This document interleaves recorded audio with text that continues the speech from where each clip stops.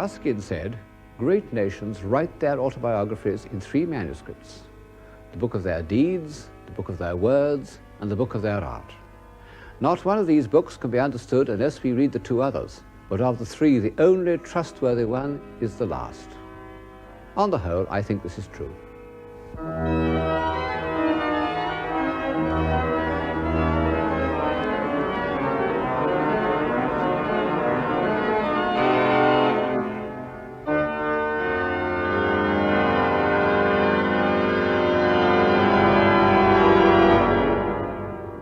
Looking at those great works of Western man, and remembering all that he's achieved in philosophy, poetry, science, lawmaking, it does seem hard to believe that European civilization can ever vanish.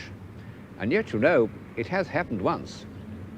All the life-giving human activities that we lump together under the word civilization have been obliterated once in Western Europe, when the barbarians ran over the Roman Empire. For 2 centuries, the heart of European civilization almost stopped beating. We got through by the skin of our teeth. In the last few years, we've developed an uneasy feeling that this could happen again. And advanced thinkers, who even in Roman times thought it fine to gang up with the barbarians, have begun to question if civilization is worth preserving. Well, this is why it seems to me a good moment to look at some of the ways in which man has shown himself to be an intelligent, creative, orderly, and compassionate animal. And the time to begin looking is the time when the old world of Greece and Rome had collapsed and the new world of Western Europe had not produced anything that one could call civilization. What is civilization? I don't know. I can't define it in abstract terms yet, but I think I can recognize it when I see it, and I'm looking at it now. If I had to say which was telling the truth about society, a speech by a minister of housing or the actual buildings put up in his time, I should believe the buildings. But this doesn't mean that the history of civilization is the history of art. Far from it. Great works of art can be produced in barbarous societies. In fact, the very narrowness of primitive society gives their ornamental art a peculiar concentration and vitality. At some time in the 9th century, one could have looked down into the River Seine and seen the prow of a Viking ship coming up the river. Looked at today, it's a powerful work of art. But to the mother of a family trying to settle down in her little hut, it would have seemed less agreeable, as menacing to her civilization as the periscope of a nuclear submarine.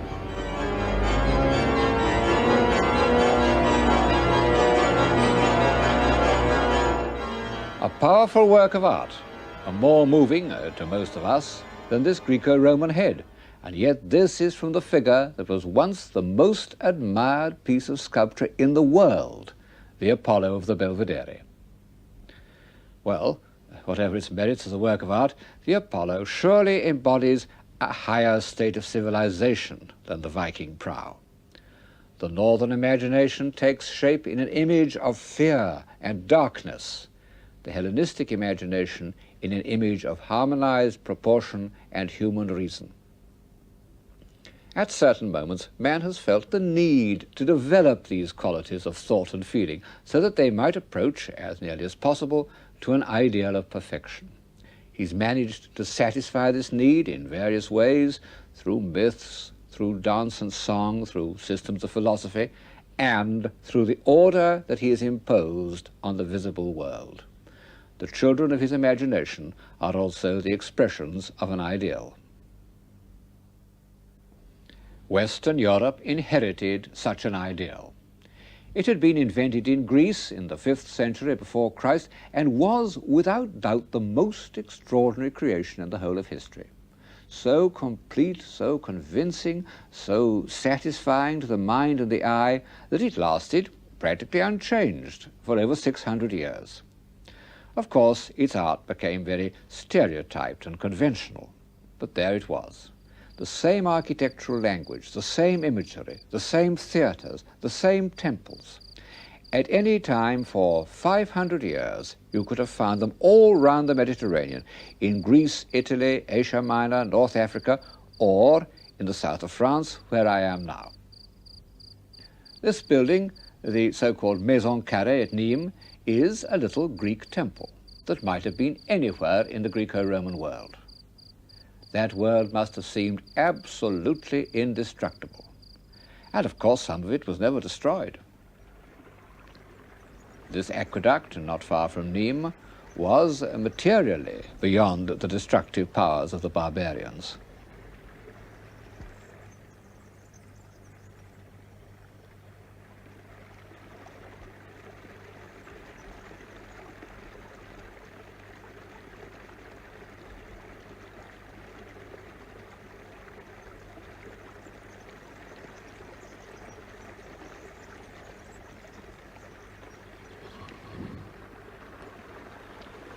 What happened? Well, it took Gibbon 9 volumes to describe the decline and fall of the Roman Empire, and I shall not embark on that. But thinking about this almost incredible episode does tell one something about the nature of civilization. It shows that however complex and solid it seems, it is actually quite fragile. It can be destroyed. What are its enemies? First of all, fear. Fear of war, fear of invasion, fear of plague, fears that make it simply not worthwhile constructing things or planting trees or even planting next year's crops. And fear of the supernatural, which means that you daren't question anything or change anything. The late antique world was full of meaningless rituals, mystery religions that destroyed self-confidence. And then boredom, the feeling of hopelessness, which can overtake people with a high degree of material prosperity. There's a poem by a modern Greek called Kavafi, a poem in which he imagines the people of some late antique city waiting every day for the barbarians to come and sack it. And then finally the barbarians move off somewhere else, and the city is saved. But the people are disappointed. It would have been better than nothing. Of course, civilization requires a modicum of material prosperity, enough to provide a little leisure. But far more it requires confidence. Confidence in the society in which one lives, belief in its philosophy, belief in its laws, confidence in one's own mental powers. The way the stones of that bridge are laid is not only a triumph of technical skill, but it shows a vigorous belief in discipline and law, energy, vitality. All the great civilizations or civilizing epochs have had a weight of energy behind them. People sometimes think that civilization consists in fine sensibilities and good conversation and all that. Well, these can be among the agreeable results of civilization, but they are not what makes a civilization. And a society can have these amenities and yet be dead and rigid. So, if one asks why the civilization of Greece and Rome collapsed, the real answer is that it was exhausted.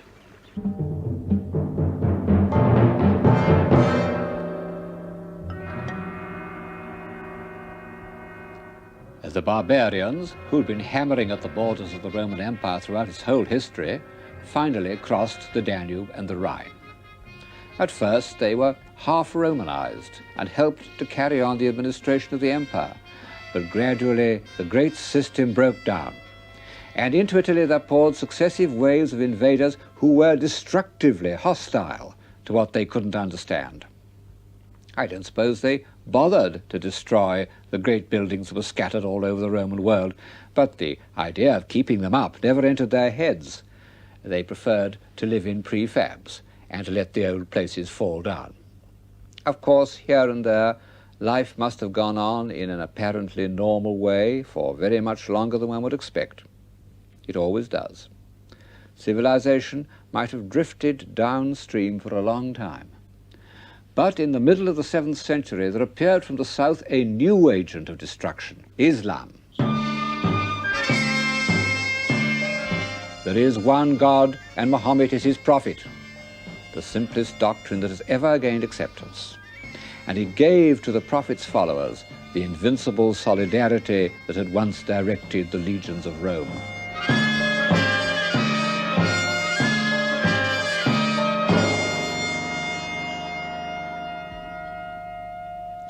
In a miraculously short time, about 50 years, the classical world was overrun. Only its bleached bones stood out against the Mediterranean sky. The old source of civilization was sealed off, and if a new civilization was to be born, it would have to face the Atlantic.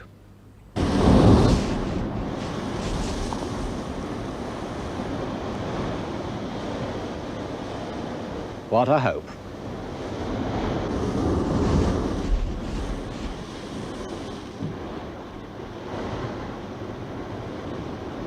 People sometimes tell me that they prefer barbarism to civilization. I doubt if they've given it a long enough trial. Like the people of Alexandria, they are bored by civilization. But all the evidence suggests that the boredom of barbarism is infinitely greater. Quite apart from discomforts and privations, there was no escape from it. Very restricted company, no books, no light after dark, no hope. On one side, the sea battering away, and on the other, infinite stretches of bog and forest and rocky waste. A most melancholy existence. And the Anglo-Saxon poets had no illusions about it. A wise man may grasp how ghastly it shall be when all this world's wealth standeth waste, even as now in many places over the earth. Walls stand wind-beaten, heavy with hoarfrost, ruined habitations. The Maker of men hath so marred this dwelling that human laughter is not heard about it, and idle stand those old giant works. Well, it was probably better to live on the very edge of the world than in the shadow of one of those old giant works, where at any moment you might be attacked by a new wave of marauders. Such at least was the view of the first Christians.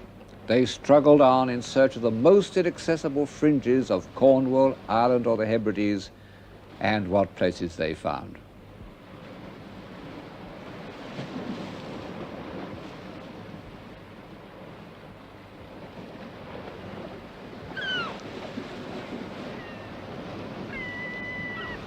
"18 miles from the Irish coast is the island of Skellig Michael, a pinnacle of rock rising 700 feet from the sea. Even today, it's impossible to land except in fair weather. Yet, for 400 years, Christians found it a place of refuge. They made this stone causeway up its steep slopes, an extraordinary achievement of courage and tenacity.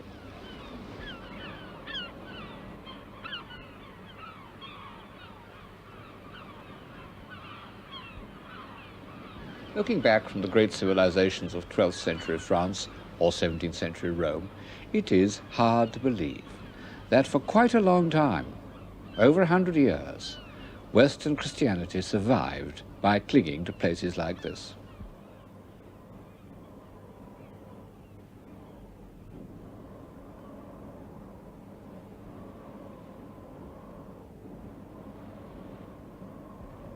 Just below the summit, on the only habitable fragment of land, they built their dry stone huts.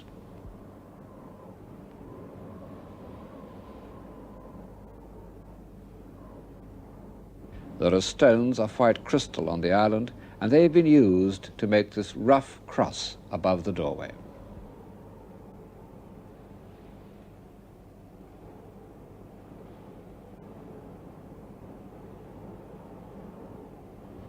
Of course, there was a pope in the ruined, beleaguered city of Rome, but the Celtic Church owed no allegiance to him.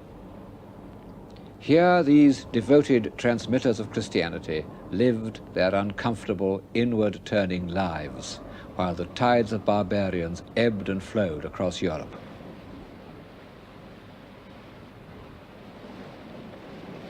The Christian few sought remote places of enduring sanctuary, but the pagan tribes were not interested in permanence. Like the Irish tinkers of today, they preferred drifting as the mood took them.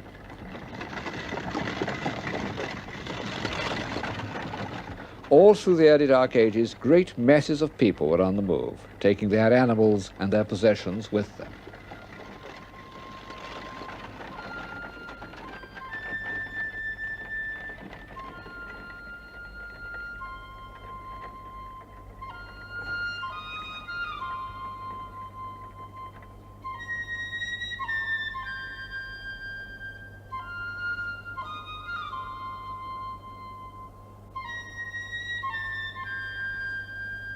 What did the early wanderers care about? The answer comes out in the poems. Gold. Whenever an Anglo-Saxon poet wants to put into words his ideal of a good society, he speaks of gold. There once many a man, mood-glad, gold-bright, of gleams garnished, flushed with wine pride, flashing war gear, gazed on wrought gemstones, on gold, on silver, on wealth held and hoarded, on light-filled amber.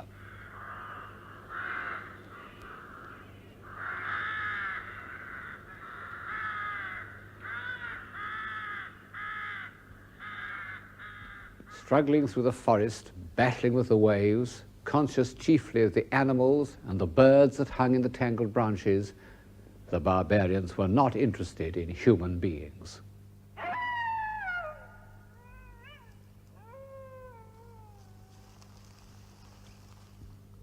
The wanderers had never been without craftsmen, and all their pent-up need to give some permanent shape to the flux of experience, to make something perfect out of their singularly imperfect existence, was concentrated in these marvellous objects. This love of gold and wrought gemstones, this feeling that they reflected an ideal world and had some kind of enduring magic, went on right up to the time when the dark struggles for survival were over. It's arguable that Western civilization was saved by its craftsmen. The wanderers could take their craftsmen with them. Since the smiths made princely weapons as well as ornaments, they were as necessary to a chieftain's status as were the bards whose calypsos celebrated his courage.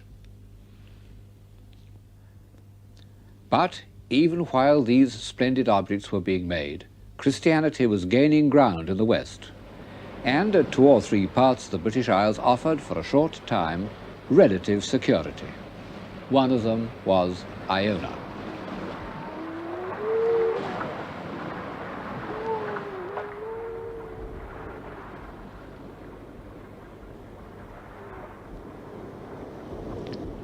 The Celtic missionaries are said to have preached to the seals, and the seals, with their usual curiosity, no doubt came up to listen.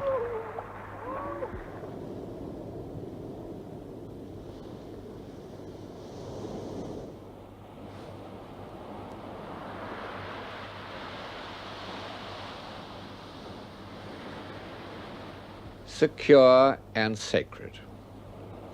I never come to Iona, and I used to come here almost every year because when I was young my home was nearby, without the feeling some God is in this place. It's not as awe-inspiring as some other holy places, Delphi or Assisi, but Iona gives one, more than anywhere else I know, a sense of peace and inner freedom. What does it? The light, or the lie of the land, which, coming after the solemn hills of Mull, seems strangely like Greece, like Delos even?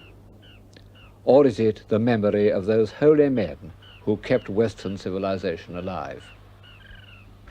Iona was founded by St. Columba, who came here from Ireland in the middle of the 6th century. It seems to have been a sacred spot before he came, and for 4 centuries it was the centre of Celtic Christianity. There are said to have been 360 crosses like the one behind me, nearly all of them thrown into the sea during the Reformation. No one knows which of the surviving Celtic manuscripts were produced here and which in the Northumbrian island of Lindisfarne, and it doesn't really matter, because they're all in what we rightly consider an Irish style. The strange thing about these books is that the monks who decorated them seem to have had so little consciousness of any form of classical or Christian culture.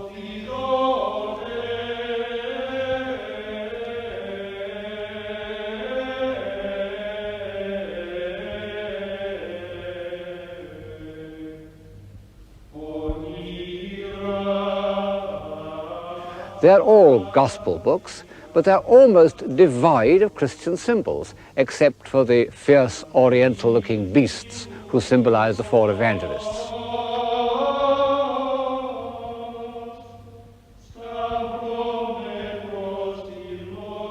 When a man appears, he cuts a very poor figure.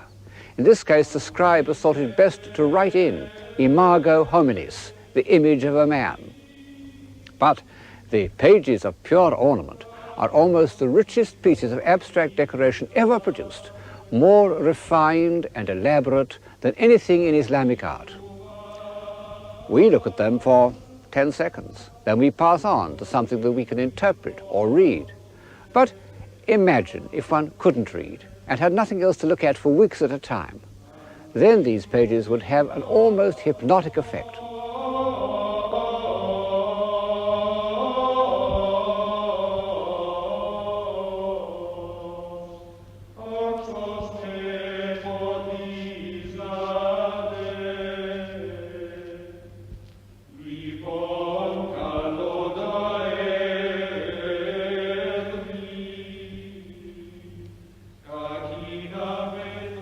The last work to be decorated in Iona has become the most famous, the Book of Kells. Soon after these fabulous pages were completed, when the book itself was unfinished, the abbot of Iona was forced to flee to Ireland. The sea had become more menacing than the land. The Norsemen were on the move.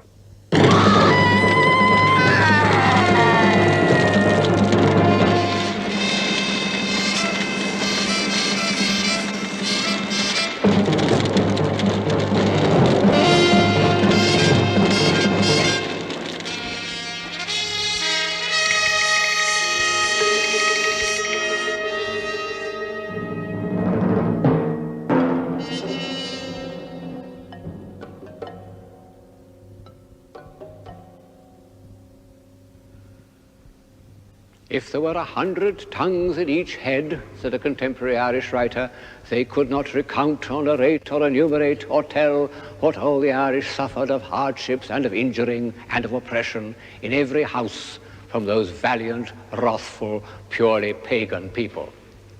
The Celts haven't changed much. Purely pagan. Unlike the earlier wanderers, the Vikings had a rather splendid mythology, romanticized for us by Wagner. Their runic stones have an almost magical power.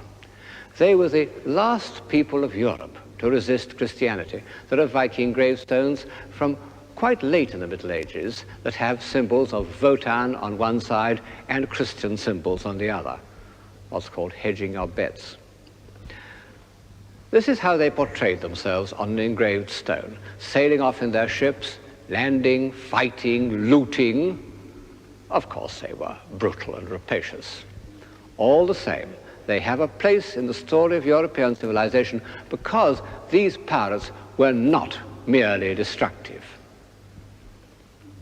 If one wants a symbol of Atlantic man, as opposed to Mediterranean man, a symbol to set against the Greek temple, then it must be the Viking ship. The Greek temple is solid, static, crystalline. The Viking ship is light, mobile, buoyant, floating like a water lily. The one beside me is 72 feet long, has a very shallow draft, only 3 foot. It belongs to the early period of Viking navigation when they still hugged the shore, hence the shallow draft. This is the ocean-going type. By the time it was built, and it's about 50 years later, the first one we saw, the Vikings were quartering the world. They set out from a base, and with unbelievable courage and ingenuity, they got as far as Persia via the Volga and the Caspian Sea. And then they returned home with all their loot in these open ships, including coins from Samarkand and even a Chinese Buddha. The sheer technical skill of their journeys was a new achievement. And their spirit did contribute something very important to the Western world because, in the end, it was the spirit of Columbus. They were also considerable artists. The ornament of the prow, which as you see is highly sophisticated, is a pattern of movement, of endless flux, with a rhythm that was still to underlie the great ornamental art we call Romanesque.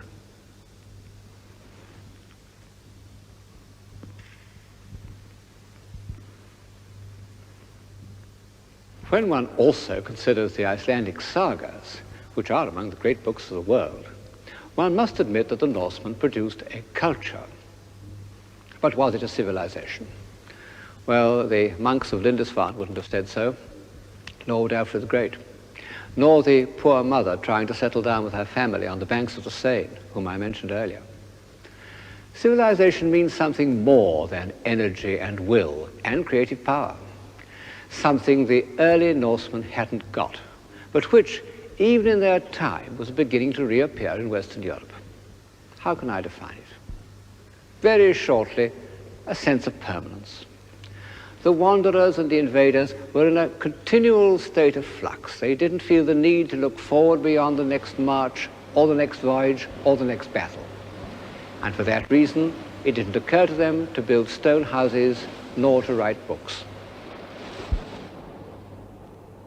This is almost the only stone building that has survived from the 3 centuries after the fall of Rome, the baptistry at Poitiers. And as you see, it's pitifully crude. The builders, who have tried to use some elements of Roman architecture, capitals and pilasters and so forth, have no idea of their original intention. But at least this miserable construction was meant to last. It isn't just a wigwam.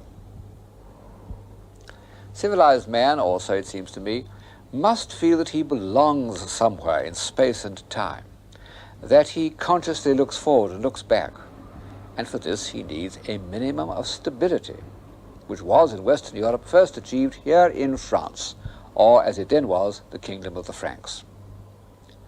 It was achieved by fighting. All the great civilizations in their early stages are based on success in war. And so it was with the Franks. Clovis and his successors not only conquered their enemies, but maintained themselves by cruelties and tortures, remarkable even by the standards of the last 30 years. Fighting, fighting, fighting. These 9th century drawings make it look less beastly than it was. Incidentally, they show, almost for the first time, that the horsemen have stirrups, and people who like mechanical explanations for historical events maintained that this was the reason why the Frankish cavalry was victorious. One sometimes feels that the 7th and 8th centuries were like a prolonged Western, and the resemblance is made more vivid by the presence already in the 8th century of our old friends, the sheriff and the marshal. But it was really far more horrible, because unredeemed by any trace of sentiment or chivalry. But fighting was necessary. Without Charles Martel's victory over the Moors here at Poitiers in 732, Western civilization might never have existed. And without Charlemagne's tireless campaigning, we should never have had the notion of a united Europe. We got through by the skin of our teeth.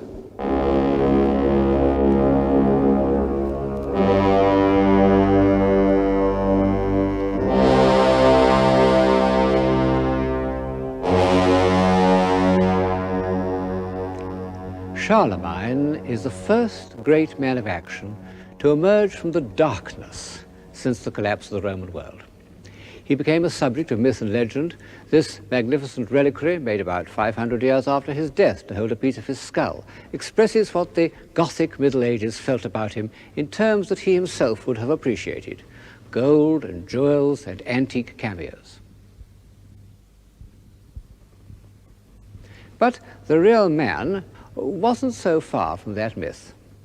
He was a commanding figure, over 6 feet tall with piercing blue eyes, only he had a small, squeaky voice and a walrus moustache instead of the beard. He was a tireless administrator. The lands he conquered, Bavaria, Saxony, Lombardy, were organized beyond the capacities of a barbarous people. His empire was an artificial creation. Yet, the old idea that he saved civilization isn't so far wrong, because it was through him that the Atlantic world re-established contact with the ancient culture of the Mediterranean world. There were great disorders after his death, but no more skin of our teeth. Civilization had come through. How did he do it? Well, first of all, with the help of an outstanding teacher and librarian named Alcuin of York, he collected books and had them copied. People don't always realize that only 3 or 4 antique manuscripts of the Latin authors are still in existence. Our whole knowledge of ancient literature is due to the collecting and copying that began under Charlemagne. This is the more extraordinary when one remembers that for over 500 years, practically no lay person, from kings and emperors downwards, could read or write. Charlemagne learned to read, but he never could write. He said he couldn't get the hang of it. Alfred the Great, who was an exceptionally clever man, seems to have taught himself to read at the age of 40, and was the author of several books, although they were probably dictated in a kind of seminar. Great men, even ecclesiastics, normally dictated to their secretaries as they do today, and as you may see one of them doing in this 10th century illustration. Of course, most of the higher clergy could read, and the pictures of the evangelists, which are the favorite, often the only illustrations in early manuscripts, become in the 10th century a kind of assertion of this almost divine accomplishment. This ivory is a glorification of writing, with its inspired concentration of St. Gregory and its 3 smug little scribes below. In copying these manuscripts, Charlemagne's scribes arrived at the most beautiful lettering ever invented. Also the most practical, so that when the Renaissance humanists wanted to find a clearer and more elegant substitute for the crabbed Gothic script, they revived the Carolingian. And so it has survived in more or less the same form until the present day. Charlemagne's adoption of the imperial idea led him to look not only at antique civilization, but at its strange posthumous existence in what we call the Byzantine Empire.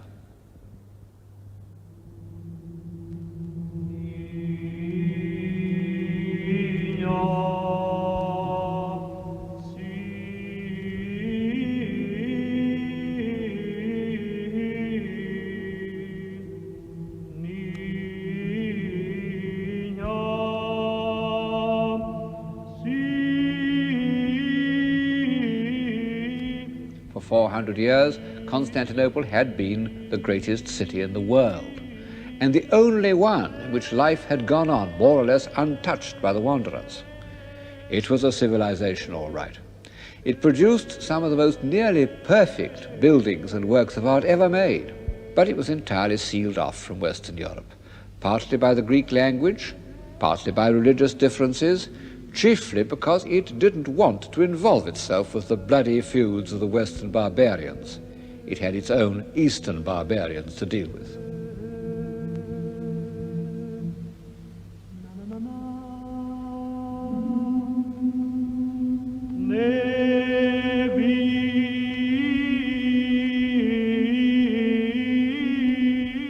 I am in the church of San Vitale at Ravenna, which for a part of the 5th and 6th centuries was the seat of the Byzantine court.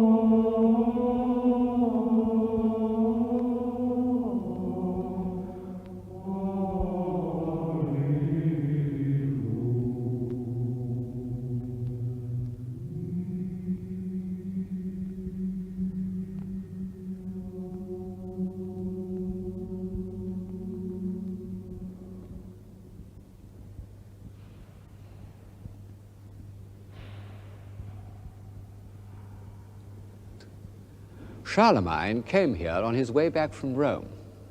No emperor has visited Rome for almost 500 years.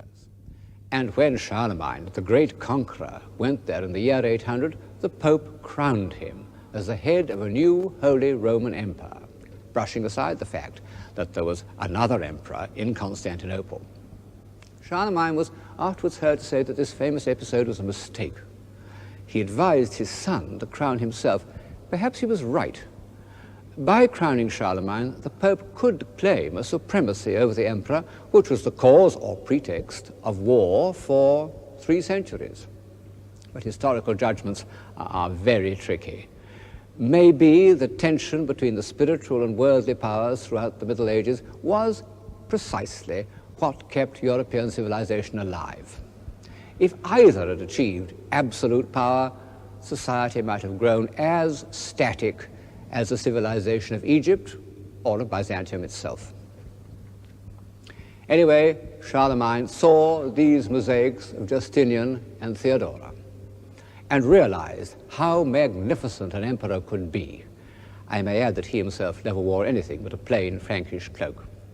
And when Charlemagne returned to his residence at Aix-la-Chapelle, he settled there because he liked swimming in the hot springs, he determined to build a replica of San Vitale as his Paris chapel. Et somnolentos increpat, calus negantes valumit, callo cadentes viselit, et salus refunditur, mucro latronis conditur, lapsis fides revertitur. Iesum labantes respice, et nos vivendo corrige, si respicis lapsis. Those mosaics are a reconstruction done in the 19th century. And we can see that by comparison with Ravenna, the octagon at Aix is rather stiff and monotonous. But those magnificent iron grills, which were made locally, are an impressive technical achievement. In nostra vox primum solet, et vota solvamus And when one thinks that nearly all the buildings in northern Europe, including the greater part of Charlemagne's palace, were of wood, and that such stone buildings as existed were the converted husks of Roman remains, it is the most extraordinary feat.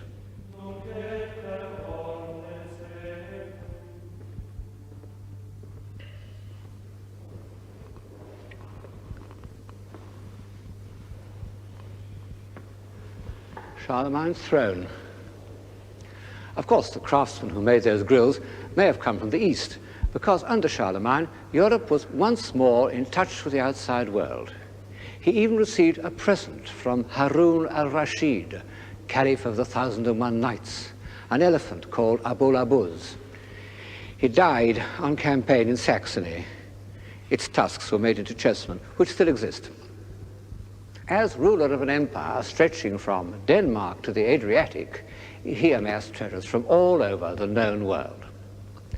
But in the end, it was the books that mattered. There have never been more splendid books than those illuminated for the court library and sent as presents all over Western Europe. In their own day, these books were so precious that the practice arose of giving them the richest, most elaborate bindings conceivable. Usually they took the form of an ivory plaque surrounded by beaten gold and gems. And these small pieces of sculpture are in some ways our best indication of the intellectual life of Europe for almost 200 years. Only Charlemagne could hold the empire together.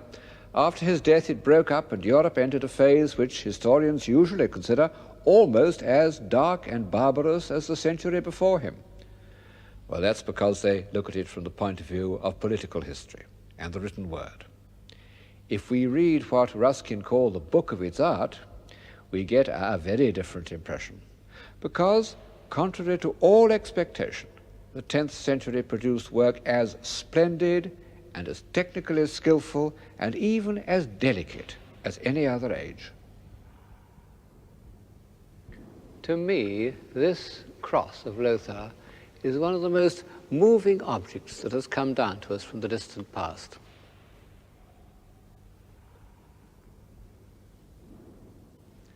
On the front, there's a beautiful assertion of imperial status. At the center of these gems and gold filigree is a cameo of the Emperor Augustus, an image of political imperium at its most civilized. On the back, there's a flat piece of silver.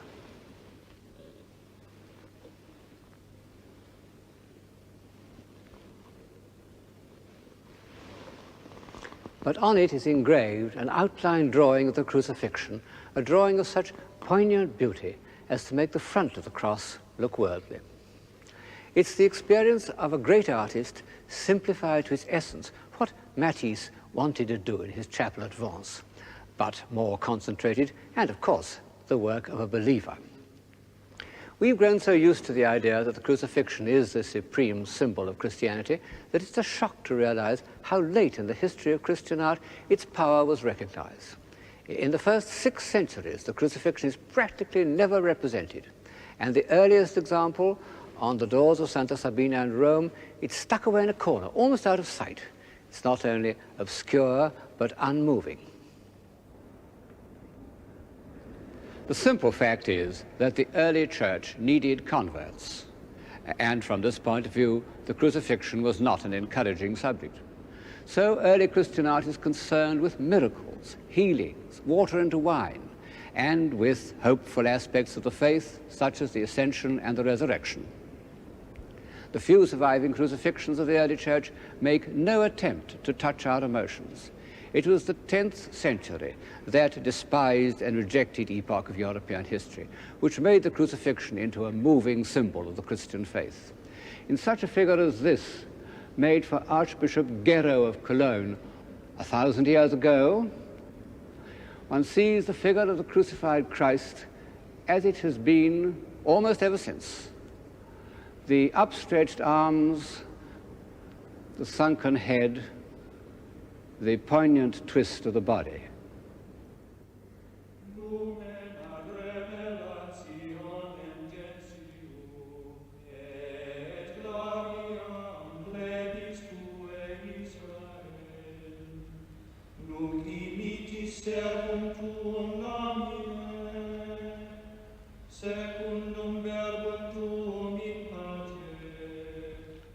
The men of the 10th century not only recognized the meaning of Christ's sacrifice in physical terms, they were able to sublimate it into ritual. The evidence of book illustrations and ivories shows for the first time a consciousness of the symbolic power of the Mass.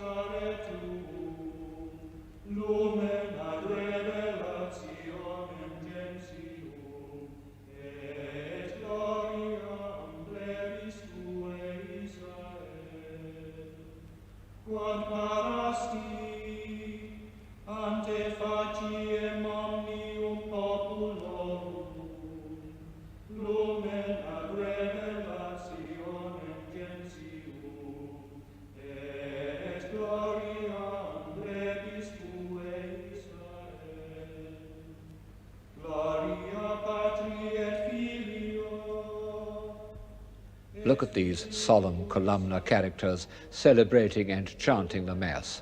Are they not almost literally pillars of a great new establishment?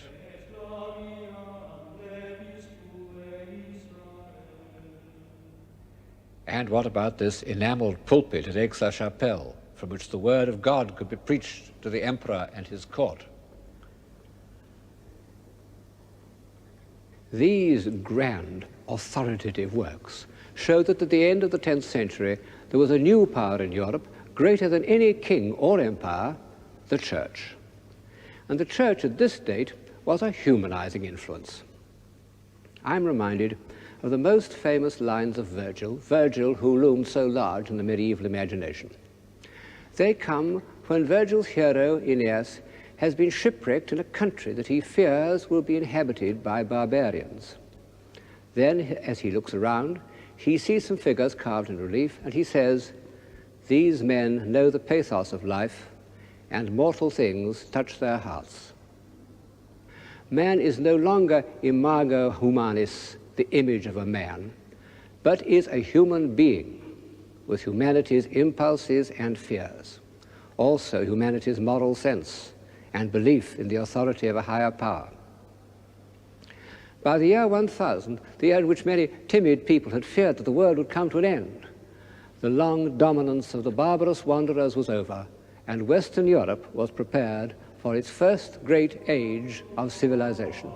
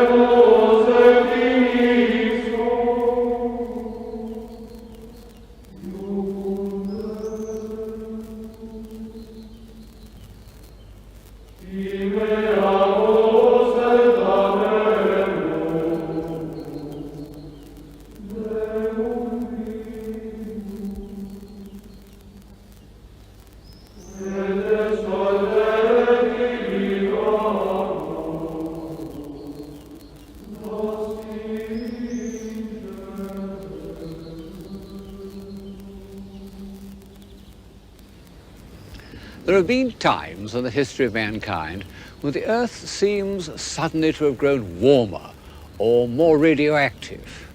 Well, I don't put this forward as a scientific proposition, but the fact remains that 3 or 4 times in history, man has made a leap forward that would have been unthinkable under ordinary evolutionary conditions. One such time was about the year 3000 BC, when quite suddenly civilization appeared, not only in Egypt and Mesopotamia, but in the Indus Valley.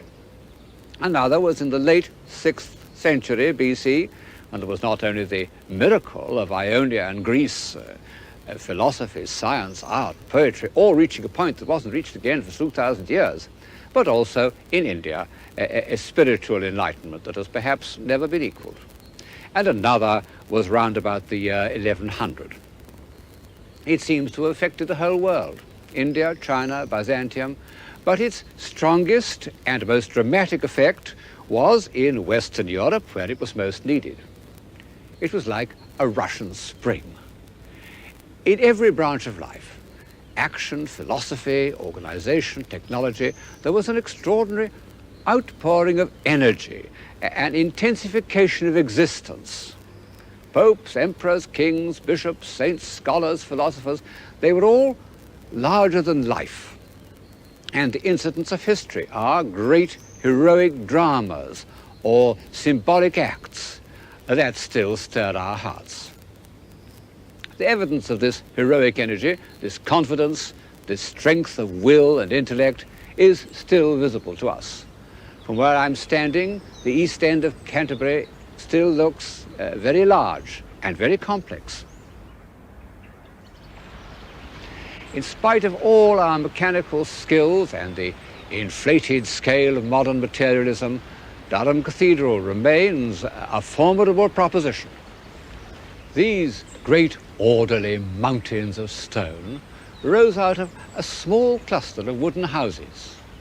Well, everyone with the least historical imagination has thought of that, but what people don't always realize is that all this happened quite suddenly, in a single lifetime.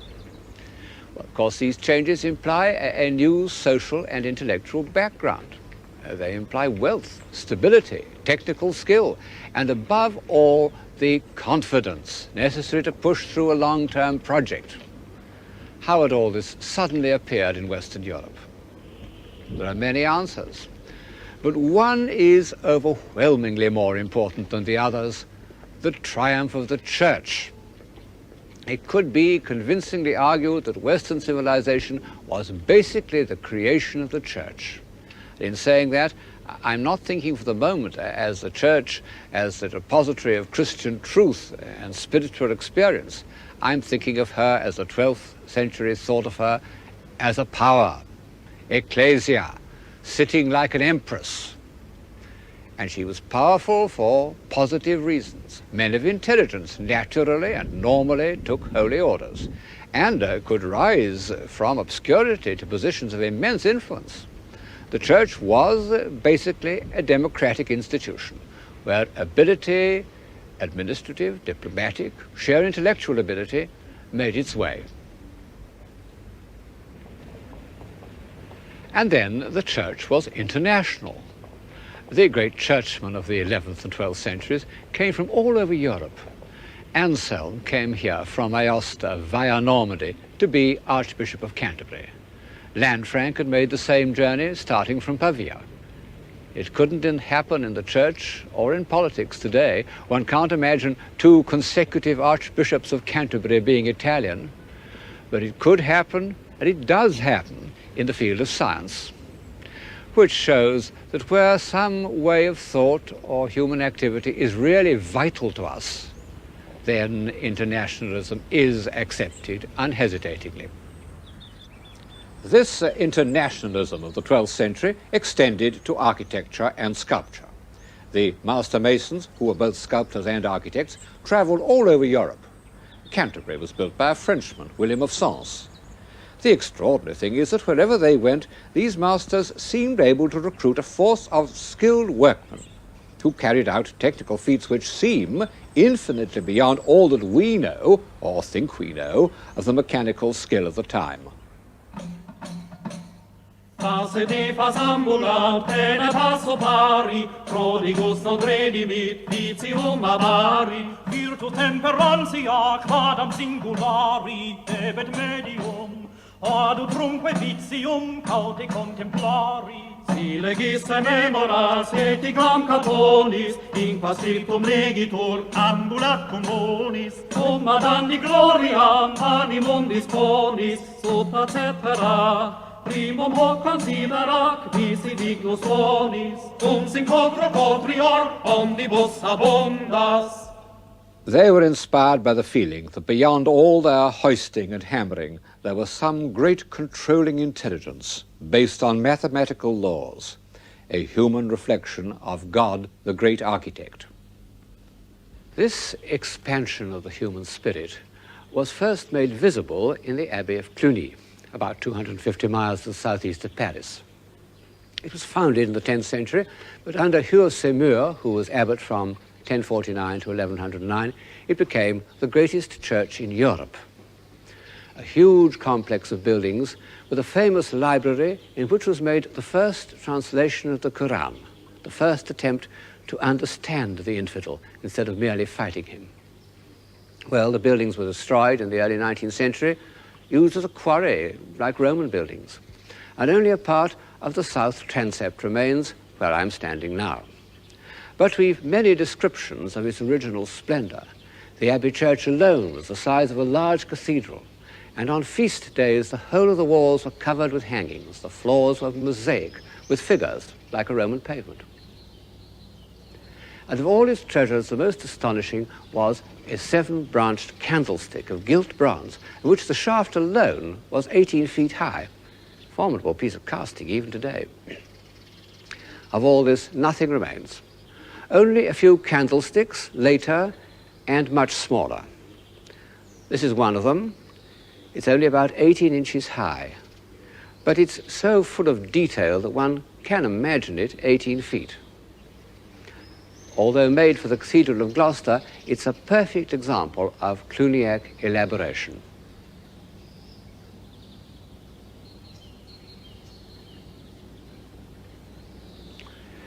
Well, this first great eruption of ecclesiastical splendor was unashamedly extravagant.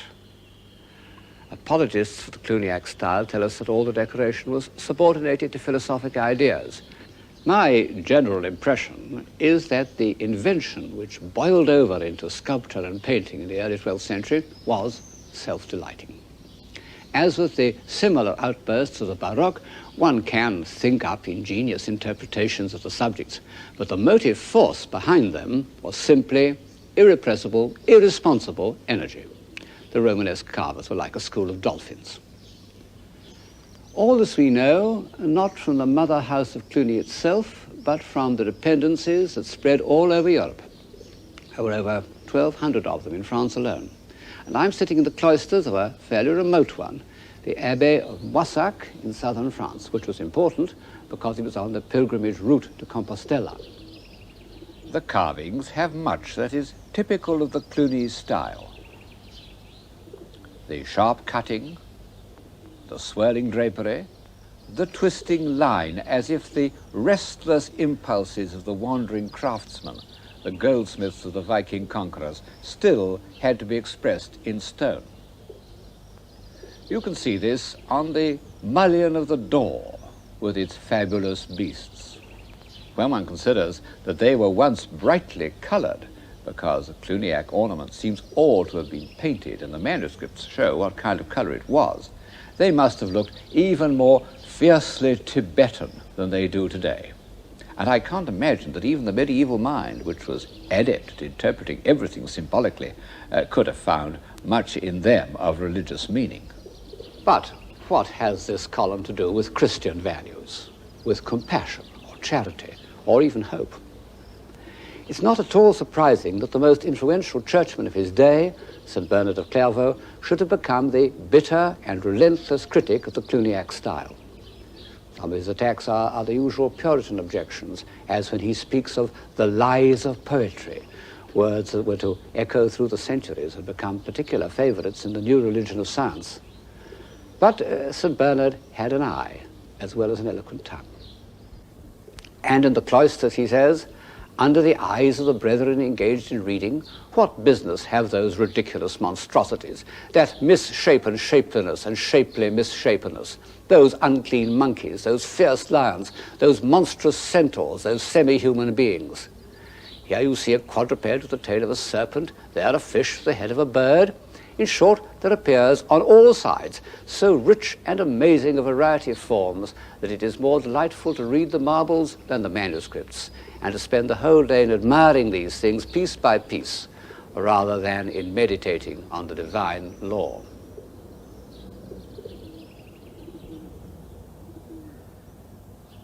That last sentence shows, doesn't it, that Bernard felt the power of art.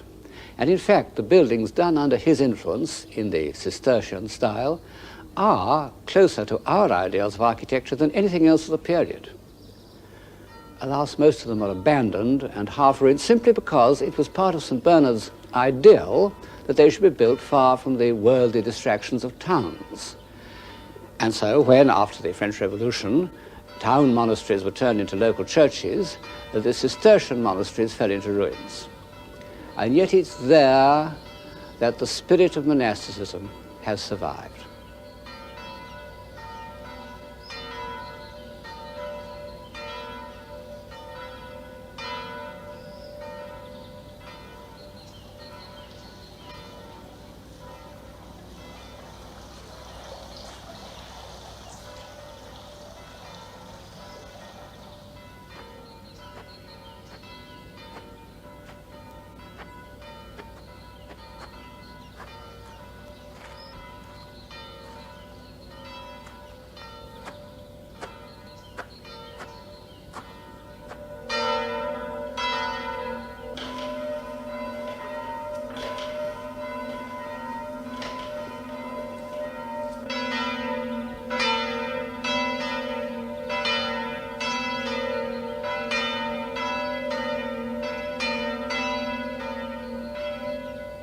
Ponebant quotidie ad portam templi dicitur speciosa, ut peteret elemosinam ab introeuntibus in templum. Is cum vidisset Petrum et Ioannem incipientes introire in templum, rogabat ut elemosinam acciperet. Intuens autem in eum Petrus cum Ioanne dixit: respice in nos, at ille intendebat in eos sperans se aliquid accepturum abeis. Petrus autem dixit: argentum et aurum non est mihi, quod autem abeo obtibido.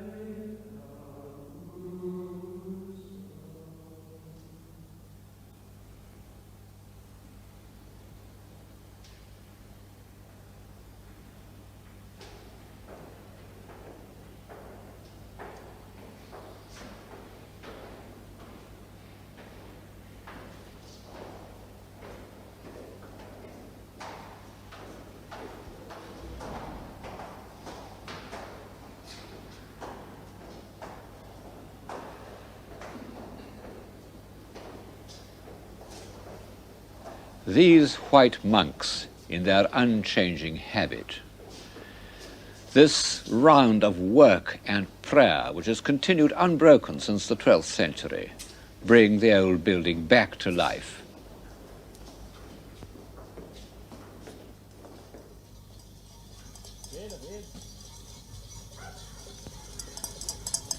It's a way of life that is concerned with an ideal of eternity, and that is an important part of civilization.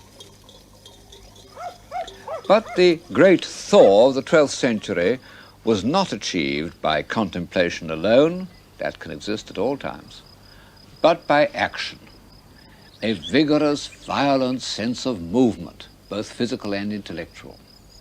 On the physical side, this took the form of pilgrimages and crusades. Well, I think they're one of the features of the Middle Ages which is hardest for us to understand.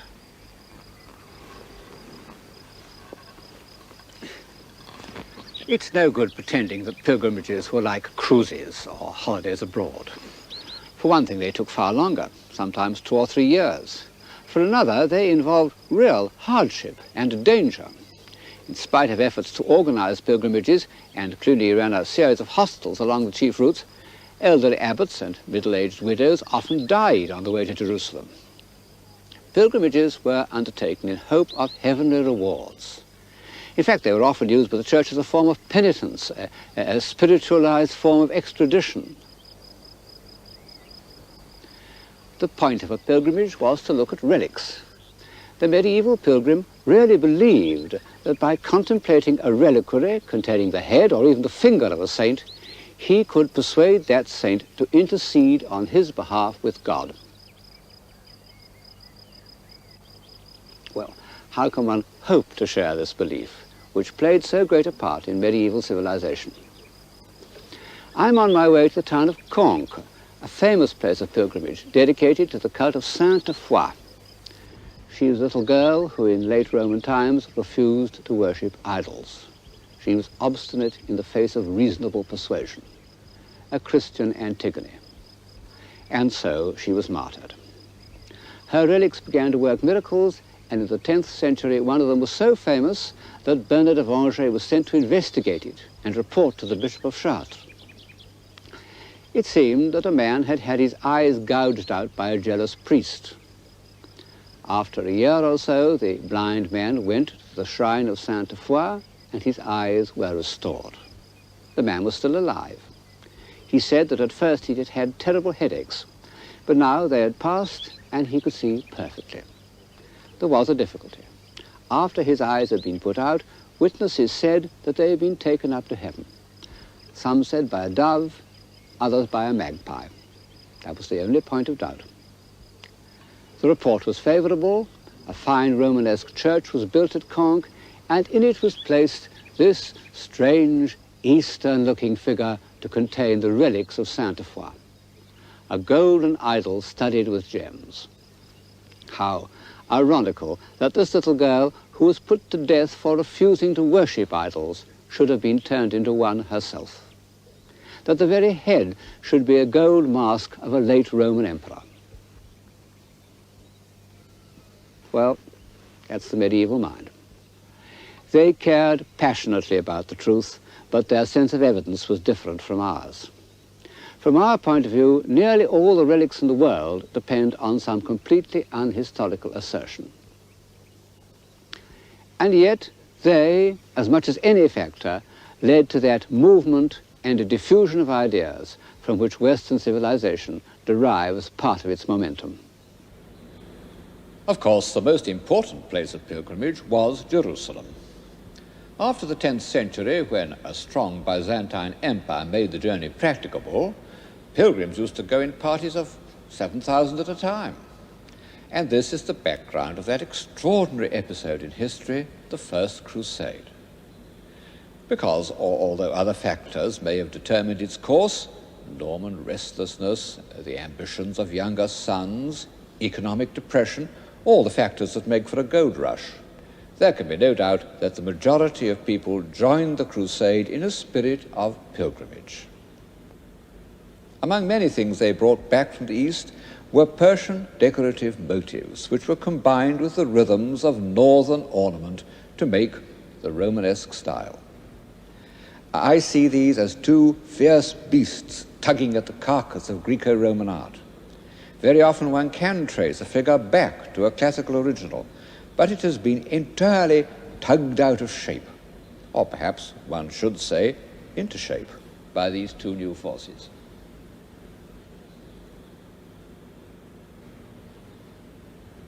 This feeling of tugging, of pulling everything to bits and reshaping it, was characteristic of 12th century art and was somehow complementary to the massive stability of its architecture.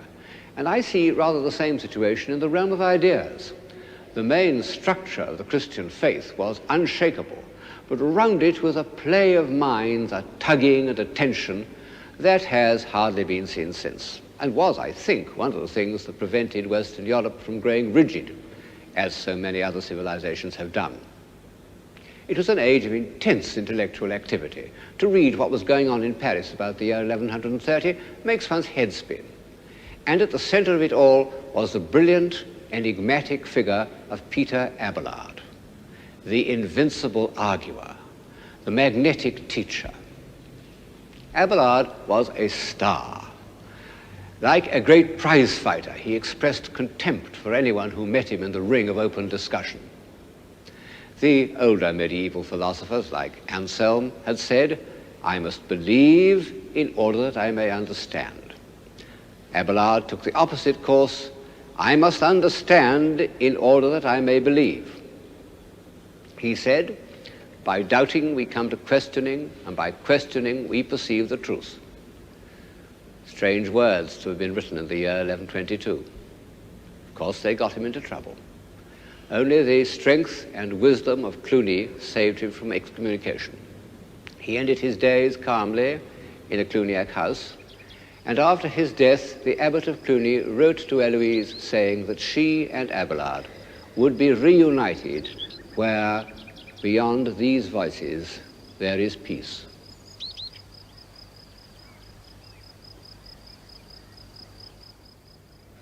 I'm standing in a Cluniac house, the Abbey of Vézelay. I'm in the covered portico where the pilgrims gathered. Above my head is the relief on the main door showing Christ in glory. He's no longer the judge, as at Moissac, but the Redeemer. Vézelay's full of sculpture, on the doors, on the capitals, everywhere. But fascinating as this is, one forgets about it when one looks through the door at the architecture of the interior.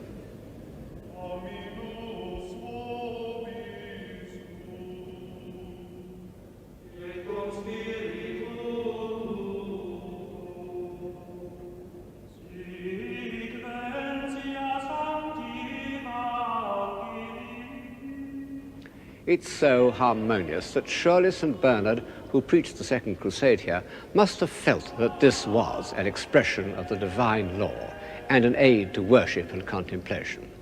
It certainly has that effect on me. Indeed, I can think of no other Romanesque interior that has this quality of lightness, this feeling of divine reason. And it seems inevitable that the Romanesque should here merge into a beautiful early Gothic.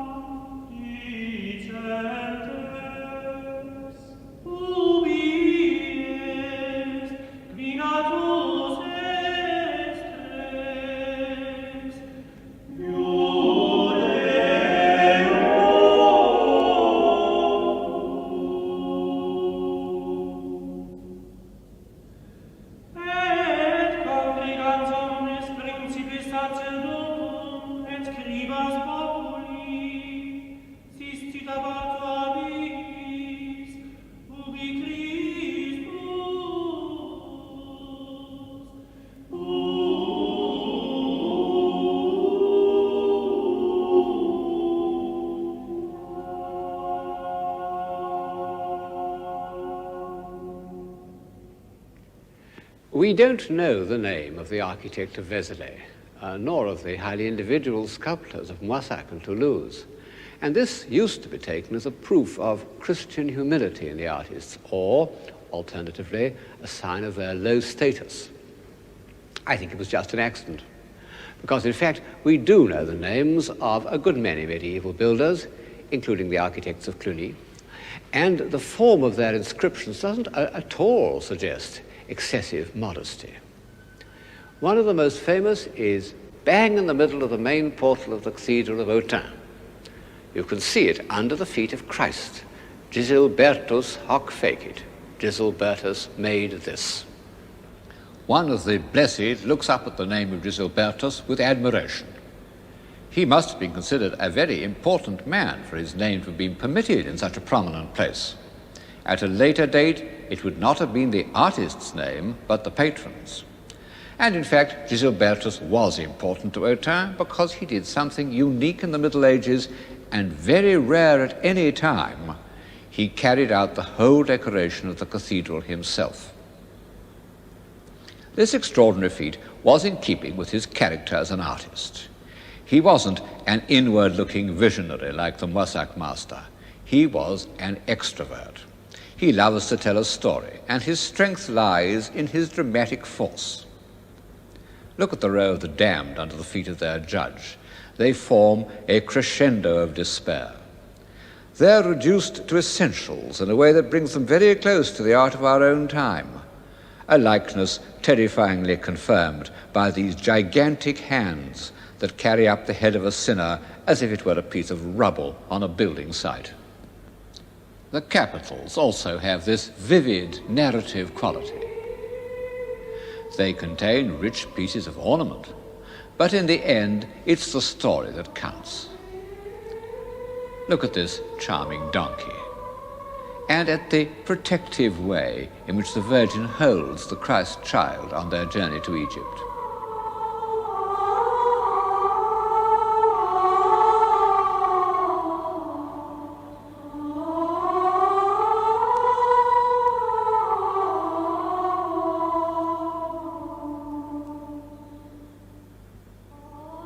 Even in this abstract-looking design of the three kings asleep under their magnificent counterpane, what matters is the angel's gesture and the delicate way he places one finger on the hand of a sleeping king.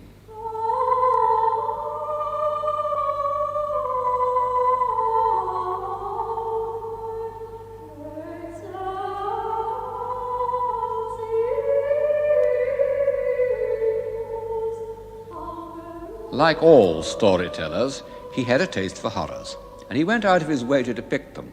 This really horrifying work is the Suicide of Judas.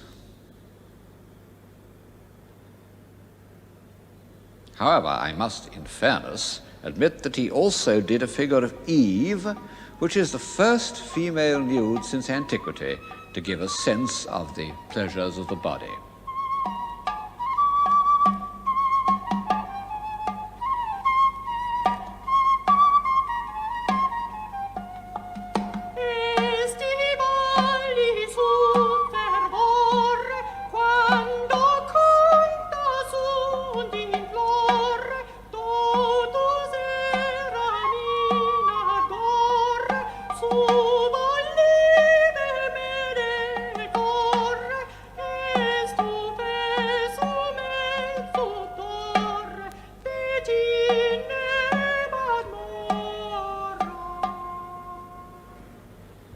The work of Gisilbertus was finished in about 1135, and by that time a new force had appeared in European art, the Abbey of Saint-Denis.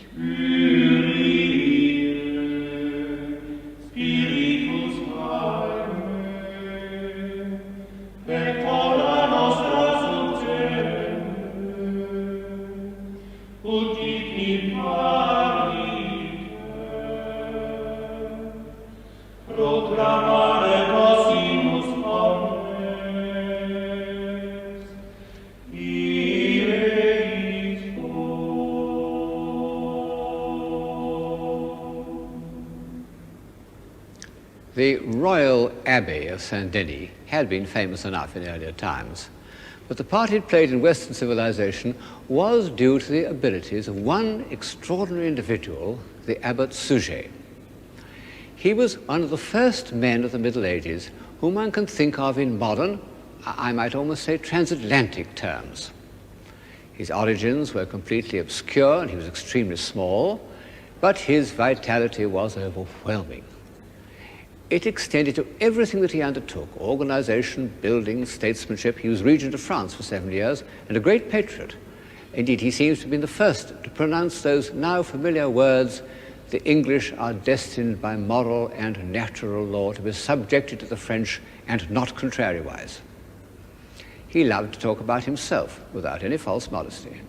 And he tells the story of how his builders assured him that beams of the length he needed for certain roof could never be found because trees just weren't as tall as that. Whereupon he took his carpenters into the forests. They smiled, he says, and would have laughed if they had dared. And in the course of the day he discovered 12 trees of the necessary size and had them felled and brought back. You see why I use the word transatlantic. And like several of the pioneers of the New World, he had a passionate love of art. One of the most fascinating documents of the Middle Ages is the account he wrote of the works carried out at Saint-Denis under his administration. The gold altar, the crosses, the precious crystals. There they are, seen through the eyes of a 15th century painter who has no doubt made his figures much too large in proportion. Actually, Suger's great gold cross was 24 feet high, and it was studded with jewels and inlaid with enamels made by one of the finest craftsmen of the age, Godefroy Leclerc, all destroyed in the Revolution. All that is left of Suger's treasures is a few of the sacred vessels, like this Egyptian porphyry jar, which he tells us he found forgotten in a cupboard. Suger's feeling for all these objects was partly that of a great collector, love of brightness and splendor and antiquity, and a love of acquisition. But he was not merely a collector. He was a creator.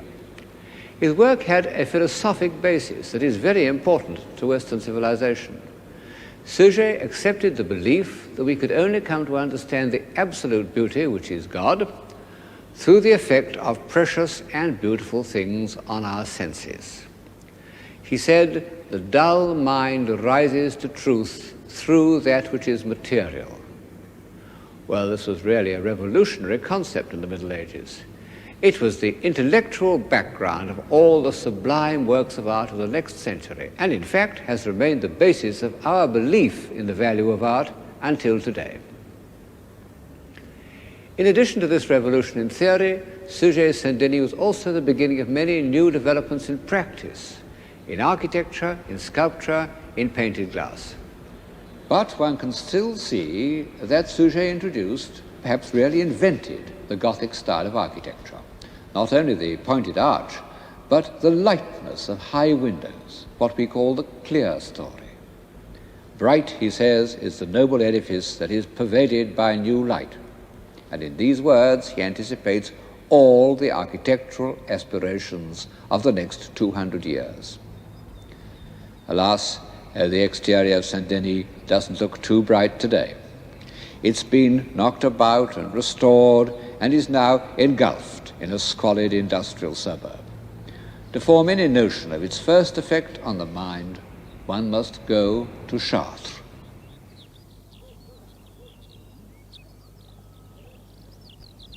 In some miraculous way, Chartres has survived.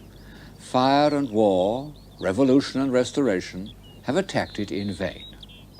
One can still climb the hill to the cathedral in the spirit of a pilgrim. Even the tourists have not destroyed its atmosphere, as they have in so many temples of the human spirit, from the Sistine Chapel to the Todaiji in Japan.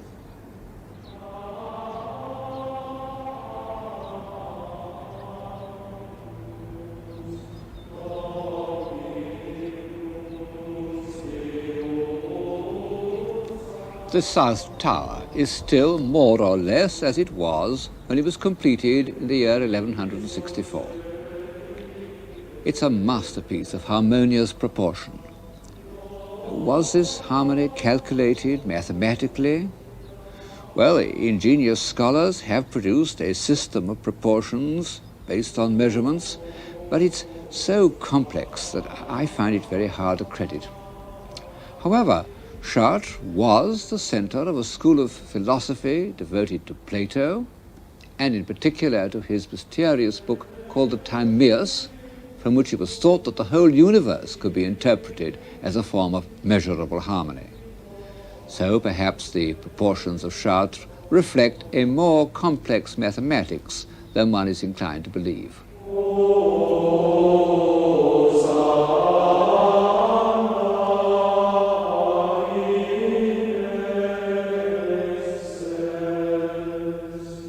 Chartres contained the most famous of all relics of the Virgin, the actual tunic she had worn at the time of the Annunciation. From the first, this relic had worked miracles, but it was only in the 12th century that the cult of the Virgin began to appeal to the popular imagination. I suppose that in the earlier centuries, life was simply too rough. At any rate, if art is any guide, and in this series I am taking it as my guide, the Virgin played a very small part in the minds of men during the 9th and 10th and even the 11th centuries. The Romanesque churches we've been looking at were dedicated to saints whose relics they contained, St. Etienne, St. Lazarus, St. Denis, St. Mary Magdalene, none of them to the Virgin. Then, after Chartres, almost every great church in France was dedicated to her. Paris, Amiens, Reims, Rouen, Beauvais. What was the reason for this sudden change? Well, I think the cult of the Virgin must have come from the East, because all the early representations of the Virgin as an object of devotion are in a markedly Byzantine style. This is a page from a manuscript from Citeaux, the community of St. Bernard. And St. Bernard was one of the first men to speak of the Virgin as an ideal of beauty and a mediator between man and God. But certainly a strong influence in spreading the cult of the Virgin was the beauty and splendor of Chartres. The main portal of Chartres is one of the most beautiful congregations of carved figures in the world. The longer you look at it, the more moving incidents, the more vivid details you discover. I suppose the first thing that strikes anyone is this row of pillar people. In naturalistic terms, as bodies, they're impossible, and the fact that one believes in them is a triumph of art. The sculptor was not only a man of genius, but one of great originality.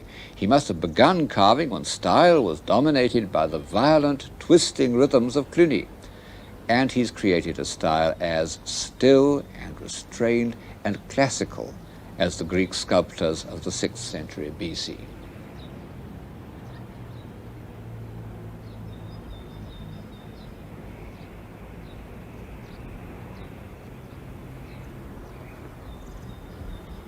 But was it really Greek? I mean Greek in derivation. Were these reed-like draperies, the thin straight lines, the fluted folds, the zigzag hems, and the whole play of texture, which so obviously recalls a Greek archaic figure, arrived at independently, or had the Chartres master seen some fragments of early Greek sculpture in the south of France? Well, for various reasons, I'm quite certain that he had. But the most important thing about the central doorway, more important even than its Greek derivation, is the character of the heads of the so-called kings and queens. No one knows exactly who they are. These heads seem to me to show a new stage in the ascent of Western man. Indeed, I believe that this refinement, this look of selfless detachment and spirituality is something entirely new in art. Beside them, the gods and heroes of ancient Greece look arrogant, soulless, even slightly brutal. I fancy that the faces which look out at us from the past are perhaps the surest indication we have of the meaning of an epoch. And the faces on the west portal of Chartres are amongst the most sincere and the most aristocratic that Western Europe has ever produced. From the old chronicles, we know something about the men whose states of mind these faces reveal. In the year 1144, we are told, when the towers seemed to be rising as if by magic, the faithful harnessed themselves to carts which were bringing stone and dragged them from the quarry to the cathedral. The enthusiasm spread throughout France. Men and women came from far away, carrying heavy burdens of provisions for the workmen, wine, oil, corn, Amongst them were lords and ladies, pulling carts with the rest. There was perfect discipline and a most profound silence. All hearts were united, and each man forgave his enemies.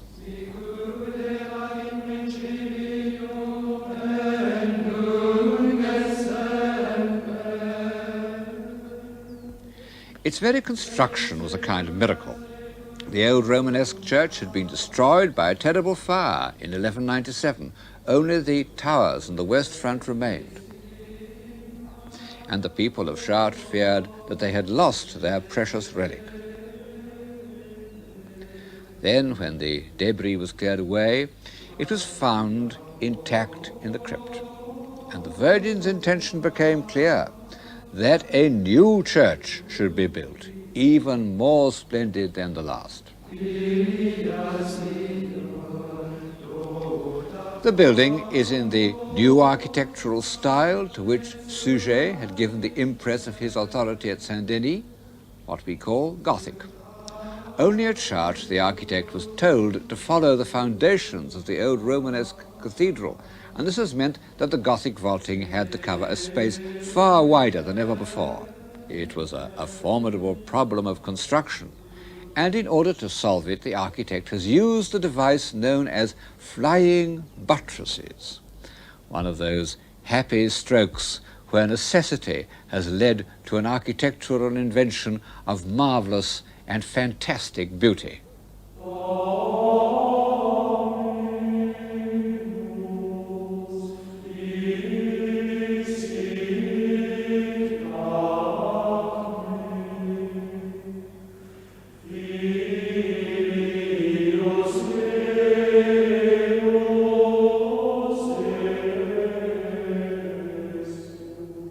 Since the beginning of settled life, say the Pyramid of Saqqara, man had thought of buildings as a weight on the ground. He had always found himself limited by problems of stability and weight. In the end, it kept him down to the earth. Now, by the devices of the Gothic style, the shaft with its cluster of columns passing without interruption into the vault, and the pointed arch, he could make stone seem weightless, the weightless expression of the spirit. By the same means, he could surround his space with glass. Suger said that he did this in order to get more light, but he found that these areas of glass could be made into an ideal means of impressing and instructing the faithful. Man may rise to the contemplation of the divine through the senses. Well, nowhere else, I think, is Suger's favorite saying so convincingly illustrated as it is in Chartres Cathedral. As one looks at the painted windows which completely surround one, they seem almost to set up a vibration in the air.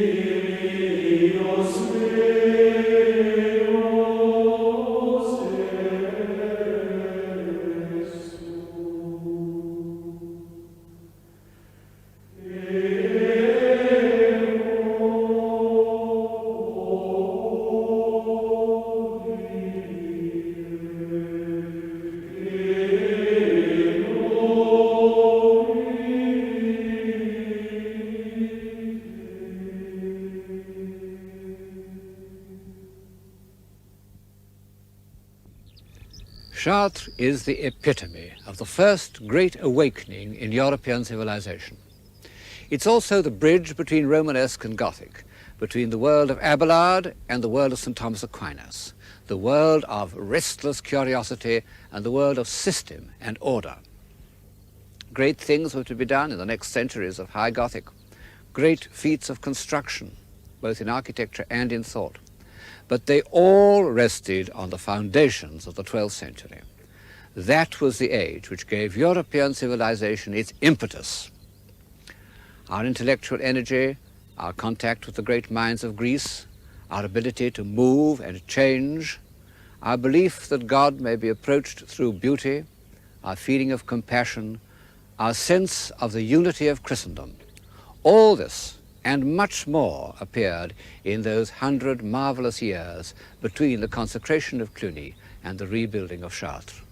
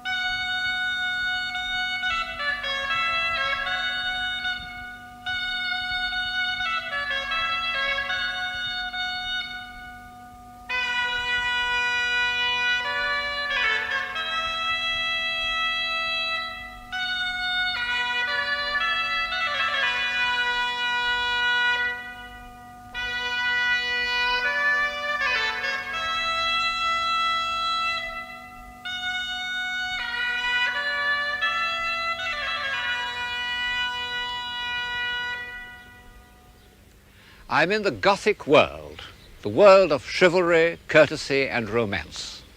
A world in which serious things were done with a sense of play, where even war and theology could become a sort of game, and when architecture reached a point of extravagance unequaled in history.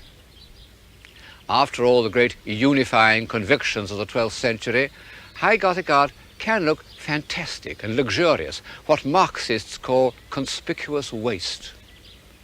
And yet, these centuries produced some of the greatest spirits in the whole history of man, amongst them St. Francis of Assisi and Dante. Behind all the fantasy of the Gothic imagination, there remained, on two different planes, a sharp sense of reality. Medieval man could see things very clearly, but he believed that these appearances should be considered as nothing more than symbols or tokens of an ideal order, which was the only true reality. The fantasy strikes us first. A charming example is this series of tapestries known as The Lady with the Unicorn, one of the last and most seductive examples of the Gothic spirit. It is poetical, fanciful, and profane. Its ostensible subject is the four senses, but its real subject is the power of love, which can enlist and subdue all the forces of nature, including these two emblems of lust and ferocity, the unicorn and the lion. They kneel before this embodiment of chastity and even hold up the corners of her tent. These fierce beasts have become in the heraldic sense, her supporters. And all round this allegorical scene is what the scholastic medieval philosophers used to call nature naturing, natura naturans. Birds, trees, flowers, leaves galore, and those rather obvious symbols of nature naturing, rabbits.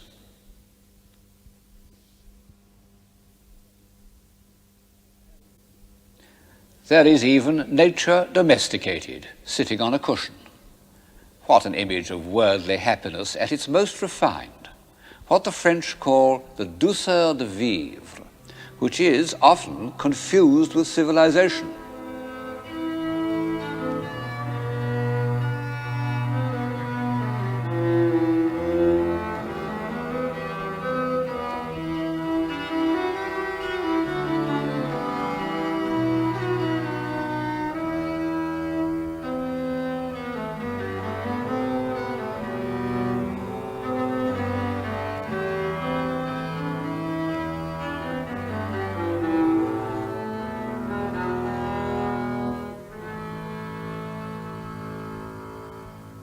We've come a long way from the powerful convictions that induced knights and ladies to draw carts of stone up the hill for the building of Chartres Cathedral.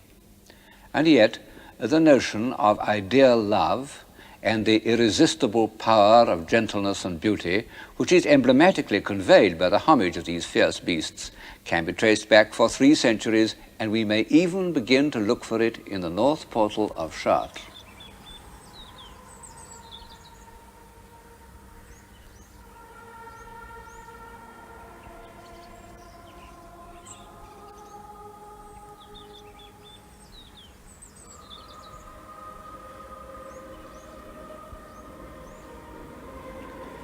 This portal, the north portal, was decorated about the year 1220, and it seems to have been commissioned by that formidable lady Blanche of Castile, the mother of St. Louis. And perhaps for that reason, or perhaps simply because it was dedicated to the Virgin Mary, many of the figures are of women. And several of the stories on the arches concern Old Testament heroines. And at the corner is one of the first consciously graceful women in Western art. Only a very few years before, women were thought of as like this.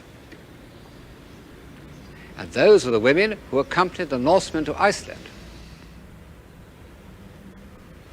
Now, look at this embodiment of chastity, lifting her mantle, raising her hand, turning her head, with rhythms of self-conscious refinement that would have become mannered, but here are genuinely modest. In fact, she represents a saint called Saint Modeste, but she might be Dante's Beatrice. Of the 2 or 3 faculties that have been added to the European mind since the civilization of Greece and Rome, none seems to me stranger and more inexplicable than the sentiment of ideal or courtly love. It was entirely unknown in antiquity. Passion, yes. Desire, yes, of course. Steady affection, yes. But this state of utter subjection to the will of some almost unapproachable woman, this belief that no sacrifice was too great, that a whole lifetime might properly be spent in paying court to a disdainful lady or suffering on her behalf. This would have seemed to the Romans or to the Vikings not only absurd but unbelievable. And yet for hundreds of years it passed unquestioned. It inspired a vast literature from Chrétien de Troyes to Shelley, most of which I find completely unreadable. And even up to 1945, we still retained a number of chivalrous gestures. We raised our hats to ladies and let them pass first through doors, and in America, pushed in their seats at table. We still subscribed to the fantasy that they were chaste and pure beings in whose presence we couldn't tell certain stories or pronounce certain words. Well, that's all over now. But it had a long run, and there was much to be said for it. How did it begin? The truth is that nobody knows. And most people think that, like the pointed arch, it came from the East, that pilgrims and crusaders found in the Muslim world a tradition of Persian literature in which women were the subject of extravagant compliment and devotion. I don't know enough about Persian literature to say this is true. But I do think that the Crusades had another, less direct influence on the concept of courtly love. The lady of a castle must always have had a peculiar position, cooped up with so many unoccupied young men who couldn't spend all their time fighting. And when the lord was away for a year or two, the lady was left in charge. She took on his functions and received the kind of homage that was accepted in a feudal society. And the wandering knight who visited her did so with the mixture of deference and hope that one gets in the troubadour poems.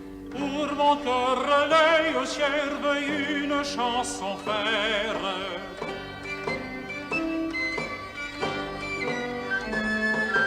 Chantez-vous veuille sentencière d'une mille bonheur. In support of this theory is the subject of the siege of the Castle of Love, which appears on mirror cases and caskets and other domestic objects of the 14th century.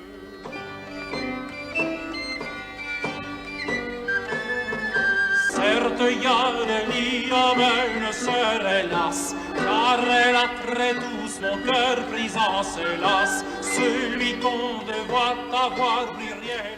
I ought perhaps to add that the idea of marriage doesn't come into the question at all. Medieval marriages were entirely a matter of property. Well, as everybody knows, marriage without love means love without marriage. And then, I suppose one must admit that the cult of the Virgin had something to do with it. In this context, it sounds rather blasphemous. But the fact remains that one often hardly knows if a medieval love lyric is addressed to the poet's mistress or to the Virgin Mary. The greatest of all writings about ideal love, Dante's Vita Nuova, The New Life, is a quasi-religious work. And in the end, it is Beatrice who introduces Dante to paradise. So, for all these reasons, I think one can associate the cult of ideal love with the ravishing beauty and delicacy that one finds in the Madonnas of the late 13th century.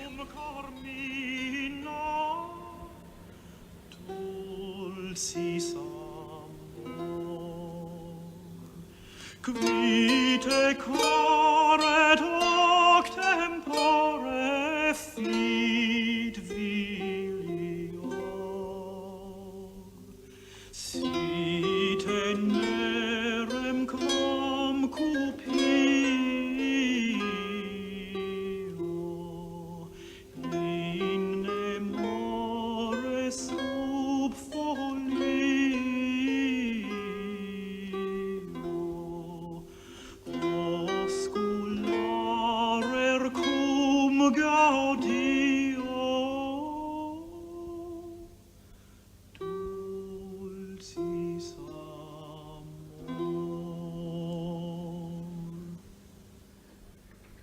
Courtly love was not only the subject of lyrics, but of long, very long stories in prose and verse.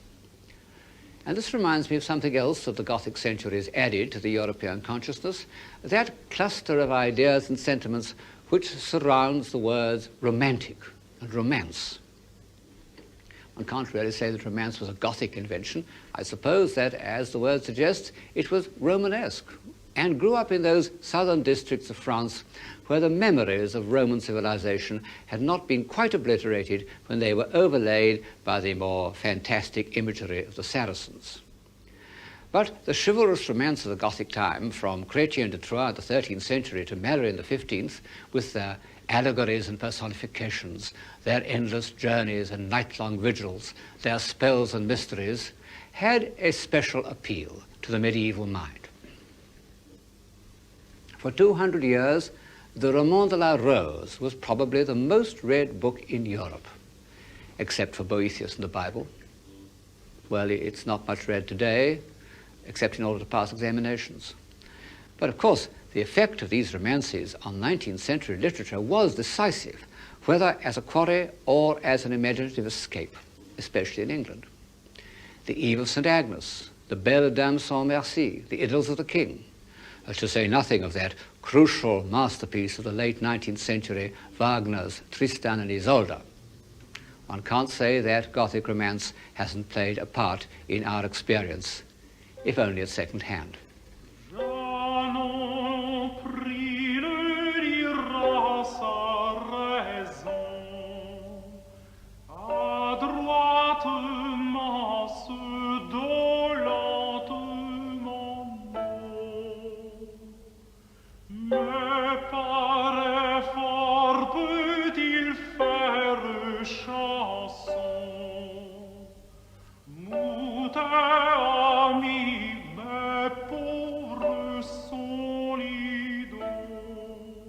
The summit of court civilization was reached in the late 14th century in France under the patronage of the Duc de Berry. He built a series of fabulous filigree castles, of which the painter de Limbourg has left us an apparently accurate record. He filled them with jewels and jeweled contraptions, paintings and tapestries. This warlike scene is only a tapestry. The Duke wasn't fond of war. The Duke's artists have given us a vivid account of his court. Here he is giving a grand dinner to celebrate the new year. There are no ladies present, which is curious, because the Duke, who was an amiably self-indulgent man, is reported to have said of women, "The more the merrier, and never tell the truth." But we can see some of his famous collection of 1,500 dogs, which is too many, even for me. They seem to have had the run of the table. Behind him is his chamberlain saying to some bashful suitor, "Approche, approche," and his courtiers, including a cardinal, are raising their hands in astonishment at such condescension. The castles, pictures, tapestries have vanished with the dogs, but a few of the treasures remain. This gold cup is one which seems to have been owned by the Duke, and one of the few objects from which one can still catch the flavour of this fanciful, luxurious world.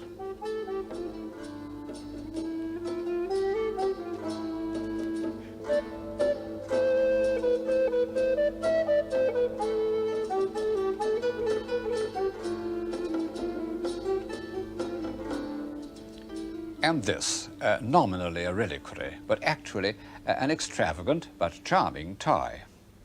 It's supposed to have held a thorn from Christ's crown at the crucifixion. There were many patrons of art and collectors at that time, but the Duke was peculiar in that the arts were his whole life.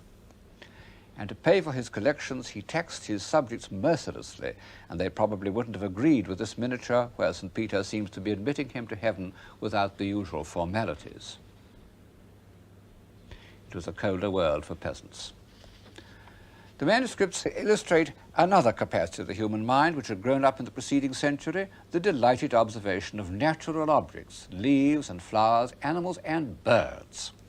Birds were a medieval obsession. They're the subject of one of the earliest medieval sketchbooks, and they fill the borders of manuscripts. If you would ask the 14th century cleric to account for all these birds, he would probably have said that they represented souls, because they can fly up to God. But this doesn't really explain why artists drew them with such obsessive accuracy, and I think the reason is that they have become symbols of freedom. Under feudalism, men and animals were tied to the land. Very few people could move about, only artists and birds. They were cheerful, hopeful, impudent, and mobile, and in addition had the kind of markings that fitted in with medieval heraldry. The Duke's earliest manuscripts had shown an isolating and symbolizing approach to nature. But in the middle of his career, he discovered an artist, or a group of artists, called de Limbourg, who by some stroke of original genius saw nature as we see it, as part of a complete visual experience. No doubt much of their work's been lost, but one book remains, The Very Rich Hours, which is one of the miracles of art history. Here are men and women cultivating the fields, harrowing, sowing, with a scarecrow in the background, haymaking and harvesting, And suddenly we realize that all this had been going on in the same places, more or less unchanged, all through the Dark Ages, and went on in the same way right up to the last war. In the foreground, a party of nobles out hawking indulged in a little mild courtship, so called because it was only in courts that one had time for these agreeable preliminaries, instead of getting down to business immediately.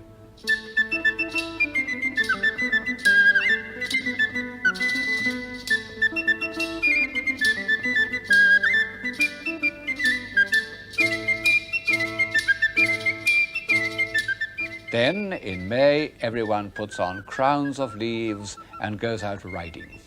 What a dream! No society has ever been more elegant, more debonair, more dainty. Those French and Burgundian courts were the model of fashion and good manners all over Europe.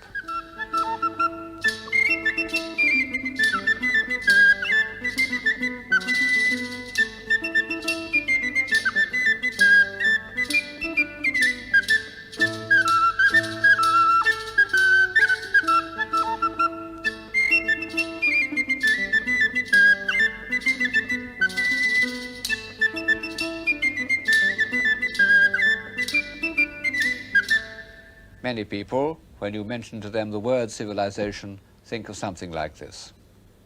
Well, it isn't to be sneezed at.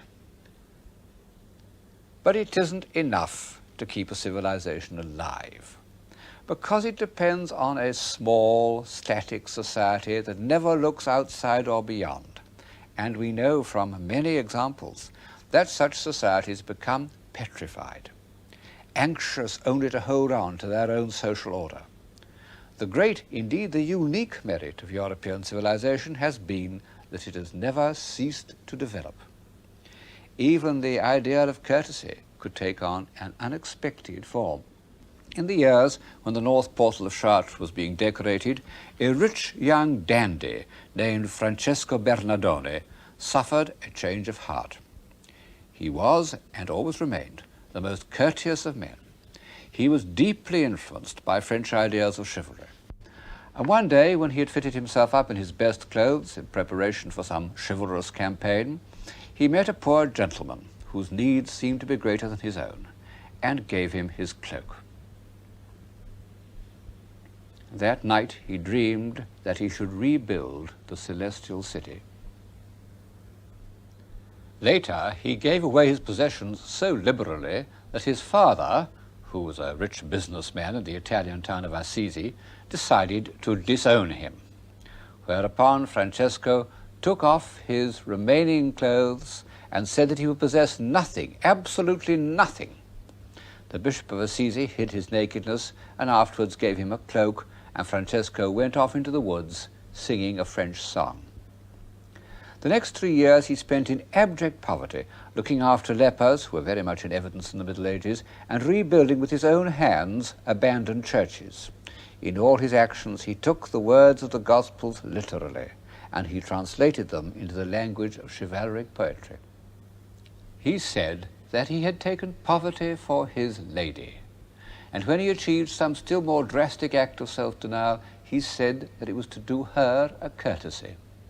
It was partly because he saw that wealth corrupts and is the cause of war, but partly because he felt that it was discourteous to be in the company of anyone poorer than oneself. I have so far illustrated the story of St. Francis by the work of the Sienese painter Sassetta, because although he painted so much later, the chivalric Gothic tradition lingered on in Siena as nowhere else in Italy, and gave to Sassetta's sprightly images a lyric, even a visionary quality, more Franciscan than the ponderous images of Giotto. But I must now change to Giotto, not only because he lived 150 years earlier than Sassetta, that's to say, much nearer the time of St. Francis, but because he was chosen to decorate the great church where I'm now standing, the Church of St. Francis, built very shortly after his death. How many of these frescoes are really by Giotto's own hand is an open question.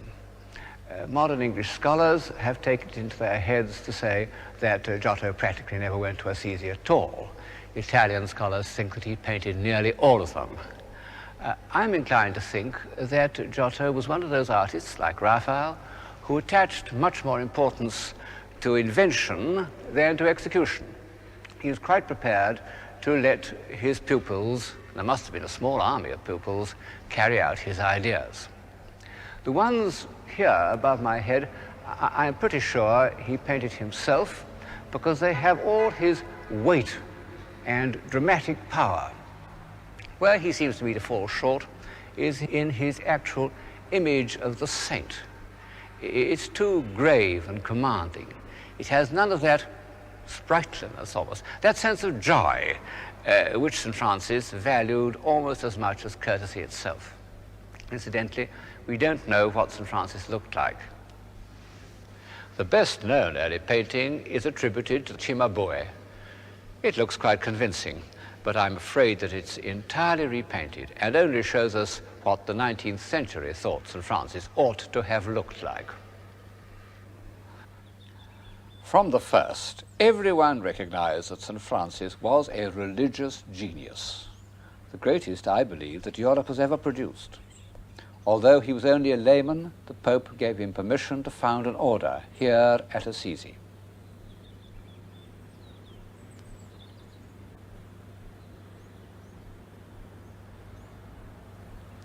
St. Francis died in 1226 at the age of 43, worn out by his austerities.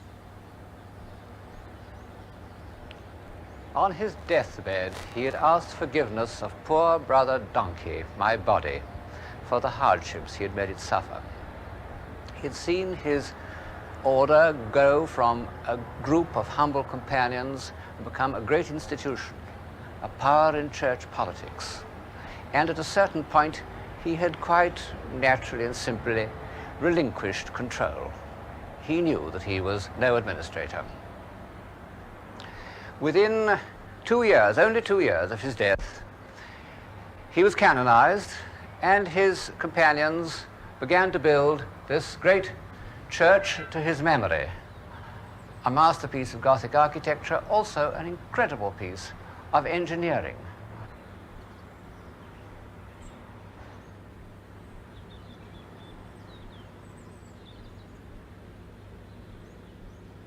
Two churches, one on top of the other, a huge monastery, all built on arcades, and of such hard stone that it's almost impossible to believe that it's original 13th century work.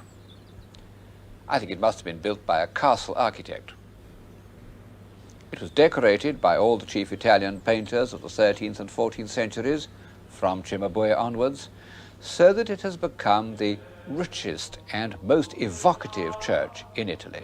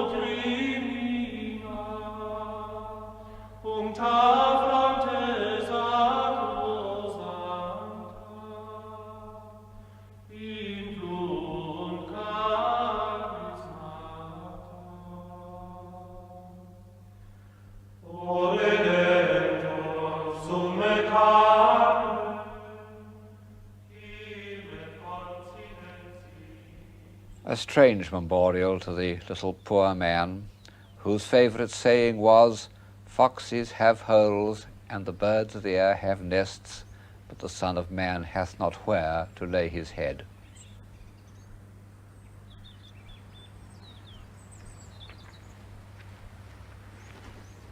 But of course, St. Francis's cult of poverty couldn't survive him.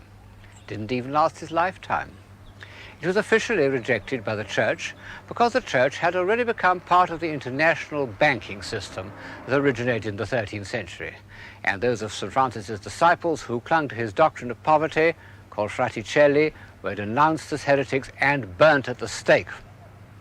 And for 700 years, capitalism has continued to grow to its present monstrous proportions. It may seem that St. Francis has had no influence at all, because even those humane reformers of the 19th century who sometimes invoked him didn't wish to exalt or sanctify poverty, but to abolish it.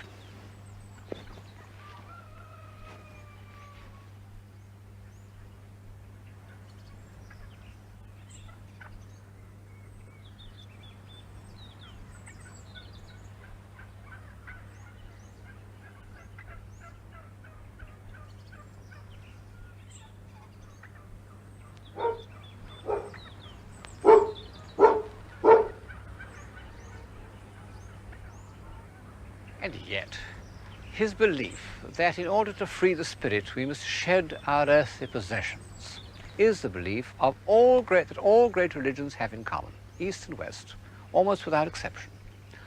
And by enacting that truth with such simplicity and grace, he made it a part of the European consciousness, an ideal to which, however impossible it may be in practice, the finest spirits will always return.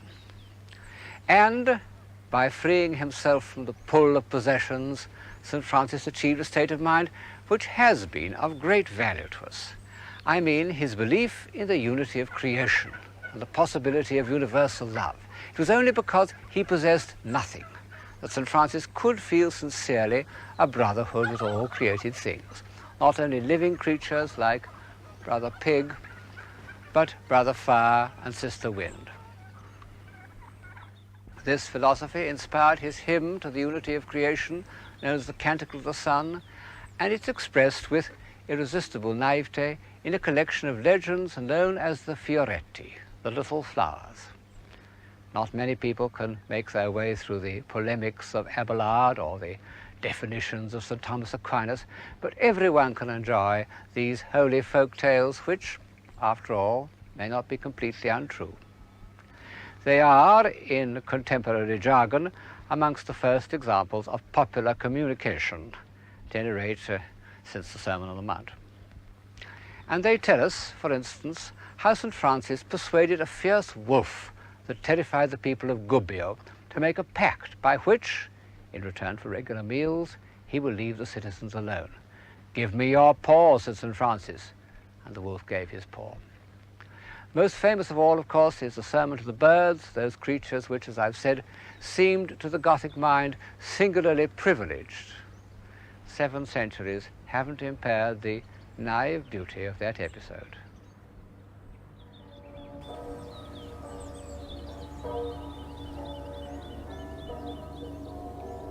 St. Francis is a figure of the pure Gothic time, the age of crusades and castles and the great cathedrals.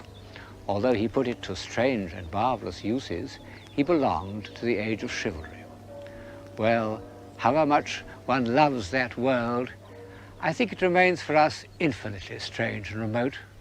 It's as enchanting, as luminous, as transcendental as the stained glass that is its glory. And, in the ordinary meaning of the word, as unreal.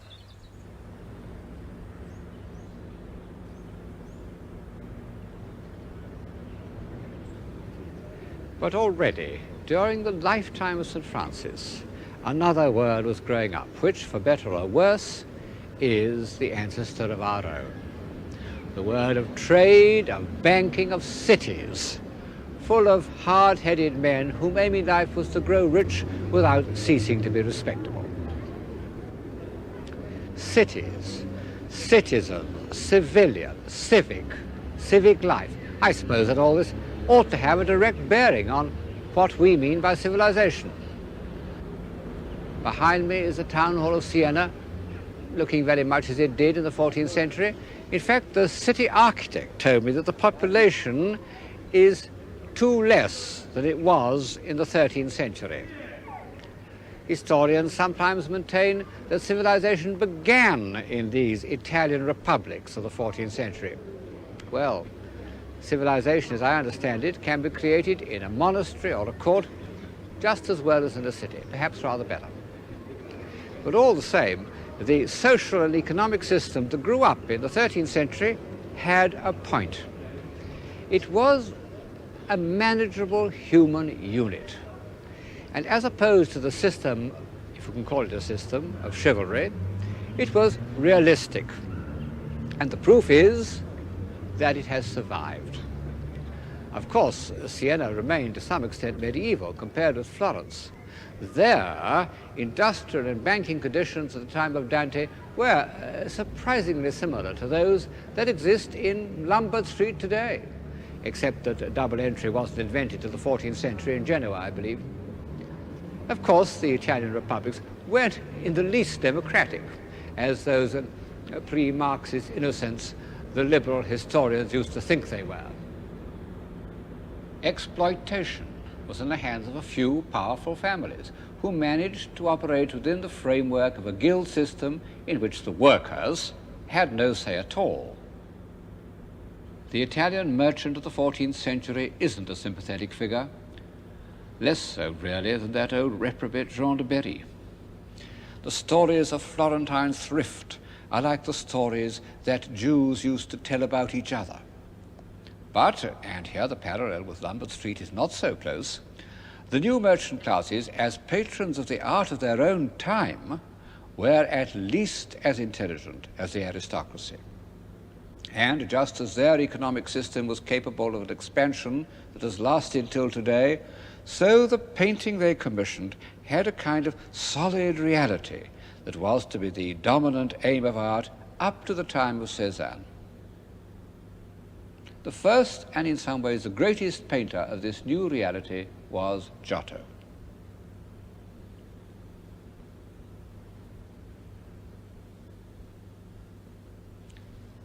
This is one of Giotto's frescoes in the Arena Chapel in Padua. And as I look at it, I realize that to anyone whose eye has been conditioned by realism, as it has existed in European art from the Renaissance to the Cubists, this will not look very realistic. Perhaps no more so than Gothic tapestry. But this much is clear. Instead of a decorative jumble, it concentrates on a few simple, solid-looking forms arranged in space.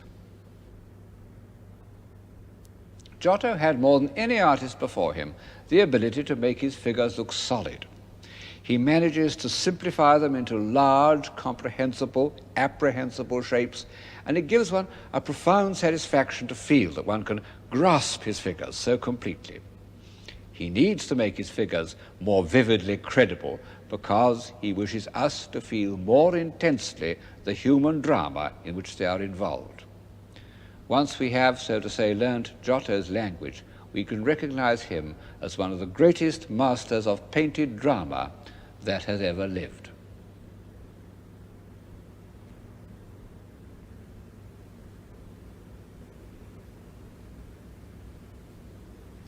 How did Giotto evolve this very personal and original style? When he was a young man, he was born in Tuscany in about 1265, Florentine painting was really only a less polished form of Byzantine painting. It was flat, flowing, linear, based on traditional concepts which had changed very little for 500 years. For Giotto to break away from it and evolve this solid, space-conscious style was one of those feats of original creation that have occurred only 2 or 3 times in the history of art. When such drastic changes do take place, one can usually find certain points of departure, models, predecessors, but not with Giotto.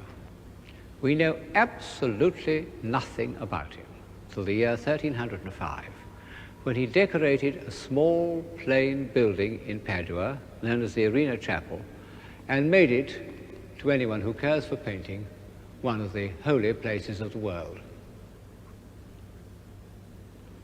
It was commissioned by a moneylender named Enrico Scrovegni, whose father had actually been imprisoned for usury, that is to say, for charging an extortionate rate of interest, because moderate rates of interest were unofficially countenanced. And it's one of the first instances of the new rich commissioning works of art as a kind of atonement, a practice that has benefited the world almost as much as vanity and self-indulgence. Here he is, perhaps the earliest painted portrait that is obviously a genuine likeness, presenting a model of his chapel to three angels, and for that reason placed among the blessed in the Last Judgment.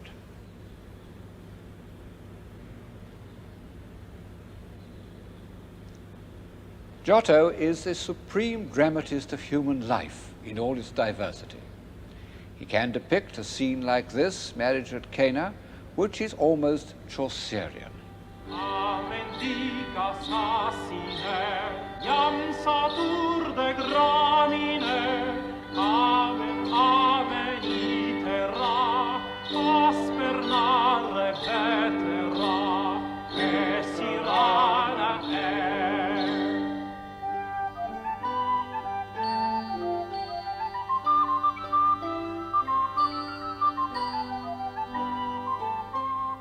Behind the pots stands the pot-bellied host who tastes with astonishment the wine that has been created out of water. But Giotto is greatest when the human drama is greatest, as in the scene of the betrayal of the Garden of Gethsemane. What a marvelous invention that Judas should put his cloak round our Lord. Everything, heads, gestures, the explosive pattern of the spears, is a crescendo of feeling, tension, and violence.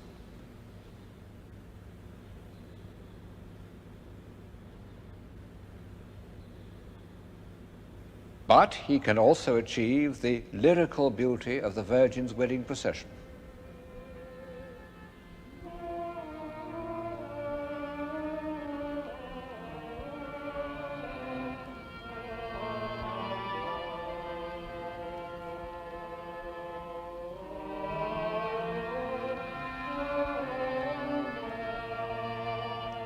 The tenderness of the Noli Me Tangere with its marvelously subtle relationship between the figures.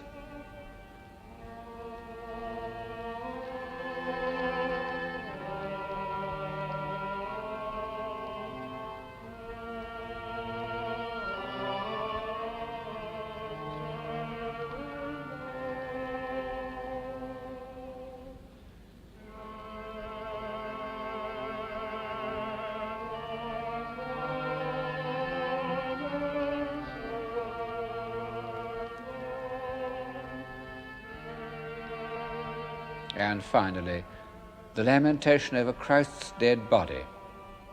It's a masterpiece of pictorial construction, a sort of model for high academic painting for 500 years.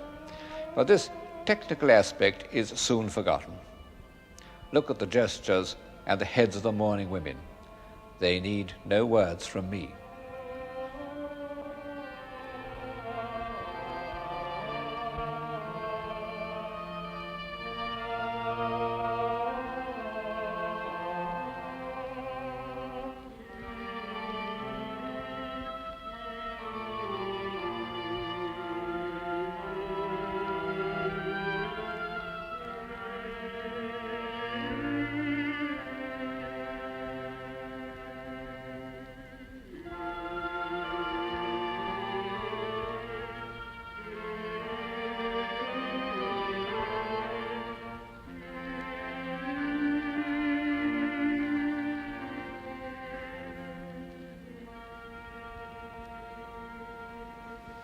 Although I think that Giotto was one of the supreme painters of the world, he has equals.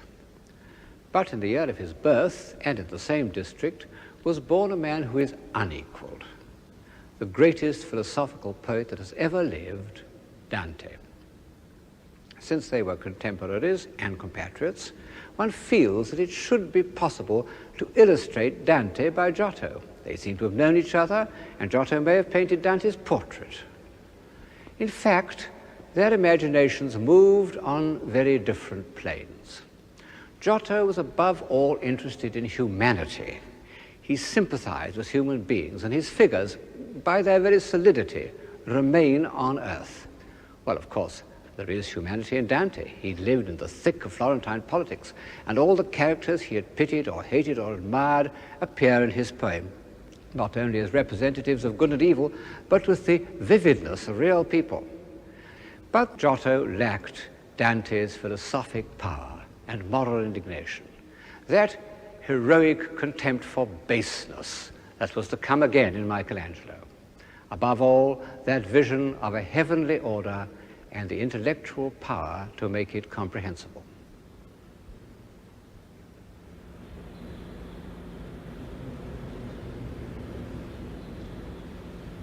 In a way, the poet and the painter stand at the junction of two worlds.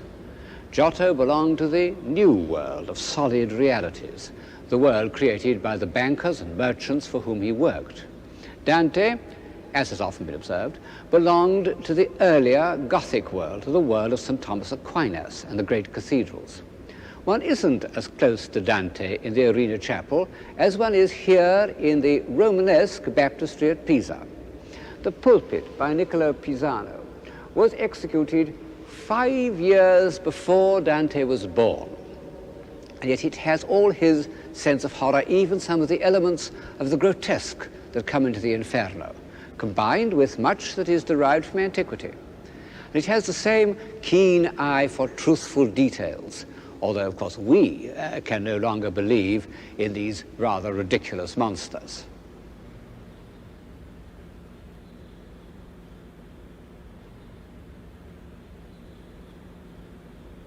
Niccolo's son, Giovanni, about 15 years older than Dante and Giotto, and deeply influenced by the Gothic art of the North, seems to me perfectly to reflect the Dantesque spirit. Giovanni Pisano was one of the great tragic dramatists of sculpture.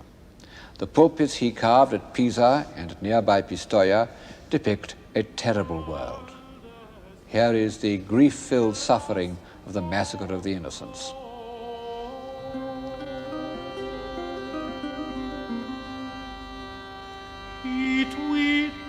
And went away unknown.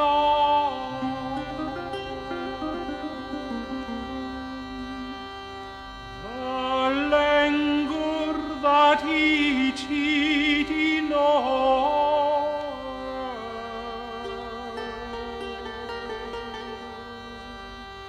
the loss he find the priest thereof.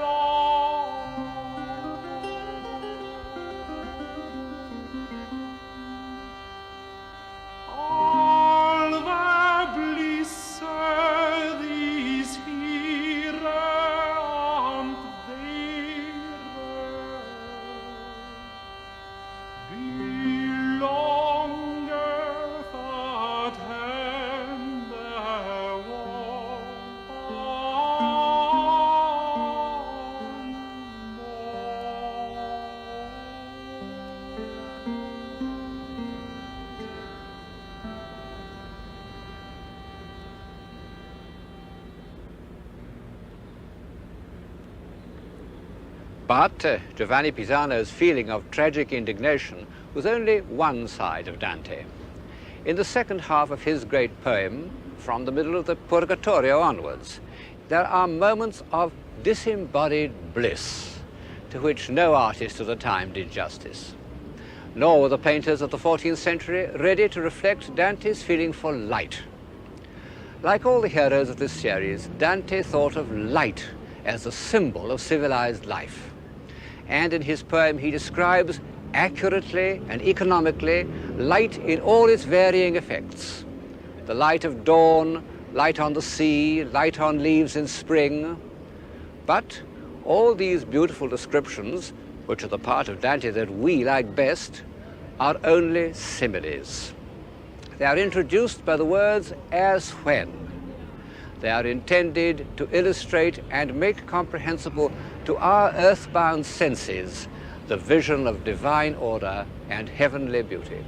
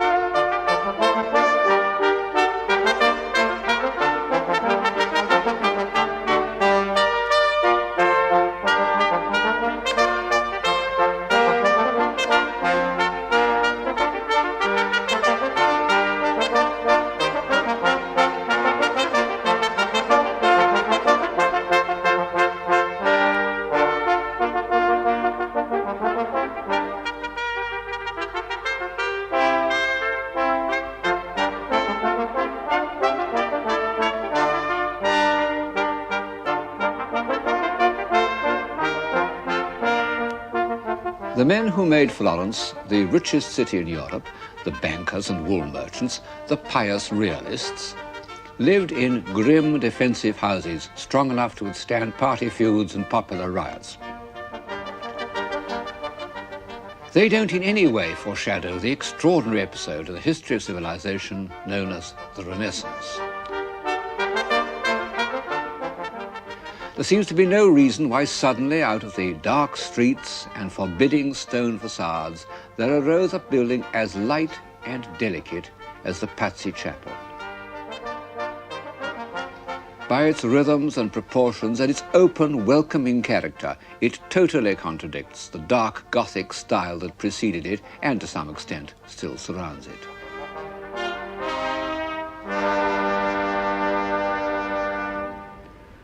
What has happened? The answer is contained in one sentence by the old Greek philosopher Protagoras. Man is the measure of all things.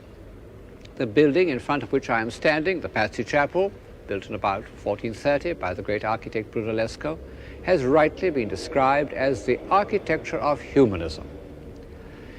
His friend and fellow architect, Leon Battista Alberti, addressed man in these words: "To you is given a body more graceful than other animals, to you power of apt and various movements, to you most sharp and delicate senses, to you wit, reason, memory, like an immortal God."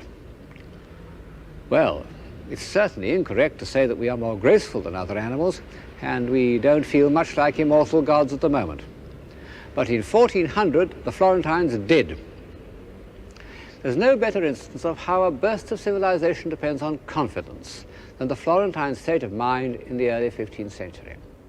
Gloria in excelsis Deo.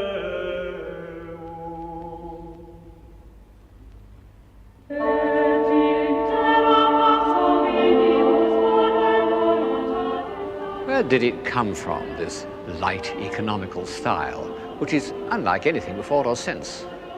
I think that it really was the invention of an individual, of Brunellesco. But of course, an architectural style can't take root unless it satisfies some need of the time. And Brunellesco's style satisfied the need of the clear-headed, bright-minded men who appeared on the Florentine scene at the moment when the discipline of trade and banking, in its most austere form, was beginning to be relaxed. And life, the full use of the human faculties, became more important than making money.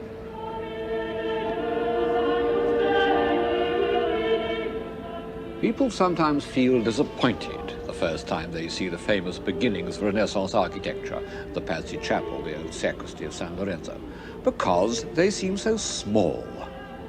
Well, so they are, after the great monuments of Romanesque and Gothic architecture. They don't try to impress us or crush us by size and weight, as all God-directed architecture does.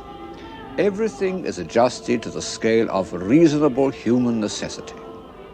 They're intended to make each individual more conscious of his powers as a complete moral and intellectual being.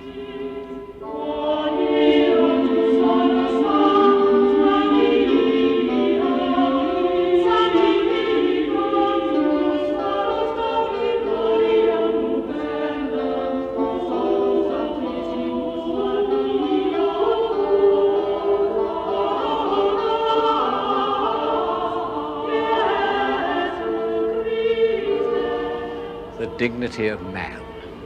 Today, those words die on our lips. But in 15th century Florence, their meaning was still fresh and invigorating. One of the second generation of humanists, named Manetti, wrote a book entitled On the Dignity and Excellence of Man. And this is the concept that Brunellesco's friends were making visible. The grandest of all these testimonies to the dignity of man is by Masaccio, in the series of frescoes he painted in the Church of the Carmine.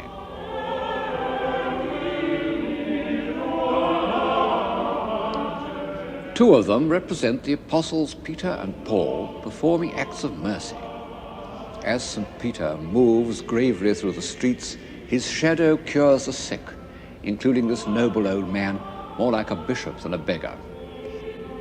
And in the balancing fresco, Peter and his disciples give alms to a poor woman who is one of the great sculptural creations in painting. What characters they are, morally and intellectually men of weight, the least frivolous of men, infinitely remote from the gay courtiers of Jean de Berry, who were only 30 years older. They have that air of contained vitality and confidence that one often finds in the founding fathers of a civilization. Those that come first to my mind are the Egyptians of the first four dynasties. The most famous group in the series represents the story of the tribute money. And the heads of the apostles seem to reflect the high seriousness of the Florentine Republic. It was directed by a group of the most intelligent individuals who have ever been elected to power by a democratic government. The Florentine chancellors were scholars, believers in the studia humanitatis, in which learning could be used to achieve a happy life, believers in the application of free intelligence to public affairs, believers above all in Florence. The second and greatest of these humanist chancellors, Leonardo Bruni, compared the civic virtues of Republican Florence with those of Republican Rome. Later, he went even further and compared it to Athens in the age of Pericles, which wasn't far wrong.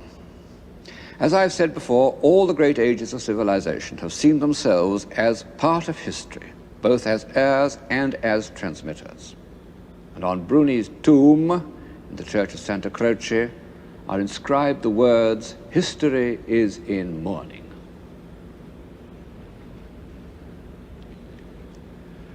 Bruni and his friends had derived these ideals from the authors of Greece and Rome. Now, much as one would like to say something new about the Renaissance, the old belief that it was largely based on the study of antique literature remains true. Of course, the Middle Ages derived much more from classical antiquity than used to be supposed, but their sources were limited, their texts corrupt, and their interpretations often fanciful.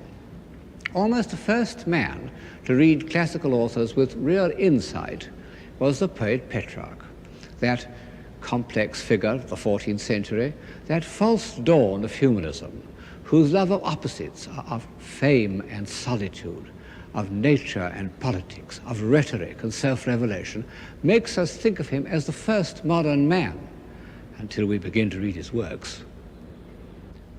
Petrarch never learned Greek, but his younger contemporary, Boccaccio, did, and so there entered into Florentine thought a new regenerative force and a new example.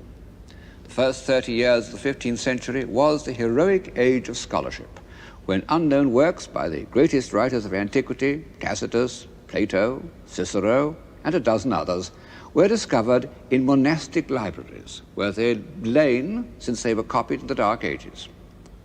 And it was to house these precious texts, any one of which might contain some new revelation, that Cosimo de' Medici built the library of San Marco. It looks to us peaceful and remote, but the first studies that took place there were not remote from life at all. It was the humanist equivalent of the Cavendish laboratory. The manuscripts unpacked and studied under these harmonious vaults could alter the course of history with an explosion not of matter, but of mind. Next to the Pazzi Chapel are the cloisters of Santa Croce, also built by Brunellesco some years later. I said that the Gothic cathedrals were hymns to divine light. These cloisters, with their round arches, running races in their mirth, happily celebrate the light of human intelligence. And sitting in them, I find it quite easy to believe in man.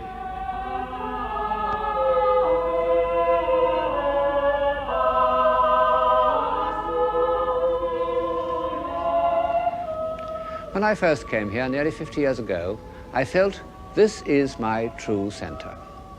Well, twice it seemed that they were lost. Once at the end of the German occupation, and once when the floods came and there were fishes swimming where my feet are in the ambulatory. But so far, the forces of destruction have been defeated. Clarity, economy, elegance. These are the qualities that give distinction to a mathematical theory. And no doubt early Renaissance architecture is based on a passion for mathematics, particularly for geometry.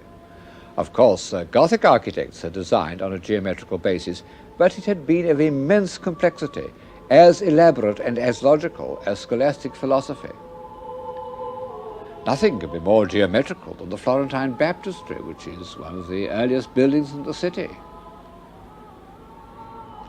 But the Renaissance added to this tradition of design all sorts of philosophical notions, including the idea that these forms must be applicable to the human body, that each, so to say, guaranteed the perfection of the other. There are dozens of drawings and engravings to demonstrate this proposition, of which the most famous is by Leonardo da Vinci. Mathematically, I'm afraid it's really a cheat, but aesthetically it has some meaning, because the symmetry of the human body and the relation of one part of it to another do influence our sense of normal proportion.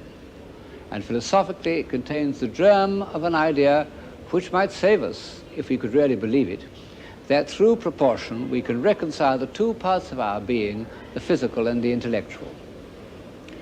The same approach was applied to painting in the system known as perspective, by which it was thought that by mathematical calculation one could render on a flat surface the precise position of a figure in space. And this too seems to have been invented by Brunellesco. But we can see it best in the works of his two friends, Ghiberti and Donatello, whose low-relief sculpture is really a kind of painting.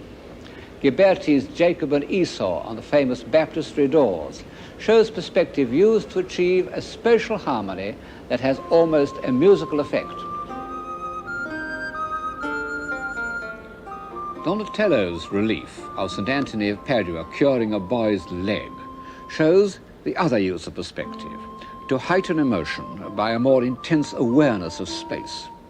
I don't know why, I always feel there's something alarming about an empty amphitheatre, which suits the drama of this particular subject. The Florentines were extremely proud of this invention, which they thought, wrongly as it turned out, was unknown to antiquity.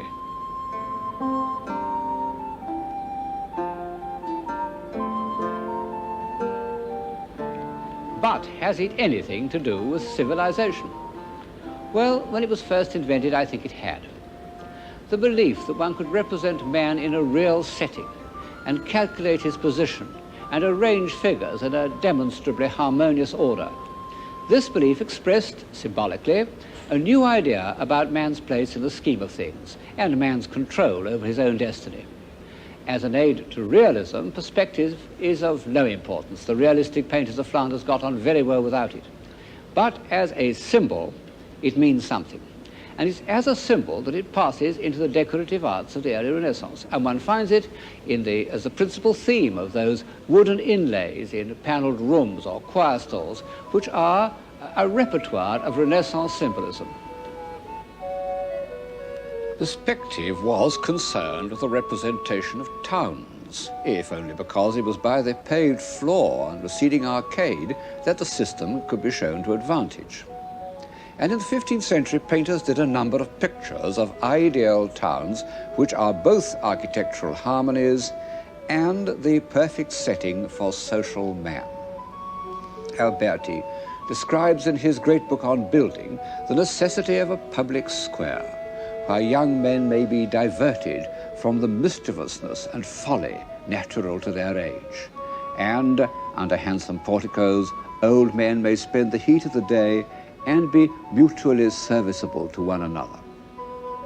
I think that Piero della Francesca, who derived so much from Alberti, may well have had this and similar passages in mind when he painted this, the most harmonious of all ideal cities. The early Florentine Renaissance was an urban culture, bourgeois, properly so-called. Men spent their time in the streets and squares, and in the shops. A good Florentine, says one of their moralists, sta sempre a bottega, is always in the shop. And these shops were completely public. You can see in this engraving how a craftsman's workshop was open to the street, so that passers-by could see what was being done and rival artists make scathing comments. The Renaissance historian of art, Vasari, when he asked himself why it was in Florence more than elsewhere that men became perfect in the arts, gave as his first answer the spirit of criticism, the air of Florence making minds naturally free and not content with mediocrity. And this harsh, outspoken criticism meant that there was no gap of incomprehension between the intelligent patron and the artist. Our contemporary attitude of pretending to understand works of art in order not to appear Philistines would have seemed absurd to the Florentines. They are a tough lot. Many people since Bruni in 1428 have compared them with the Athenians, but the Florentines were more realistic. Whereas the Athenians loved philosophical argument, the Florentines were chiefly interested in making money and playing appalling practical jokes on stupid men. However, they had a good deal in common with the Greeks.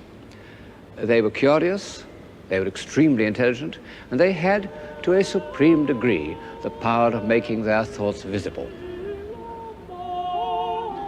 I hesitate to pronounce the much abused word beauty, but I can't think of a substitute. Like the Athenians, the Florentines loved beauty.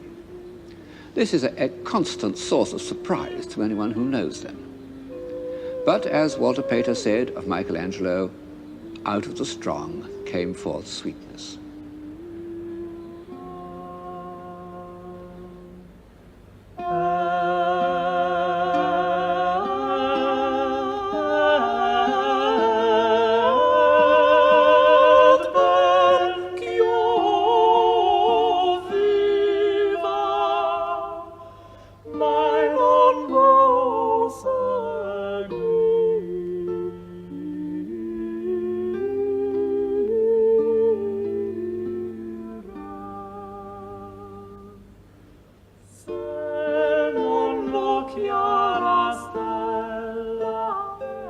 Donatello paid an even more direct tribute to the antique concept of beauty in his bronze David.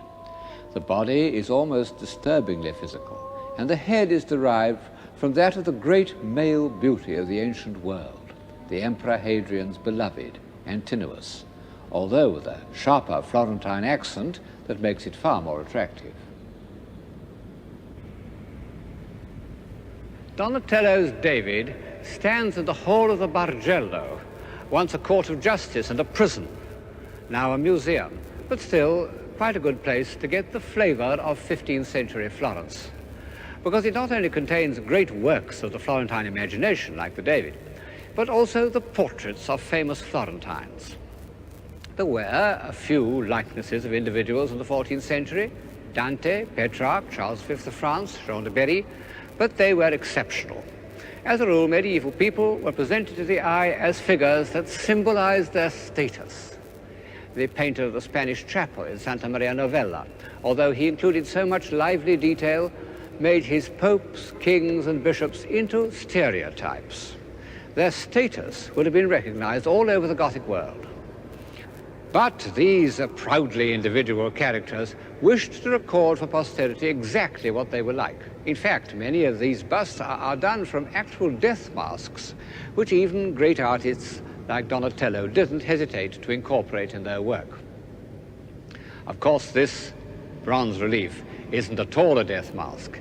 It's the self-portrait of that character who so often flits in and out of the program, the architect and universal man, Leon Battista Alberti. What a face. Proud and alert, like a willful, intelligent racehorse. Among other things, Alberti wrote an autobiography, and as we should expect, he is not inhibited by false modesty. He tells us how the strongest horses trembled under him, how he could throw further and jump higher and work harder than any man. He describes how he conquered every weakness because a man can do all things if he will. It was the motto of the early Renaissance. And it's reflected in the heads of Renaissance heroes as they have come down to us in their memorials, in Donatello's Gattamelata in Padua. Of course, these heads are so much idealized as to be, in our sense, scarcely portraits at all. Realistic portraiture, the use of the accidents of each individual face to reveal inner life, wasn't a Florentine or even an Italian invention. It was invented in Flanders and came to an immediate perfection in the work of Jan van Eyck. No one has looked at the human face with a more dispassionate eye and recorded his findings with a more delicate hand. But in fact, many of his sitters were Italians. Albergati, the cardinal who employed Alberti as secretary, and Arnolfini, a member of the international world of the wool trade, banking, papal diplomacy. And perhaps it was only in such a society that these evolved and subtle characters could have accepted the revelation of their personalities.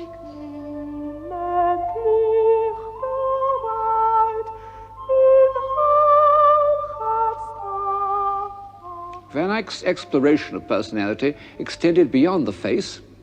He shows people in their setting and lovingly records the details of Arnolfini's daily life, his wooden patterns for walking in the muddy streets of Bruges, his little dog of nameless breed,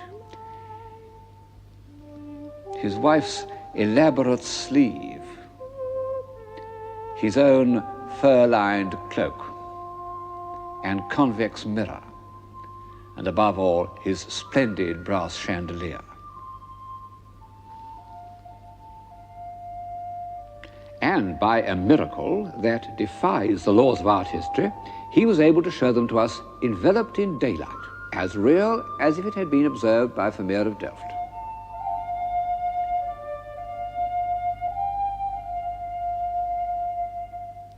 This sensibility to atmosphere the Florentines never attempted. They were a sculpture-minded people. But in their portrait busts, they came to achieve an almost Flemish realism. How like these Florentine worthies are to the confident faces that we see in Victorian photographs. This is the professional man, a doctor, his face lined with the wisdom of experience. In fact, he was Donatello's doctor and saved his life. And this is a businessman called Pietro Mellini. A character in one of Alberti's dialogues says, "A man cannot set his hand to more liberal work than making money. For what we sell is our labor. The goods are merely transferred."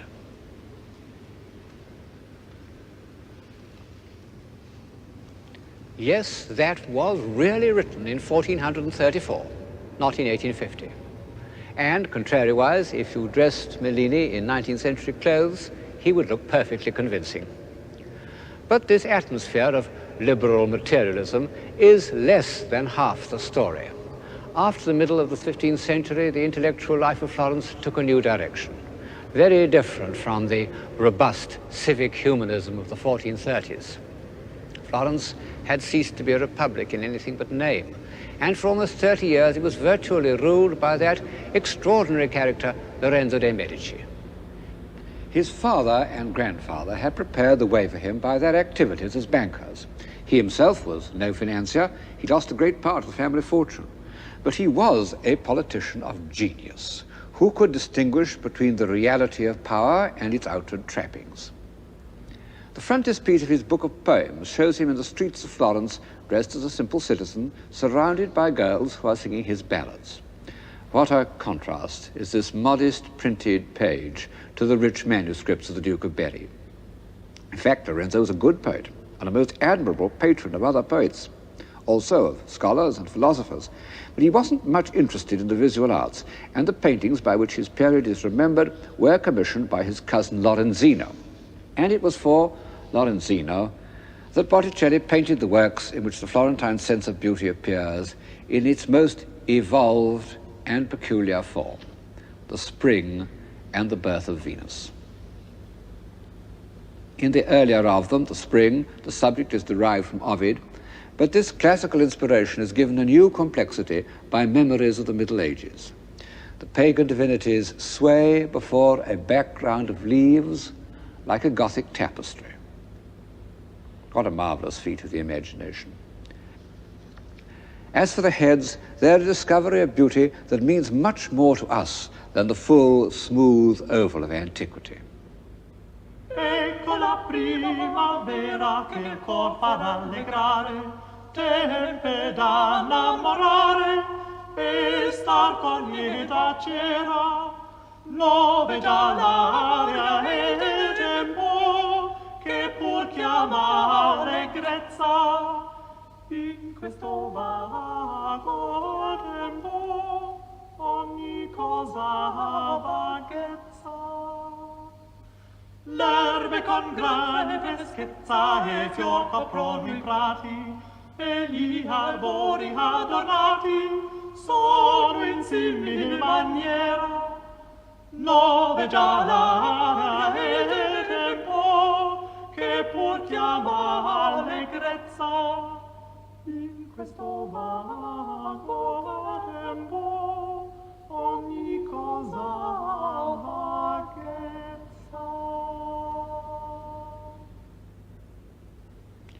The subject of Botticelli's other great allegory, The Birth of Venus, is taken from a contemporary poet, Poliziano.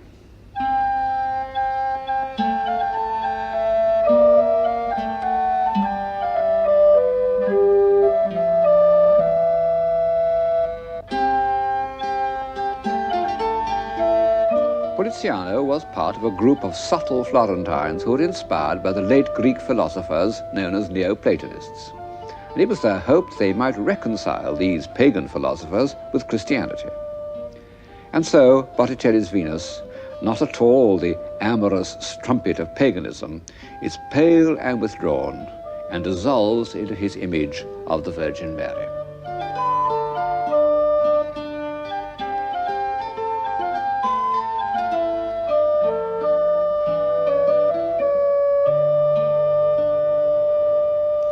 The discovery of the individual was made in early 15th century Florence. Nothing can alter that fact. But in the last quarter of the century, the Renaissance owed quite as much to the small courts of northern Italy, Ferrara, Mantua, and above all Urbino, this small and rather remote town on the eastern perimeter of the Apennines. It could be argued that life in the court of Urbino was one of the high watermarks of Western civilization. And the reason is that this court and its dominions were protected from the surrounding ruffians by Federigo Montefeltro, the first Duke of Urbino, the greatest general of his day, who was also a humane and intelligent man. And the town itself, with its soft pink bricks, so different from the harsh stones of Florence, seems to reflect the same feeling of humanity.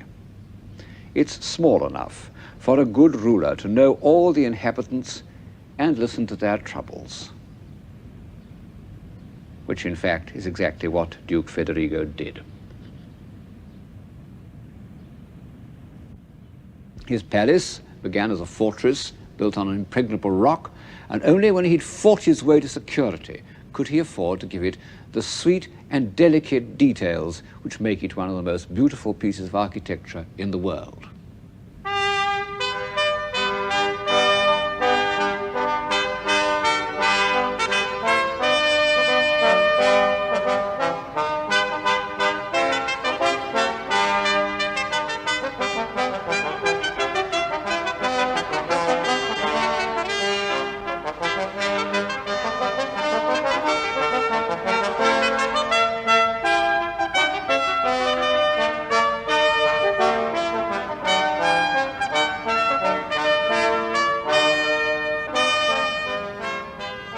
The Palace of Urbino has a style of its own.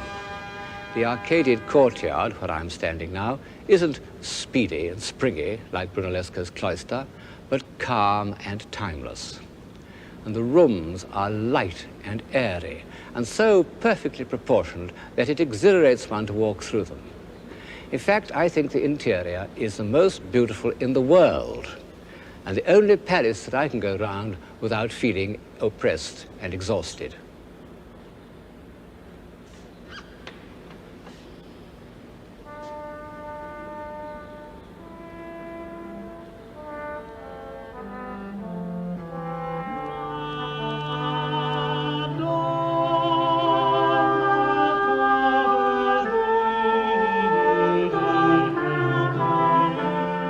Curiously enough, we don't know the name of the architect who was responsible for this masterpiece.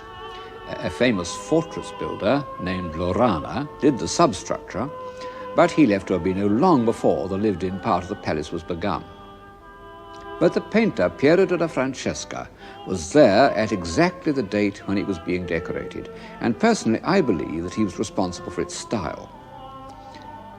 The architecture in this picture by Piero, which is in Urbino, shows exactly the same kind of delicate detail that one finds round the doors and windows of the palace, and it was painted, 10 years earlier.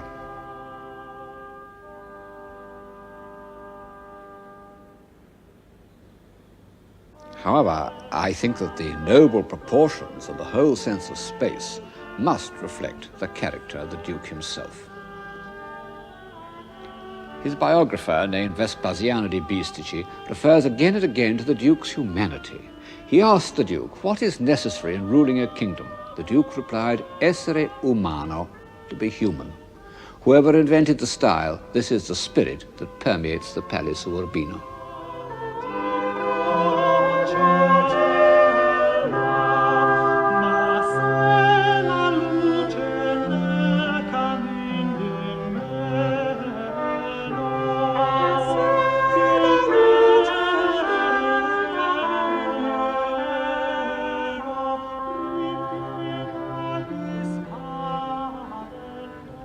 As a part of civilization, the Palace of Urbino extended beyond the 15th century. The great architect of the High Renaissance, Bramante, was a native of Urbino, may even have worked in the palace when it was being completed.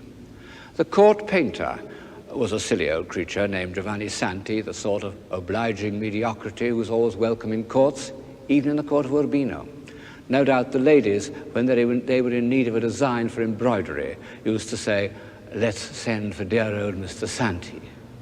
And when he came, he brought with him his beautiful little son, Raffaello. And so Raphael, one of the civilizing forces of the Western imagination, found his earliest impressions of harmony and proportion and good manners in the court of Urbino. Good manners. That was another product of Urbino. In common with other Italian courts, Ferrara and Mantua, young men went there to finish their education. They learned to read the classics, to walk gracefully, speak quietly, play games without cheating or kicking each other on the shins. In short, to behave like gentlemen.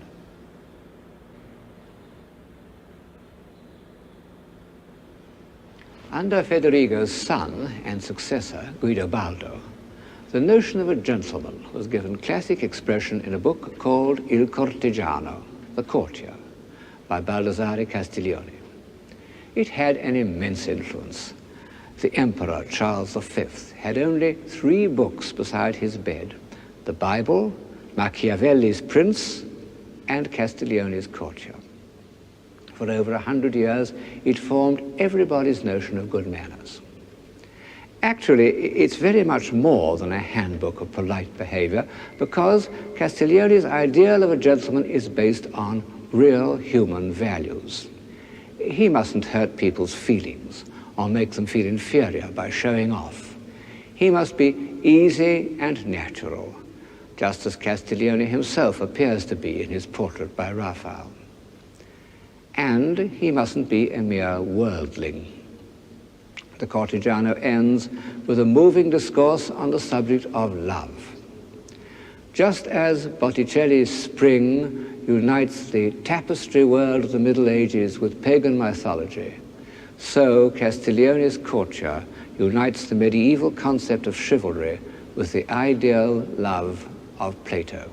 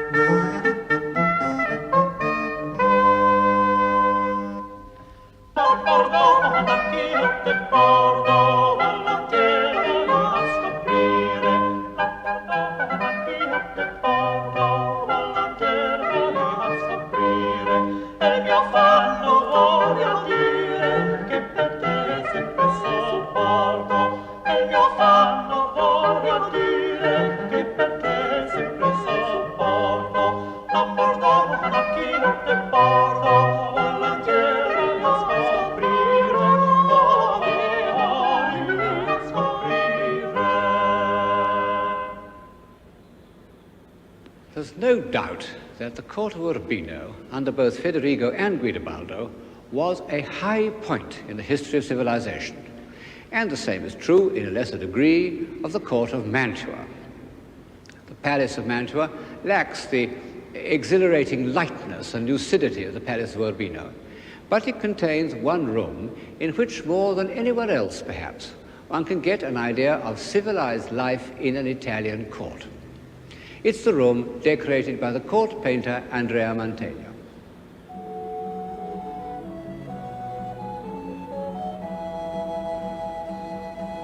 Birds and cherubs and people look down from an imaginary hole in the roof, and you use perspective.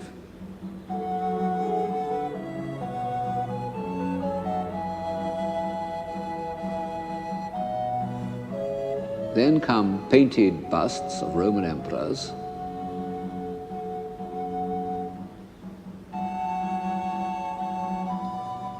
but the scene below isn't at all archaeological. It shows the Gonzaga family as large as life.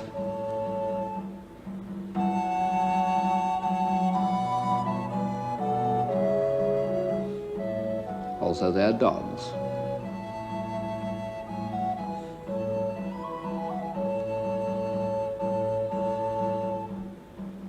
Their courtiers, their old retainers, and one of their celebrated dwarfs.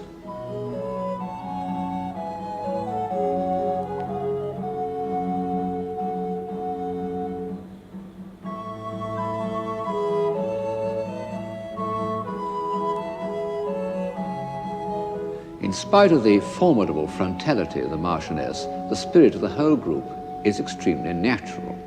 The little girl asks if she may eat an apple, but her mother is interested to know what news the Marquis has just received from his secretary, and in fact it is good news.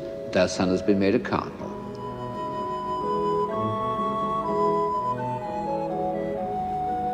And in another scene, the Marquis goes to greet him, accompanied by his dogs and his younger sons.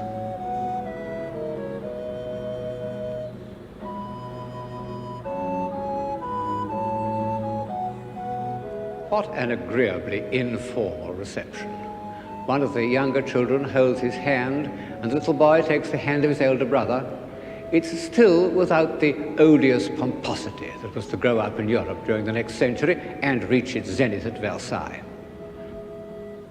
I'm bound to say that even Mantegna has not been able to make the newly created cardinal look like a very spiritual type, which reminds one of the obvious fact that this kind of social organization depended entirely on the individual characters of the rulers.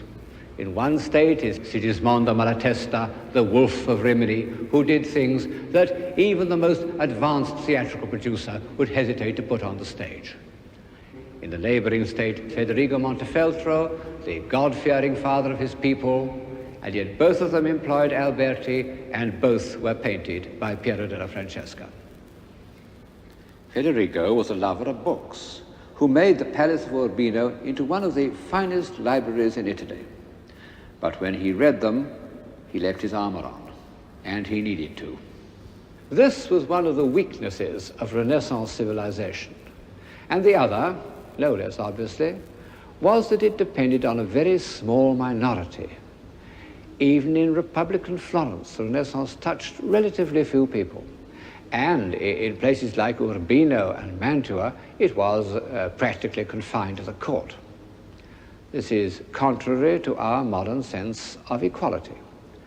But one can't help wondering how far civilization would have evolved if it had been entirely dependent on the popular will.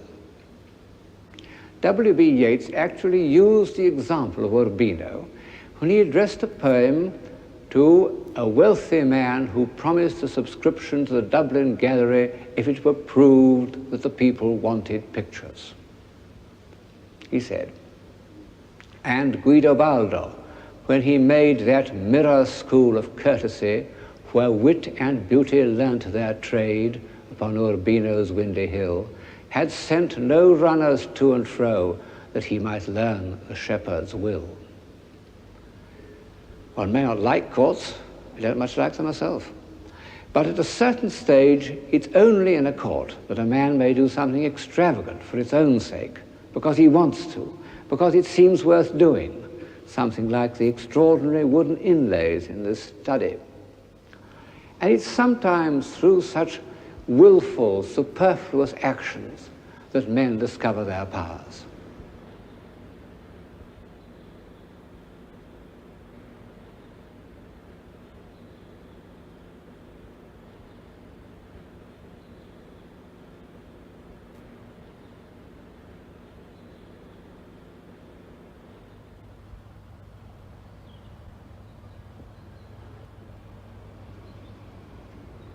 All the same, as one walks through these splendidly extravagant rooms, one can't help thinking, what about the people in the fields?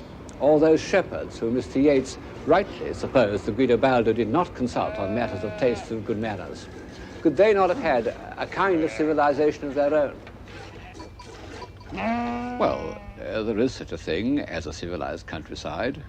Looking at the Umbrian landscape with its terraces of vines and olives, and the dark vertical accents of the cypresses, one has the impression of timeless order. There must have been a time when it was all forest and swamp, shapeless, formless.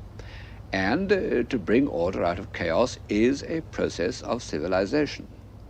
But of this timeless rustic civilization we have no record beyond the farmhouses themselves, whose noble proportions seem to be the basis of Italian architecture.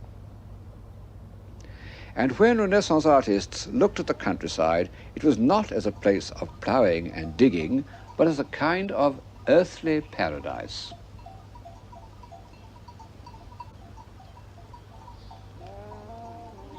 This is how it appears in the first evolved landscape in European painting, the background of Van Eyck's Adoration of the Lamb. The foreground is painted with a medieval sharpness of detail, but our eye, passing over the towers and dense greenery of laurels and palms, floats into a gleaming distance.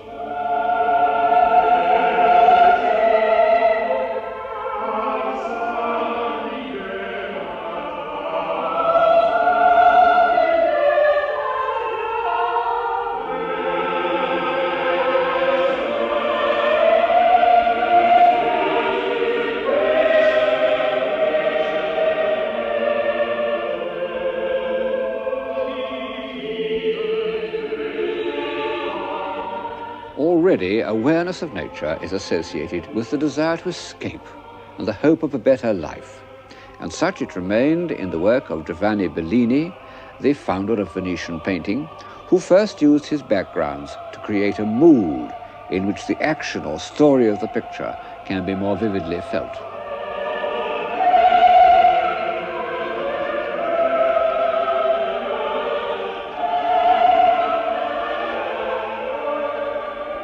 Bellini was a religious painter. His landscapes intensified the traditional subjects of Christianity. His pupil, Giorgione, was to extend the humanization of landscape to contemporary life. And in this picture, he has discovered, or I suppose one should say rediscovered, one of the comforting illusions of civilized man, the myth of Arcadia. Of course, it is only a myth. Country life isn't at all like this. And even on a picnic, ants attack the sandwiches and wasps buzz round the wine glass. But Giorgione has shown us how fundamentally pagan it is. This Arcadia is as much a tribute to antiquity as were the republican virtues of the Florentine humanists, and as much part of the rediscovery of man, but in his sensual rather than his intellectual nature. With Giorgione's picnic, the balance and enjoyment of our human faculties seems to achieve perfection. But in history, all points of supposed perfection have a hint of menace, and Giorgione himself discovers it in that mysterious picture known as the Tempesta.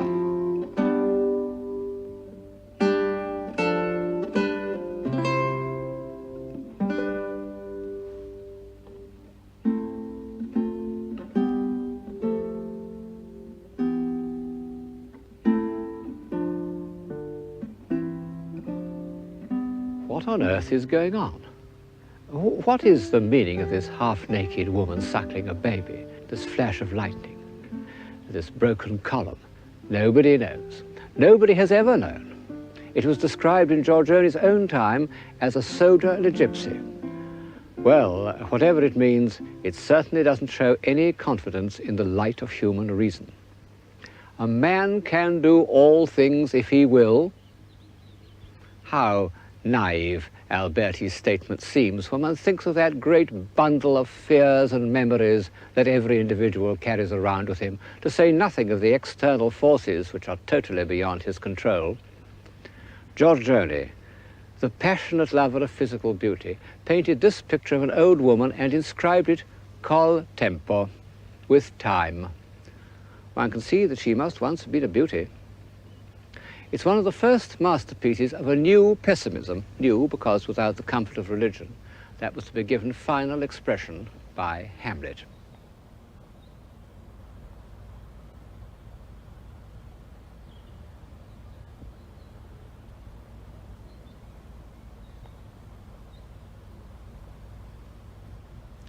The truth is, I suppose, that the civilization of the early Renaissance was not broadly enough based.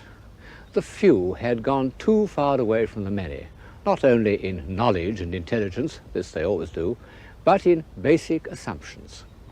When the first two generations of humanists were dead, their movement had no real weight behind it. And there was a reaction away from the human scale of values.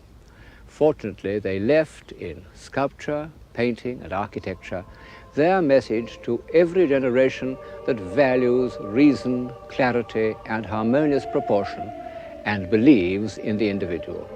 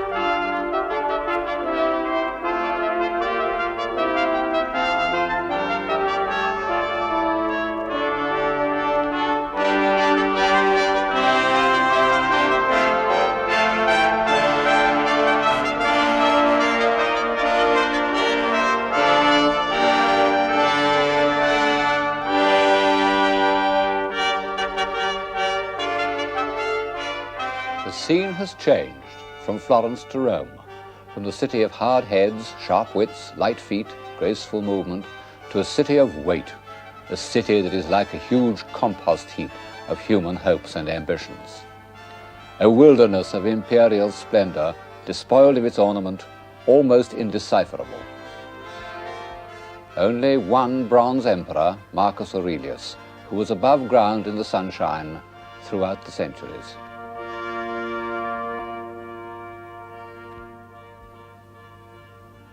And as you see, the scale has changed.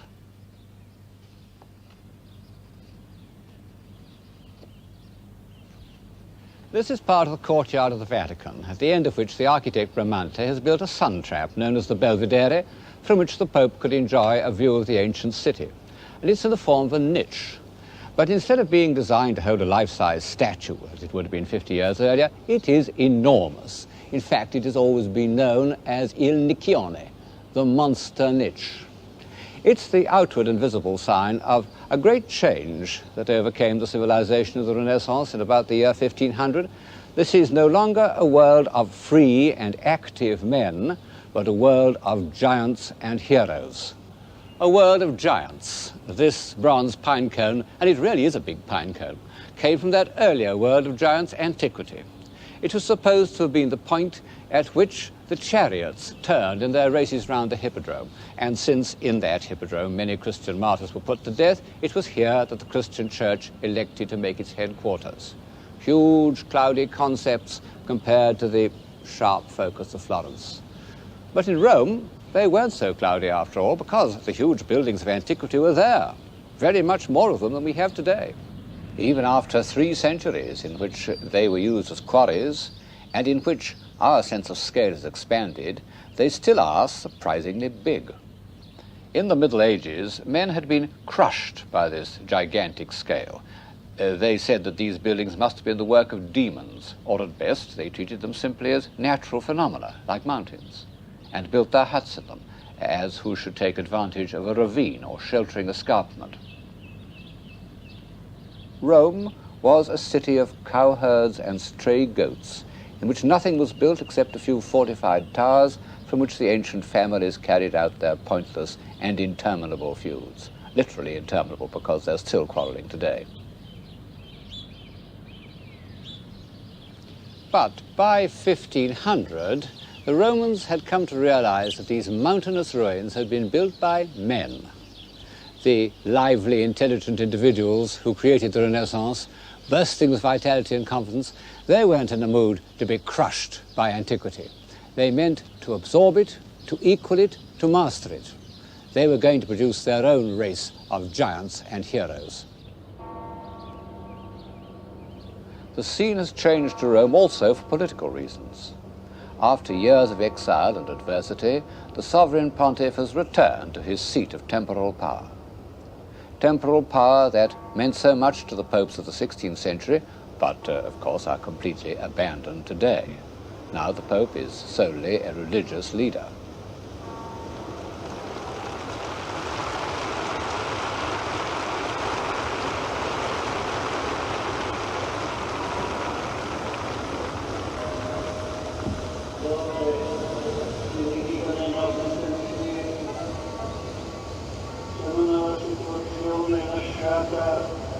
dal recente conflitto nel Medio Oriente e nel mondo. In what is commonly described as the decadence of the papacy, the popes were unusually able men who used their international contacts, their great civil service, their increasing wealth in the interests of civilization. And even Sixtus IV, who was as brutal and cunning as he looks, founded the Vatican Library and made the great humanist Plotina its first prefect. And here we see, for the first time, the splendid head of the young cardinal who, more than any man, was destined to give the high Renaissance its heroic direction, Giuliano della Rovere. What a lion he looks compared to the donkeys of the papal secretariat. And when he became Julius II, he was able, by magnanimity and strength of will, to inspire and bully three men of genius, Bramante, Michelangelo, and Raphael. This program is about a few individuals of genius. And two of them, Michelangelo and Raphael, were, to some extent, the creation of Julius. Without him, Michelangelo would not have painted the Sistine ceiling, nor would Raphael have decorated the papal apartments. And so we should have been without two of the greatest visible expressions of spiritual power and humanist philosophy. Well, this splendidly over-life-size character conceived a project so audacious, so extravagant, that to this day the very thought of it makes me feel slightly jumpy. He decided to pull down old St. Peter's. It was one of the largest and most ancient churches in the world, certainly the most venerable, because it stood on the place where St. Peter was supposed to have been martyred. Julius decided to pull it down and put in its place something even larger and more splendid. In his thoughts for the new building, he was influenced by two Renaissance ideals. It must be based on perfect forms, the square and the circle, and it must be on a scale that surpassed even the grandiose ruins of antiquity. And he called on Bramante to provide a plan. He didn't get very far with it. You know, great movements in the arts, like revolutions, don't last for more than about 15 years. After that, the flame dies down. The people prefer a cozier glow. Julius II was Pope for only 10 years. St. Peter's wasn't completed till almost a century after his death. But the first step in this visible alliance between Christianity and antiquity was taken when Julius decided to pull down the old basilica and rebuild it in rivalry with the enormous remains of Roman architecture. In the 15th century, Greco-Roman sculpture had become a shining, almost inaccessible model to the more adventurous artists, and collectors had begun to compete for fine examples. The greatest prize in the papal collection was the Apollo of the Belvedere, an ideal of godlike beauty. But for some time, these discoveries didn't influence their mental picture of antiquity. As they read the ancient authors with passionate attention, they wrote to each other in Latin, but although their minds were full of antique literature, their imaginations remained entirely Gothic. When the average painter set out to depict a scene of ancient history or legend, as in this picture of the Rape of Helen, he did so in the costume of his own time, with dainty, fantastical movements which show not the slightest consciousness of the physical weight and the flowing rhythms of antiquity.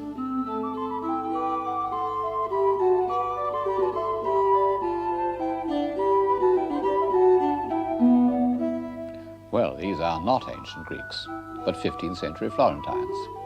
And the funny thing is that the humanists, who took such trouble about the text of an author like Livy, accepted a picture like this of the death of Julius Caesar as a correct representation of the event. And as long as there was this rather comical discrepancy between the written word and the image, antiquity couldn't exert its humanizing power on the imagination. I suppose that the first occasion in which the dream of antiquity is given a more or less accurate visible form is the series of decorations representing the triumph of Caesar, done for the court of Mantua by Mantegna in about 1480.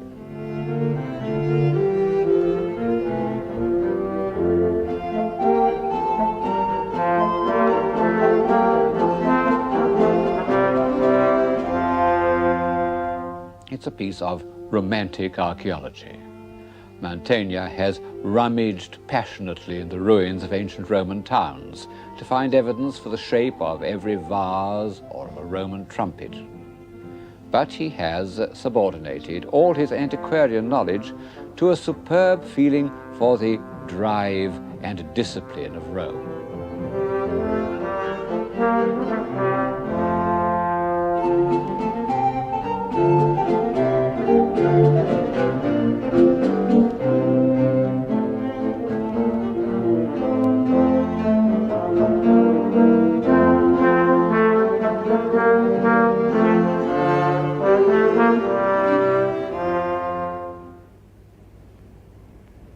I said that the gigantic and the heroic spirit of the High Renaissance belongs to Rome, and it's true. But there was a sort of prelude in Florence.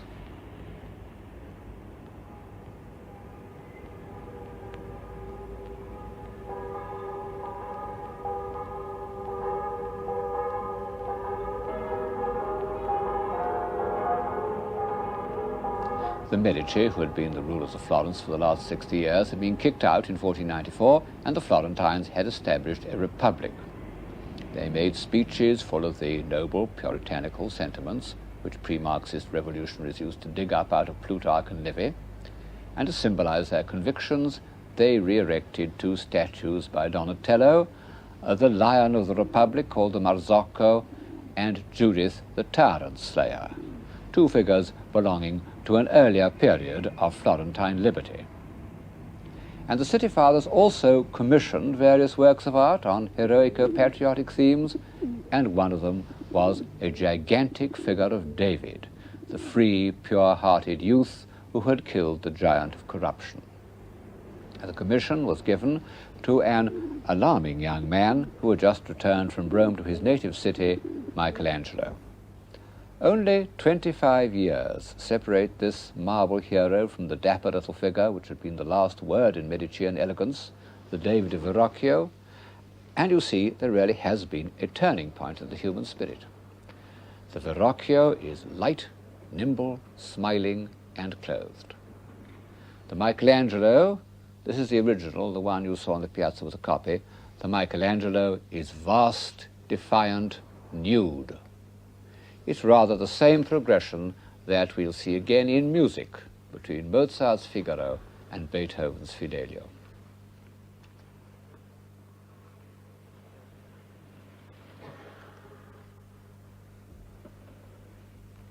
What a man.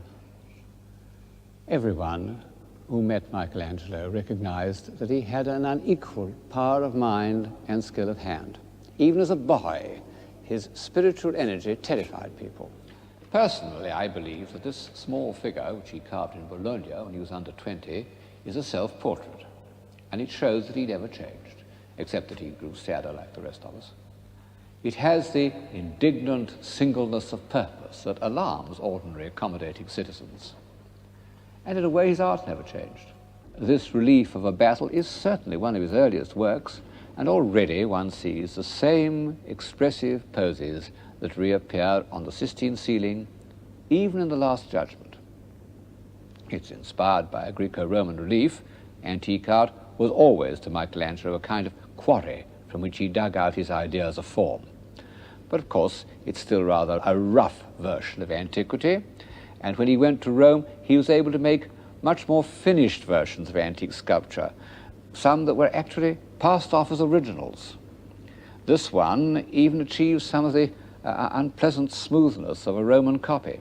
But when he returned to Florence, he was able to charge this worn-out style with his own vigor and potency. Seen by itself, the David's body might be some unusually taut and vivid work of antiquity. It's only when we come to the head that we're aware of a spiritual force that the ancient world had never known. I suppose that this quality, which I've called heroic, isn't a part of most people's idea of civilization. It involves a contempt for convenience and a sacrifice of all those pleasures that contribute to what we usually call civilized life. It's the enemy of happiness. And yet, we recognize that to despise material obstacles and even to defy the blind forces of fate is man's supreme achievement.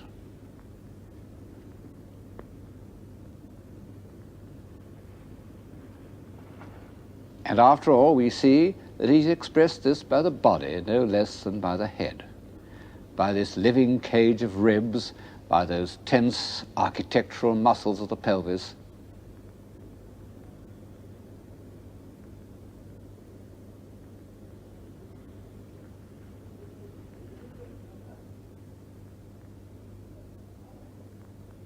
Above all, by this huge Florentine hand, so far from the antique tradition of ideal beauty.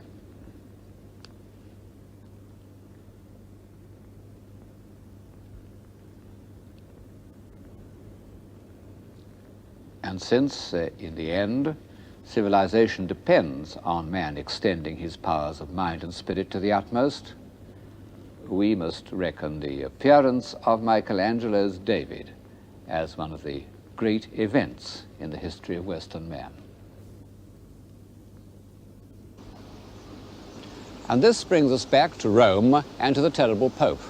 In fact, I'm sitting in the papal garden in the Vatican. Julius II wasn't only ambitious for the Catholic Church, he was ambitious for Julius II. And in his new temple, he planned to erect the most grandiose tomb of any ruler since the time of Hadrian. It was a staggering example of superbia, what we call megalomania. And Michelangelo at that time wasn't without the same characteristic. I needn't go into the question of why the tomb was never built. There was a quarrel. Heroes don't easily tolerate the company of other heroes. Nor does it matter to us what the tomb was going to look like. All that matters is that some of the figures made for it survive, and they are something new to the European spirit, something that neither antiquity nor the great civilizations of India and China had ever dreamt of. As a matter of fact, the two most finished of them were derived from antiques. But Michelangelo has given them a complex inner life that was almost unknown in antiquity. And he has made them convey their emotional conflicts by the action of their bodies. They're conceived as captives, bound captives. One of them struggling to be free from what?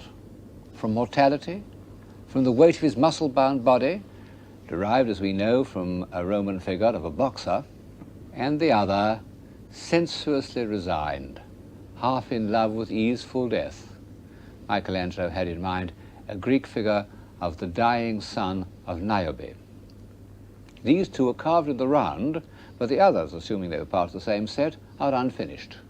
Their bodies emerge from the marble with the kind of premonitory rumbling that one gets in the Ninth Symphony, and then sink back into it.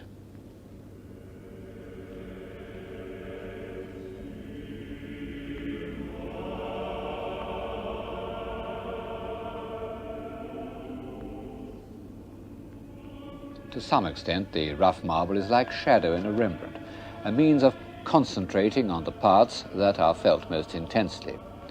But it also seems to imprison the figures. In fact, they're always known as the prisoners, although there's no sign of bonds or shackles.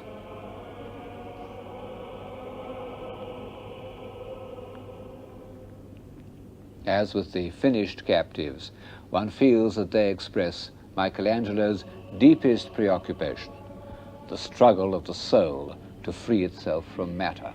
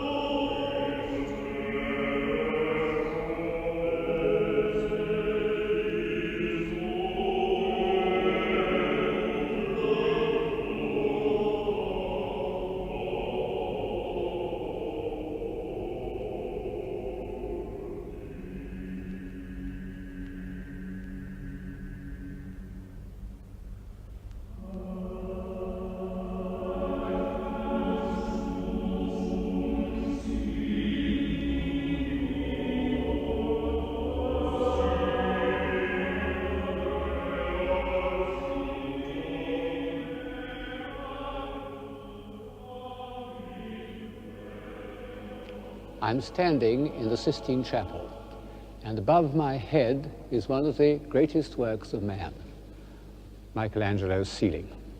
People sometimes wonder why the Italian Renaissance didn't make more of a contribution to philosophy. The answer is that the most profound thought of the time wasn't expressed in language, but in painting, just as in the early 18th century it was expressed through music. And of this truism, the chief example is Michelangelo's ceiling. We owe it to Julius II. Ever since Michelangelo's earliest biography, the Pope has been blamed for diverting his energies from the tomb on which he'd set his heart and putting him to work on the painting of the Sistine ceiling. It was even said to be a plot devised by his enemies. Well, I think it was a stroke of inspiration. The original project of the tomb included almost 40 marble figures, over life size. How could Michelangelo ever have done it? It's true that he carved marble faster than any mason, but even with his heroic energy, the tomb would have taken him 20 years, during which time his mind was changing and developing. And the very fact that in the ceiling he decided to depict scenes, not simply to concentrate on single figures, allowed him a range of experience which would hardly have been possible in the more concentrated medium of sculpture. Look at this woman holding her child in front of her, and these piled up men looking across the flooded landscape. And this wretched woman lying there in misery, abandoned. All these show a human side of Michelangelo, which will scarcely appear again. The ceiling also allowed him to express his thoughts about the divine plan. But were they his thoughts? We know in most philosophical paintings of the Renaissance, the ideas were suggested by poets and theologians. But in one of Michelangelo's letters, he says that the Pope had told him to paint what he liked. So I suppose that the subject of the ceiling was largely his own idea. And perhaps this is one of the reasons why it's so difficult to interpret. It's an extremely complex work. Viewed from the ground, there's an acute physical difficulty in concentrating long enough to relate the scenes and the individual figures to each other. Some scenes are clear, the contrast between the confident, sensual twist of Eve's body before the fall and the huddled, desperate animal after. As for the general scheme, I think at least one thing is certain. The Sistine ceiling passionately asserts the unity of man's body, mind, and spirit. You can admire the ceiling from the point of view of the body, as 19th century critics used to do, who looked first at the so-called athletes, or from the point of view of the mind, as one does when one looks at those great embodiments of intellectual energy, the prophets and sibyls. But when one looks at the sequence of stories from Genesis, I think one feels that Michelangelo was chiefly concerned with the spirit. As narrative, they begin with the creation and end with the drunkenness of Noah. But Michelangelo compels us to read them in reverse order, and indeed they were painted in the reverse order.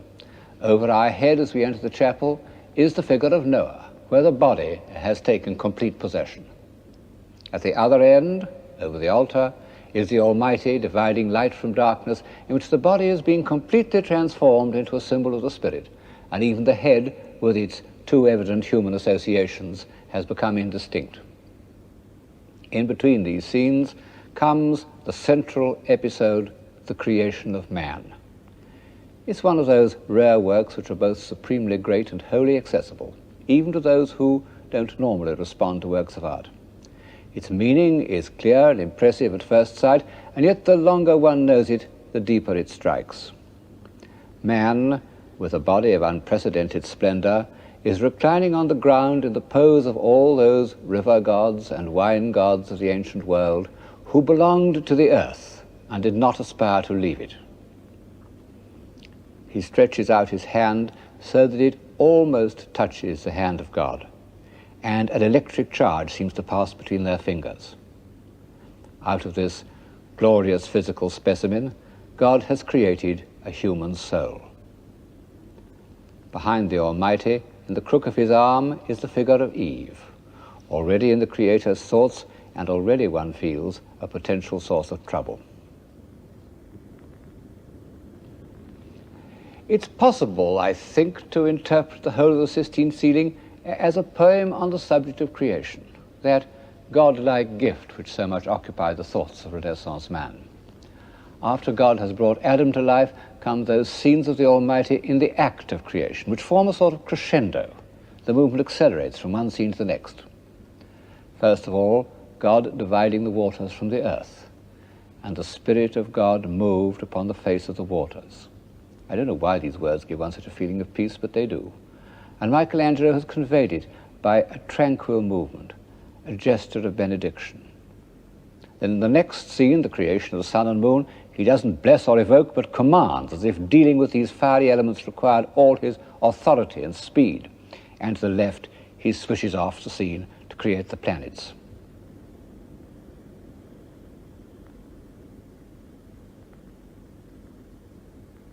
Finally, we're back at the separation of light and darkness. Of the rare attempts of finite man to set down an image of infinite energy, this seems to be the most convincing. One might even say the most realistic, because photographs of the formation of stellar nuclei show very much the same swirling movement. Michelangelo's power of prophetic insight gives one the feeling that he belongs to every epoch, most of all, perhaps, to the epoch of the great Romantics, of which we are still the almost bankrupt heirs. It's the quality that distinguishes him most sharply from his brilliant rival, the second hero of this program, Raphael. Raphael was above all a man of his age. Even in his early work, still painted in the clear, self-contained style of the 15th century, he's begun to absorb and harmonize all that was being felt or thought by the finest spirits of his time. He is the supreme harmonizer. That's why he's out of favor today. One couldn't write a bestseller about Raphael. I suppose one must allow that, as works of art, Raphael's frescoes aren't all that easy to enjoy. Even in the 18th century, when Raphael stood at the summit of an established Olympus, Sir Joshua Reynolds warned young artists not to be disappointed by their first visit to the stanza, but to go on looking and looking till finally they understood the restrained but perfectly balanced language in which he expresses his ideas. I've tried to follow his advice over the last 40 years, and I promise you, it's been worth the effort. Raphael came from Urbino, where his father was court painter. And it's reasonable to suppose that he was introduced to the papal service by his compatriot, Bramante, who was not only the architect of the new St. Peter's, but seems to have been on relatively intimate terms with Julius II. At the time, Raphael was 27. He'd only once tried his hand at mural painting. He'd shown no evidence at all that he could cope pictorially with great ideas, and yet Julius had the insight to commission this young man to decorate the library and study which was to be the center of the Pope's life, where he was to meditate on theology, decide on action. The decorations must, in some sense, project and harmonize his thoughts. No doubt Raphael had passed much of his boyhood in Urbino in the Paris Library, where paintings of poets and philosophers and theologians were placed above the shelves containing their books. And when he came to decorate what in effect was a branch of the papal library, he determined to carry the same idea further. He would not only portray the figures whose books were on the shelves below, he would relate them to each other and to the whole discipline of which they formed a part.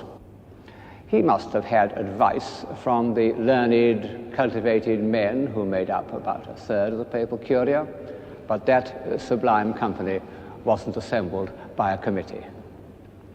It represents human reason. It's always known as the School of Athens, and on the opposite wall is divine reason, known for some reason as the Disputa. On the subsidiary wall, the window wall, is poetic inspiration, Apollo and the Muses, known as the Parnassus. Everything in the groups is thought out. For example, of the two central figures in the School of Athens, Plato, the idealist, is on the left, and he points upwards to divine inspiration. And beyond him, to the left, are the philosophers who appeal to intuition and to the emotions. We recognize Socrates, but many of the others can't be identified. We can be certain only that these noble human beings are passionately engaged in a search for truth.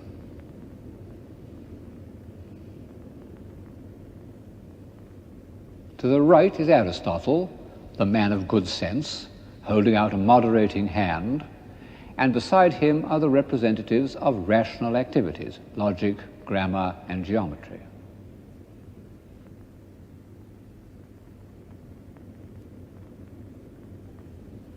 Curiously enough, Raphael has put his own portrait in this group, next to a bearded philosopher who seems to be an ideal portrait of Leonardo da Vinci, perhaps intended to represent Pythagoras. And below them is a group of beautiful young men looking over the shoulder of a bald-headed geometer, Euclid, I suppose. He is certainly a portrait of Bramante, and it's fitting that he should be there because the noble piece of architecture in which these representatives of human reason are assembled must, I think, represent Bramante's dream of the new St. Peter's. Raphael himself was later to become an architect, and a very fine architect. But in 1510, he couldn't possibly have conceived a building like this, one of the most life-enhancing effects of space in art. It may have been designed by Bramante, but Raphael has made it his own. Like all great artists, he was a borrower. But he absorbed his borrowings more than most. One has a vague feeling that these figures are inspired by Hellenistic sculpture. I suppose that's one of the things that makes him distasteful to us. But every figure in this picture is pure Raphael, or every figure but one. This morose philosopher does not occur in the drawing, the full-size drawing for the fresco, which by a miracle has survived. We can see where he comes from, the Sistine ceiling. Michelangelo wouldn't let anyone in there while he was at work, but Bramante had the key. And one day, when Michelangelo was away, he took Raphael in with him. Who cares? The great artist takes what he needs.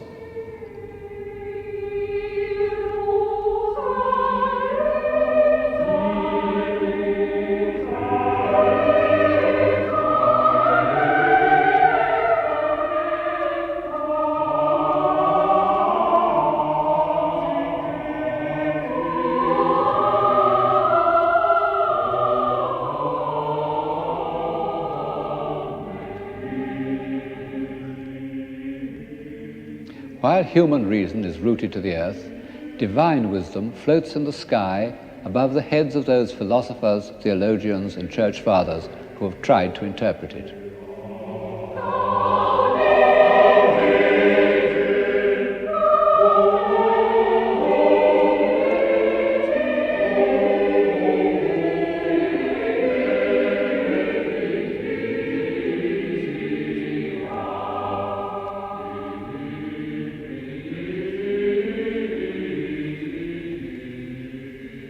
For all these figures, Raphael made studies which are models of the academic style of drawing. He even made nude studies of whole groups to get the underlying structure solid and real enough. How Michelangelesque that left-hand figure is. Then other studies of the flow of drapery. But when he came to the final design, all these ideas are enriched and developed. The seekers after revealed truth are arranged with the same regard for their relations with each other and with the philosophic scheme of the whole room that exists in the School of Athens, insofar as civilization consists in grasping imaginatively all that's best the thought of a time. These walls represent a summit of civilization.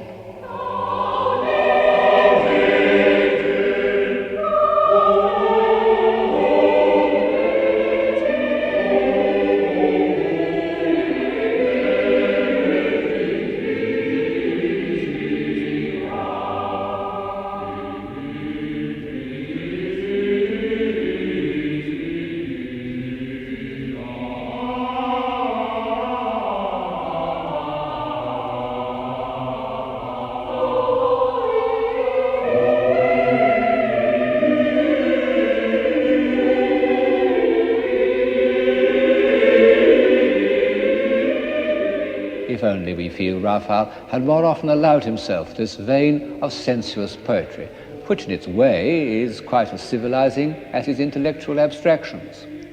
Michelangelo took no interest in the opposite sex. Leonardo thought of women solely as reproductive mechanisms, but Raphael loved the girls as much as any Venetian. Soon after this portrait was painted, Julius II died, and his successor, Leo X, doesn't look at all like a hero. I suppose Raphael tried to make this portrait as flattering as possible, but what a contrast to the old warrior. Raphael remained on in the papal service and was asked to do everything from the rebuilding of St. Peter's to the decoration of a very pagan bathroom for Cardinal Bibbiena. Of course, he couldn't do it all himself.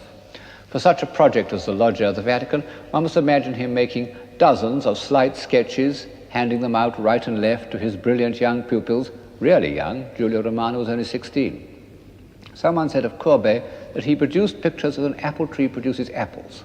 The same is true of Raphael, except that his apples were fruits of the imagination and sometimes achieved such grace and finality that they stamped themselves with the European mind for 300 years. However, one of the commissions of this period had a more questionable influence. This was a series of designs for the tapestries which were to be hung in the Sistine Chapel. With the thought of Michelangelo's ceiling above them, Raphael took a lot of trouble about them, and of course they are masterpieces. Masterpieces of composition in the tradition of the early Florentines, masterpieces of elevated imagination. But their very nobility was dangerous.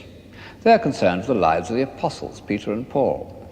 Well, St. Peter was a poor fisherman. Raphael has made him and all his companions uniformly handsome and noble. Where can one find more impressive human types than in the group of apostles who listened to Christ's charge, "Feed my sheep"?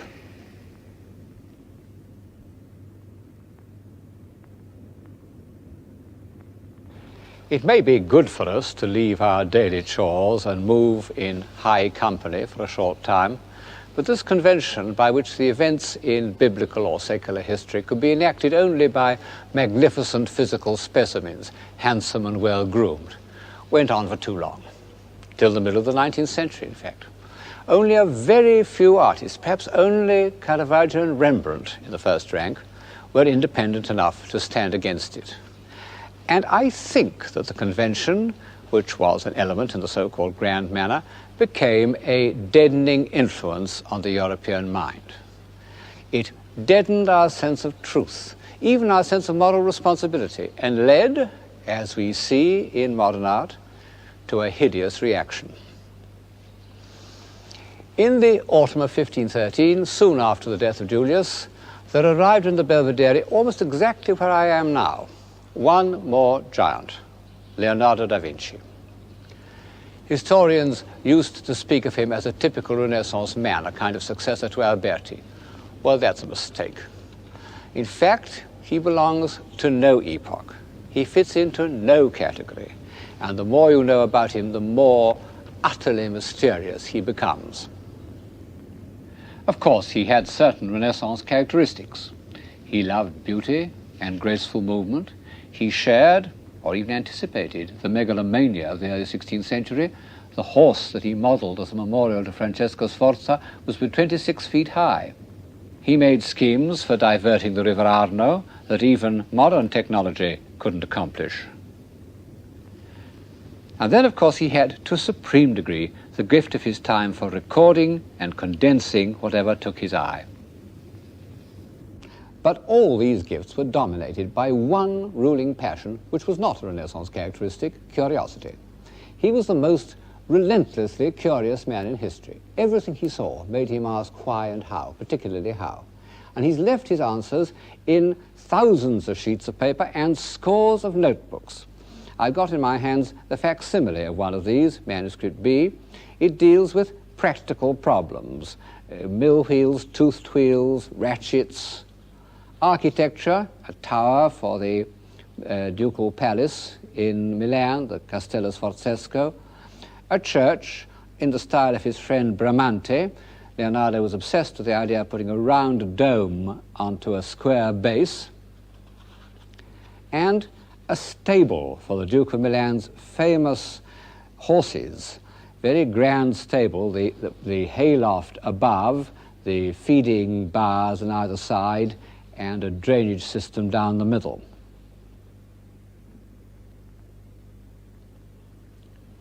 And then the other aspect of Leonardo's mind, his interest in theoretical and mathematical problems.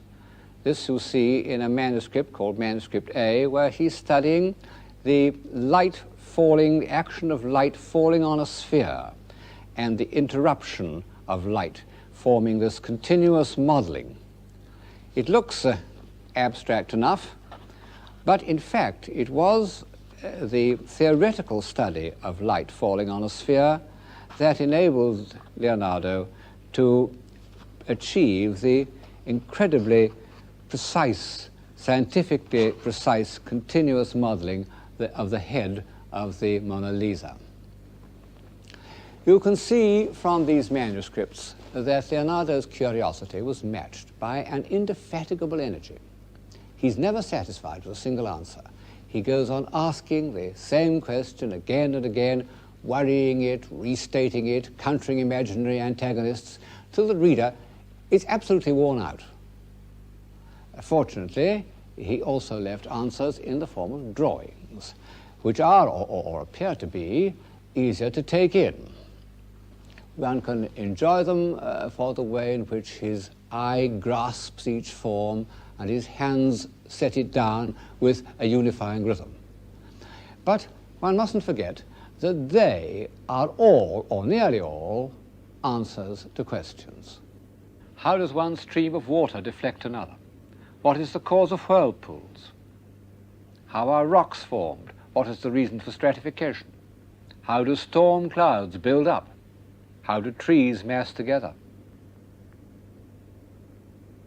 How does a twig support its load of acorns? How do blackberries mass on a branch? Why do the leaves of a Star of Bethlehem resemble the movement of water?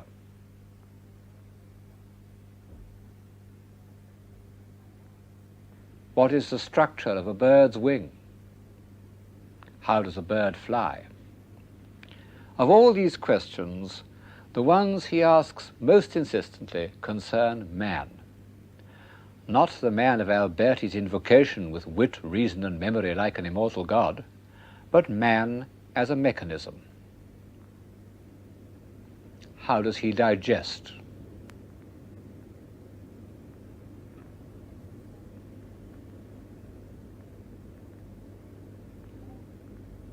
How does the heart pump blood?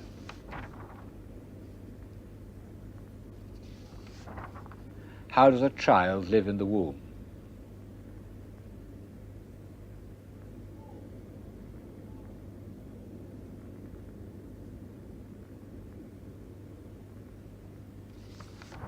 How does he speak?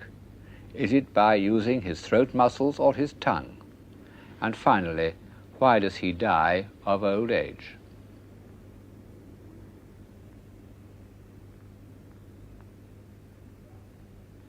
Leonardo discovered a centenarian in a hospital in Florence and waited gleefully for his demise in order to examine his veins. Every question demanded dissection, and every dissection was drawn with marvelous precision.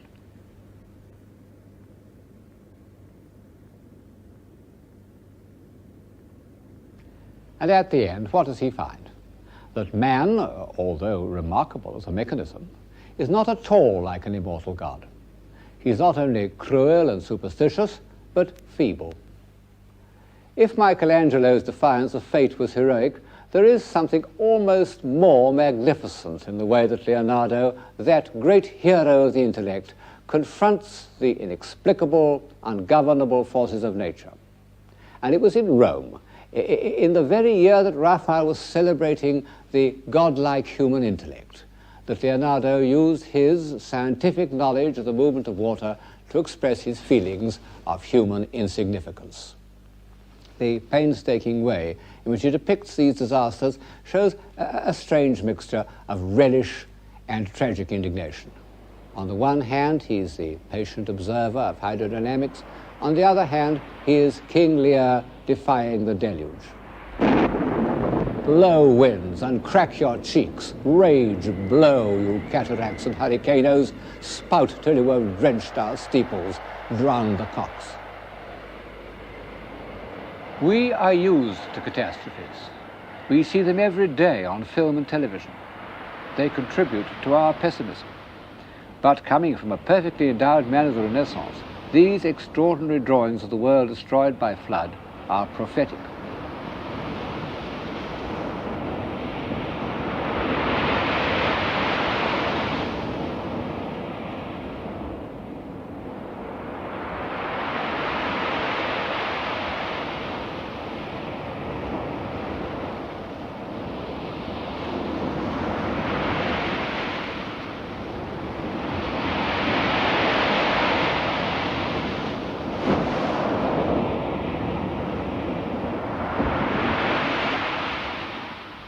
The golden moment was almost over. But while it lasted, man achieved a stature that he's hardly ever achieved before or since, because to the humanist virtues of intelligence was added the quality of heroic will. For a few years it seemed that there was nothing which the human mind couldn't master and harmonize.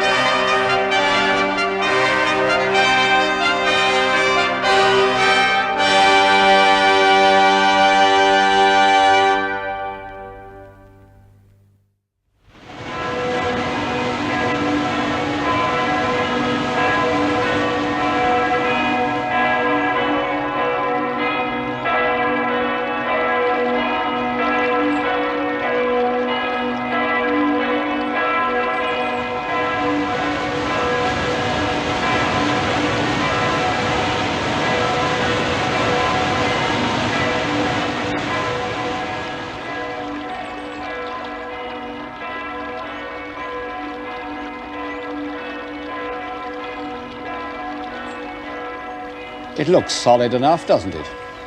In the late Middle Ages, the civilization of Northern Europe seemed designed to last forever. Rich merchants, self-satisfied guilds, a conveniently loose political organization, no material reasons for change.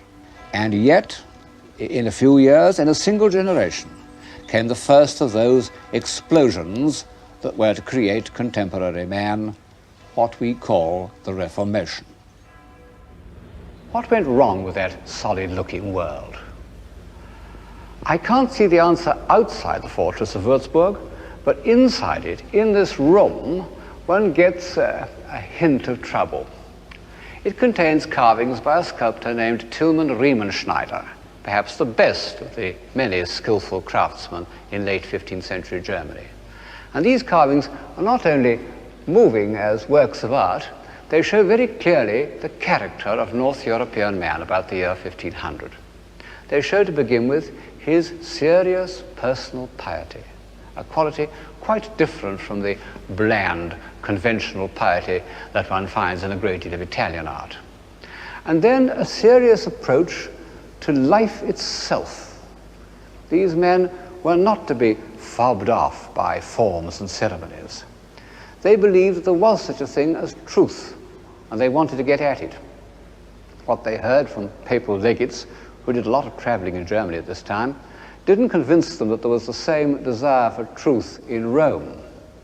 And they had a rough, raw-boned peasant tenacity of purpose. So far, so good. But these faces reveal a more dangerous characteristic, a vein of hysteria. The 15th century had been the century of revivalism, religious movements on the fringe of the Catholic Church. Even in Italy, Savonarola had persuaded his hearers to make a bonfire of their so-called vanities, including pictures by Botticelli, which I suppose was a bad day for civilization. The Germans were much more easily excited. Look at this Italian cardinal by Raphael. He's not only a man of high culture, but completely self-contained. And compare him with one of the greatest of German portraits, Dürer's Oswald Krell. Those staring eyes, that look of self-conscious introspection, that uneasiness, marvelously conveyed by Dürer through the uneasiness of the planes and the modeling. How German it is, and what a nuisance for the rest of the world. However, in the 1490s, these destructive national characteristics hadn't yet shown themselves. It was still an age of internationalism. And in 1498 there arrived in Oxford a poor scholar who was destined to become the spokesman of northern civilization and the greatest internationalist of his day, Erasmus. Erasmus was a Dutchman. He came from Rotterdam.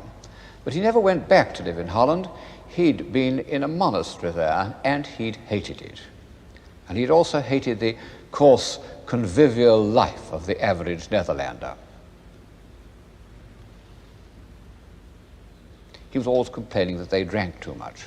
He himself had a delicate digestion and would drink only a special kind of Burgundy. All his life he moved from place to place, partly to avoid the plague, because that king of terrors kept all free men on the move throughout the early 16th century, and partly due to a restlessness that overcame him if he stayed anywhere too long.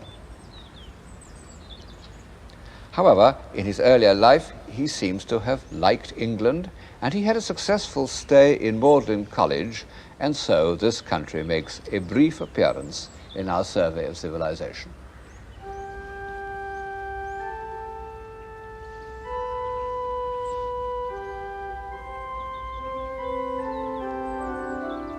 You know, considering the barbarous and disorderly state of England in the 15th century, Oxford and Cambridge are astonishing creations.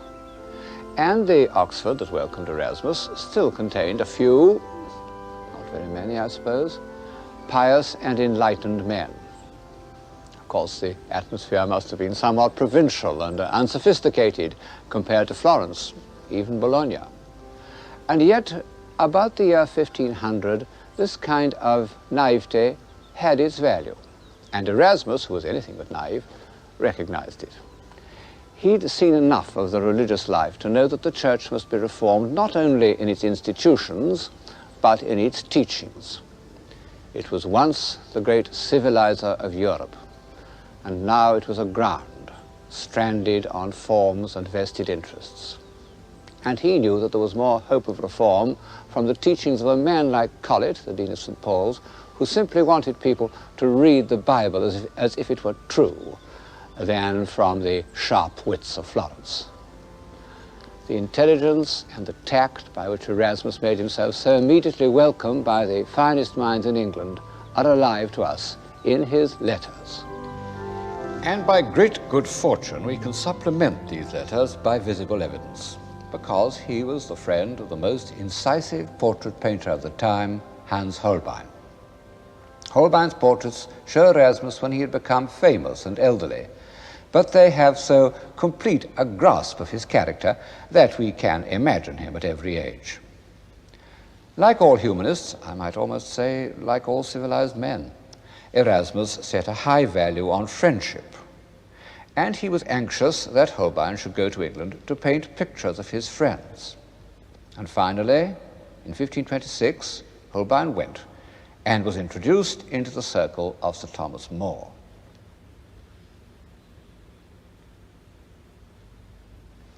The brilliant youth with whom 20 years earlier Erasmus had fallen in love was now Lord Chancellor.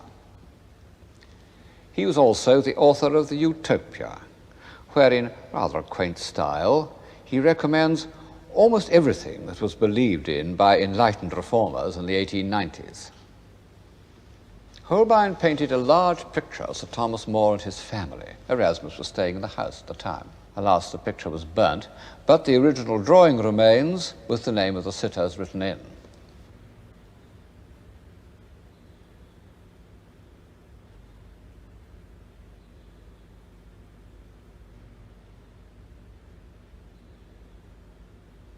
Erasmus used to say that More's family were like the Academy of Plato. Well, in Holbein's studies of the heads, they don't look oppressively intellectual, but alert, sensible people of any epoch.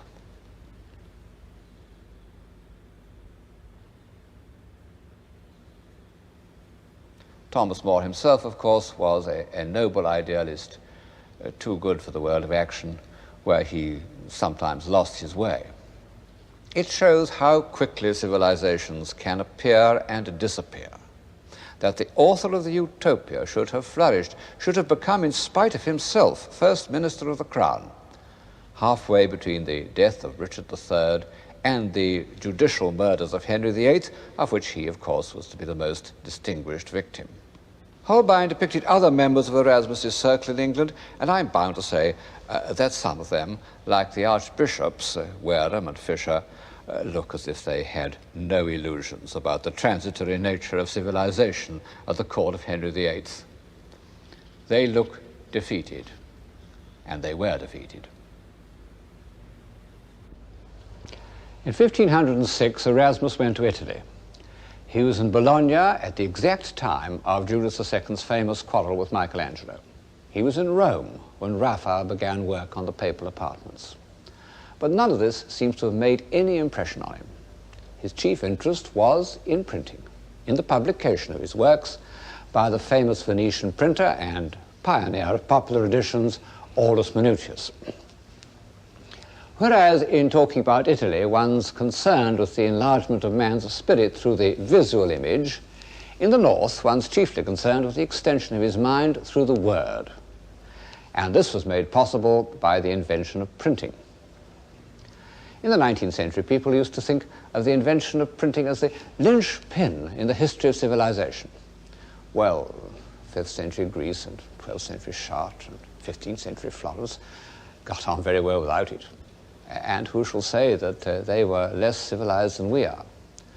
Still, on balance, I suppose that printing has done more good than harm.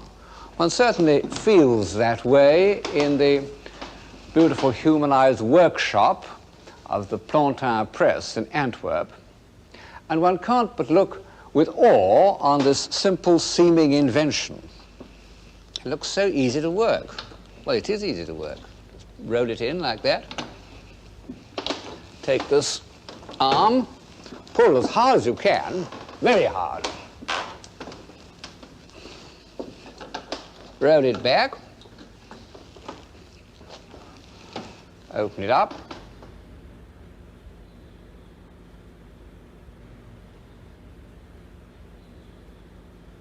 and you take out your printed sheet.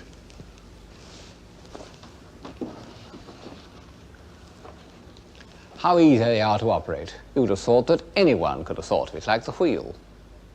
Yet it was so effective that it remained practically unchanged for about 400 years. And perhaps one's doubts about the civilizing effect of printing have been aroused by a later development of the craft. Of course, printing had been invented long before the time of Erasmus. Gutenberg's Bible was printed in 1456. But these early printed books were sumptuous and expensive, done in competition with manuscripts. Men only gradually realized that printed books should reach as many people as possible. And it took preachers and persuaders almost 30 years to recognize what a formidable new instrument had come into their hands, just as it took politicians 20 years to recognize the value of television. The first man to take advantage of the printing press was Erasmus. It made him and unmade him, because in a way he became the first journalist. He'd all the qualifications. A clear, elegant style, in Latin of course, which meant that he could be read everywhere but not by everyone, opinions on every subject, even the gift of putting things so that they could be interpreted in different ways. Early in his journalistic career, he produced a masterpiece, The Praise of Folly. He wrote it staying with his friend Thomas More. He said it took him a week. I dare say it's true. He had an amazing fluency. And this time his whole being was engaged. You know, to an intelligent man, human beings and human institutions sometimes seem intolerably stupid. And there are times when one's pent-up feelings of impatience and annoyance can't be contained any longer. Erasmus's Praise of Folly was an outburst of this kind. It washed away everything. Popes, kings, monks, of course, scholars, war, theology, the whole works. This is a page from it with a marginal drawing by Holbein showing Erasmus at his desk. And over the drawing, Erasmus has written that if he was really as handsome as this, he wouldn't lack for a wife. In the ordinary way, satire is a negative activity. But there are times in the history of civilization when it has a positive value. Times when the flypaper of complacency holds down the free spirit.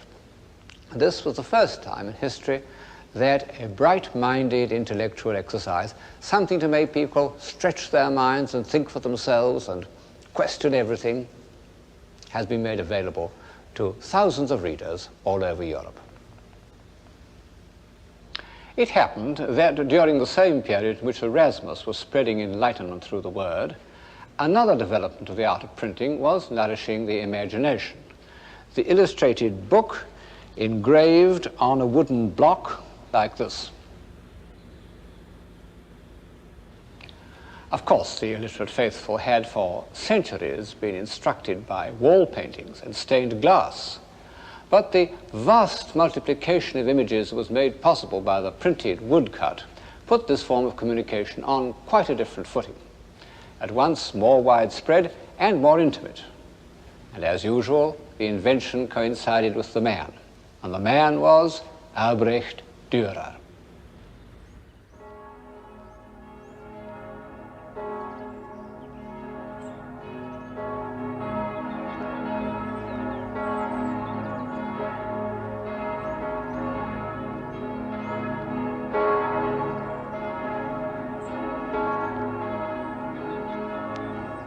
He was born and brought up in Nuremberg, the town of the Meistersingers.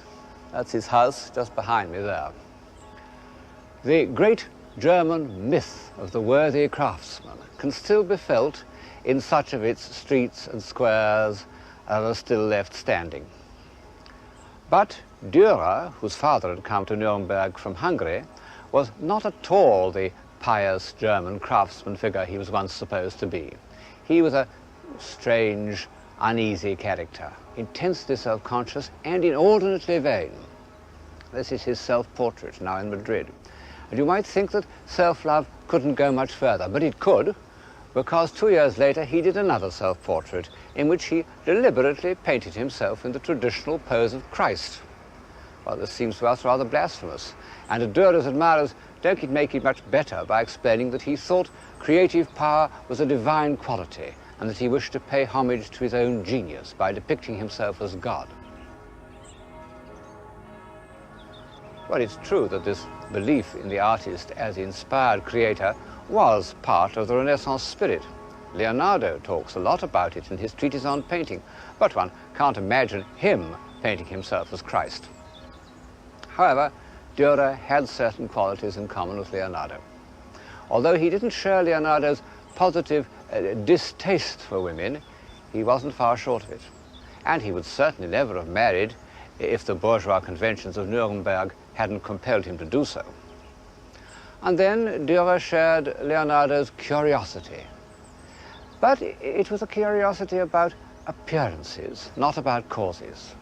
He was almost entirely without Leonardo's determination to find out how things worked. He collected rarities and monstrosities of the kind which 100 years later were to furnish the first museums. He would go anywhere to see them. Eventually he died as a result of an expedition to see a stranded whale in Zeeland. He never saw it. It had been washed away before he got there. However, he did see a walrus whose shiny snout delighted him. Dürer's curiosity about nature had less questionable results in the drawings he did of flowers and grasses and animals. No man has ever described natural objects more minutely. And yet, to my eye, something is missing: the inner life. This drawing of blades of grass, which is greatly admired, looks to me like the back of a case containing a stuffed animal.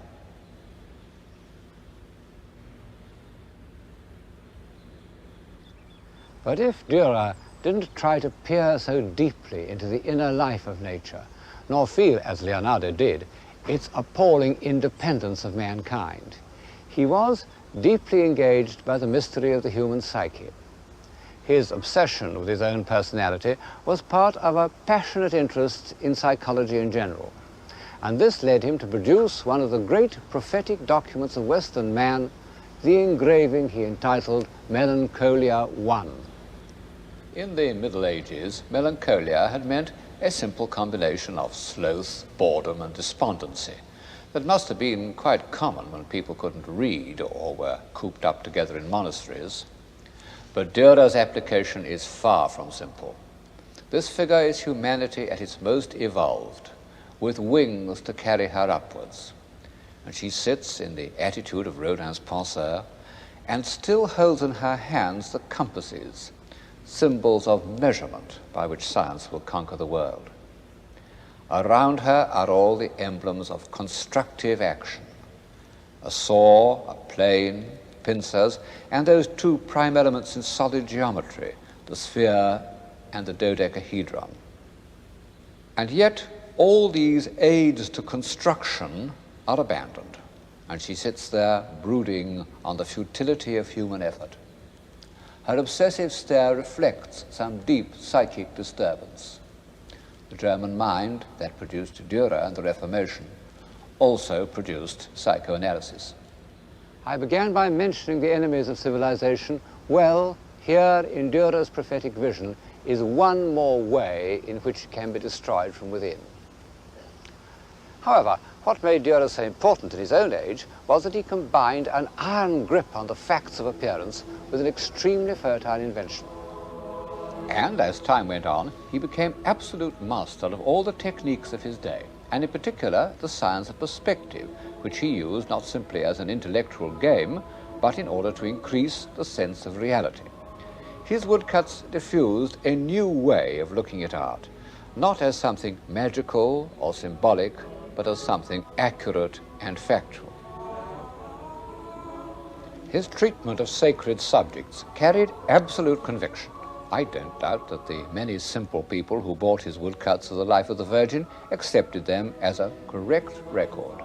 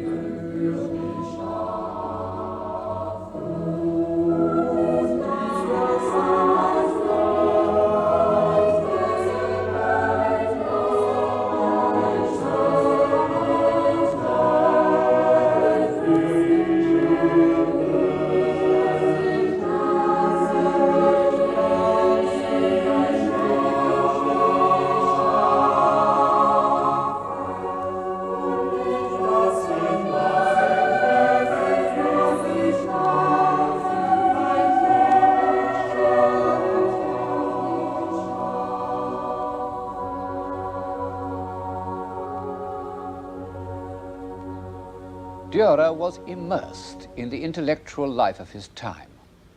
In the same year that Erasmus completed his translation of St. Jerome's letters, Dürer did this delicate engraving of his hero at work. What an Erasmian room! Clear, sunny, orderly, with its reminder of death, but also with lots of cushions, which they don't give you in monasteries. And Dürer made an even more striking reference to Erasmus in the engraving of the Knight with Death and the Devil. One of Erasmus's most widely read books was called The Handbook of the Christian Knight, and it was almost certainly in the artist's mind when he did this engraving, because he writes in a diary that refers to the engraving, "O Erasmus of Rotterdam, when wilt thou take thy stand? Hark, thou Knight of Christ, ride forth at the side of Christ our Lord, protect the truth, obtain the martyr's crown." Well, that wasn't at all Erasmus's line. And this grimly determined knight with his heavy Gothic armour forging ahead oblivious of the rather grotesque terrors that accost him is as far removed as possible from the agile intelligence and the nervous side glances of the great scholar. For 15 years, Dürer's cry to Erasmus was echoed by his contemporaries all over Europe, and it still appears in old-fashioned history books. Why didn't Erasmus intervene? Well, he wanted above all to avoid a violent split down the middle of the civilized world. He didn't think a revolution would make people happier. In fact, revolutions seldom do. In one of his letters, written soon after Dürer had done his portrait, he says of the Protestants, "I have seen them return from hearing a sermon as if inspired by an evil spirit. The faces of all showed a curious wrath and ferocity." Although Erasmus seems to us so modern, he actually lived beyond his time. He was by nature a humanist of the early Renaissance. The heroic world of the 16th century was not his climate. To my mind, the extraordinary thing is what a huge following he had, and how close Erasmus, or at least the Erasmian point of view, came to success. It shows how many people, even in a time of crisis, yearn for tolerance and reason and simplicity of life. In fact, for civilization. But on the tide of fierce emotional and biological impulses, they are powerless. So, almost 20 years after the heroic spirit was made visible in the work of Michelangelo, it appears in Germany in the words and actions of Luther. Whatever else he may have been, Luther was a hero. And after all the doubts and hesitations of the humanists and the hovering flight of Erasmus, it's with a real sense of emotional relief that we hear Luther say, "Here I stand."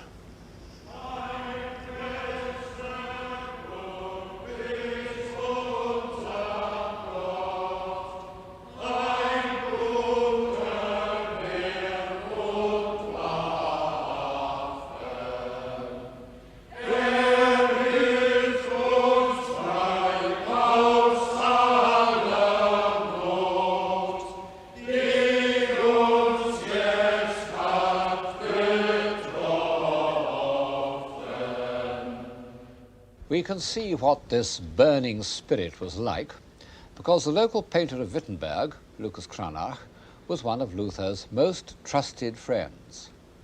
And Cranach portrayed Luther in all his changing aspects. The tense, spiritually struggling monk, the great theologian with the brow of Michelangelo, the emancipated layman.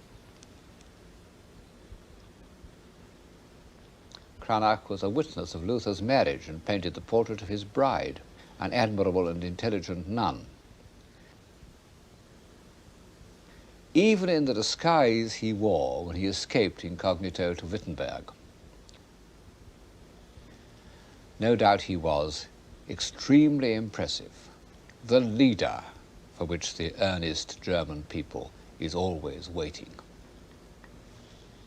Unfortunately for civilization, he not only settled their doubts and gave them the courage of their convictions, he also released their latent violence and hysteria.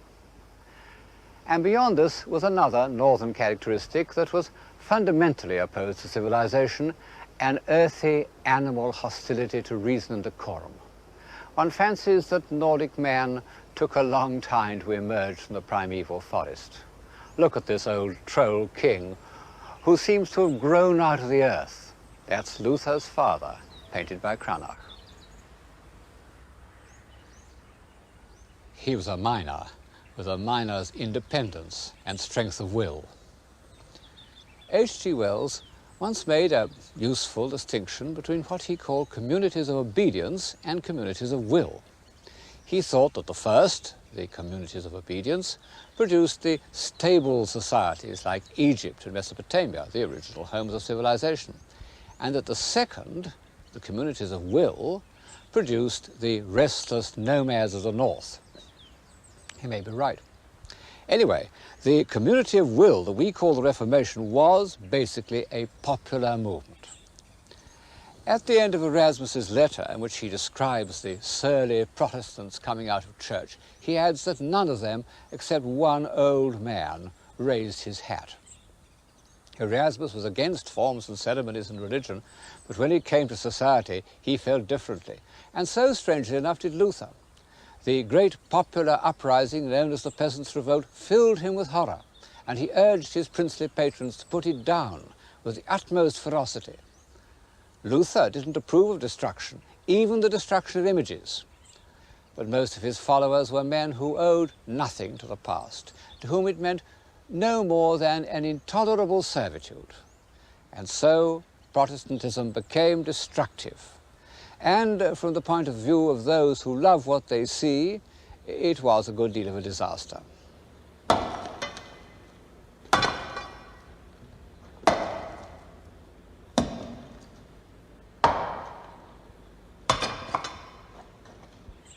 Well, we all know about the destruction of images, what we nowadays call works of art.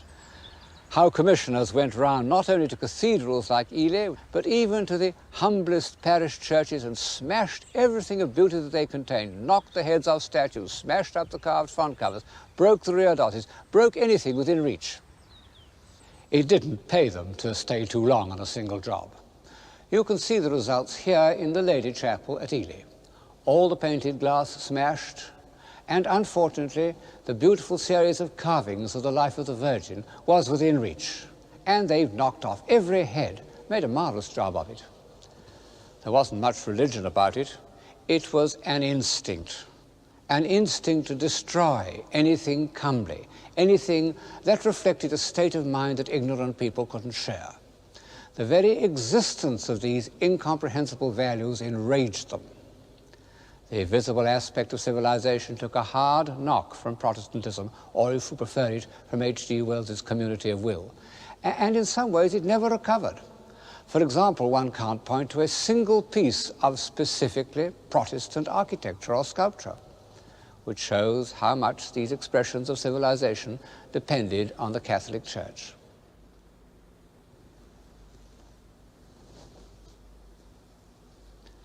But it had to happen. If Western civilization was not to wither or petrify, like the civilization of ancient Egypt, it had to draw life from a larger area than that which had nourished the intellectual and artistic triumphs of the Renaissance. And ultimately, a new civilization emerged. But it was a civilization not of the image, but of the word. Luther gave his countrymen words. Erasmus had written solely in Latin. Luther translated the Bible into German, noble German too, as far as I can judge, and so gave people not only a chance to read Holy Writ for themselves, but the tools of thought. And the medium of printing was there to make it accessible.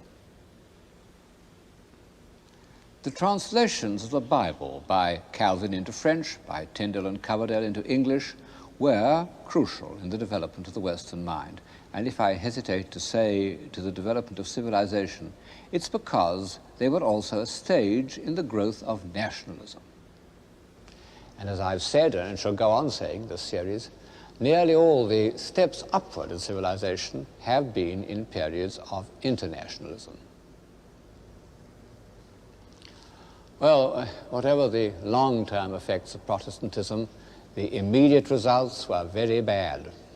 Not only bad for art, but bad for life. The North was full of bully boys. They appear frequently in 16th century German art, very pleased with themselves, apparently much admired. They rampaged about the country and took any excuse to beat people up. All the elements of destruction were let loose. 30 years earlier, Dürer had done a series of wood engravings illustrating the apocalypse. You can say that they express the Gothic side of his nature, or you can regard them as prophetic, because they show with terrifyingly effective precision the horrors that were to descend on Western Europe, both sides proclaiming themselves as the instruments of God's wrath. Fire rains down from heaven on kings, popes, monks, and poor families.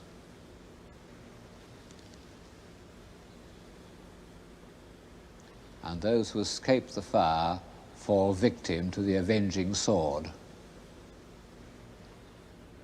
It's a terrible thought that so-called wars of religion, of course being used as a pretext for political ambitions, but still providing a sort of emotional dynamo, that wars of religion went on for 120 years and were accompanied by such revolting episodes as the massacre of St. Bartholomew.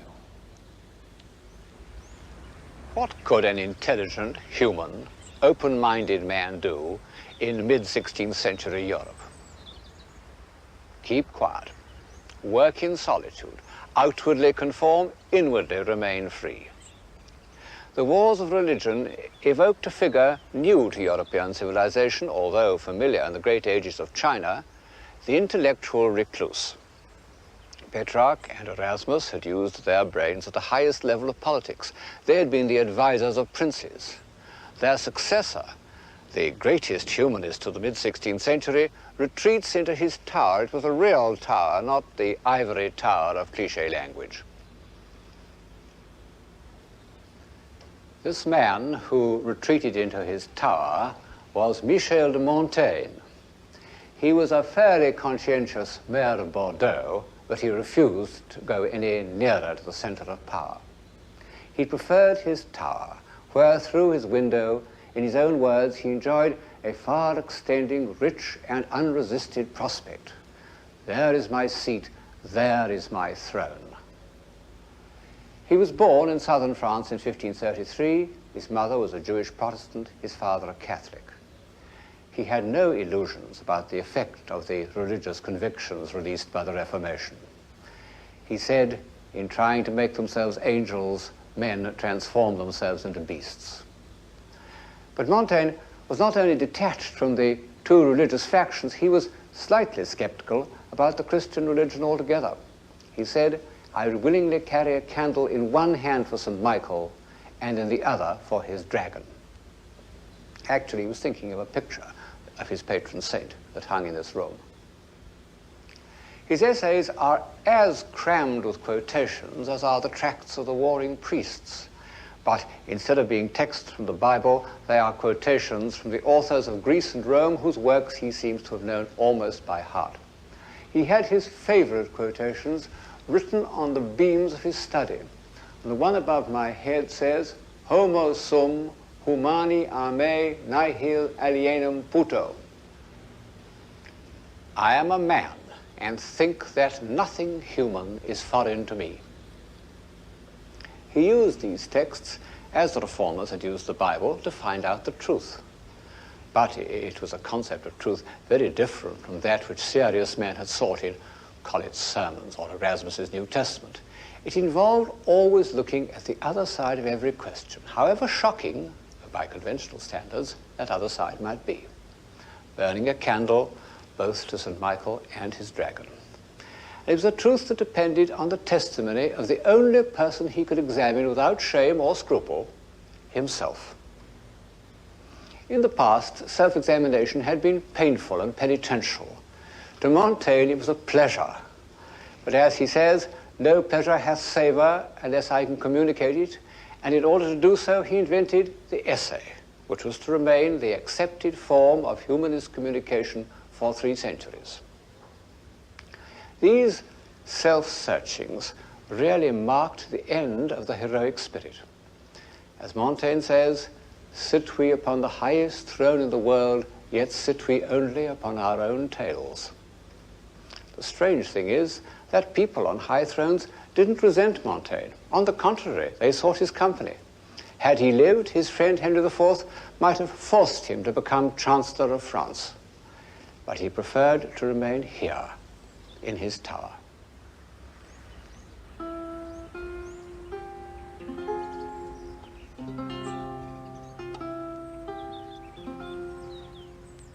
Such was the egocentric isolation that the wars of religion forced on the most civilized man in late 16th century Europe.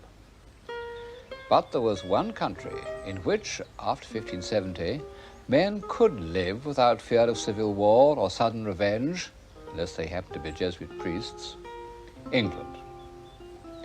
England, which was almost untouched by the visible signs of the Renaissance, which had little painting and no sculpture, but had developed a fantastic architecture of its own.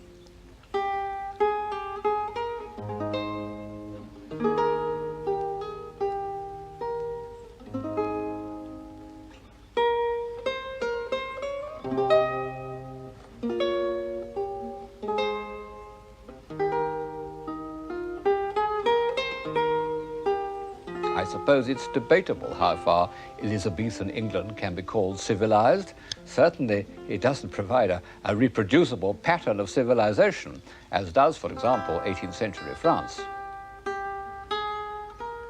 It was brutal, unscrupulous, and disorderly. But if, as I've suggested, the first requisites of civilization are intellectual energy, freedom of mind, a sense of beauty, and a craving for immortality, then the age of Spencer and Marlowe, of Dowland and Bird, was a kind of civilization. This is the background of Shakespeare. Well, of course, we can't compress Shakespeare into the scale of the program, but I can't altogether omit him because one of the first ways in which I would justify civilization is that it can produce a genius on this scale. In his freedom of mind, in his power of self-identification, in his complete absence of any dogma, Shakespeare sums up and illuminates the piece of history that I've just described. His mature plays are, amongst other things, the poetical fulfillment of Montaigne's intellectual honesty. In fact, we know that the first edition, English edition of Montaigne made a deep impression on Shakespeare. But Shakespeare's skepticism was more complete and more uncomfortable. Instead of Montaigne's detachment, there's a spirit of passionate engagement. And instead of the essay, there's the urgent communication of the stage. What? Art mad? A man may see how this world goes without eyes. Look with thine ears. Thou rascal beetle, hold thy bloody hand. Why dost thou lash that whore? Strip thine own back. Thou hotly lusts to use her in that kind for which thou whipst her. The usurer hangs the cozener. Through tattered clothes small vices do appear. Robes and furred gowns hide all. Plate sin with gold, and the strong lance of justice hurtless breaks. Arm it in rags, a pygmy's straw does pierce it. None does offend. None, I say. None. Pure Montaigne, with a difference. You know, this must be the first time, and there will be the last time, that a supremely great poet has been without religion. Tomorrow, and tomorrow, and tomorrow creeps in this petty pace from day to day to the last syllable of recorded time. And all our yesterdays have lighted fools the way to dusty death. Out, out, brief candle. Life's but a walking shadow, a poor player that struts and frets his hour upon the stage and then is heard no more. It is a tale told by an idiot, full of sound and fury, signifying nothing.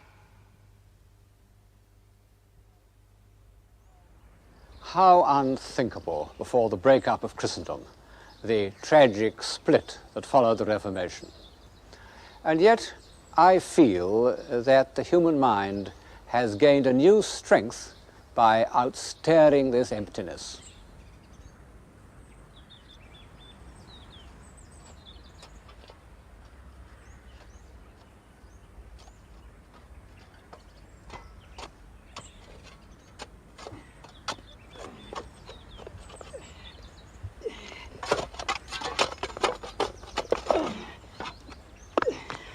How long will a man lie i' the earth ere he rot?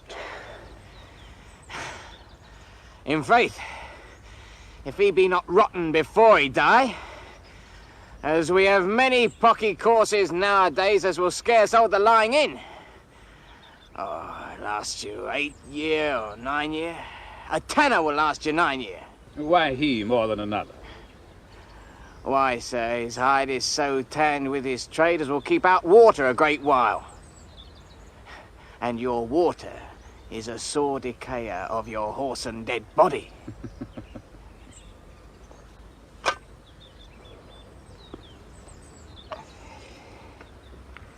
Here is a skull that hath lain you in the earth 23 year. Whose was it? A whoresome mad fellow it was. Whose do you think it was? Nay, I know not. Pestilence on him for a mad rogue.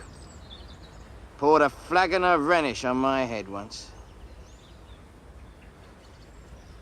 This same skull, sir. Yorick's skull. The king's jester. This? Mean that. Let me see. Alas, poor Yorick. I knew him, Horatio. A fellow of infinite jest, of most excellent fancy.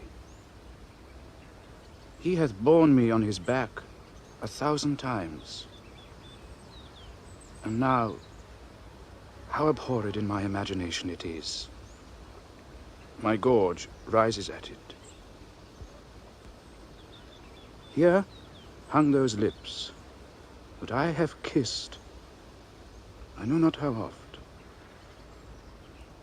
Where be your jibes now? Your gambols? Your songs? Your flashes of merriment that were wont to set the table on a roar? Not one now to mock your own grinning. Quite chap fallen. Now, get thee to my lady's chamber, and tell her, let her paint an inch thick. To this favor she must come. Make her laugh at that. I prithee, Horatio, tell me one thing. What's that, my lord? Dost thou think Alexander looked o' this fashion i' the earth? E'en so. And smelt so. Ha! E'en so, my lord. To what base uses we may return, Horatio? Why may not imagination trace the noble dust of Alexander till he find it stopping a bunghole but to consider too curiously, to consider so. Oh, faith, not a jot, but to follow him thither with modesty enough and likelihood to lead it, as thus. Alexander died, Alexander was buried. Alexander returneth to dust. The dust is earth. Of earth we make loam. And why of that loam whereto he was converted? Might they not stop a beer barrel? Imperious Caesar, dead and turned to clay, might stop a hole to keep the wind away. Oh, that earth which held the world in awe might patch a wall to expel the winter's flaw.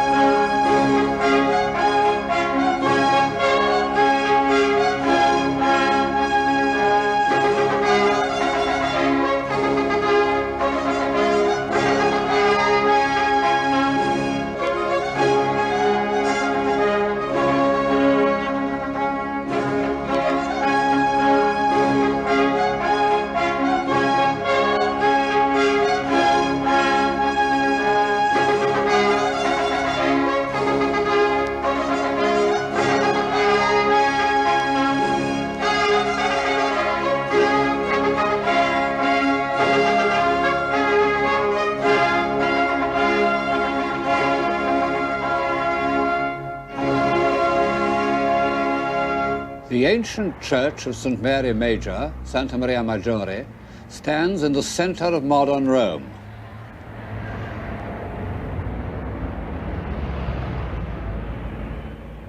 The hellish Roman traffic swirls all round it.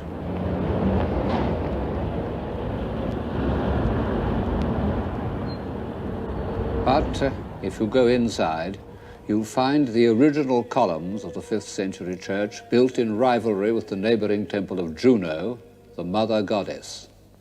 Since old St. Peter's was pulled down, there is nowhere else in Rome where one gets such a powerful impression of the Christian church before the barbarian conquests.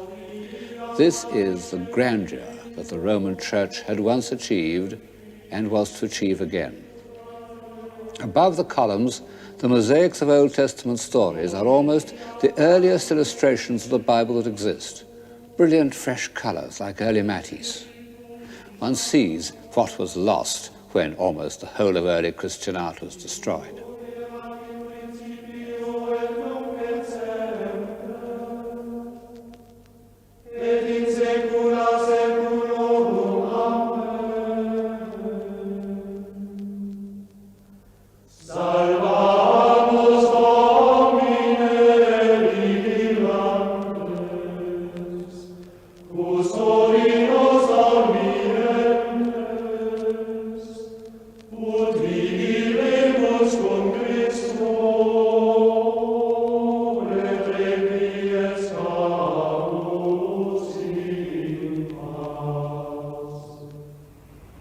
From the roof of Santa Maria Maggiore, I can see long, straight streets stretching for miles up and down, and each ending in front of a famous church.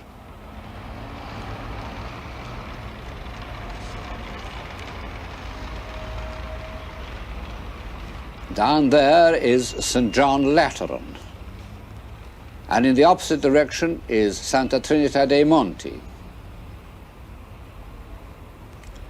And in each of the piazzas are Egyptian obelisks, symbols of that God-directed state which Rome had superseded.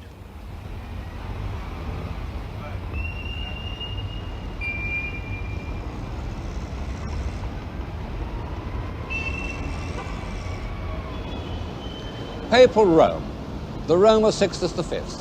It's the most grandiose piece of town planning ever attempted, and it anticipated by 50 years all the great town plans of France and Germany. And the amazing thing is that it was done only a generation after Rome had been, as it seemed, completely humiliated, almost wiped off the map. The city had been sacked and burnt, the people of Northern Europe were heretics, the Turks were threatening Vienna. It could have seemed to a far-sighted intellectual that the papacy's only course was to face the facts, accept its dependence on the gold of America, doled out through Spain. Well, as you can see, this didn't happen. Rome and the Church of Rome regained many of the territories it had lost and became once more a great spiritual force. But was it a civilizing force? In England, we tend to answer no. We've been conditioned by generations of liberal Protestant historians who tell us that no society based on obedience, repression and superstition can be really civilized. But no one with an ounce of historical feeling or philosophic detachment can be blind to the great ideals, to the passionate belief in sanctity, to the outpouring of human genius in the service of God, which is made triumphantly visible to us every step we take in Baroque Rome.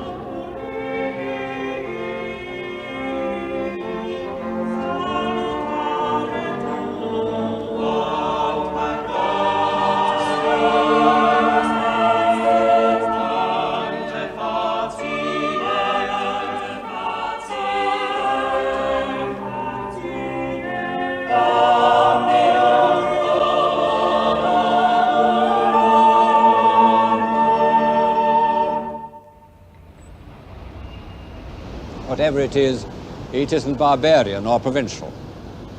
Add to this that the Catholic revival was a popular movement, that it gave ordinary people a means of satisfying through ritual, images, symbols, their deepest impulses, so that their minds were at peace.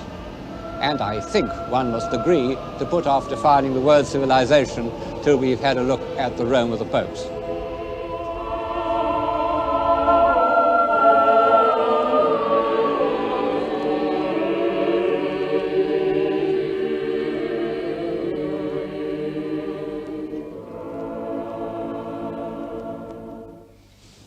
The first thing that strikes one is that those who say that the Renaissance had exhausted the Italian genius are wrong. After 1527, there was a moment of discouragement, a failure of confidence, and no wonder. Historians say that the sack of Rome was more a symbol than an historically significant event. Well, symbols sometimes feed the imagination more than facts. Anyway, the sack was real enough to anyone who'd witnessed it. Michelangelo's Last Judgment, which was commissioned by Clement VII as a kind of atonement for the sack, fills the whole end wall of the Sistine Chapel behind me. It's a disturbing, a crushing work. Most of the figures are embodiments of fear or despair.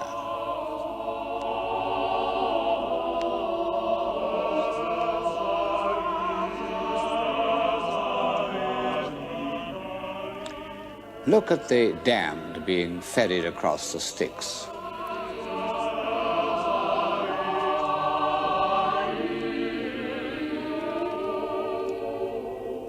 If you compare them with the creation of Adam on the ceiling, you can see that something very drastic has happened to the foremost imagination of Christendom.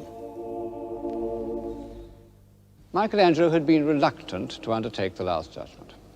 Under Clement's successor, Paul III Farnese, he was persuaded to continue it, although with rather a different purpose. It ceased to be an act of atonement or an attempt to externalize a bad dream, and became the first and greatest assertion of the Church's power and of the fate that would befall heretics and schismatics.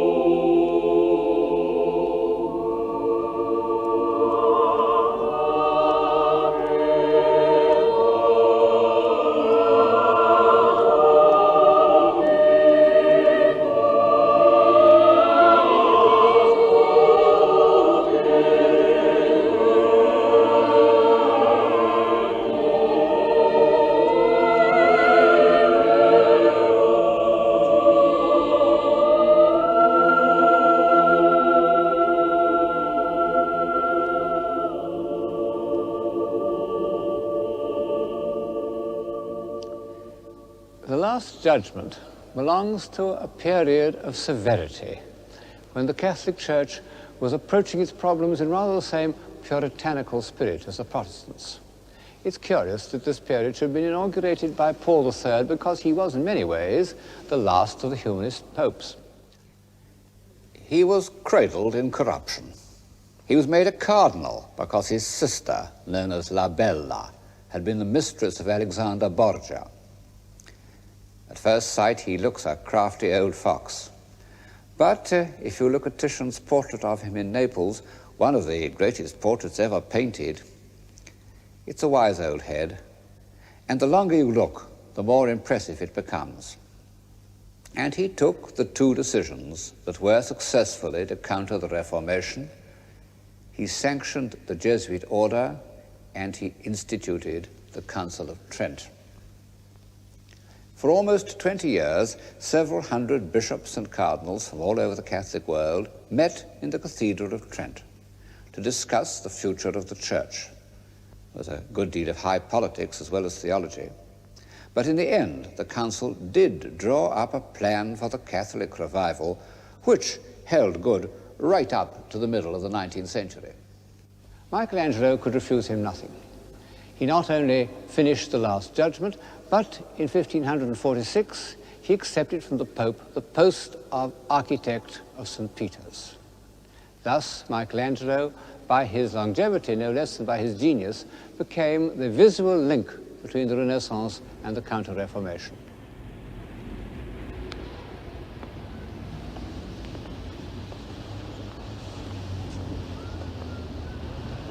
One of the reasons why medieval and Renaissance architecture is so much better than our own is that the architects were artists, individual artists of genius. The master masons of the Gothic cathedrals started as carvers working on the portals. In the Renaissance, Brunellesco was originally a sculptor, Bramante a painter. And of the great architects whom we shall see later on in the program, Pietro da Cortona was a painter and Bernini was a sculptor. And this has given to their work a power of plastic invention, a sense of proportion and articulation based on the study of the human figure, which knowledge of the tensile strength of steel and other prerequisites of modern building doesn't always produce. Well, of all non-professional architects, Michelangelo was the most adventurous, the least constrained either by classicism or functional requirements. Not that he was unpractical. He did drawings for the fortification of Florence, which from standards of military necessities are most ingenious and are also like the most superb works of abstract art. For that matter, all his ground plans are thrilling abstract designs. But he felt himself free to play with the elements of architecture in such a way as to express his feelings. And, as so often happens with a great artist, they were prophetic feelings. You can see what I mean in the building that stands behind me, the Palazzo dei Conservatori, here on the capital of Rome. Grandeur and obedience. Well, it's grand, all right. And if man is to take any pride in his history, the Roman capital should be grand. But the extraordinary thing is how Michelangelo has expressed in his architecture the principle of subordination. In an early Renaissance building, the parts maintain their identity with a harmonious independence. In the Michelangelo facade, everything is subordinate to powerful rhythms that run right through the building. He gave his immense authority to the device of a single pilaster running up through 2 stories. You know, in Renaissance architecture, and in Roman buildings for that matter, you had 1 column per story, one on top of the other. In this building, the small columns are pressed into the foot of the giant pilaster. They don't assert themselves, they simply add to its power. And these commanding verticals are met by even more assertive horizontals. And the inevitable collision of these 2 directions gives the building an extraordinary feeling of energy. It seems as dramatically tense as a human situation. Perhaps only Michelangelo had the energy of spirit to pull together the vast incoherent mass of St. Peter's. For admirable architects had worked on it before him. The central piers were already built, part of the surrounding walls, but he was able to give it the unifying stamp of his own character.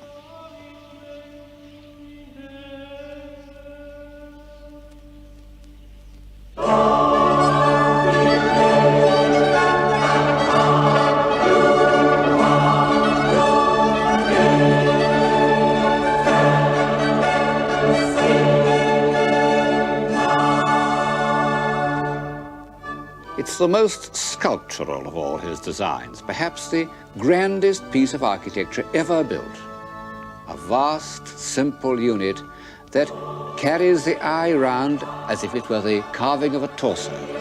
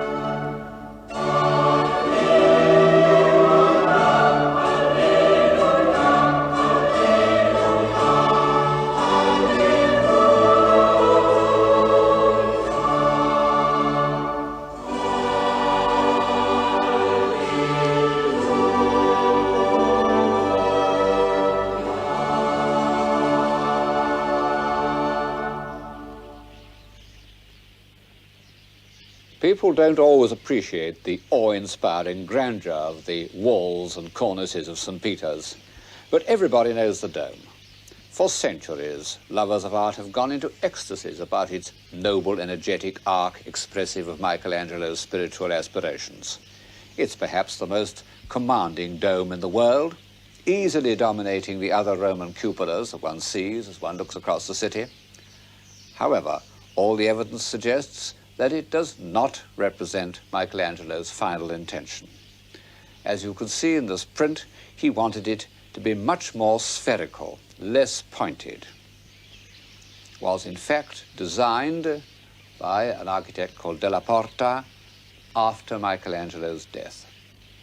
Well, we can go on admiring it and think rather more of Della Porta.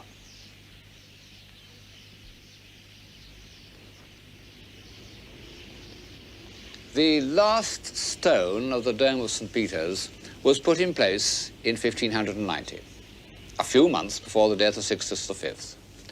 The long period of austerity and consolidation was almost over. The Catholic Church was victorious.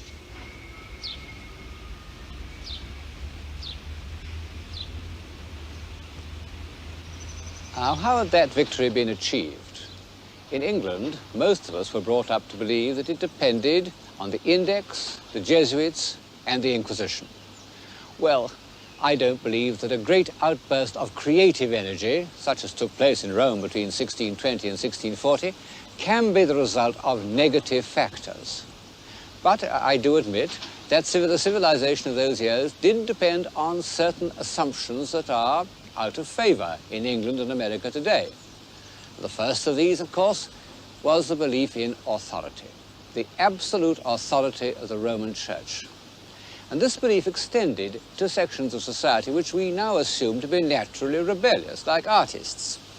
It comes as something of a shock to find that, with a single exception, the great artists at the time were all sincere, conforming Christians.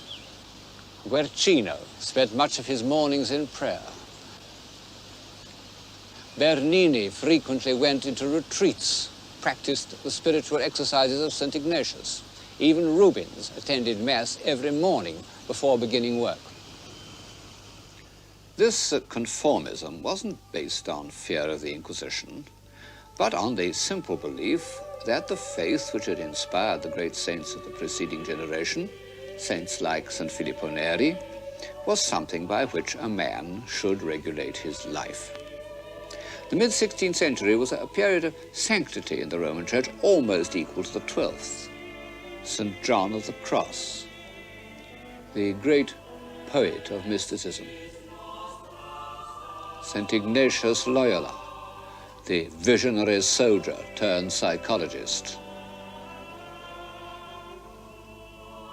St. Teresa of Avila, the great headmistress, with her irresistible combination of mystical experience and common sense. And St. Carlo Borromeo, the austere administrator. One doesn't need to be a practicing Catholic to feel immense respect for a half-century that could produce these great spirits. However, I'm not trying to pretend that this episode in the history of civilization was of value chiefly because of its influence on artists or philosophers. On the contrary, I think that intellectual life developed more fully in the freer atmosphere of the North. The great achievements of the Catholic Church lay in harmonizing, humanizing, civilizing the deepest impulses of ordinary people.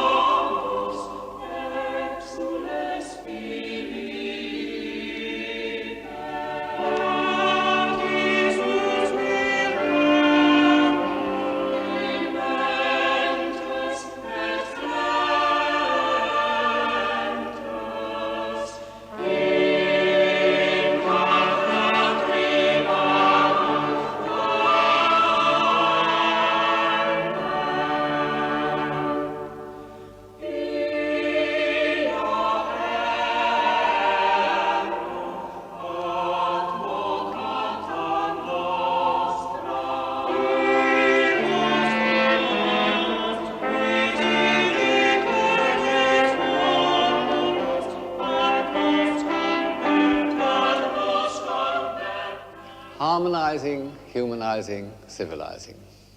Take the cult of the Virgin. In the early 12th century, the Virgin had been the supreme protectress of civilization. She'd taught a race of tough and ruthless barbarians the virtues of tenderness and compassion. The great cathedrals of the Middle Ages were her dwelling places upon earth. And then in the Renaissance, while remaining the Queen of Heaven, she became also the human mother, in whom everyone could recognize those qualities of warmth and love and approachability. Now, imagine the feelings of a simple-hearted man or woman, a Spanish peasant, an Italian artisan, on hearing that the northern heretics were insulting the Virgin, desecrating her sanctuaries, pulling down or decapitating her images. He must have felt something deeper than indignation. He must have felt that some part of his whole emotional life was threatened, and he would have been right. The stabilizing, comprehensive religions of the world, the religions which penetrate to every part of a man's being, in Egypt, India, China, gave the female principle of creation almost as much importance as the male, and wouldn't have taken seriously a philosophy that failed to include them both. Of course, I'm bound to say that these were all what H.G. Wells called communities of obedience. The aggressive nomadic societies, what he called communities of will, Israel, Islam, the Protestant North, conceived their gods as male. Now, it's a curious fact that the male religions have produced very little religious imagery. In most cases, have positively forbidden it. The great religious art of the world in every country is deeply involved with the female principle. Of course, the ordinary Catholic who prayed to the Virgin wasn't conscious of any of this, nor was he or she interested in the really baffling theological problems presented by the doctrine of the Immaculate Conception. He knew simply that heretics wanted to deprive him of that sweet, compassionate, approachable being who would intercede for him as his mother might have interceded with a hard master. Take another human impulse that can be harmonized but shouldn't be suppressed, the impulse to confess. The historian can't help observing how the need for confession has returned, even or especially in the land of the Pilgrim Fathers. The difference is that instead of confession being followed by a simple, comforting rubric which has behind it the weight of divine authority, the modern confessor must grope his way into the labyrinth of the psyche with all its false turnings and dissolving perspectives. A noble aim, but a terrifying responsibility. No wonder that psychoanalysts have the highest suicide rate of any vocation. And perhaps, after all, the old procedure had something to recommend it because, as a rule, it's the act of confession that matters, not the attempted cure. The leaders of the Catholic Restoration had made the inspired decision not to go halfway to meet Protestantism in any of its objections, but rather to glory in those very doctrines that the Protestants had most forcibly, sometimes it must be admitted most logically, repudiated. Luther had repudiated the authority of the Pope very well. No pains must be spared to make a gigantic assertion that St. Peter, the first Bishop of Rome, had been divinely appointed as Christ's vicar on earth. Ever since Erasmus, intelligent men in the North had spoken scornfully of relics. Very well. Their importance must be magnified so that the 4 piers of St. Peter's itself are gigantic reliquaries.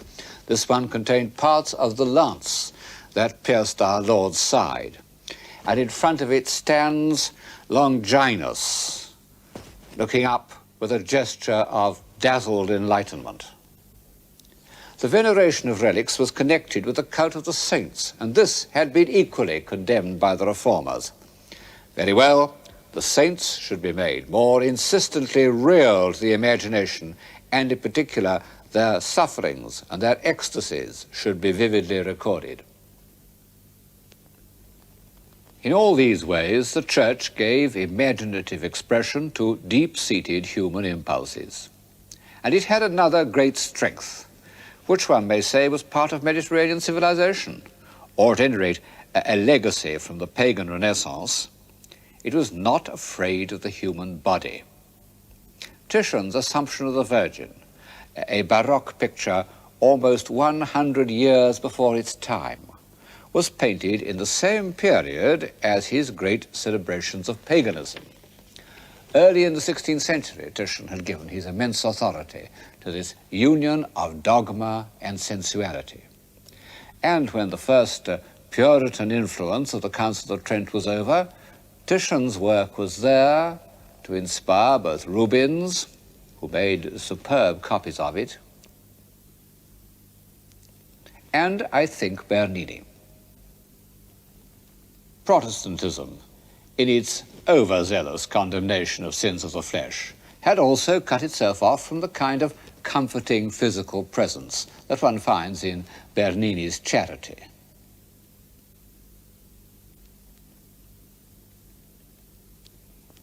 For all these reasons, the art we call Baroque was a popular art.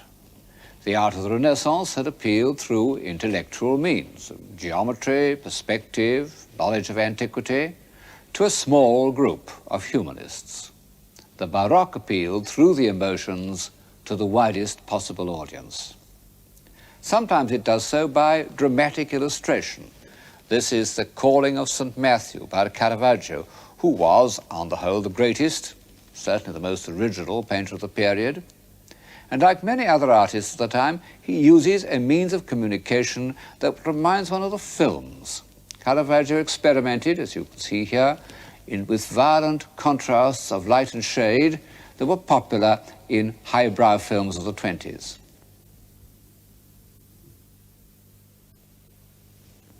And later Baroque artists, like Bernini, delighted in the emotive close-up, the tears and opened lips and restless movement, all those devices that were to be rediscovered in the movies.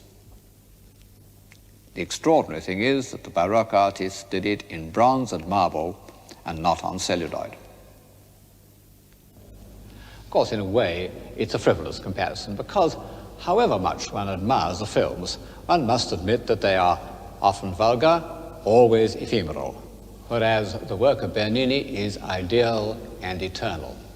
He was a very great artist, and although his work may seem to lack the awe-inspiring seriousness and concentration of Michelangelo, it was, in its century, even more pervasive and influential.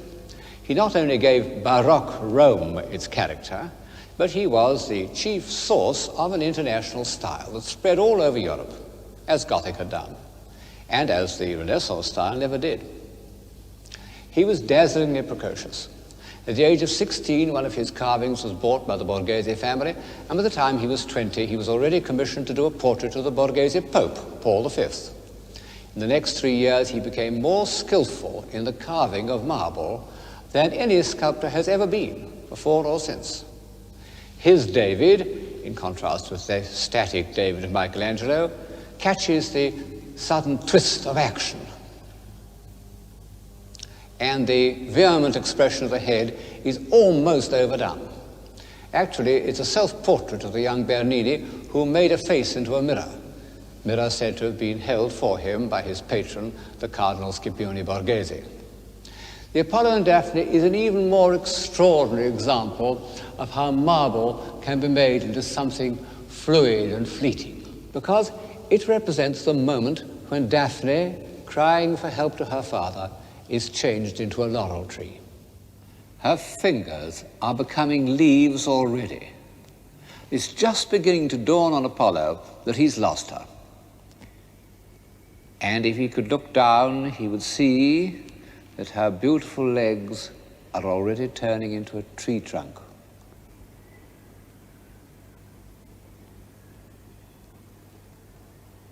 And her toes are becoming roots and tendrils.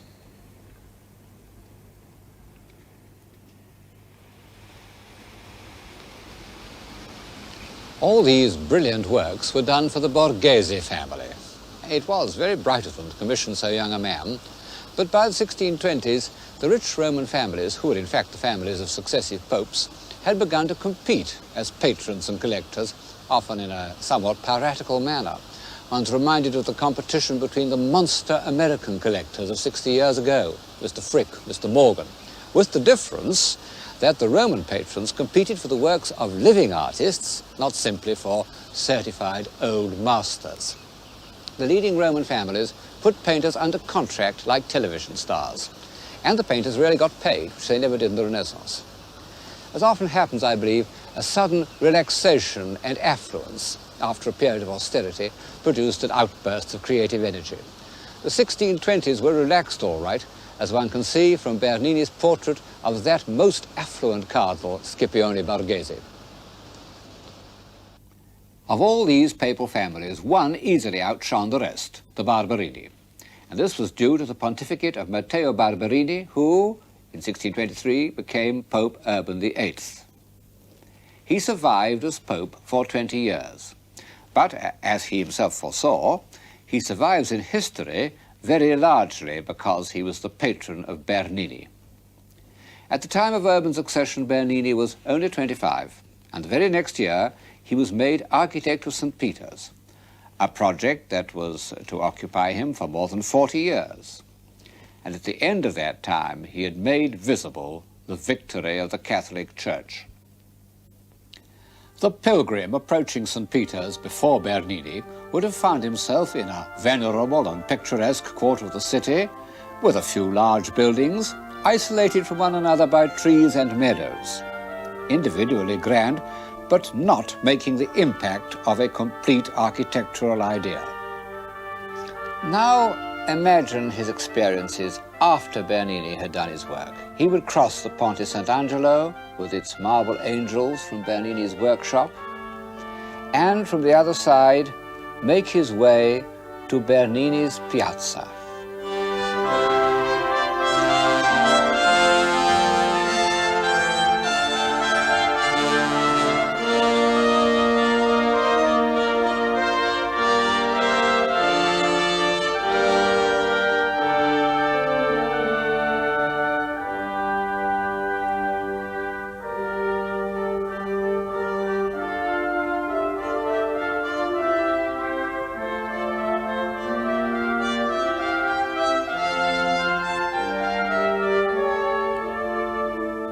Bernini is perhaps the only artist in history who's been able to carry through such a vast design over so long a period.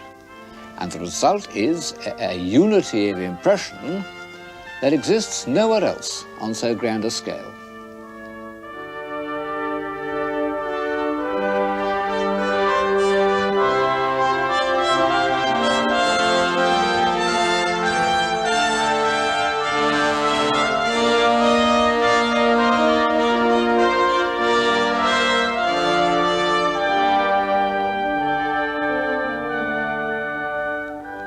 Then, when our pilgrim passes through the enormous facade, the feeling of complete unity of style is maintained.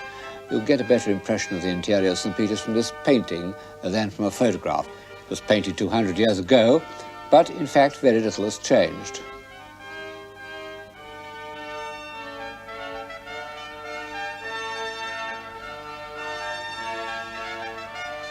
Not only is the decoration, basically, all conceived by Bernini in a uniform style, but the eye passes without a break through the baldacchino and up to that astonishing construction, the throne of St. Peter.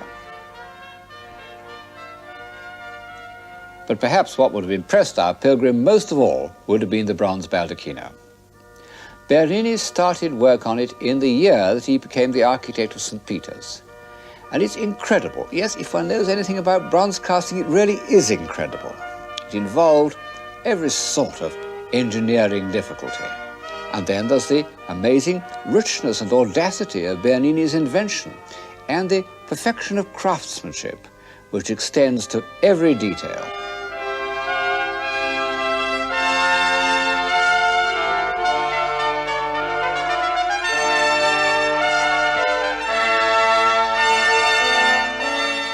More extraordinary still, Bernini seems already to have foreseen in his imagination what the whole development of St. Peter's would be like, because this work, which is the first thing he designed, is completely in harmony with the great progression of works executed over the whole span of 40 years. I believe that anyone who uses his eyes without prejudice will find his emotions stirred and enlarged by these marvelous experiences. as we enter this world of light and movement, of weightless angels and billowing bishops and tumbling cherubs, we are ourselves no longer weighed down by earthly things. We participate imaginatively, as we do in a ballet, in an ecstatic repudiation of the forces of gravity. But the word ballet suddenly puts me on my guard.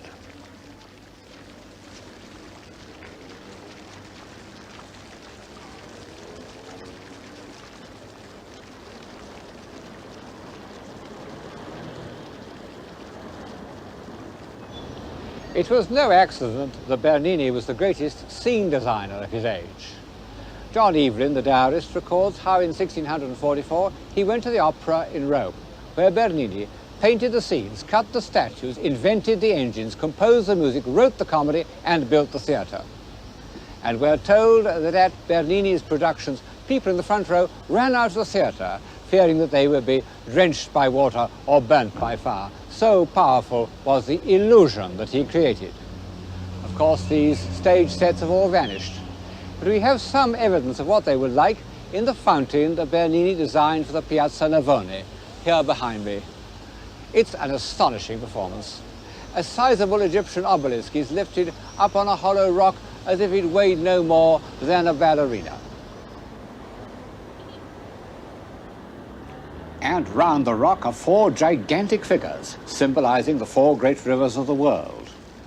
First of all, the Danube, with its symbolic animal, the horse, emerging from a grotto, said to be the only part of the monument carved by Bernini himself. Incidentally, it's the portrait of a real horse called Montedoro. And then the Nile, with a rather ridiculous lion. And then the Ganges, shrouded from the sun. And finally, the River Plate, symbolized by heaven knows what sort of fabulous crocodile.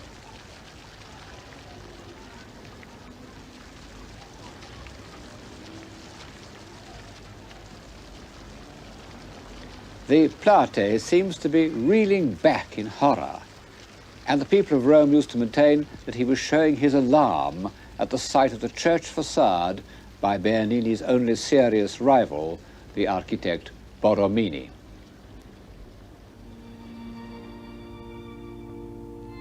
Of this theatrical element in Bernini, a sublime example is the Cornaro Chapel in Santa Maria della Vittoria. To begin with, Bernini has represented the members of the Cornaro family on either side of the chapel, looking as if they were in boxes, waiting for the curtain to go up. And then when we come to the drama itself, it's presented exactly as if it were on a small stage, with a spotlight falling on the protagonists. But at this point, the theatrical parallel must be dropped, because what we see, the Ecstasy of Santa Teresa, is one of the most deeply moving works in European art. Bernini's gift of sympathetic imagination, of entering into the emotions of others, a gift no doubt enhanced by his practice of St. Ignatius's spiritual exercises, is used to convey the rarest and most precious of all emotional states, that of religious ecstasy. He's illustrated exactly the passage of the saint's autobiography in which he describes the supreme moment of her life, how an angel with a flaming golden arrow pierced her heart repeatedly. The pain was so great that I screamed aloud, but simultaneously felt such infinite sweetness that I wished the pain to last eternally. It was the sweetest caressing of the soul by God.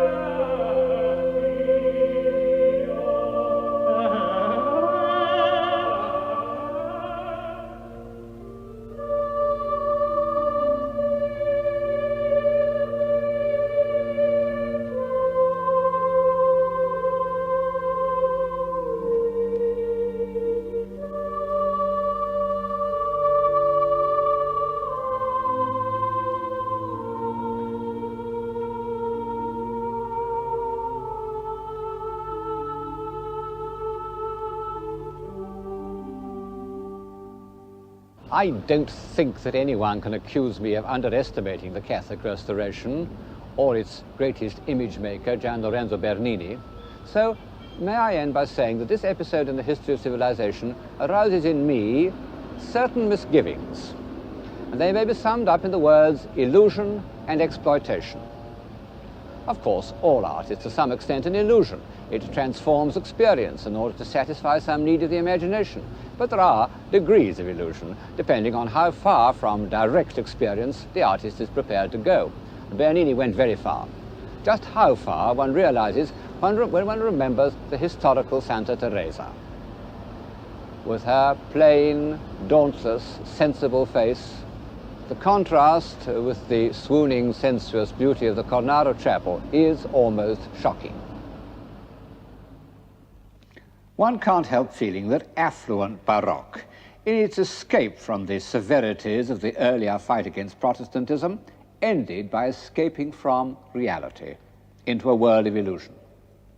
Art creates its own momentum, and once set on this course, there was nothing it could do except become more and more sensational.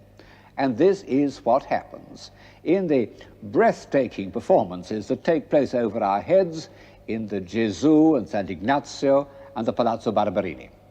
We feel that the stopper is out. Imaginative energy is fizzing away up into the clouds and will soon evaporate.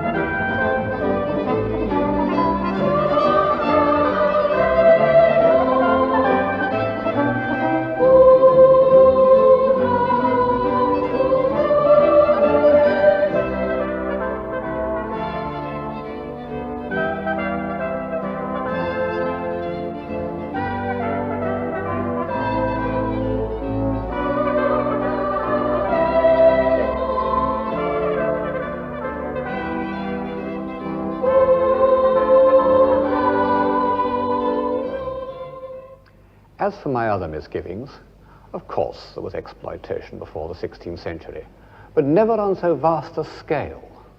In the Middle Ages, it was usually accompanied by real popular participation. Even in the Renaissance, palaces were, to some extent, seats of government and objects of local pride. But the colossal palaces of the Pope's relatives were simply expressions of private greed and vanity. Farnese, Borghese, Barberini, Ludovisi, these rapacious parvenus spent their short years of power competing as to who should build the largest and most ornate saloons. In doing so, they commissioned some great works of art, and one can't help admiring their shameless courage. At least they weren't mean and furtive like some modern millionaires. But their contribution to civilization was limited to this kind of visual exuberance. The sense of grandeur is no doubt a human instinct, but carried too far it becomes inhuman. I wonder if a single thought that has helped forward the human spirit has ever been conceived or written down in an enormous room.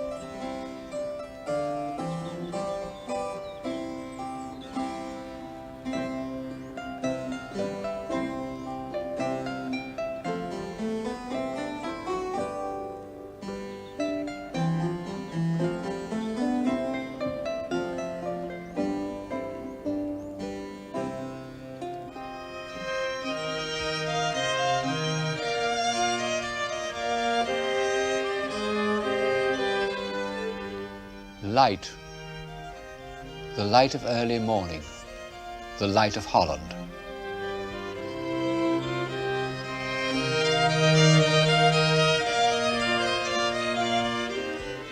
It spreads over the flat fields, it's reflected in the canals, and it picks out distant towers and spires.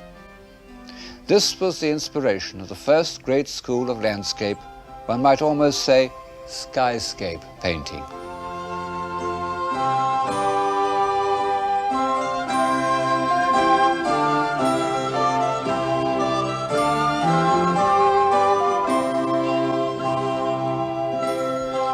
This is a painting done in the middle of the 17th century of the square in Haarlem.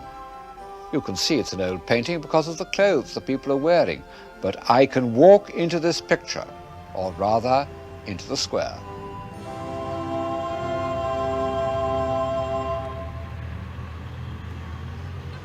Looks very much the same, doesn't it? Before the 17th century, the idea that one could walk into a picture in this way would have been almost unthinkable. Seems quite natural to us, and no doubt seemed natural when it was painted. But like so many things we take for granted, it goes back to a revolutionary change in thought. The revolution in which divine authority was replaced by experience, experiment, and observation. I'm in Holland not only because Dutch painting is a visible expression of this change of mind, but because Holland, economically and intellectually, was the first country to profit from the change. When one begins to ask the question, does it work, or even does it pay, instead of asking, is it God's will, one gets a new set of answers.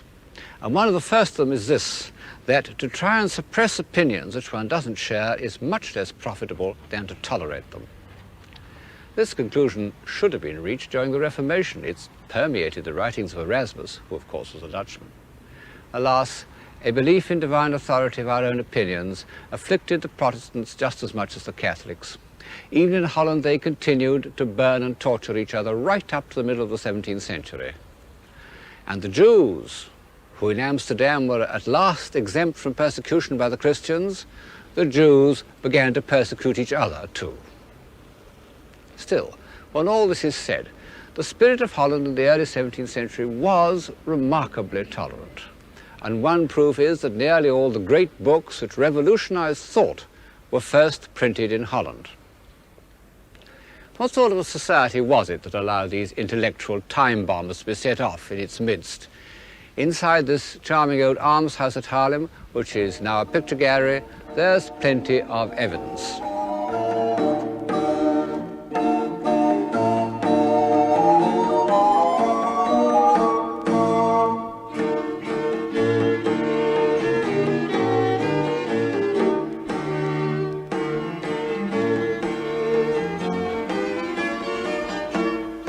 We know more about what the 17th century Dutch looked like than we do about any other society, except perhaps the first century Romans. Each individual wanted posterity to see exactly what he was like, even if he was a member of a corporate group.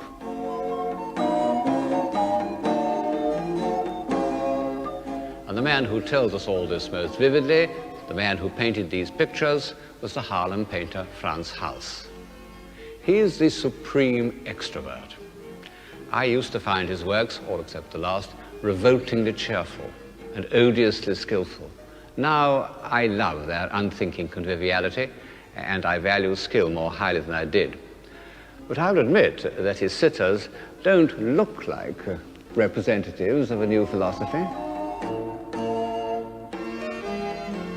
But out of these all too numerous group portraits of early 17th century Holland, something does emerge which has a bearing on civilization.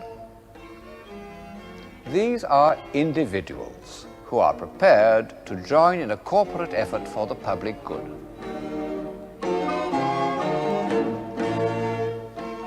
One can't imagine groups like this being painted in 17th century Italy, even in Venice. They're the first visual evidence of bourgeois democracy. Dreadful words, so debased by propaganda that I hesitate to use them. And yet, in the context of civilization, they really have a meaning. They mean that a group of individuals can come together and take corporate responsibility, that they can afford to do so because they have some leisure, and that they have some leisure because they have money in the bank. This is the society which you see in the portrait groups. They might be meetings of local government committees or hospital governors today. They represent the practical social application of the philosophy that things must be made to work.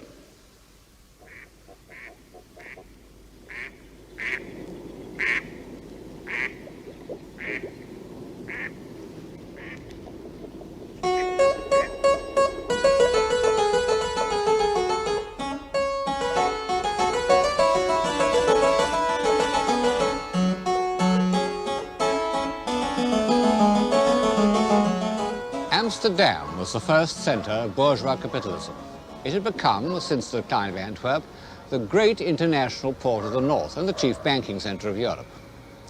Drifting through its leafy canals, lined with admirable houses, one may speculate on the economic system that produced this dignified, comfortable, harmonious architecture.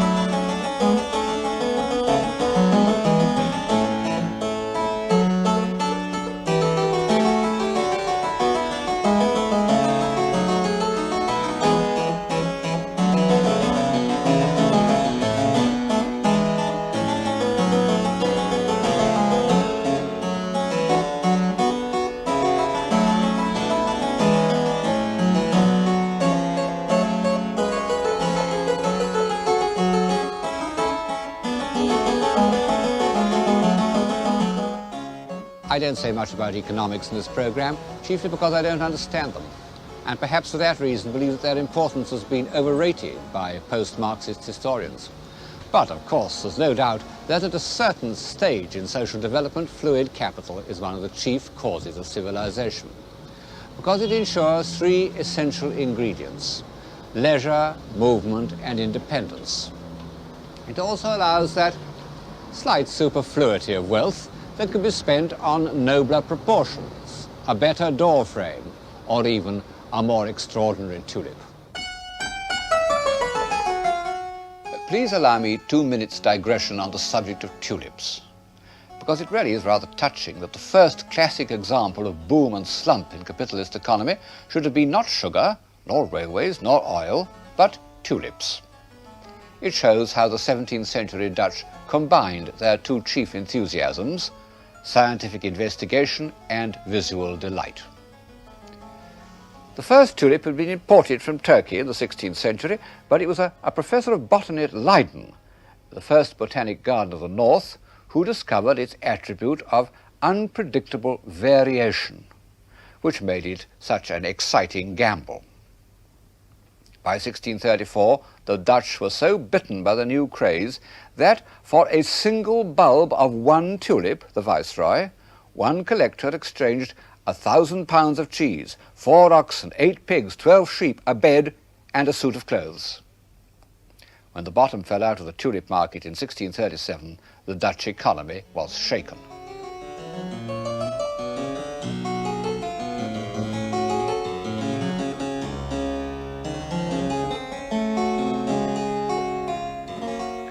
However, it survived for over 30 years and produced superfluities of the most seductive kind. What about this little clavichord? Isn't it enchanting? Better to look at than to listen to, I'm afraid. And large spacious rooms, black and white marble pavements, carved furniture, an agreeable way of life. Along the walls is gold-stamped leather, the most sumptuous wall covering I know. Unfortunately, this kind of visual self-indulgence very soon leads to ostentation, And this, in bourgeois democracy, means vulgarity. One can see this happening in Holland in the work of a single painter, Peter de Hooch. In 1660, he was painting these beautiful pictures of clean, simple interiors. 10 years later, they were very elaborate, hung with gold Spanish leather. The people are richer, and the pictures are less beautiful. Bourgeois capitalism led to a defensive smugness and sentimentality. No wonder that early Victorian painters imitated pictures of this kind. Every picture tells a story. It was a Dutch invention. This one is called A Visit to the Nursery. In addition to trivial anecdotes, the philosophy of observation involved a demand for realism in the most literal sense. In the early 19th century, Paul Potter's Bull was one of the most famous pictures in Holland. It's one of the first pictures that Napoleon wanted to steal for the Louvre. It's fallen out of favor now, but I must say I do find it absolutely fascinating. There are many ways of achieving reality, and this simple-hearted, laborious way that Potter has followed does seem to me to achieve something which couldn't be done in any other way. Isn't that fleecy neck of the sheep extraordinary? And look at those wild flowers. Above all, look at the cow's eye. The intensity with which Potter has looked at its forehead, at its strong hair and wet nose is obsessive, what we've come to call surrealist. Of course, it's a young man's picture. It has the intensity of the early pre-Raphaelites, and indeed there is something almost nightmarish in the way that the young bull dominates the beautifully painted landscape in the distance.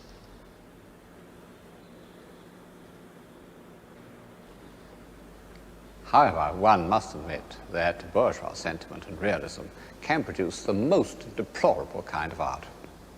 And the determinist historian, reviewing the social conditions of 17th century Holland, would say that this was the kind of painting the Dutch were bound to get.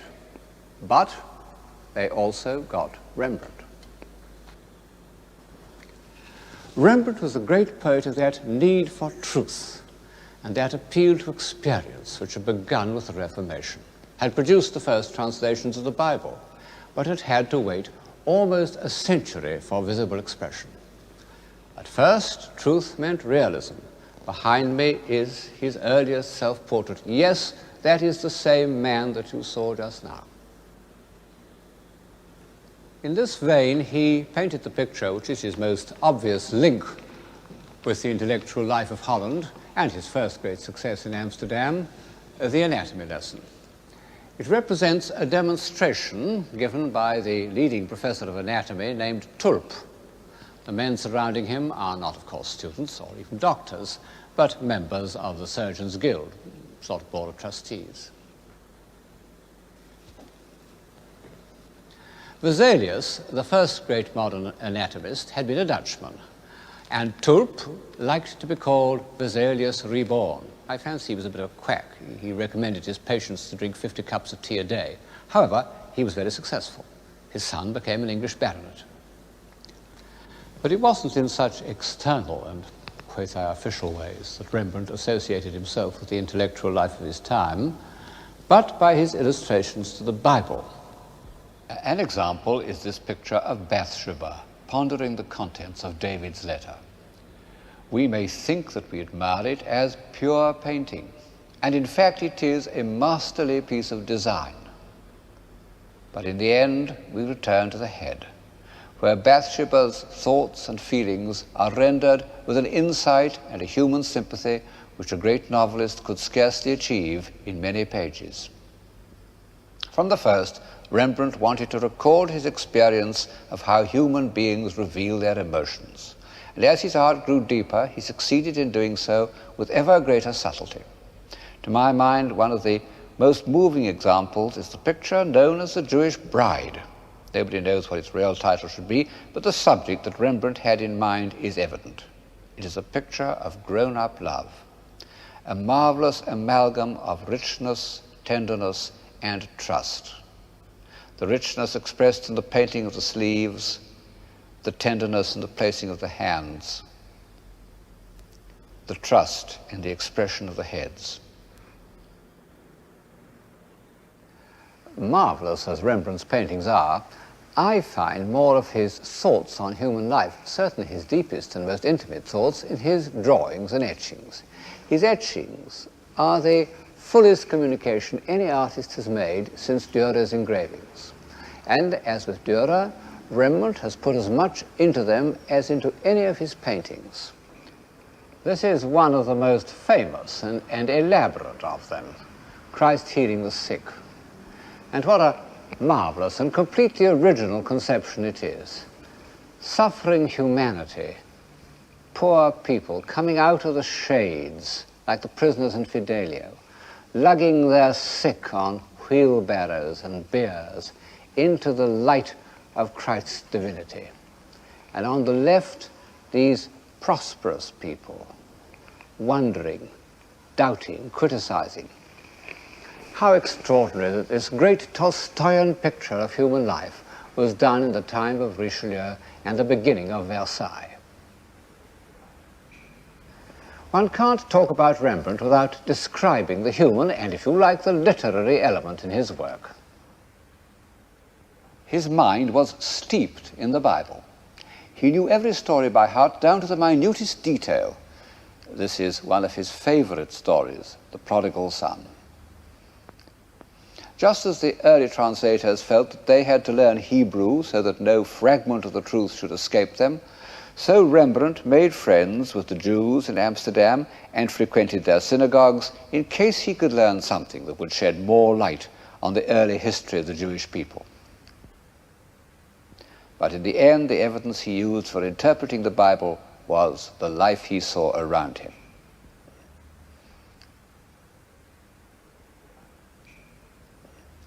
In his drawings and etchings, one often doesn't know if he is recording an observation or illustrating the scriptures.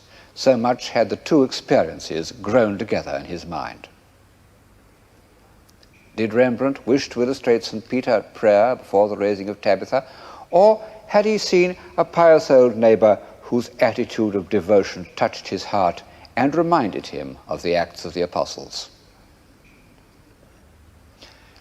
Sometimes his interpretation of human life in Christian terms leads him to depict subjects that hardly exist in the Bible, but that he felt convinced must have existed. An example is this etching of Christ preaching the forgiveness of sins. It's a classical composition. In fact, it's based upon two famous Raphaels, which Rembrandt had completely assimilated. But how different is this small congregation from Raphael's ideal human specimens? They are, as you see, a very mixed lot. Some thoughtful, some half-hearted, some concerned only with keeping warm or keeping awake.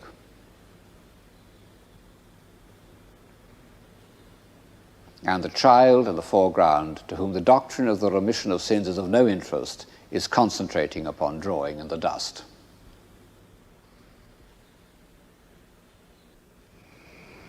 Rembrandt reinterpreted the Bible in the light of human experience, but it's an emotional response based on a belief in revealed truth. The greatest of his contemporaries were looking for a different kind of truth, a truth that could be established by intellectual, not emotional means. This could be done either by the accumulation of observed evidence or by mathematics. And of the two, mathematics seemed to offer to the men of the 17th century the more attractive solution. In fact, mathematics became a kind of religion to the finest minds of the time, the means of expressing a belief that experience could be married with reason. The guiding spirit of this new religion was the French philosopher Descartes. He's become a symbol of the pure intellect, but I find him a sympathetic figure. He started life as a soldier, he wrote a book on fencing, but he soon discovered that all he wanted to do was think. Very, very rare. and most unpopular. Some friends came to call on him at 11 o'clock in the morning and found him in bed. They said, "What are you doing?" He replied, "Thinking." They were furious. To escape interference, he went to live in Holland. He said that the people of Amsterdam were so much occupied with making money that they would leave him alone. However, he continued to be the victim of interruptions, and so he moved about from place to place. Altogether, he moved house in Holland 24 times. In the end, he was run to earth by that tiresome woman, Queen Christina of Sweden, who carried him off to Stockholm to give her lessons in the new philosophy. She made him get out of bed early in the morning, and as a result he caught a cold and died. But earlier in Holland, at some point, he evidently lived near Haarlem, where he was painted by Frans Hals.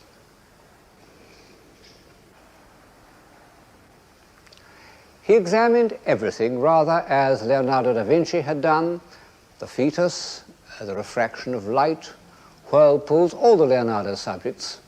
These are the original illustrations of Descartes' ideas. He thought that all matter consisted of whirlpools, with an outer ring of large curving vortices and an inner core of small globules sucked into the center. And whatever he meant by this, and perhaps he was only thinking of Plato, it's odd that he should have described exactly Leonardo's drawings of whirlpools, which I suppose he had never seen. But in contrast to Leonardo's restless, insatiate curiosity, Descartes had, almost to excess, the French tidy-mindedness, and all his observations were made to contribute to a philosophic scheme. It was based on absolute skepticism, the inheritance of Montaigne's summing up, que sais-je, what do I know? Only Descartes arrived at an answer: I know that I think. And he turned it the other way round: I think, therefore I am. His fundamental point is that he could doubt everything, but not that he was doubting. Descartes wanted to cut away all preconceptions and get down to bedrock of experience, unaffected by custom and convention. Well, one needn't look far in Dutch art to illustrate this state of mind. There has never been a painter who has stuck so rigorously to what his optic nerve reported as Vermeer of Delft. His work is without a single prejudice arising from knowledge or the convenience of a style. It's really quite a shock to see a picture which has so little stylistic artifice as his view of Delft. It looks like a colored photograph. And yet we know that it's a work of extreme intellectual distinction. It not only shows the light of Holland, but what Descartes called the natural light of the mind. In fact, Vermeer comes close to Descartes at many points. First of all, in his detached, evasive character. Vermeer didn't change house every 3 months. On the contrary, he loved his house in the square at Delft and painted it continually. His quiet interiors are all rooms in his house, but he was equally suspicious of callers. He told one eminent collector who had made a special journey to visit him that he had no pictures to show him, which was just untrue, because when he died his house was full of unsold pictures of all periods.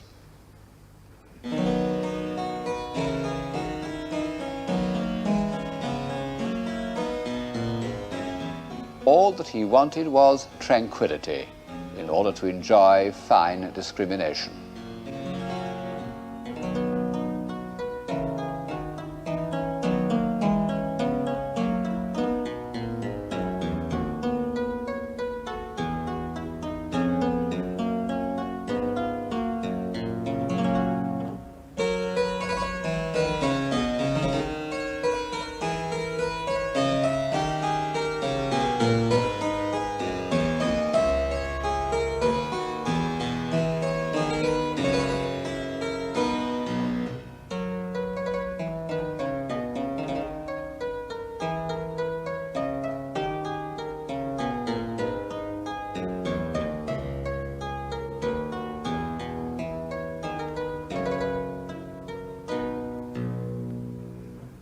Study to be quiet.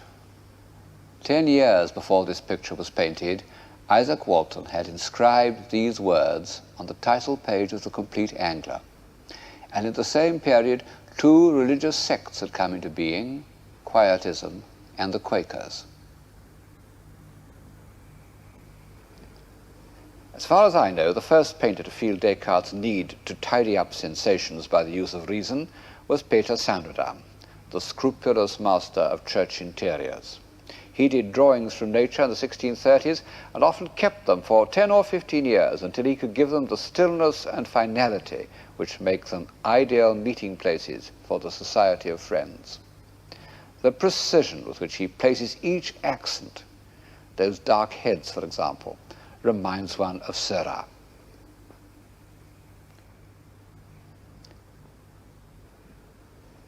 In a picture like this, the balance is tilted towards reason rather than experience.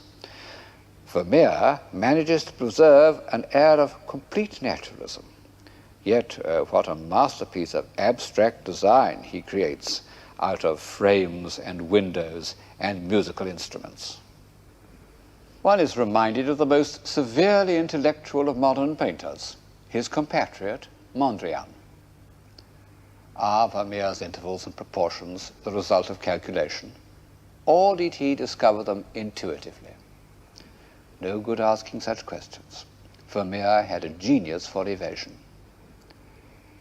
But as soon as one mentions Mondrian, one remembers that one of Vermeer's characteristics separates him entirely from abstract modern painting, his passion for light. It's in this, more than anything else, that he links up with the other great men of his time. All the chief exponents of civilization, from Dante to Goethe, have been obsessed by light. One could take it as the supreme symbol of civilization. But in the 17th century, light passed through a crucial stage. The perfection of the lens was giving it new range and power. Vermeer himself recorded the increased importance of scientific investigation in pictures like this. He used the utmost ingenuity to make us feel the movement of light. He loved to show it passing over a white wall and then, as if to make its progress more comprehensible, passing over a slightly crinkled map.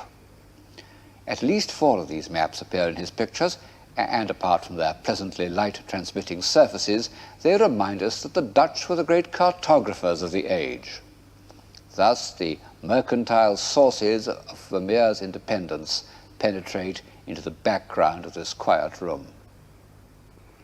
In his determination to record exactly what he saw, Vermeer didn't at all despise those mechanical devices of which his century was so proud. The man seated at table talking to a laughing girl, it's a fairly early picture. Later on, Vermeer's figures wouldn't have broken the stillness with extrovert laughter. This man has the exaggerated proportions that one sees in photography.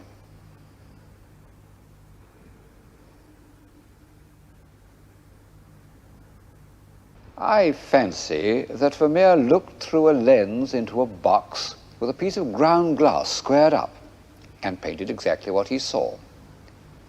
He must have begun this scientific practice quite early. One finds it in this picture of a woman pouring milk, painted before he had perfected his peculiar stillness. The light's rendered by those little beads that one doesn't see with the naked eye, but which appear on the finder of an old-fashioned camera. And yet this scientific approach to experience ends in poetry. And I suppose that this is due to an almost mystical rapture in the perception of light. The enlightened tidiness of De Hooch and Vermeer and the rich imaginative experience of Rembrandt reached their zenith about the year 1660. And in that year, on the night of May the 30th, Charles II of England dined in the Mauritshuis, and the next day he embarked from the Dutch beach at Scheveningen to regain his kingdom. And thus ended the isolation and austerity which had afflicted England under Cromwell for almost 15 years. And as so often happens, a new freedom of movement led to an outburst of pent-up energy.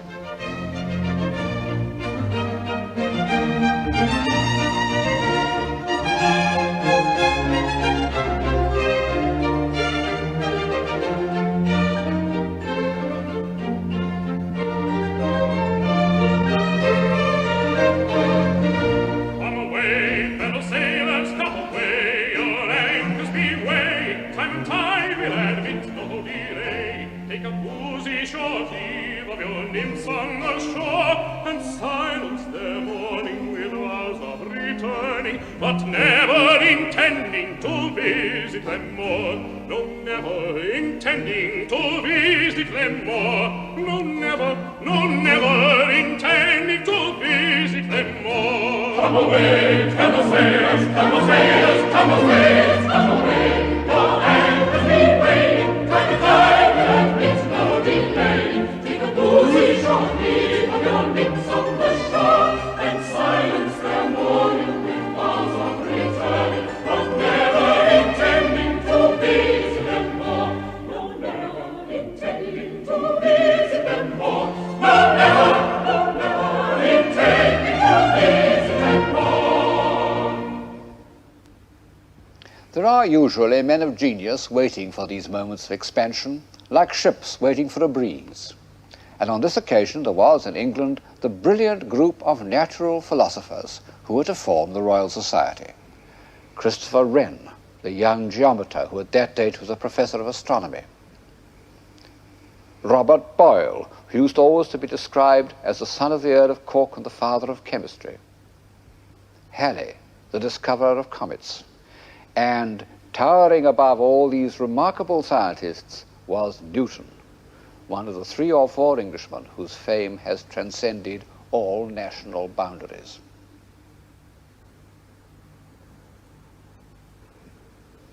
I can't pretend that I've read the Principium.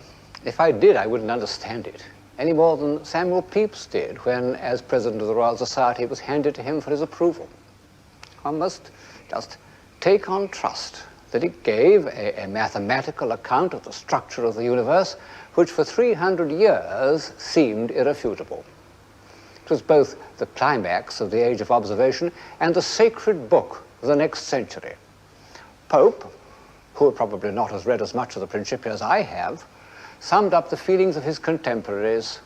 Nature and nature's laws lay hid in night. God said, let Newton be, and all was light. Parallel with the study of light was the study of the stars. This is the octagon room of the original Royal Observatory at Greenwich, founded, as Charles II's warrant puts it, in order to the finding out of the longitude of places and for perfecting navigation and astronomy. And it draws together the threads of this program: light, lenses, observation, navigation, and mathematics. One can walk into that print almost exactly as one could walk into the square in Haarlem. And in this bright, harmonious room, one seems to breathe the atmosphere of humanized science. That was Flamsteed's telescope, or very like it. This is similar to the quadrant with which he tried to establish the correct time.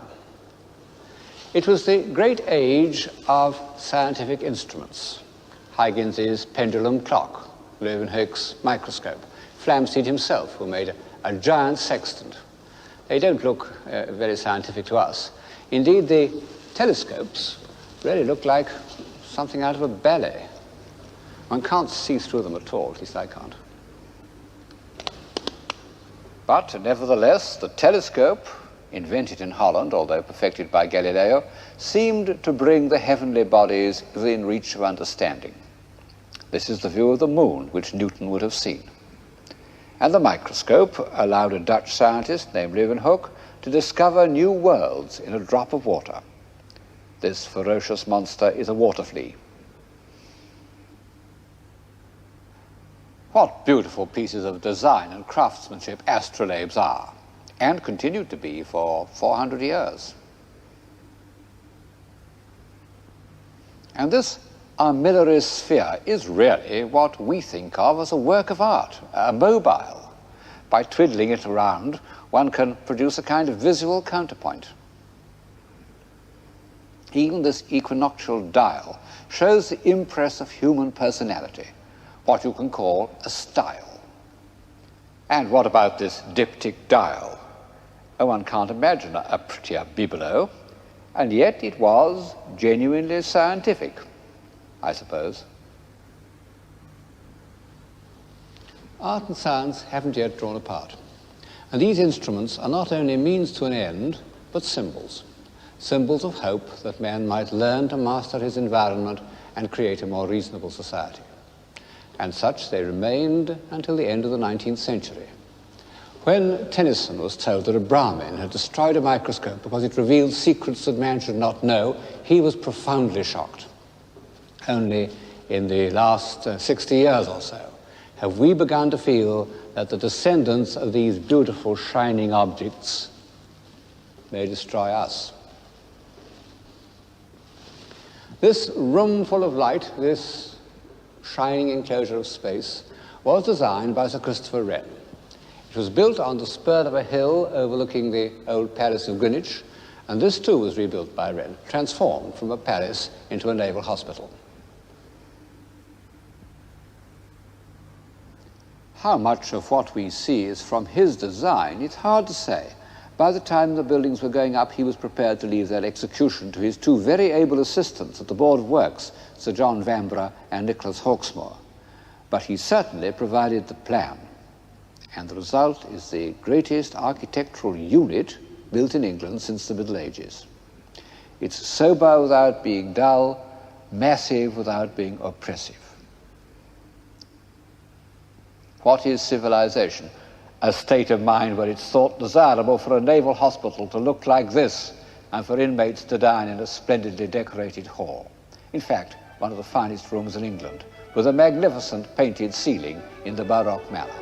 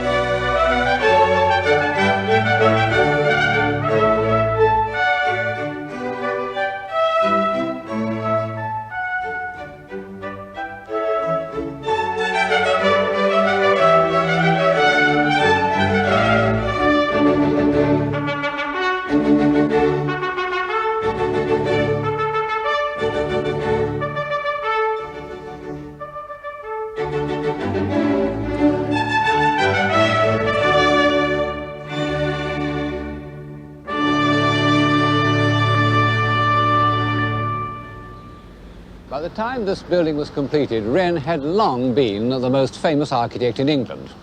But as a young man, people had thought of him only as a mathematician and an astronomer. And why, at the age of 30, he took up architecture isn't altogether clear.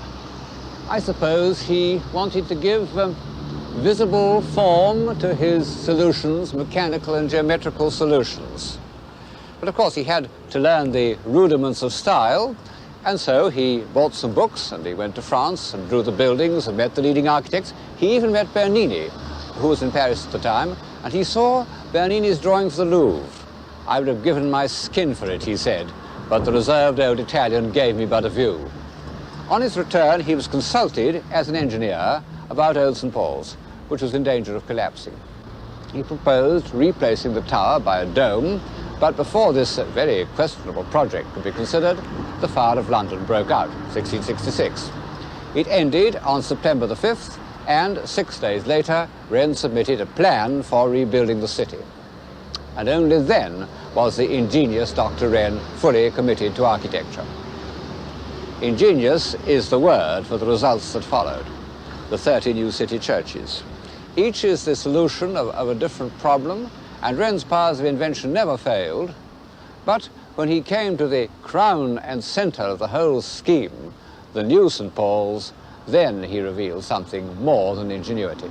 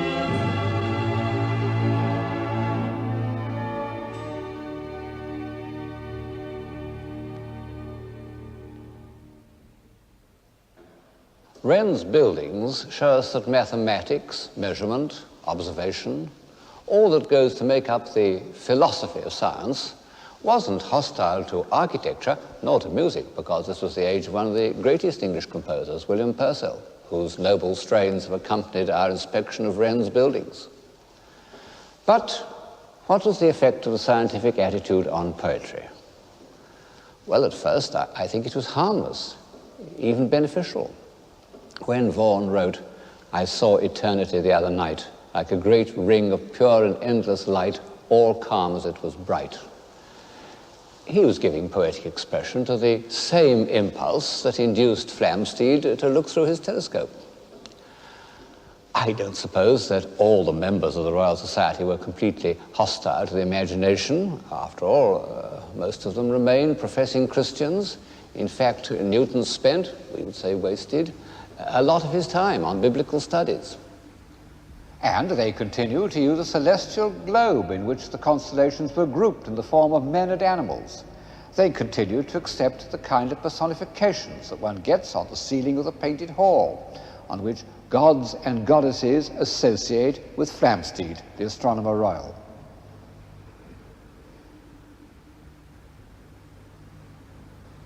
But all the same, they recognized that all these were fancies, that reality lay elsewhere in the realm of measurement and observation.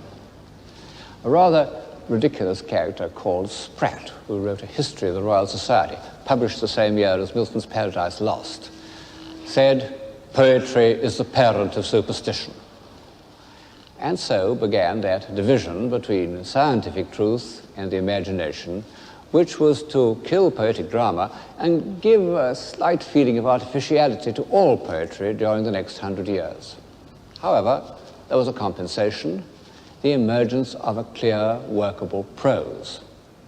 It was a tool of the new philosophy, almost as much as Stevens's decimal system was a tool of the new mathematics. And this was particularly true of France. For about 300 years, French prose was the form in which the European intelligence shaped and communicated its thoughts about history, diplomacy, definition, criticism, human relationships, everything really, except metaphysics. It's arguable that the non-existence of a clear, concrete German prose has been one of the chief disasters of European civilization. There's no doubt that in its first glorious century, the appeal to experience achieved a triumph for the Western mind. Between Descartes and Newton, Western man created those instruments of thought that set him apart from the other peoples of the world. And if you look at the average 19th century historian, a man like Buckle, you'll find that to him, European civilization seems almost to begin with this achievement. The strange thing is that none of these writers, except perhaps Ruskin, seem to notice that the triumph of rational philosophy had resulted in a new form of barbarism. If I look beyond the order of Wren's Naval Hospital, I see stretching as far as the eye can reach the squalid disorder of industrial society. It's grown up as a result of the same conditions that allowed the Dutch to build their beautiful towns and support their painters and print the works of philosophers. Fluid capital, a free economy, a flow of exports and imports, and its lack of interference, a belief in cause and effect. Well, every civilization seems to have its nemesis, not only because the first bright impulses become tarnished by greed and laziness, but because of unpredictables. And in this case, the unpredictable was the growth of population. The greedy became greedier, the ignorant lost touch with traditional skills, and the light of experience narrowed its beam so that a grand design like Greenwich became simply a waste of money.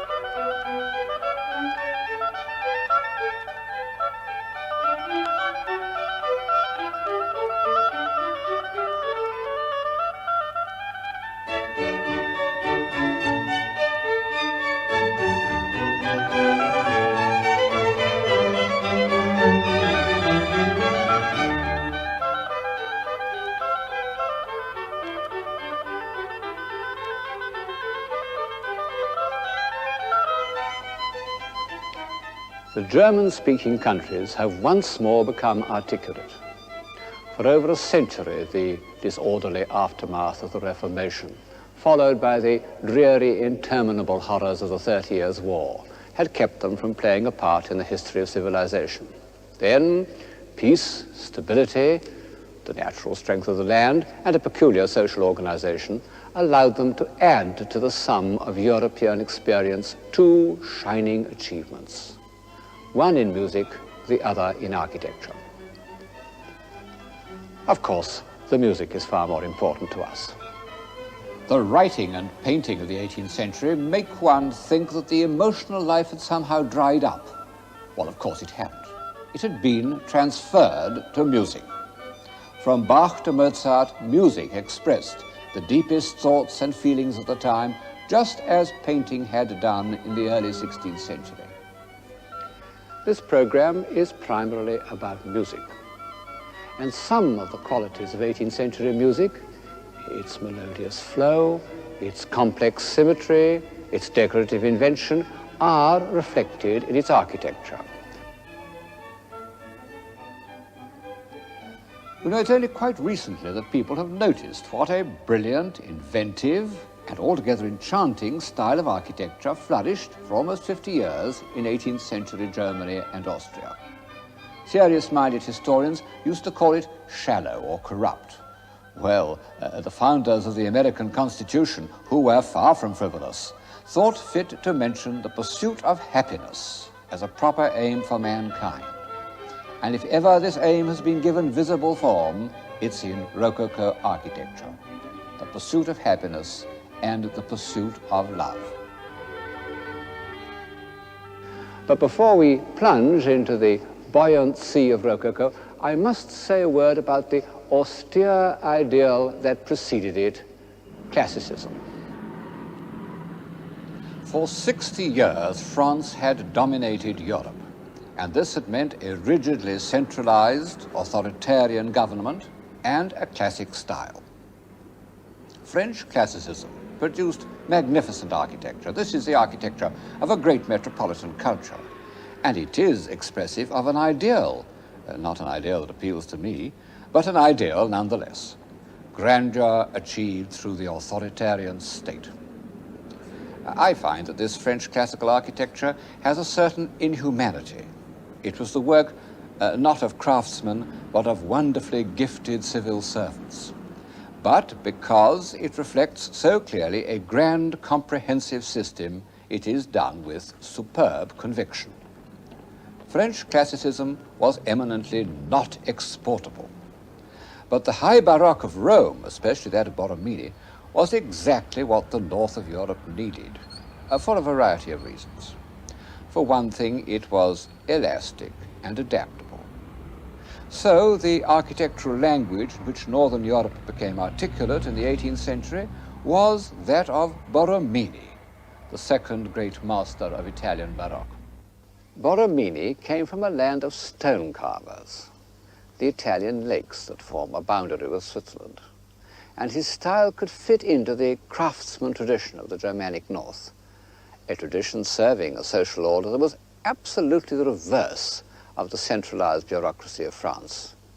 It's true, of course, many of the German princes thought they would like to imitate Versailles, but the formative element in German art and German music didn't lie there, but in the multiplicity of regions and towns and abbeys, all competing for their architects and choirmasters, but also relying on the talents of their local organists and plasterers. The creators of the German Baroque, the Assams and the Zimmermanns, were families of craftsmen. Zimmermann's a German for a carpenter. The finest buildings we should look at are not palaces, but local pilgrimage churches deep in the country, like the Vierzehnheiligen behind me, the 14 saints.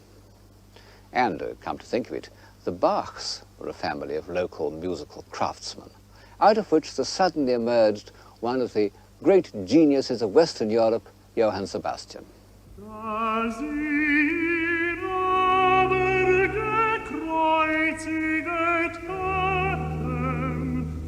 Teilten sie seine Kleider und warfen das Los darum, auf das erfüllet würde, das gesagt ist durch den Propheten.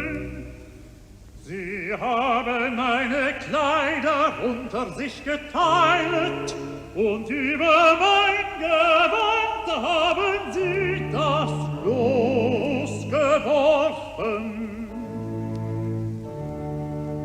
Und sie saßen all da und hüteten sein.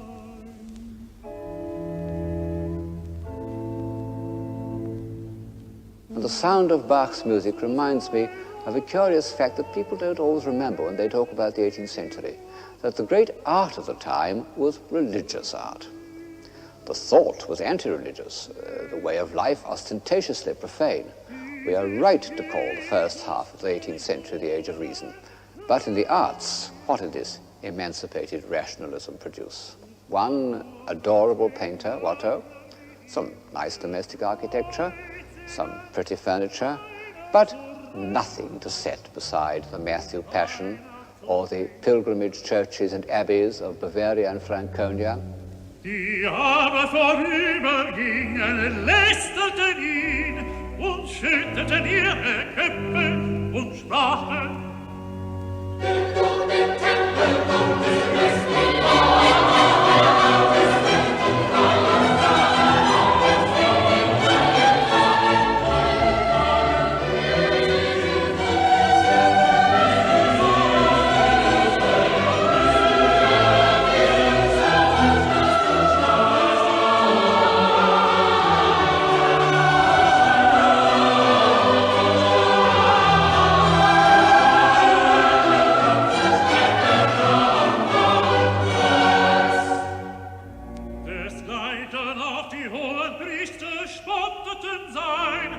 die Schriftgelehrten und Ältesten und sprachen: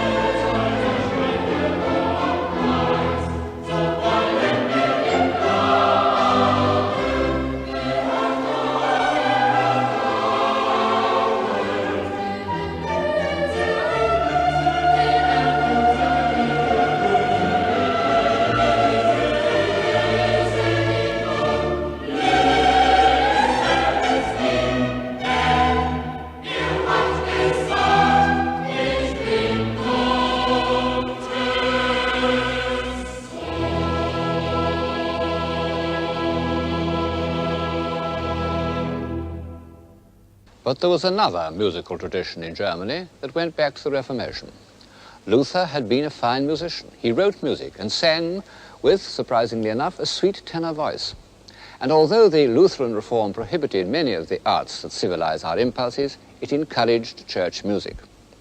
In small Dutch and German towns, the choir and the organ became the only means through which men could enter the world of spiritualized emotion. This organ in the great church at Haarlem was played on by Handel and by Mozart at the age of 10. When the Calvinists, in their still more resolute purification of the Christian rite, prohibited organs and destroyed them, they caused more distress than had ever been caused by the destruction of images. Organs have played a variable role in European civilization. In the 19th century, they were symbols of newly won affluence, like billiard tables. But in the 17th and 18th centuries, they were expressions of municipal pride and independence.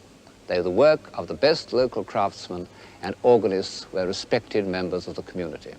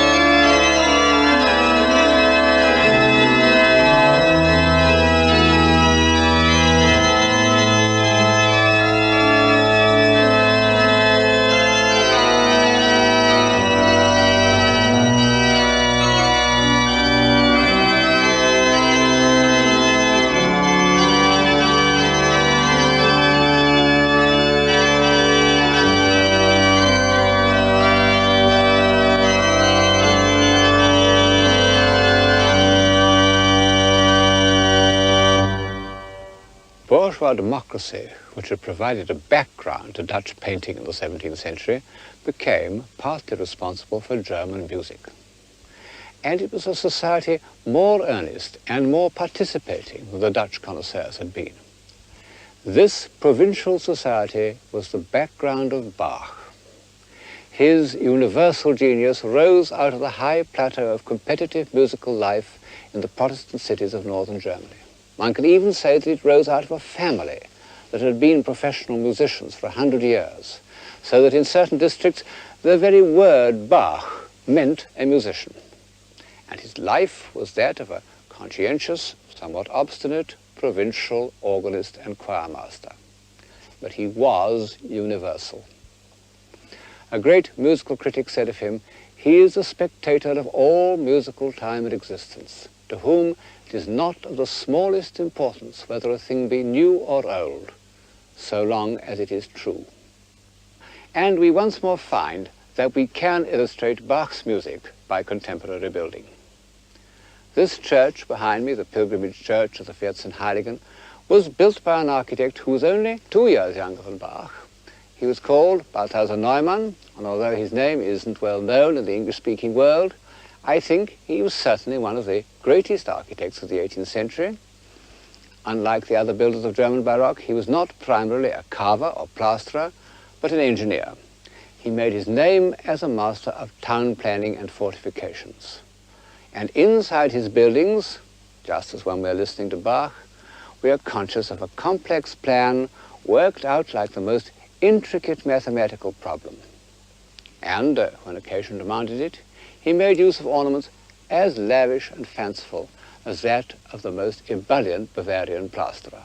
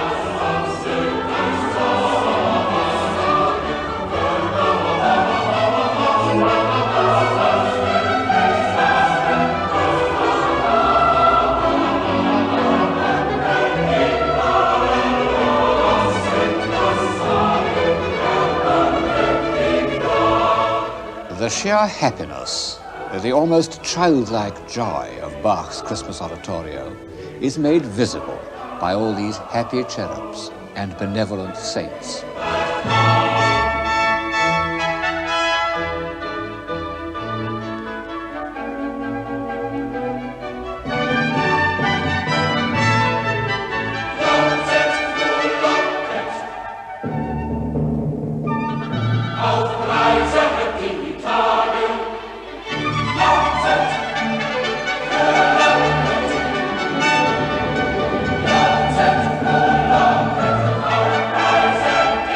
Tag.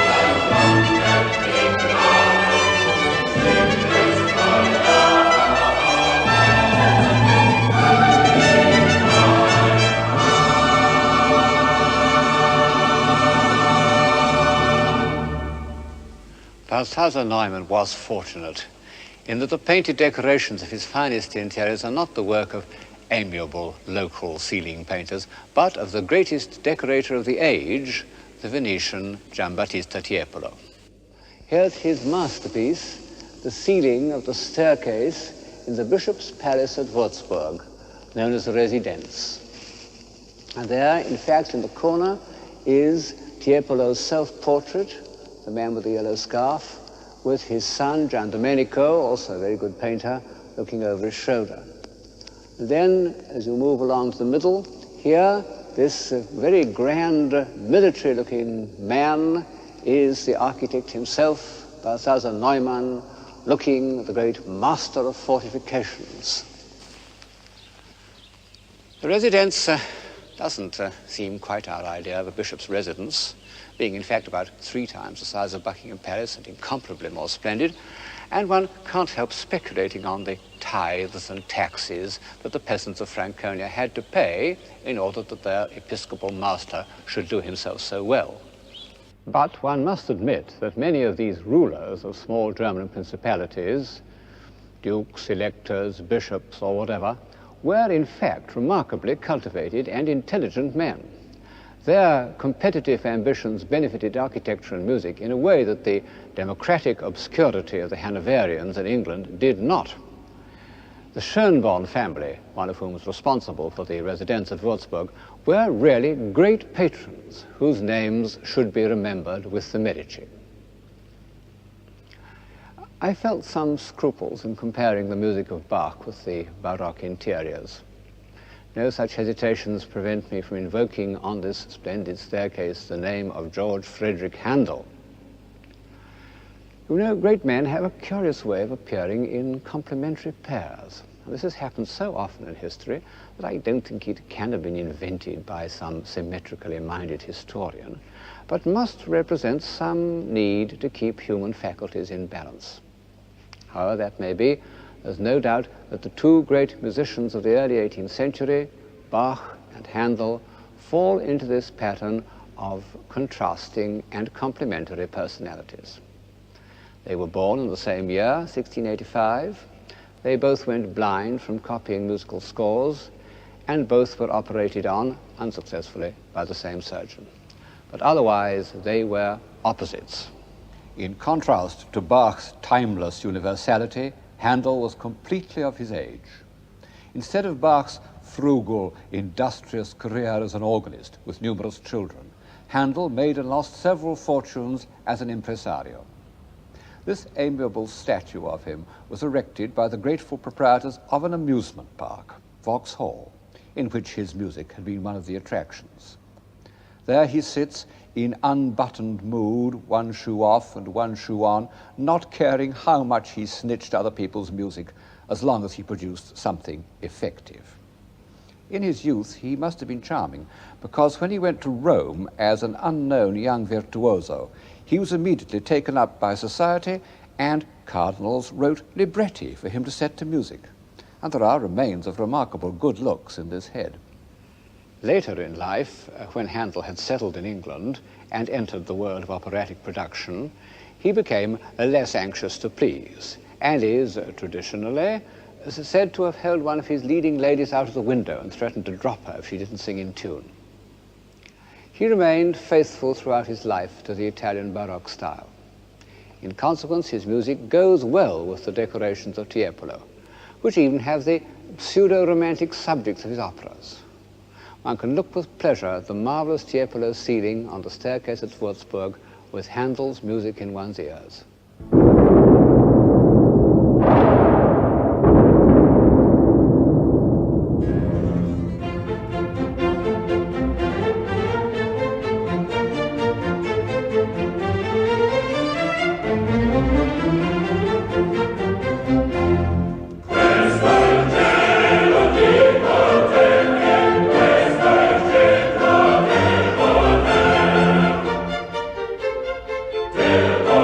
Till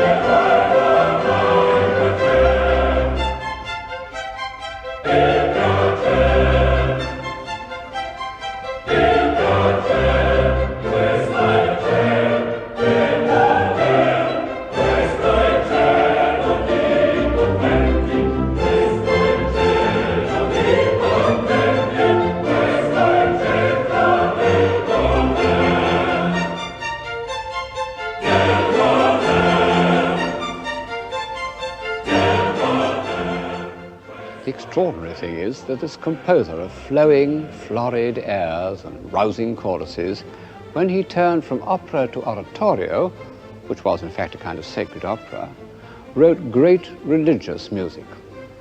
Saul, Samson, Israel and Egypt not only contain wonderful melodic and polyphonic inventions, but show an understanding of the depths of the human spirit. As for the Messiah, it's like Michelangelo's creation of Adam, one of those rare works that appeal immediately to everyone. And yet, it is indisputably a masterpiece of the highest order.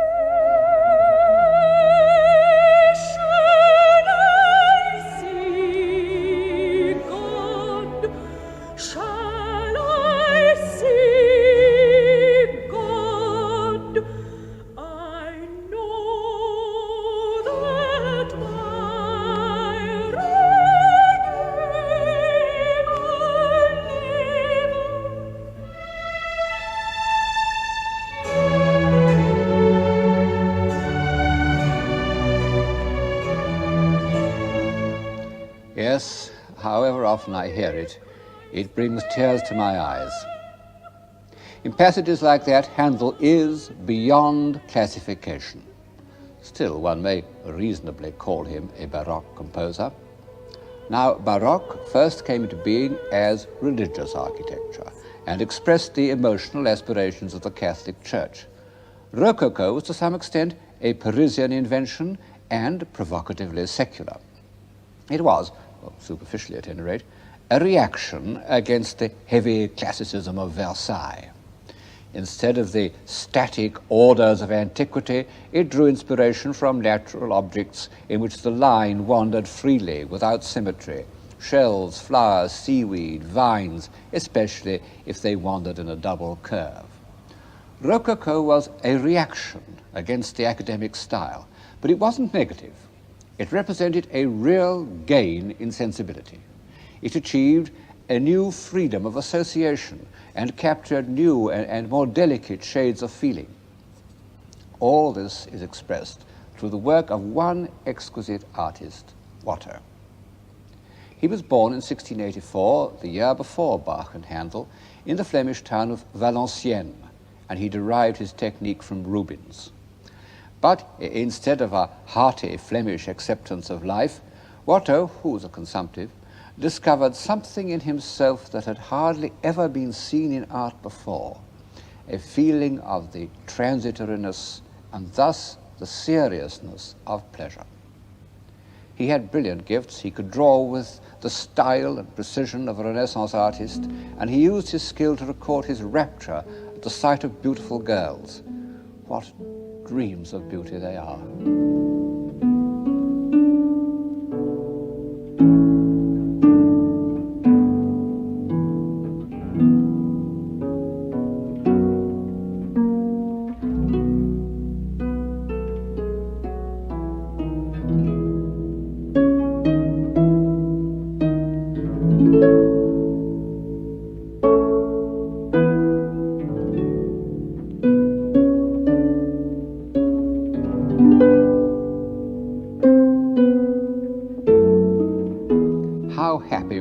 Exquisite people should be. But in the very temple of delight, veiled melancholy hath her sovereign shrine, though seen of none save him whose strenuous tongue can burst joy's grape against his palate fine. No one had a finer palate than Watteau. He can taste every delicate flavor in this open-air dance, where glances suddenly meet. And he's depicted himself not as one of the dancers, but as the bagpipe player, animating the scene with his humble, melancholy instrument. He was, his friend Kenneth said, tender and perhaps something of a shepherd, and in this elegant company that he watched so discerningly, he remained the odd man out. And Gilles, the simpleton whose tall white figure rises in isolation from his fellow comedians, is a sort of idealized self-portrait, tender, simple, and yet capable of love and of delicate intuitions. Watteau came on the scene at an incredibly early date in the 18th century. His masterpiece, The Departure from Cytherea, was painted in 1712, when Louis XIV was still alive. And yet it has the lightness and sharpness of a Mozart opera, also the sense of human drama.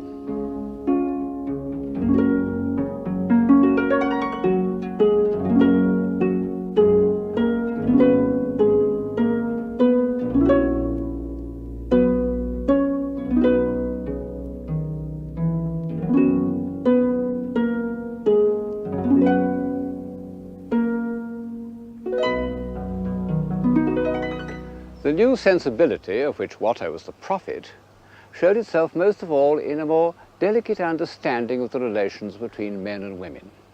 Sentiment. The words got into trouble, as words do, but it was, in its day, a civilizing word. Sterne, in his Sentimental Journey, that somewhat discredited work of Rococo prose, tells a fable about a town of Abdera, which was the vilest town in all Thrace. What with poisons, conspiracies and assassinations, libels, pasquinades and tumults, there was no going there by day, 'twas worse by night. Till, hearing a play of Euripides, the people were struck by a speech of Perseus. O Cupid, prince of gods and men. Every man almost spoke pure iambics next day, and talked of nothing but Perseus, his pathetic address. O Cupid, prince of gods and men. Every street of Abdera, in every house, O Cupid, Cupid, in every mouth, like the natural notes of some sweet melody which drop from it whether it will or no. Nothing but Cupid, Cupid, prince of gods and men. The fire caught, and the whole city, like the heart of one man, opened itself to love. No pharmacologist could sell one grain of hellebore, not a single armorer had a heart to forge one instrument of death. Friendship and virtue met together and kissed each other in the street. The golden age returned and hung over the town of Abdera. Next to love, Watteau cared most about music, for which, his friends tell us, he had a most delicate ear. Nearly all his scenes are enacted to the sound of music. In this he shows himself as part of a tradition going back to the Venetians, of whom Pater said that they painted the musical intervals of our existence, when life itself is conceived as a kind of listening. In a Watteau, we are in the world of poetry, not only on account of the grace of the figures, but because the facts have been translated into the most exquisite paint. Watteau's colour has a shimmering, iridescent quality which makes one think immediately of musical analogies.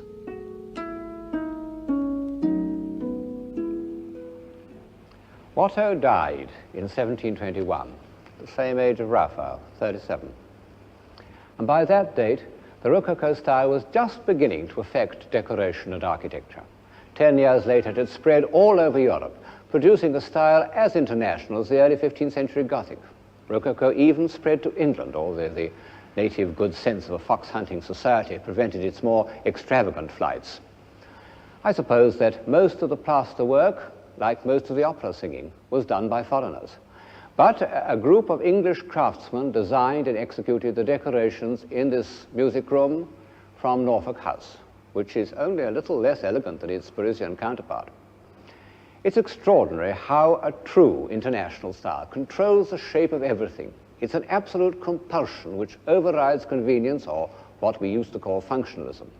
It makes everything dance to the same tune.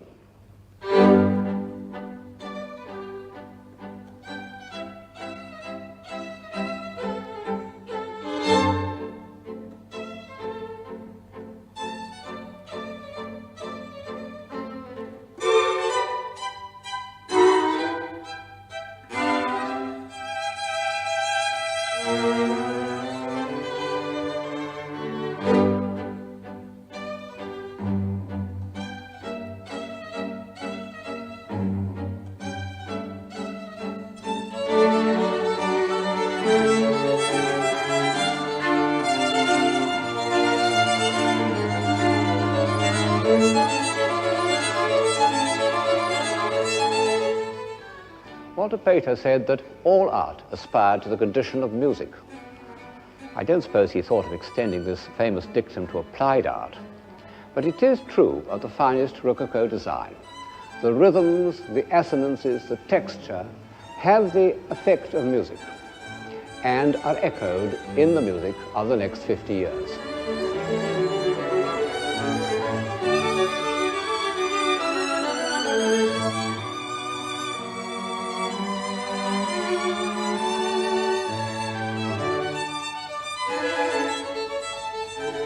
Is that Haydn or Mozart? Well, I happen to know that it's Haydn. One can't always be sure. And yet, the two great musicians of the second half of the 18th century were very different characters. And the difference comes through in their music. Haydn, who was 20 years older than Mozart, was born in Croatia, the son of a wheelwright, and was fundamentally a peaceful, spacious, soil-conscious man. He said that he wrote his music in order that the weary and worn or the men burdened with affairs might enjoy a few minutes of solace and refreshment. And I think of this saying as I approach the Bavarian pilgrimage church of the Wies. It belongs to the countryside. In fact, from a distance, it might almost be the hall of a rustic manor. But enter it, and the most incredible richness appears before your eyes.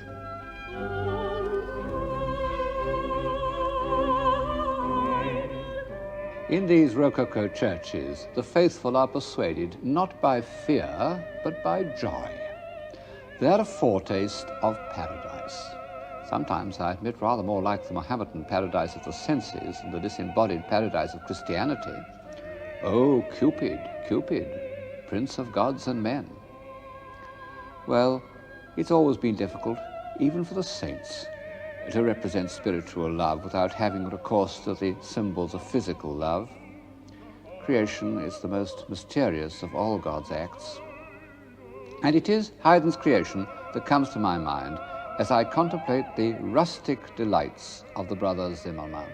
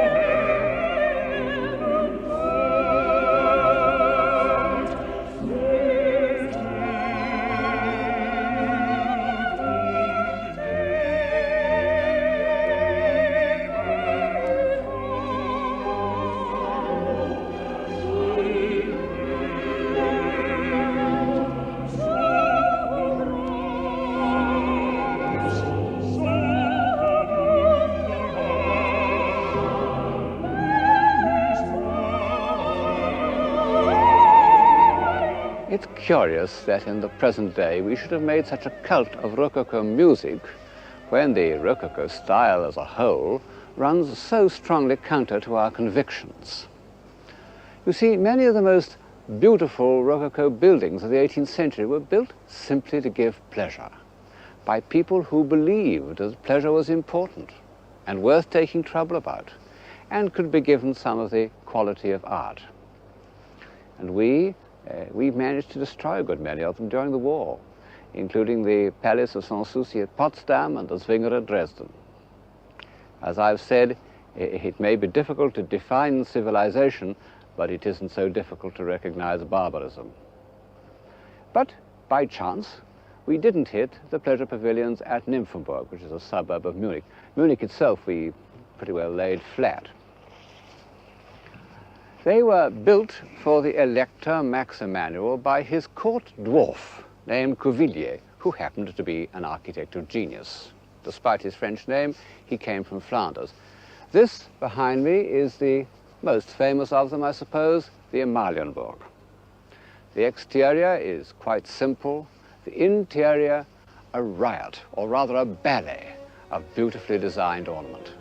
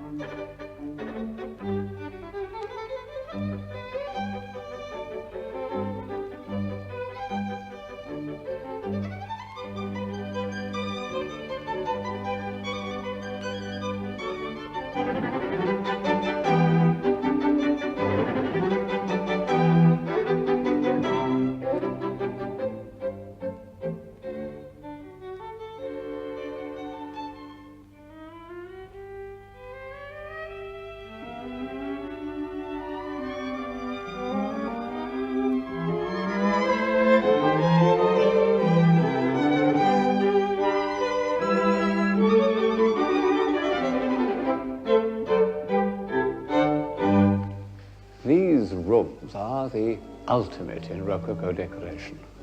And one might say that they bridge the gap between Watteau and Mozart. And yet, to pronounce the name of Mozart in the Amalienburg is dangerous, because it gives color, very pretty color, to the notion that Mozart was merely a Rococo composer. 50 years ago, this was what most people thought about him. The notion was supported by horrible little plaster busts, which made him look a perfect 18th century dummy. I bought one of these busts when I was at school, but when I first heard the G minor quartet, I realized that it couldn't possibly have been written by the smooth white character on my mantelpiece, and I threw the bust into the waste paper basket. I afterwards discovered the portrait by Lange, which, although no masterpiece, does convey the single-mindedness of genius. Of course, a lot of Mozart's music is in the current 18th century style. He was so much at home in this golden age of music, so completely master of its forms, that he didn't feel it necessary to destroy them. Indeed, he loved the clarity and the precision and the mathematical perfections of the late 18th century style. I love the story of Mozart sitting at table, absent-mindedly folding and refolding his napkin into more and more elaborate patterns as fresh musical ideas passed through his mind. But of course, this formal perfection was used to express two characteristics which were very far from the Rococo style. One of them was that peculiar kind of melancholy, a melancholy amounting almost to panic, which so often haunts the isolation of genius. And Mozart felt it quite young. And the other characteristic was almost the opposite, a passionate interest in human beings and in the drama of human relationships. How often in Mozart's orchestral pieces, concertos, quartets, symphonies, we find ourselves participating in a drama or dialogue. And of course, this feeling reaches its natural conclusion in opera.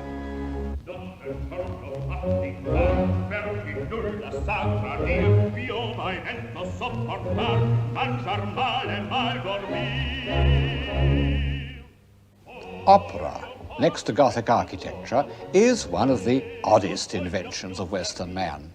It couldn't have been foreseen by any logical process. Dr. Johnson's much-quoted saying, which as far as I can make out he never said, "An extravagant and irrational entertainment," is perfectly correct. And at first it seems surprising that it should have been brought to perfection in the age of reason. But Just as the greatest art of the early 18th century was religious art, so the greatest artistic creation of the Rococo is completely irrational.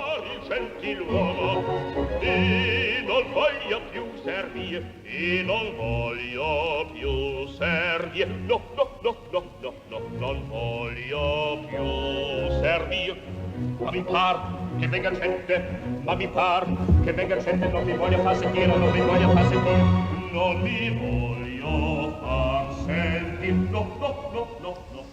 Of course, opera had been invented in the 17th century and made into a form of art by the prophetic genius of Monteverdi.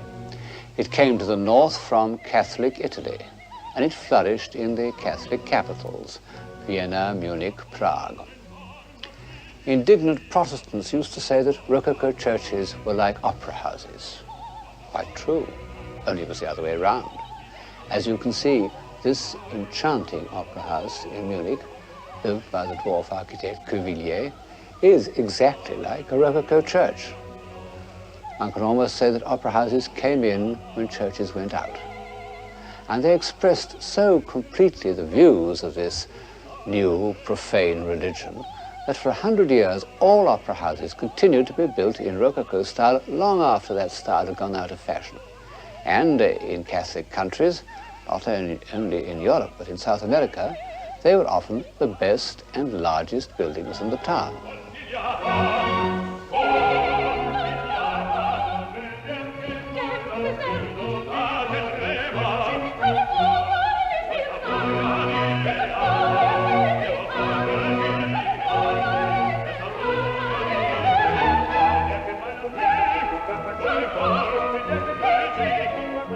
As Don Giovanni assaults Donna Anna, her father, the commendatore, comes down the stairs.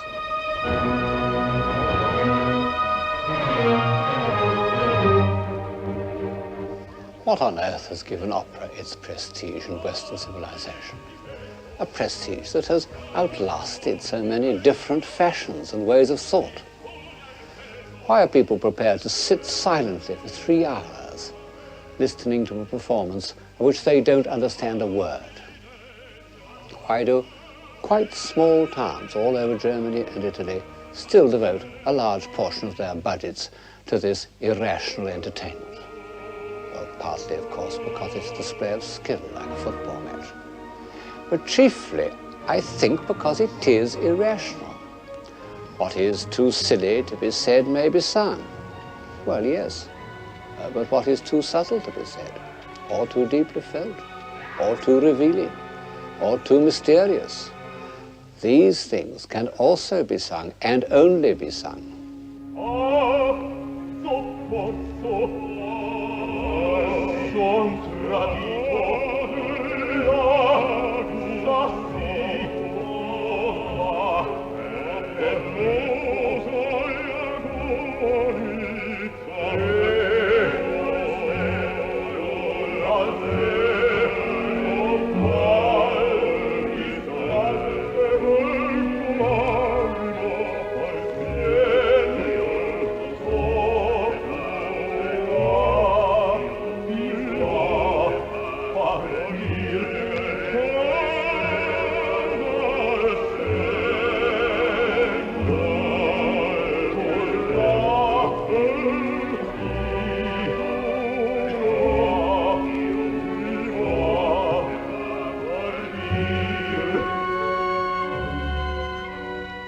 No wonder that the music's rather complicated, because even today our feelings about Don Giovanni are far from simple. He's the most ambiguous of hero villains. The pursuit of happiness and the pursuit of love, which had once seemed so simple and life-giving, have become complex and destructive. And his refusal to repent, which makes him heroic, belongs to another phase of civilization.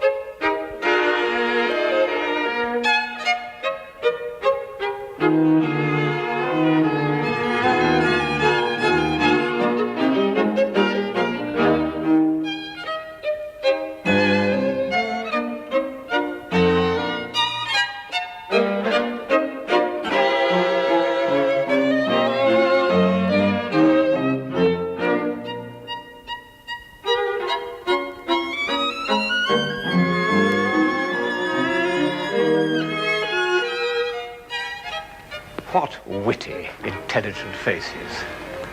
They're the successful dramatists of 18th century Paris, and their busts stand in the foyer of the French National Theatre. That theatre which for 100 years did so much to promote good sense and humanity.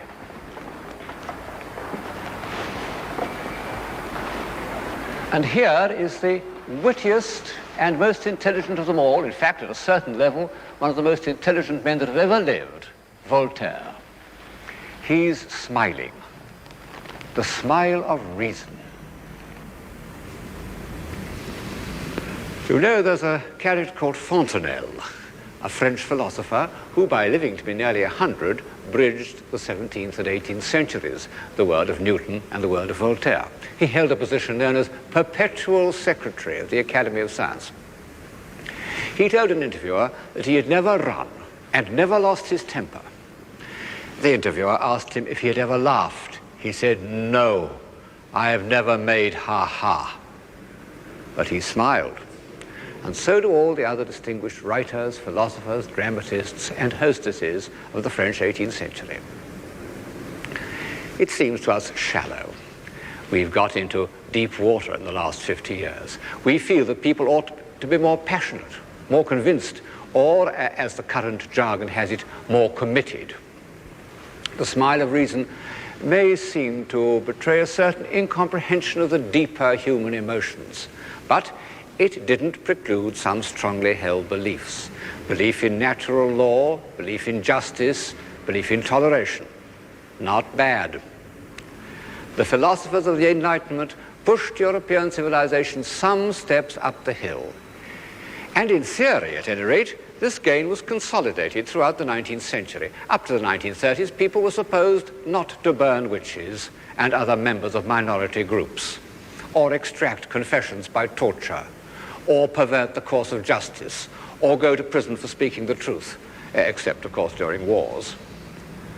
This we owe to the movement known as the Enlightenment, and above all, to Voltaire. Although the victory of reason and tolerance was won in France, it was initiated in England, and the French philosophers never concealed their debt to the country that, in a score of years, had produced Newton, Locke, and the bloodless revolution. When Voltaire visited England in the 1720s, it had enjoyed a quarter of a century of very vigorous intellectual life. And although Swift, Pope, and Addison might give and receive some hard knocks in print, they weren't physically beaten up by the hired gangs of offended noblemen or sent to prison for satirical references to the establishment. Both these things happened to Voltaire, and as a result, he took refuge in England in 1726. It was the age of the great country houses, and in 1722, the most splendid of all had just been completed for Marlborough. There it is, Blenheim Palace.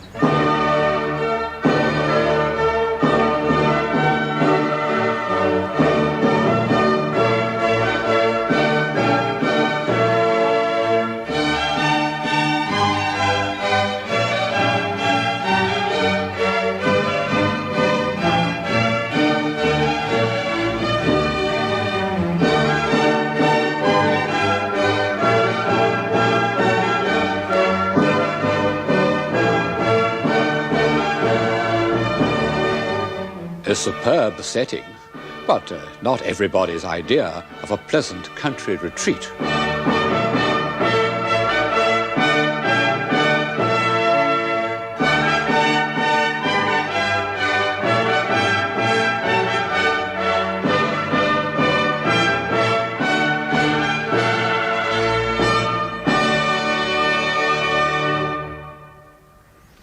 When Voltaire saw it, he exclaimed, "What a great heap of stone, without charm or taste." Well, it was built as a monument to military glory. And the architect, Sir John Vanbrugh, was a natural romantic, a castle builder, who didn't care a fig for good taste and classical decorum.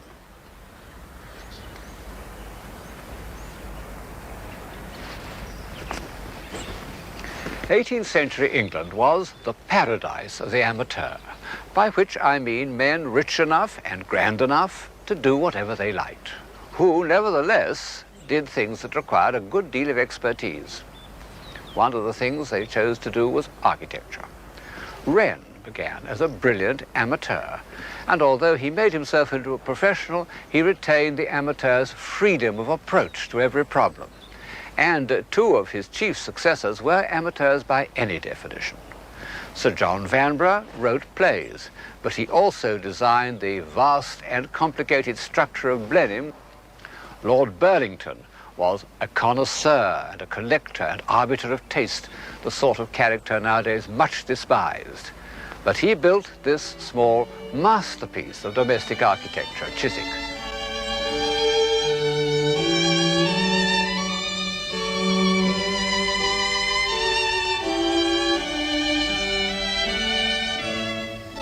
One may wonder how many professional architects today could handle these problems of design as expertly as Lord Burlington has done. These steps and colonnades look very imposing, but the building behind them is quite small, about the size of an old parsonage.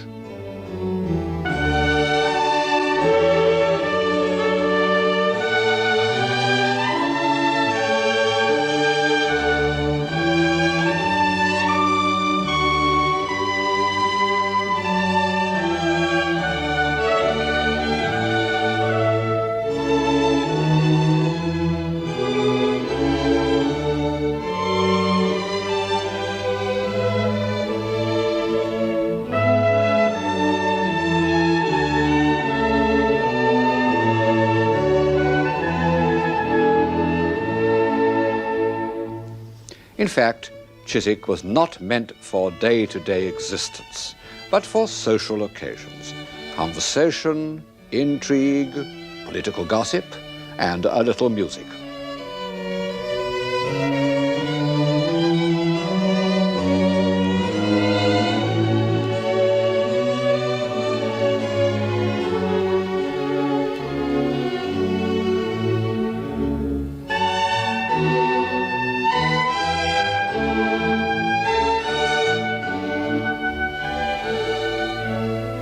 Of course, it's only a miniature, kind of glorified drill box. But yet I don't feel that it's at all pinched or constricted. In a way, these 18th century amateurs were the inheritors of the Renaissance ideal of universal man. And it's significant that the typical universal man of the Renaissance, Alberti, had also been an architect. If we may still consider architecture to be a social art, an art by which men may be enabled to lead a fuller life, then perhaps the architect should touch life at many points and not be too narrowly specialized. 18th century amateurism ran through everything: chemistry, philosophy, botany and natural history. It produced men like the indefatigable Sir Joseph Banks, who refused to go on Captain Cook's second voyage because he wasn't allowed to have two horn players to make music for him during dinner. There was a freshness and a freedom of mind in these men that is entirely lost in the rigidly controlled classifications of the professional. And they were independent, with all the advantages and disadvantages to society that result from that condition. They wouldn't have fitted in to our modern utopia. I recently heard a professor of sociology say on television, "What's not prohibited must be made compulsory." Not a suggestion that would have attracted those eminent visitors, Voltaire and Rousseau, who drew inspiration from our philosophy and our institutions and our tolerance. But as usual, there was another side to this shining medal. And of this we have an exceptionally vivid record in the work of Hogarth. The days of me youth I could be like a dove.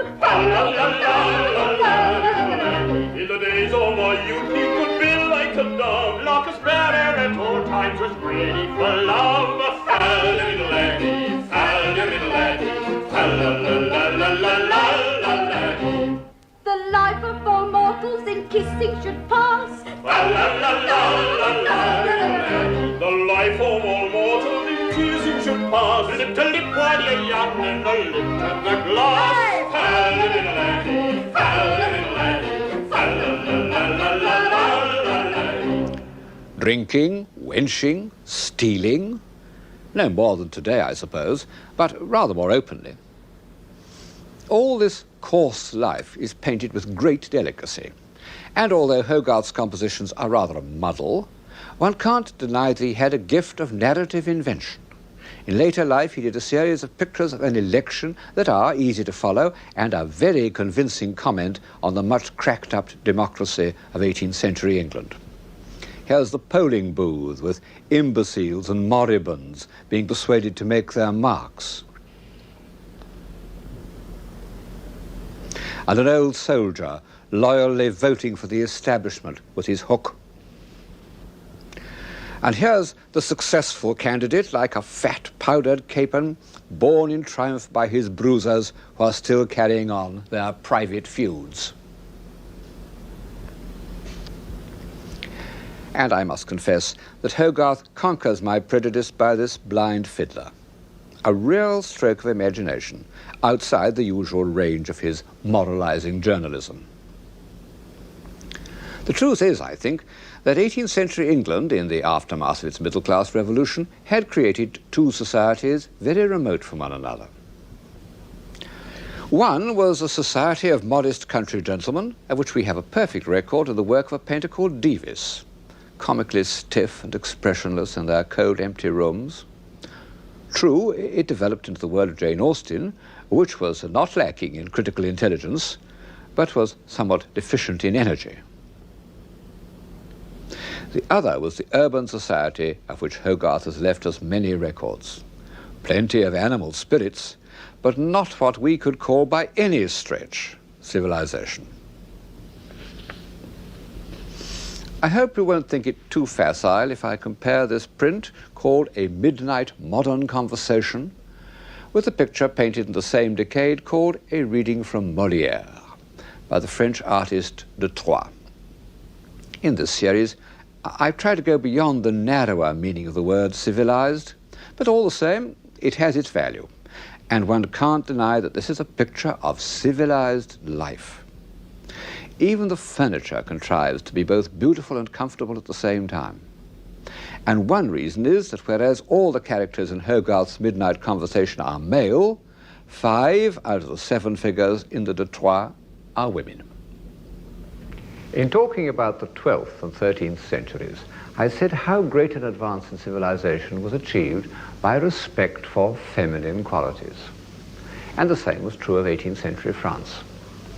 I think it absolutely essential to civilization that the male and female principles be kept in balance. And I've observed that where at a party men and women hive off into separate groups, the level of civilization declines. In 18th century France, the influence of women was benevolent and on the whole creative. And it produced that curious institution of the 18th century, the salon. Those small social gatherings of intelligent men and women drawn from all over Europe who met in the rooms of gifted hostesses like Madame du Deffand were for 40 years the centers of European civilization. They were less poetical than the court of Urbino, but intellectually a good deal more alert. The ladies who presided over them were neither very young nor very rich. Here's Madame Geoffrin eating dinner while her servant reads to her. We know exactly what they looked like because French artists at the time have portrayed them without flattery, but with a penetrating eye for their subtlety of mind. How did these ladies do it?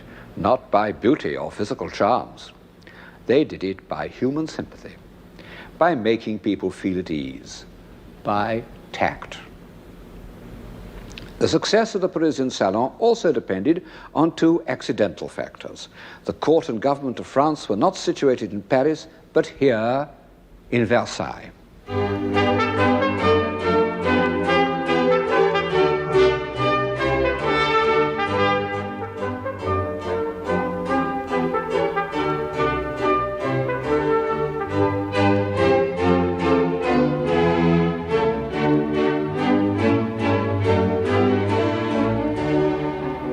It was a separate world.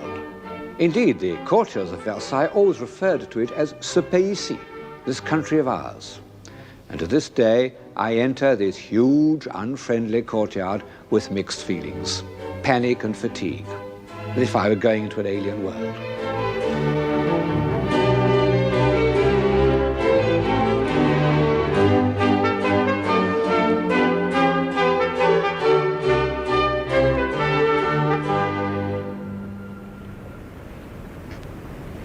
But the remoteness of Versailles had this good result, that Parisian society was free from the stultifying rituals of court procedure and the trivial day-to-day preoccupations of politics.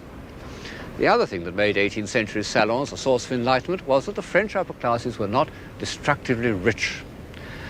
They lost most of their money in a financial crash brought about by a Scottish wizard named David Law. As I've said several times, a margin of wealth is helpful to civilization, but for some mysterious reason, great wealth is destructive. I suppose that some discipline and economy is as necessary in art as it is in life. Also, great display is heartless. The south front of Versailles is a masterpiece of architectural design, but it doesn't touch us like something loved and familiar. For example, look at Chardin, the greatest painter of mid-18th century France. No one has ever had a surer taste in color and design. Every area, every interval, every tone gives one the feeling of perfect rightness. Well, Chardin didn't depict the upper classes, still less the court. He sometimes found his subjects in the thrifty bourgeoisie, and what sweet people they are. Sometimes among the working class, where I think he was happiest because he loved the basic design of pots and barrels. They are noble, in a way that a piece of Louis XV's furniture couldn't be. Chardin's pictures show the qualities immortalized in verse by La Fontaine and Molière: good sense, a good heart, an approach to human relationships both simple and delicate.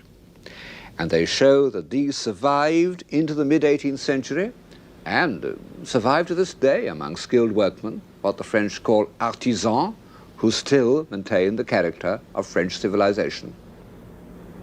The salons where the brightest intellects of France were assembled were more luxurious, but still not overwhelming. The furniture was in a style that may seem to us rather extravagant, but the rooms were of a normal size. People could feel that they had some human relationship with one another. After the law crash, many of the French upper classes couldn't afford houses in Paris and lived in apartments. Comfort and elegance took the place of grandeur.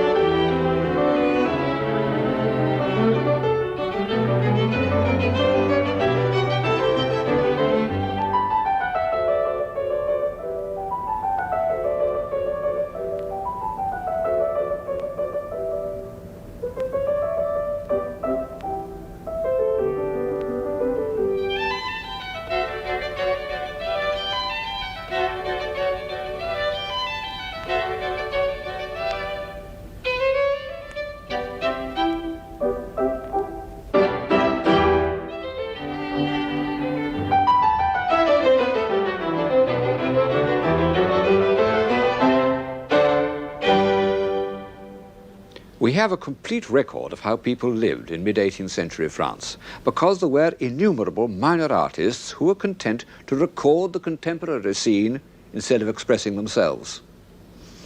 Here's part of a series modestly known as the Monument of Costume, small masterpieces of design and execution.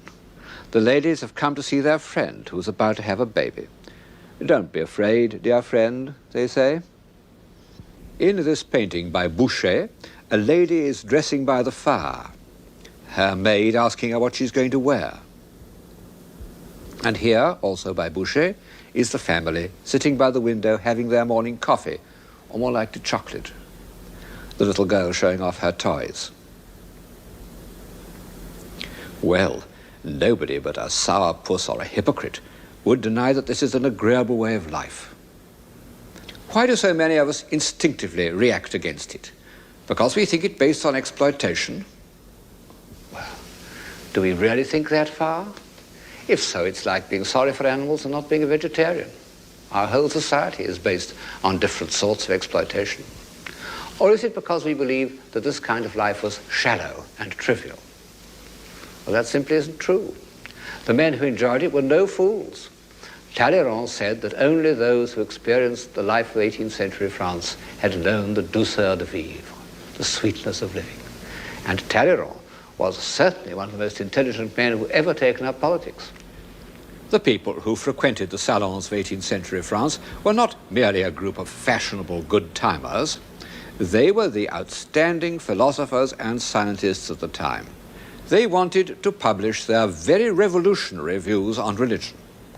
They wanted to curtail the power of a lazy king and an irresponsible government. They wanted to change society. In the end, they got rather more of a change than they bargained for. The men who met each other in the salons of Madame de Deffand and Madame Geoffrin were engaged in a great work. Here it is. An encyclopedia, or Dictionnaire raisonné des sciences, des arts et des métiers. It was intended to advance mankind by conquering ignorance. It was a gigantic enterprise, as you can see. Eventually, this is only a small part of it, eventually there were 24 folio volumes. And of course, it involved a great many contributors. But the dynamo of the whole undertaking was Diderot. There he is, in a picture by Van Loo, smiling the smile of reason, which enraged him. He said he'd been made to look like an old cocotte who was still trying to be agreeable. He was a many-sided man, very intelligent, a novelist, a philosopher, even an art critic, the great supporter of Chardin. And in the encyclopedia, he wrote articles on everything from Aristotle to artificial flowers. The aims of the encyclopedia seem harmless enough to us, but you know, authoritarian governments don't like dictionaries. They live by lies and by bamboozling abstractions, and they can't afford to have words accurately defined. The encyclopedia was twice suppressed, and by its ultimate triumph, the polite reunions in these elegant salons became precursors of revolutionary politics. They were also precursors of science. The illustrated supplement of the encyclopedia is full of pictures of technical processes. Here's one of the plates, for example, showing the polishing of wood. And then another, all the beginning here shows the making of silk for the tapestry, and this is the actual dyeing of the wool for the Gobelin tapestries. And throughout the book, there are extremely interesting examples of the techniques of the day. In the mid-18th century, science was fashionable and romantic, as one can see from this picture by Wright of Derby.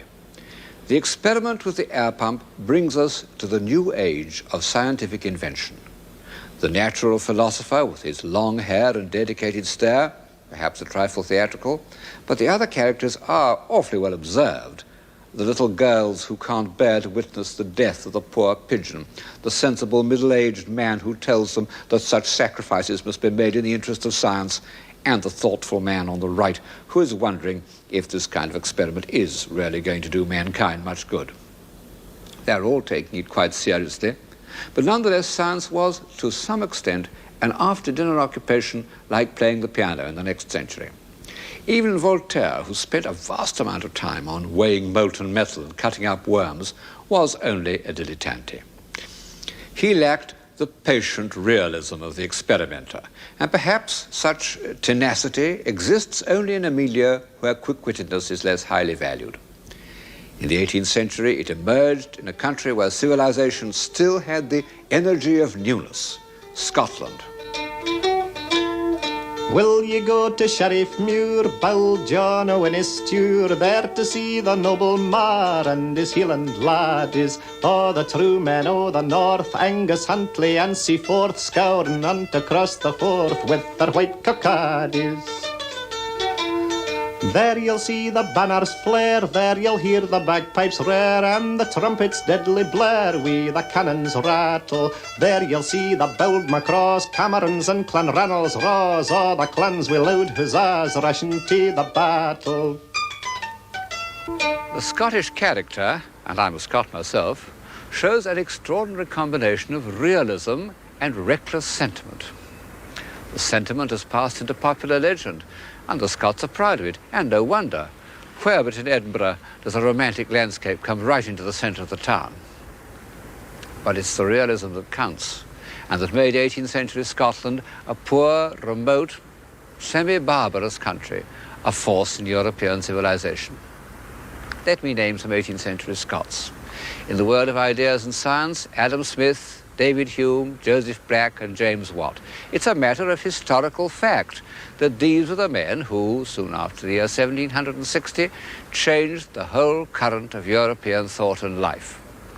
Joseph Black and James Watt discovered that heat, in particular steam, could be a source of power. Well, I needn't describe how that has changed the world. In The Wealth of Nations, Adam Smith invented the study of political economy and created a social science that lasted up to the time of Karl Marx. In his treatise on human nature, Hume succeeded in proving that experience and reason have no necessary connection with one another, that there's no such thing as a rational belief.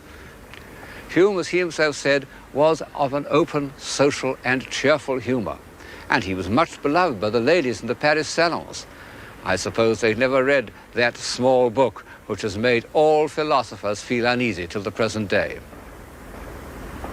All these great Scots lived in the grim, narrow tenements of the old town of Edinburgh, piled on the hill behind the castle. But even in their lifetime, the great Scottish architects, the brothers Adam, who had produced one of the finest pieces of town planning in Europe, the new town of Edinburgh.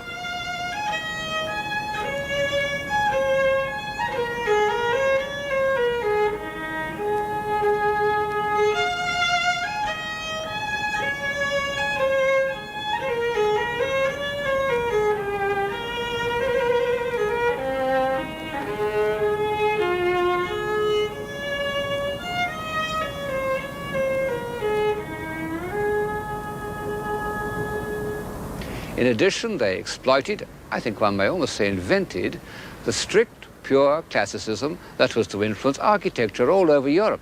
In fact, another Scot named Cameron took it to Russia with tremendous effect. And then, a Scot having popularized neoclassicism, Sir Walter Scott popularized the Gothic Middle Ages and furnished the imagination of the romantically minded for a century. Not bad for a poor, underpopulated country. Through the practical genius of the Scots and English, those technical diagrams in the encyclopedia became a reality. And before the political revolutions of America and France had taken effect, a far deeper and more durable transformation was already underway, what we call the Industrial Revolution. Wright of Derby, whose imagination had been stirred by the scientific exercises of the intellectuals, was also moved by their first commercial application, and he painted this picture of Arkwright's mill at Crumford. He's felt the romance of industrialism as it begins to usurp the power of the old regime. If, on the practical side, we had to visit Scotland, on the moral side, we must return to France, not to Paris, but to the borders of Switzerland, because it was there, a mile or two from the French frontier, that Voltaire made his home. After several bad experiences, he'd become suspicious of authority, and he liked to live in a place where he could easily slip over the border. He didn't suffer from his exile. He'd made a lot of money by speculation, and his last bolt hole, the Chateau of Ferney, is, as you see, a large, agreeable country house. Voltaire built the wings at either end. He also planted this alleyway of beeches for a cool promenade on a hot day. When he was visited by the self-important ladies of Geneva, he would receive them seated on a bench at the far end, down there behind me. It amused him to see how they struggled to prevent their towering powdered wigs from getting entangled in the branches. Well, it's grown up a good deal since then.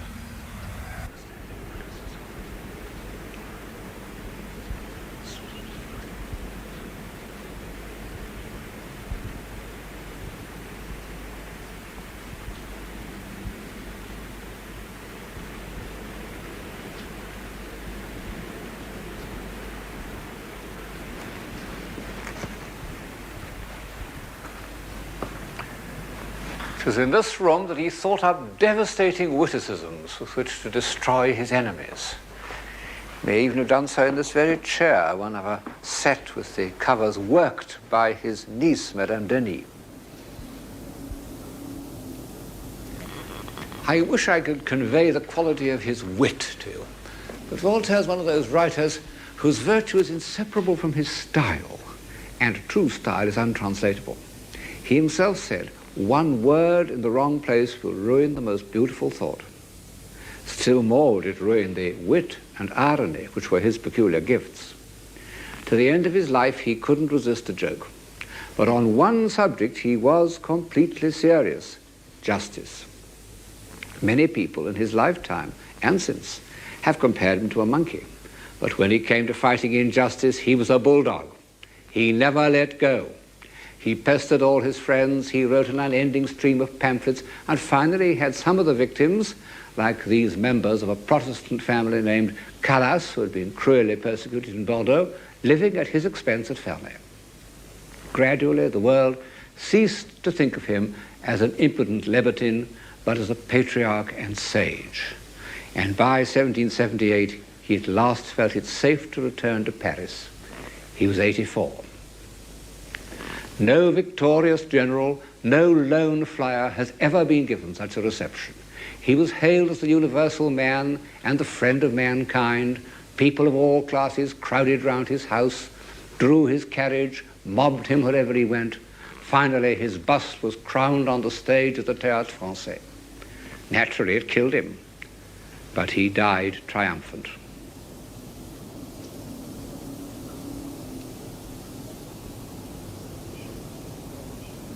The remarkable thing about the frivolous 18th century was its seriousness. It was, in many ways, the heir to Renaissance humanism, but there was a vital difference. The Renaissance had taken place within the framework of the Christian Church. A few humanists had showed signs of skepticism, but no one had expressed doubts about the Christian religion as a whole. People had the comfortable moral freedom that goes with an unquestioned faith. But by the middle of the 18th century, serious-minded men could see that the church had become a tied house, tied to property and status, and defending its interests by repressions and injustice. No one felt this more strongly than Voltaire. Écraser l'infâme, crush the vermin. It dominated his later life, and he bequeathed it to his followers.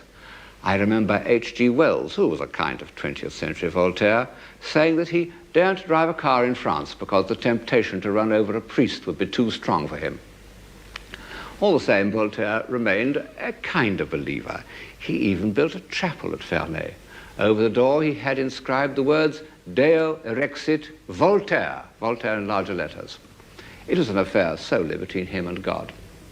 However, several of the contributors to the encyclopedia were total materialists. And so the late 18th century was faced with the troublesome task of constructing a new morality without revelation or Christian sanctions. This morality was built on two foundations. One of them was the doctrine of natural law, the other the Stoic morality of ancient Republican Rome. Republican virtue inspired the most gifted painter of his day, David. In the Lives of Plutarch, people read about those grim, puritanical heroes of the Roman Republic who sacrificed themselves and their families in the interests of the state. And they took these monsters as models for a new political order. Here's David's first great revolutionary picture, The Oath of the Horatii.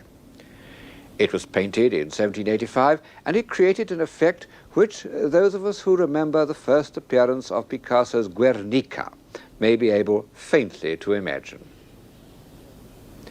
The Oath of the Horatii is the supreme picture of revolutionary action, not only in its subject, but in its treatment. Gone are all the melting outlines and pools of sensuous shadow of a Fragonard, and in their place are these firmly outlined expressions of will. The unified totalitarian gesture of the brothers, like the kinetic image of a rotating wheel, has an almost hypnotic quality. Even the architecture is a conscious revolt against the refined ornamental style of the time. These Tuscan columns assert the superior virtue of the plain man. 2 years later, David painted an even more grimly Plutarchian picture, the lictors bringing back to the house of Brutus the bodies of his 2 sons whom he had condemned to death for treachery. One of those incidents in Roman history that don't appeal to us, but which was horribly acceptable to French feeling on the eve of the Revolution. One sees how completely the douceur de vivre had lost its hold on the European imagination even before 1789. In fact, the new morality had already guided a revolution outside Europe. Once more, we must leave the ancient focus of civilization and travel to the edge of the civilized world, America. For it was in this virgin soil and not in the compost heap of Europe that the aims of the encyclopedia were first realized. In the 18th century, no white man, except hunters, had penetrated beyond that range of hills.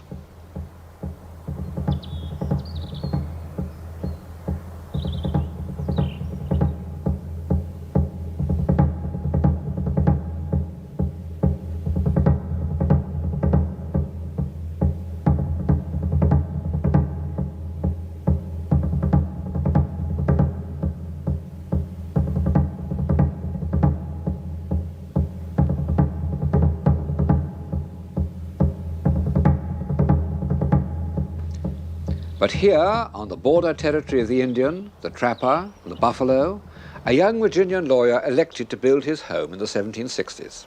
His name was Thomas Jefferson, and he called his house Monticello, the Little Mountain.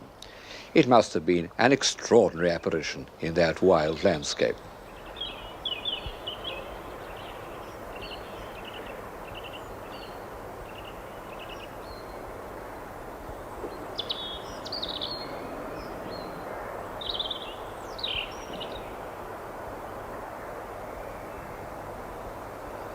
Jefferson made it up out of the book of the great Renaissance architect Palladio, of which he is said to have owned the only copy in America. But of course, he had to invent a great deal of it himself, and he was highly inventive. The interior of the house betrays the obstinate ingenuity of a creative man who is determined to work out everything for himself.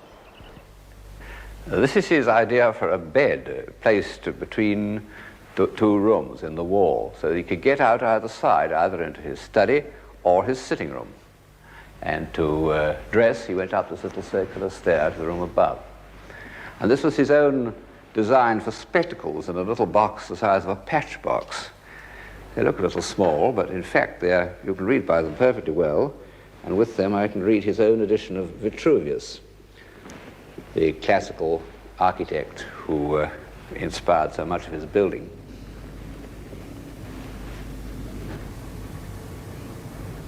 It's placed on a table, a revolving table, which he designed himself, which works very well, and a revolving chair.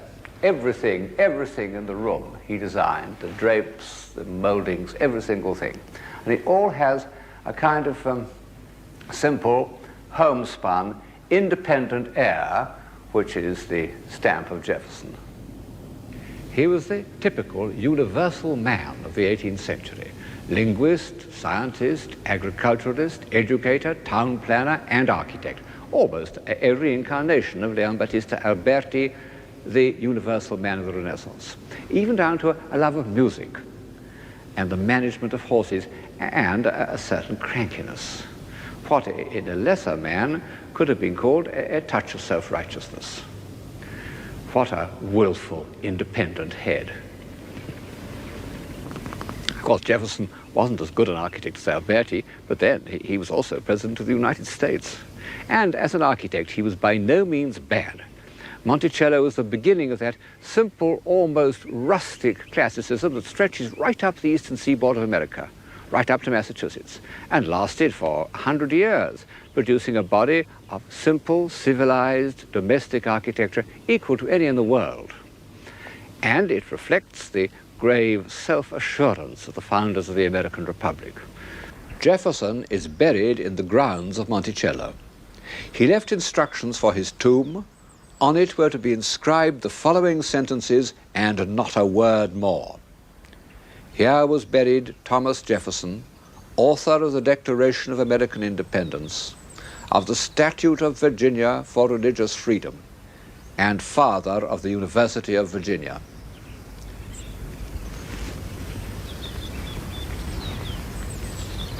Well, the establishment of religious freedom that earned him so much hatred and abuse in his own day, we now take for granted. But the University of Virginia is still a surprise. It was all designed by Jefferson, and it's full of his character. He called it an academical village. There are 10 pavilions for 10 professors, and between them, behind this colonnade, the rooms of the students, all within reach and yet all individual. The ideal of corporate humanism. And then outside the courtyard are small gardens that show his love of privacy. Those serpentine walls were Jefferson's speciality. Nobody knows where he got them from. Needless to say, they had a practical as well as an aesthetic intention. The great courtyard was round 3 sides of a rectangle. The 4th side you saw over the mountains to Indian Territory. How confidently, in their semi-wild domain, the founding fathers of America assumed the mantle of republican virtue and put into practice the notions of the French Enlightenment.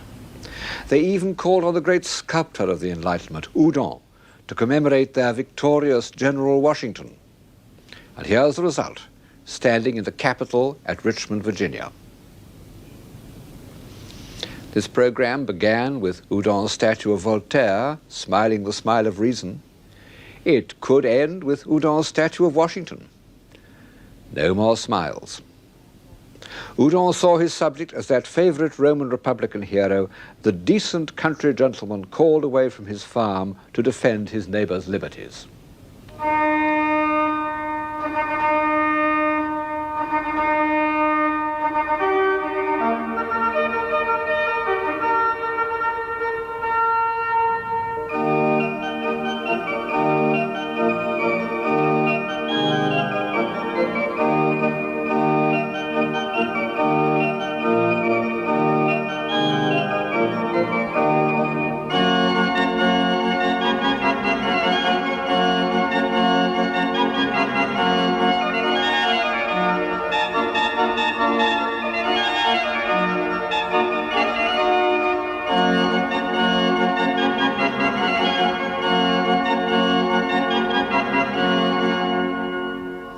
In fact, the War of Independence lasted 6 years, and at the end of it, the British totally withdrew their forces, and the new republic was born. Washington retired to his farm at Mount Vernon. The ideas of the French Enlightenment influenced the founders of the American Constitution, and in return, the success of the American Rebellion played a part in inspiring the French to overthrow their monarchy. After the storming of the Bastille, Lafayette sent the key of that infamous prison as a present to Washington. Washington hung it in the hall at Mount Vernon, and there it has stayed ever since. By this date, Washington had little time to spend at his home farm on the banks of the Potomac. He had been elected first President of the United States.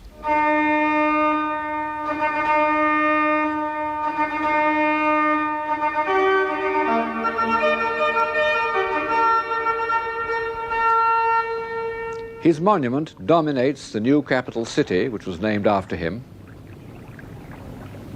Facing it, across the tidal basin of the Potomac, is the monument to Jefferson, who became the 3rd president.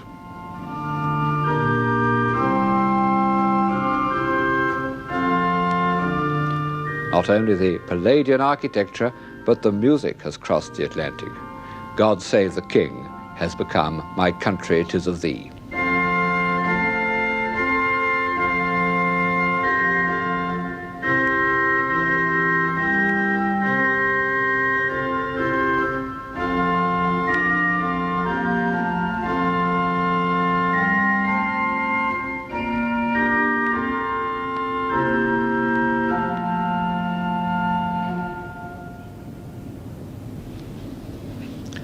On the inner walls are quotations from Jefferson's writings.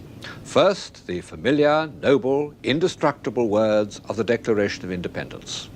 We hold these truths to be self-evident, that all men are created equal, that they are endowed by their Creator with certain inalienable rights. Among these are life, liberty, and the pursuit of happiness, and that to secure these rights, governments are instituted among men. Self-evident truths. That's the voice of the 18th century Enlightenment. But on the opposite wall are less familiar words by Jefferson that still give us pause today.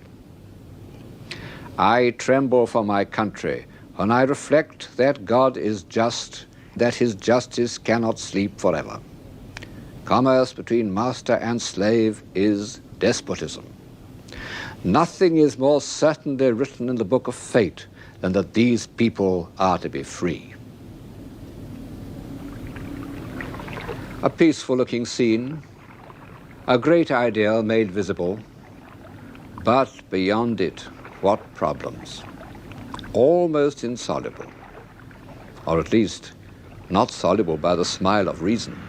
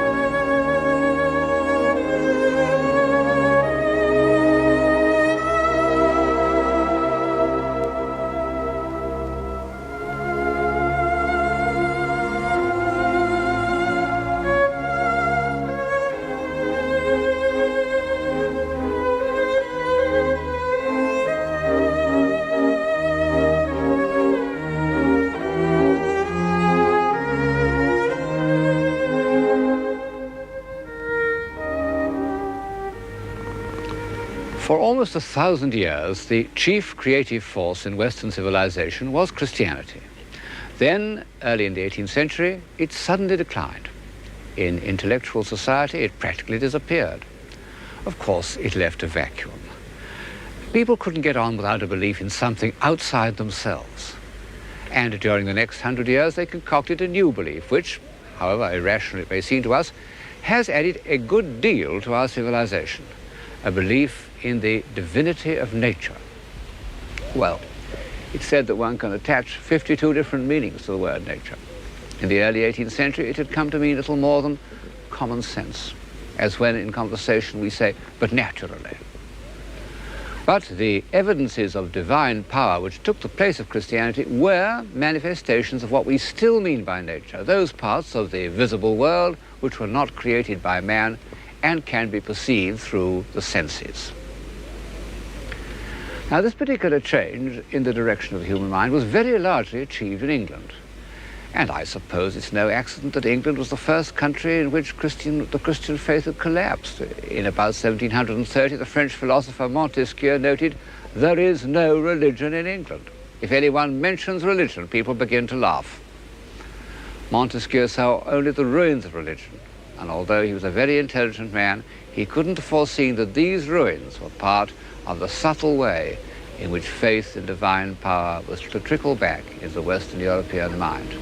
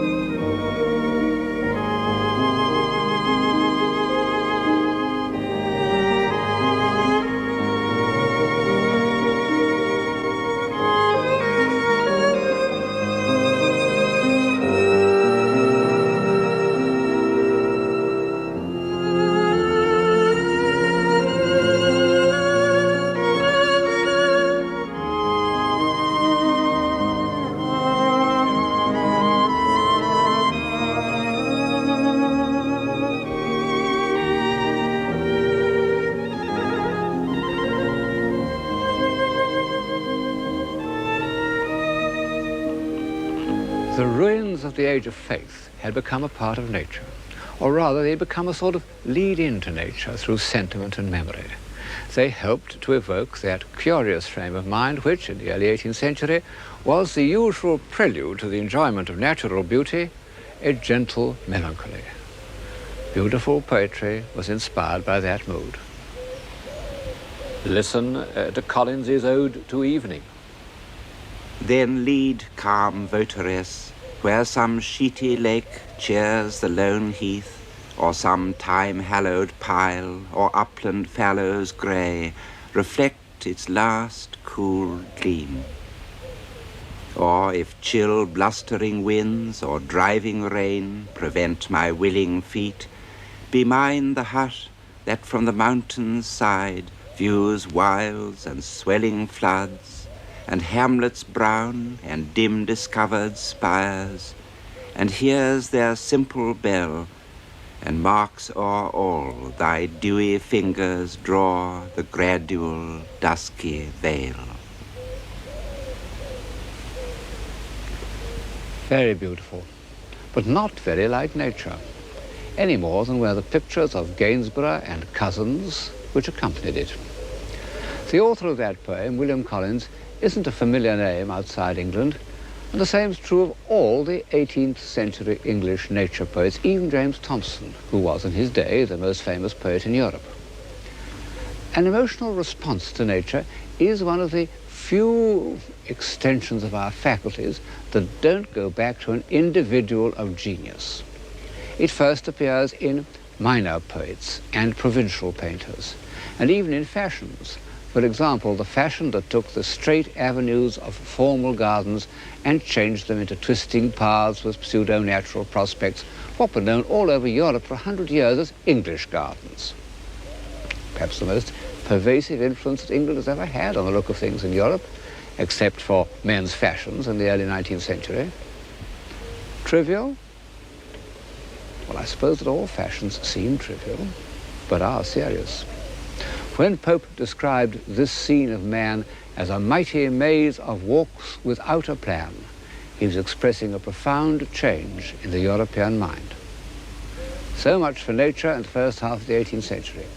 Then, in about the year 1760, this English prelude of melancholy minor poets and picturesque gardens touched the mind of a man of genius, Jean-Jacques Rousseau. His name involves a change of scene, because although to some extent he derived his love of nature from England, it was among the lakes and alpine valleys of Switzerland that his absorption in nature first became a mystical experience.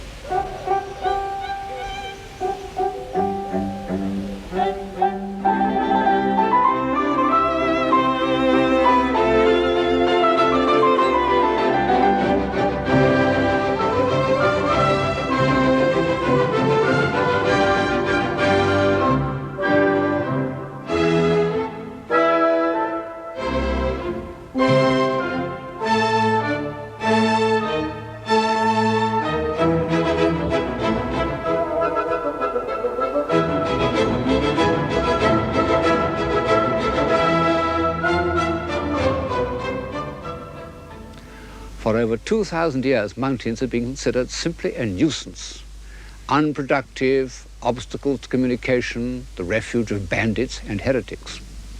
It's true that in about 1340, the poet Petrarch had climbed one and enjoyed the view at the top, and then been put to shame by a passage from St. Augustine.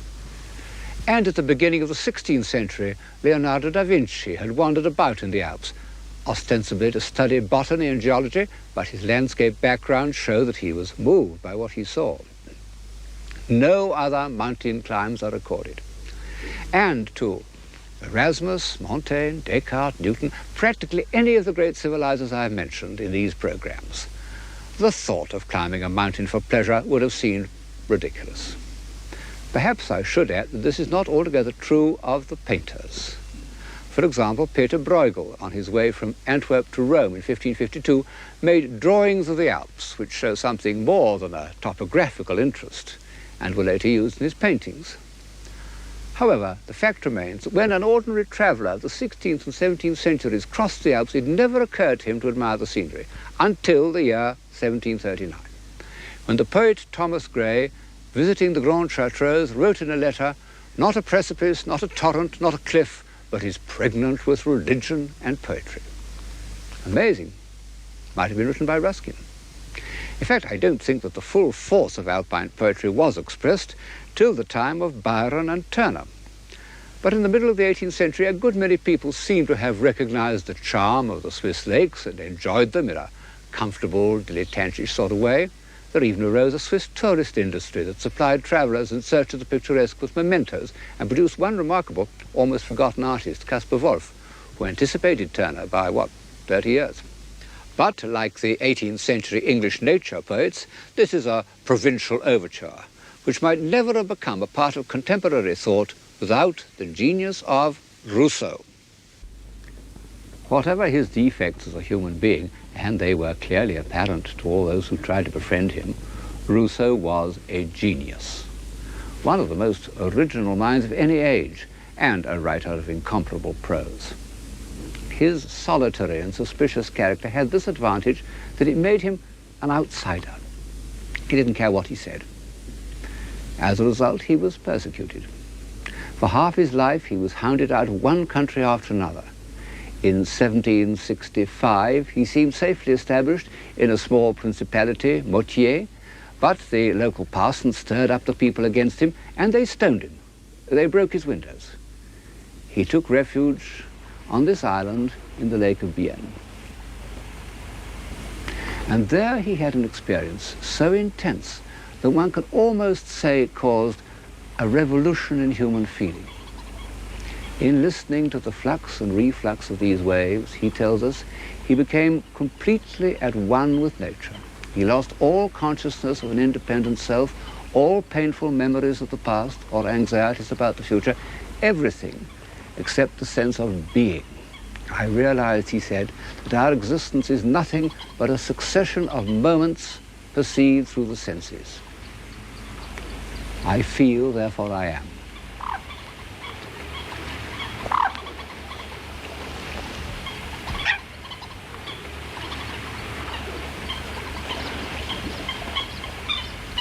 A curious discovery to have been made in the middle of the Age of Reason, but a few years earlier the Scottish philosopher Hume had reached the same conclusion by logical means. It was an intellectual time bomb which, after sizzling away for almost 200 years, has only just gone off. Whether to the advantage of civilization now seems rather doubtful.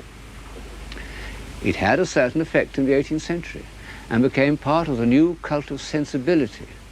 But no one seems to have realized how far abandonment to sensation might take us, or what a questionable divinity nature might prove to be. No one except the Marquis de Sade, who saw through the new god or goddess from the start. Nature averse to crime, he said.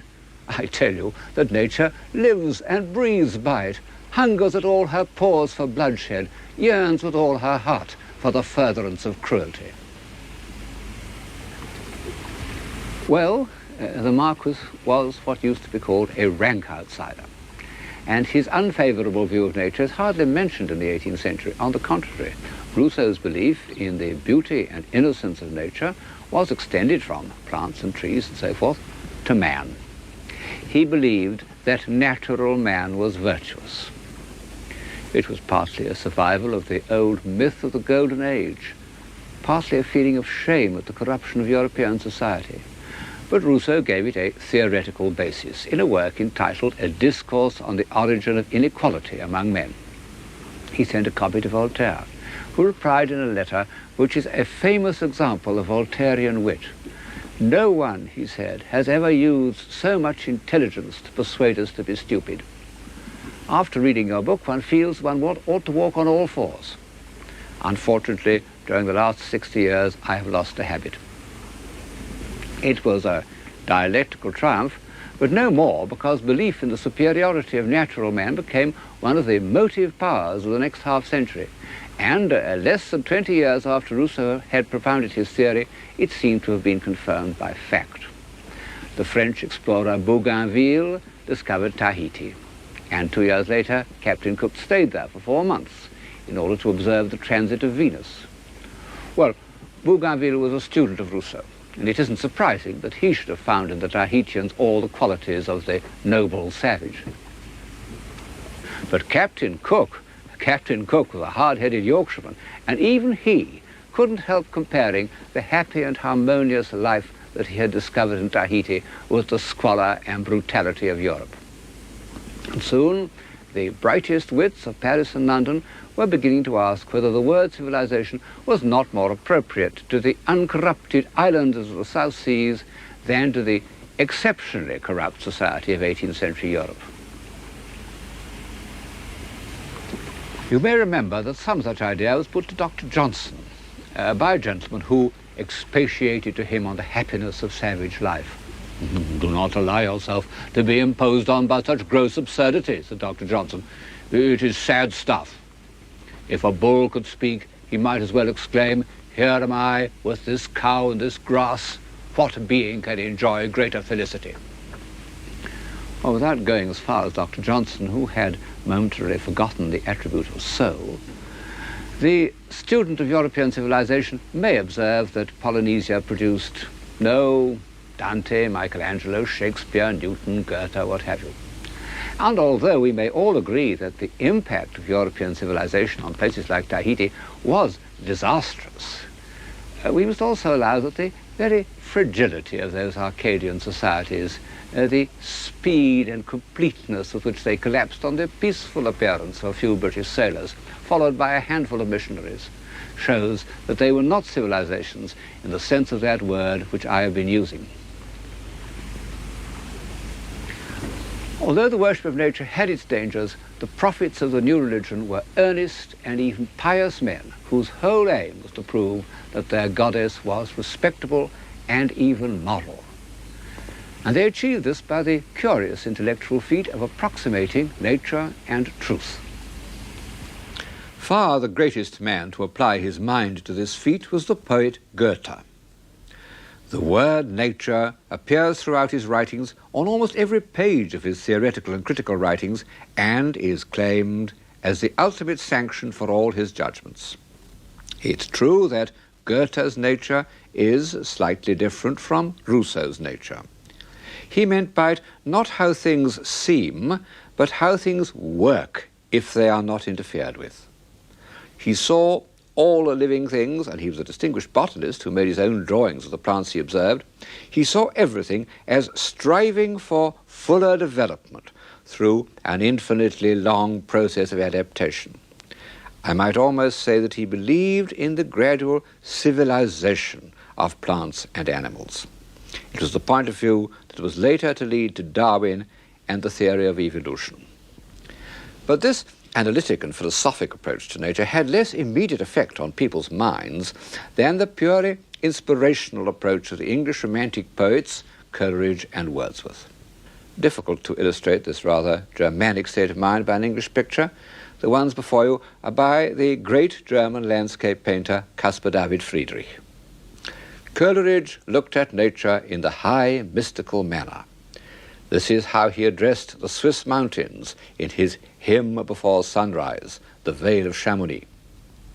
O dread and silent mount, I gazed upon thee till thou, still present to the bodily sense, didst vanish from my thought. Entranced in prayer, I worshipped the invisible alone.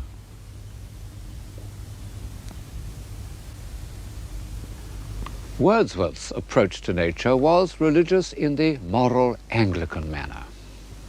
Accuse me not, he said, of arrogance, if having walked with nature and offered, as far as frailty would allow, my heart a daily sacrifice to truth, I now affirm of nature and of truth that their divinity revolts, offended at the ways of men.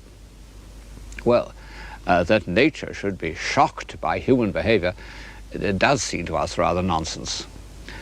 But one mustn't lightly accuse Wordsworth of arrogance or silliness. By the time he wrote those lines, he had lived through a great deal. As a young man, he went to France, lived with a spirited French girl, and had a daughter, and became involved with the French Revolution, an ardent Girondist. But for a chance, he might easily have had his head chopped off in the September massacres. He returned to England, disgusted with the political aspect of the revolution, but not the less attached to its ideals. And he set out to describe in verse the truth about the hardships of poor people, as they had never been described before. He wrote poems without a glimmer of comfort or hope. He walked for miles alone on Salisbury Plain and in Wales, talking only to tramps and beggars and discharged prisoners. He was utterly crushed by man's inhumanity to man. And finally, he came to Tintern. The abbey is in the valley behind me there. Of course, he'd always been observant of natural beauty. His earliest poems show us that. But in August 1793, like Rousseau on the Isle of Saint-Pierre, he recognized that only total absorption in nature could heal and restore his spirit. He returned to Tintern 5 years later and recaptured some of those first feelings. Though changed, no doubt, from what I was when first I came among these hills, when like a roe I bounded o'er the mountains, by the sides of the deep rivers and the lonely streams, wherever nature led, more like a man flying from something that he dreads than one who sought the thing he loved. For nature then to me was all in all. I cannot paint what then I was. The sounding cataract haunted me like a passion. The tall rock, the mountain, and the deep and gloomy wood, their colors and their forms, were then to me an appetite, a feeling and a love that had no need of a remoter charm by thought supplied, or any interest unborrowed from the eye.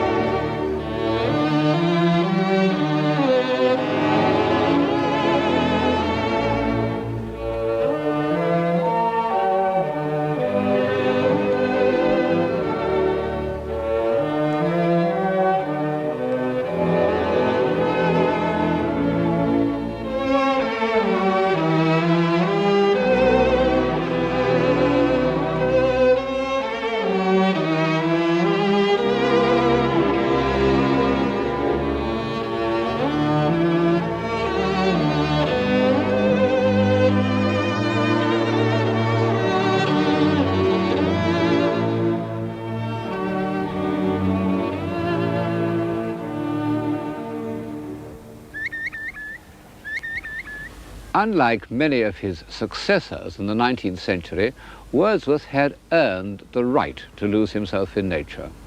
So, after all, Rousseau, because the author of The Solitary Walker was also the author of The Social Contract, the Gospel of Revolution. A sympathy with the humble, the voiceless, be they human or animal, does seem to be a necessary accompaniment to the worship of nature, and has been ever since St. Francis. Robert Burns, at the first dawn of romantic poetry, would not have written "A man's a man for a' that" if he hadn't also felt deeply distressed at disturbing a field mouse's nest. The new religion was anti-hierarchical. It proposed a new set of values, and this was implied in Wordsworth's belief that it was based on right instincts rather than on learning. It was an extension of Rousseau's discovery of immediate feeling, but with the addition of the word moral, because Wordsworth recognized that simple people and animals often show more courage and loyalty and unselfishness than sophisticated people. Also, a greater sense of the wholeness of life. One impulse from a vernal wood may teach you more of man, of moral evil and of good, than all the sages can.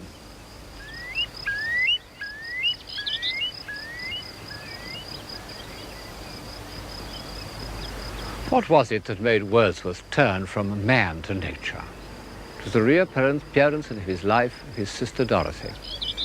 They first set up house together in Somerset, then, driven by a strong instinct, they returned to their native country and settled in this cottage at Grasmere. It was in this garden and in the tiny sitting room that Wordsworth wrote his most inspired poems. The journal which Dorothy kept in these years shows how often his poems originated in one of her vivid experiences, and Wordsworth knew it. She gave me eyes, she gave me ears, and humble cares and delicate fears. In the new religion of nature, this shy, unassuming woman was the saint and prophetess.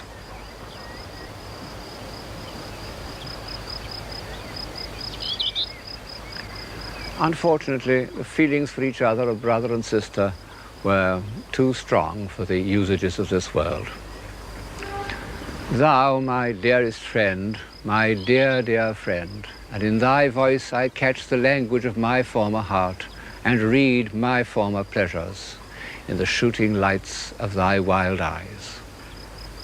Oh, yet a little while may I behold in thee what I was once, my dear, dear sister, and this prayer I make, knowing that nature never did betray the heart that loved her. The burning heat of romantic egotism. Both Byron and Wordsworth fell deeply in love with their sisters. The inevitable prohibition was a disaster for both of them, and Wordsworth suffered most because although Byron became restless and cynical, he did write Don Juan, whereas Wordsworth, after the heartbreaking renunciation of Dorothy, gradually lost inspiration and, although quite happily married to an old school friend, wrote less and less poetry that one can read without an effort. And Dorothy became simple-minded.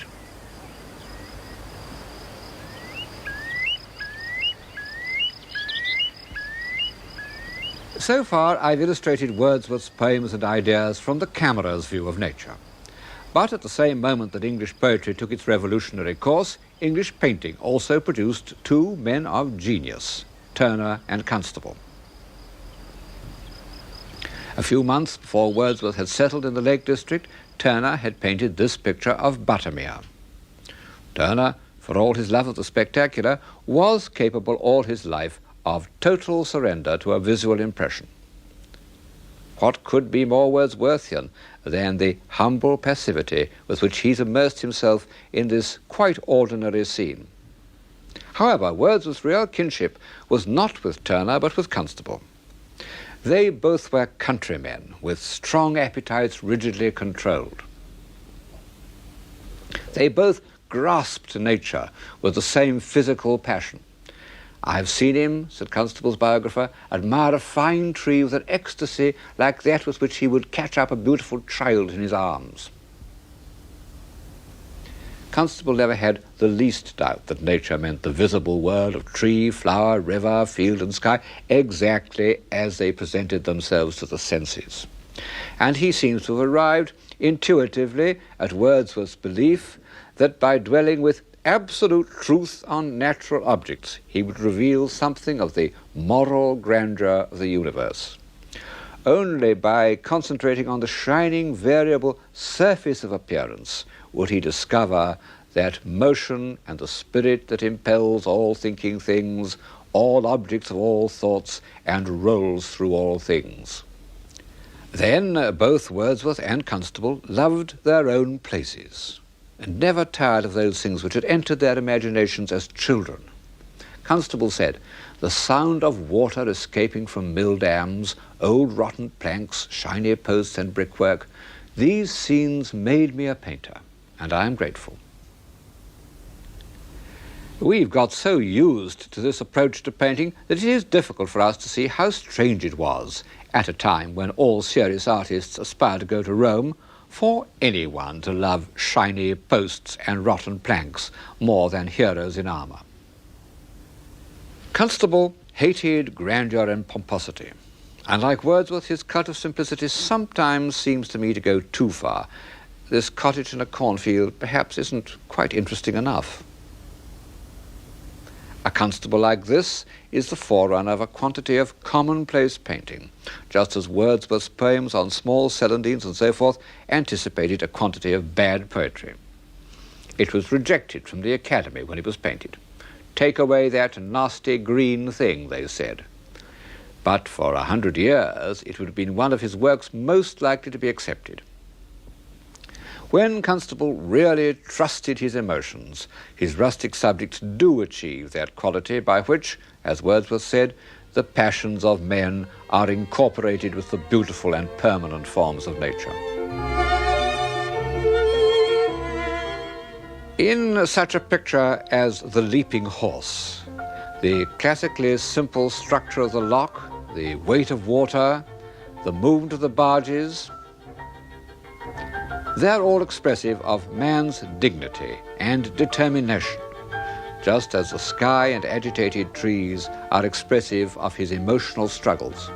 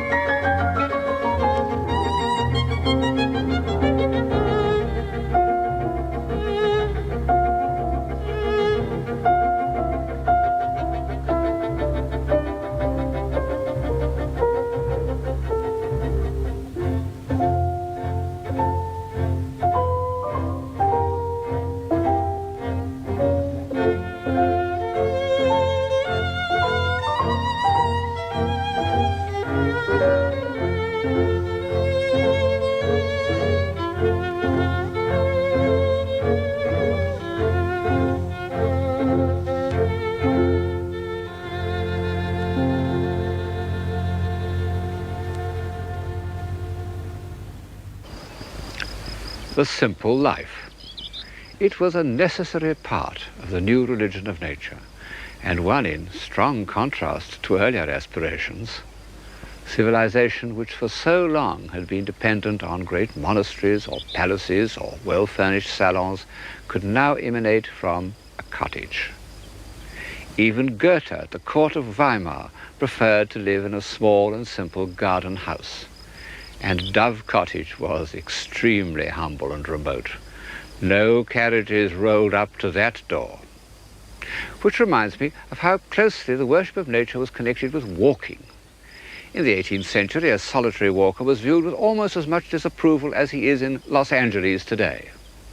But the Wordsworths walked continually. De Quincey calculated that by middle age the poet had walked 180,000 miles.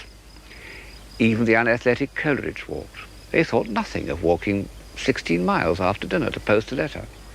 And so, for over 100 years, going for a walk was the spiritual as well as the physical exercise of all intellectuals, poets and philosophers. I'm told that in universities the afternoon walk is no longer part of the intellectual life. but for a quantity of people walking is still one of the chief escapes from the pressures of the material world. And the countryside where Wordsworth walked in solitude is now crowded with pilgrims as lured or Benares. The resemblances of Wordsworth to Constable, which seem so obvious to us, didn't occur to their contemporaries, partly, I suppose, because Constable was hardly known till 1825, by which time, alas, Wordsworth had become a priggish old bore, and partly because Constable painted flat country, whereas Wordsworth, and indeed the whole cult of nature, was associated with mountains. This, combined with Constable's lack of finish, was what led Ruskin to underrate him, while devoting a good part of his life to the praise of Turner.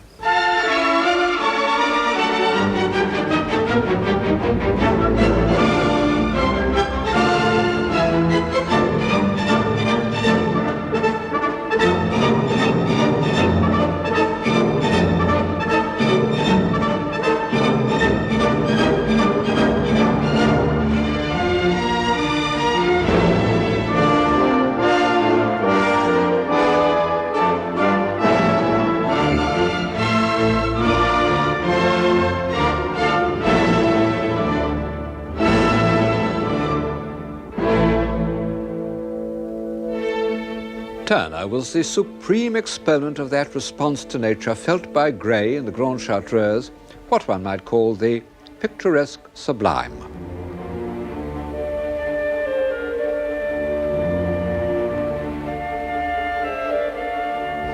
I suppose that the new religion required assertions of power and sublimity more obvious than those provided by daisies and celandines. But don't think that I am trying to belittle Turner. He was a genius of the first order, far the greatest painter that England has ever produced. And although he was prepared to work in the fashionable style with plentiful exaggerations, he never lost his intuitive understanding of nature. No one has ever known more about natural appearances, and he was able to fit into this encyclopedic knowledge memories of the most fleeting effects of light, sunrises, passing storms, dissolving mists, none of which had ever been set on canvas before. For 30 years, these brilliant gifts were exploited in a series of pictures which dazzled his contemporaries, but are perhaps too artificial for modern taste.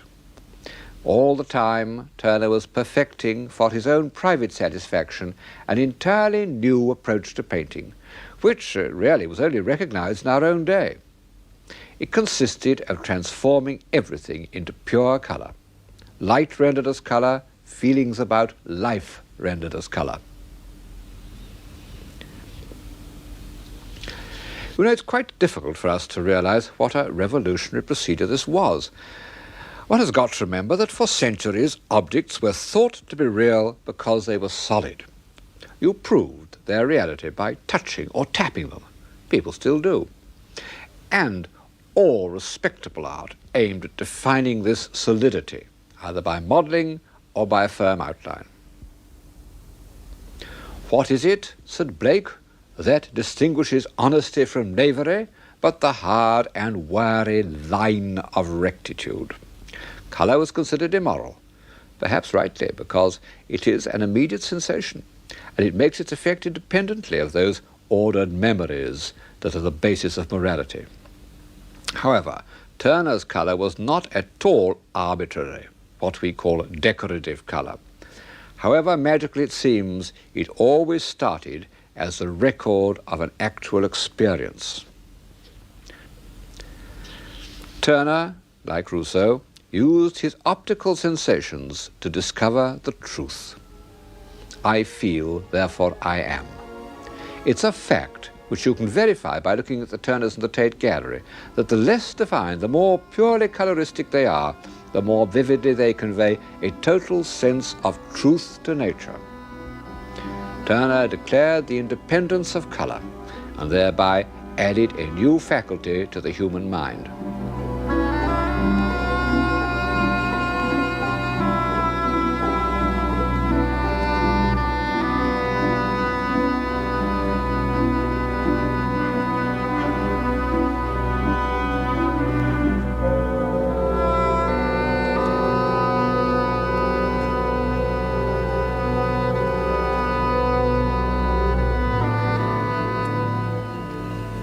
I don't suppose that Turner was conscious of his relationship with Rousseau, but the other great prophet of nature, Goethe, meant a lot to him.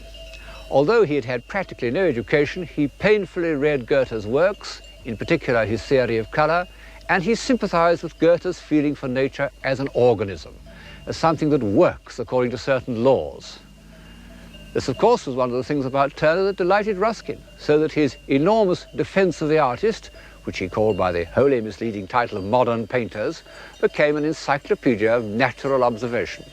Just as the Middle Ages produced encyclopedias in which inaccurate observations were used to prove the truth of the Christian religion, so Ruskin accumulated very accurate observations of plants, rocks, clouds, mountains, in order to prove that nature worked according to law. Well, we can't believe in Ruskin's moral law, but when he says, "The power which causes the several portions of a plant to help each other, we call life. Intensity of life is also intensity of helpfulness. The ceasing of this help is what we call corruption." He does seem to me to have drawn from his observations a moral at least as convincing as most of those that can be drawn from Holy Writ. And it helps to explain why for 50 years after the publication of Modern Painters, Ruskin was considered one of the chief prophets of his time.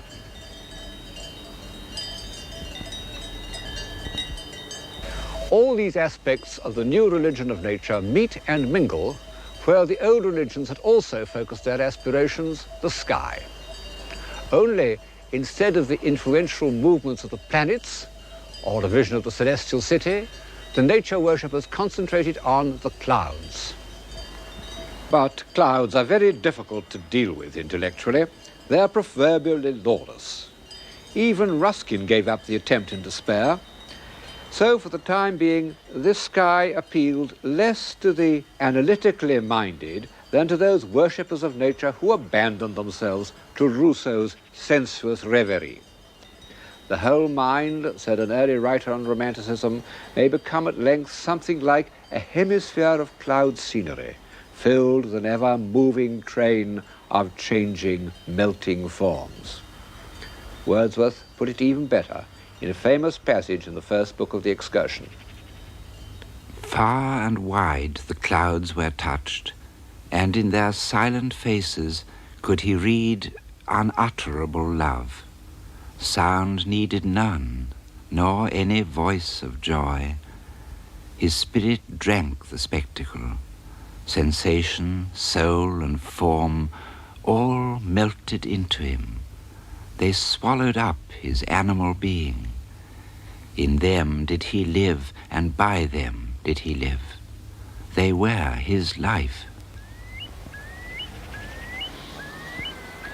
Constable said that in landscape painting, clouds are the chief organ of sentiment. He did hundreds of cloud studies, noting on the back the month, the time of the day, the direction of the wind. Ruskin said, "I bottled clouds as carefully as my father, who was a wine merchant, had bottled sherries." And for Turner, they had a symbolic meaning. He identified skies of peace and skies of discord. Clouds the color of blood become symbols of destruction. His chief aim in life was to see the sun rise above water. He owned a number of houses from which he could see this happening, and he was particularly fascinated by the line where the sky and the sea join each other, that mingling of the elements which seems, by its harmony of tone, to lead to a general reconciliation of opposites.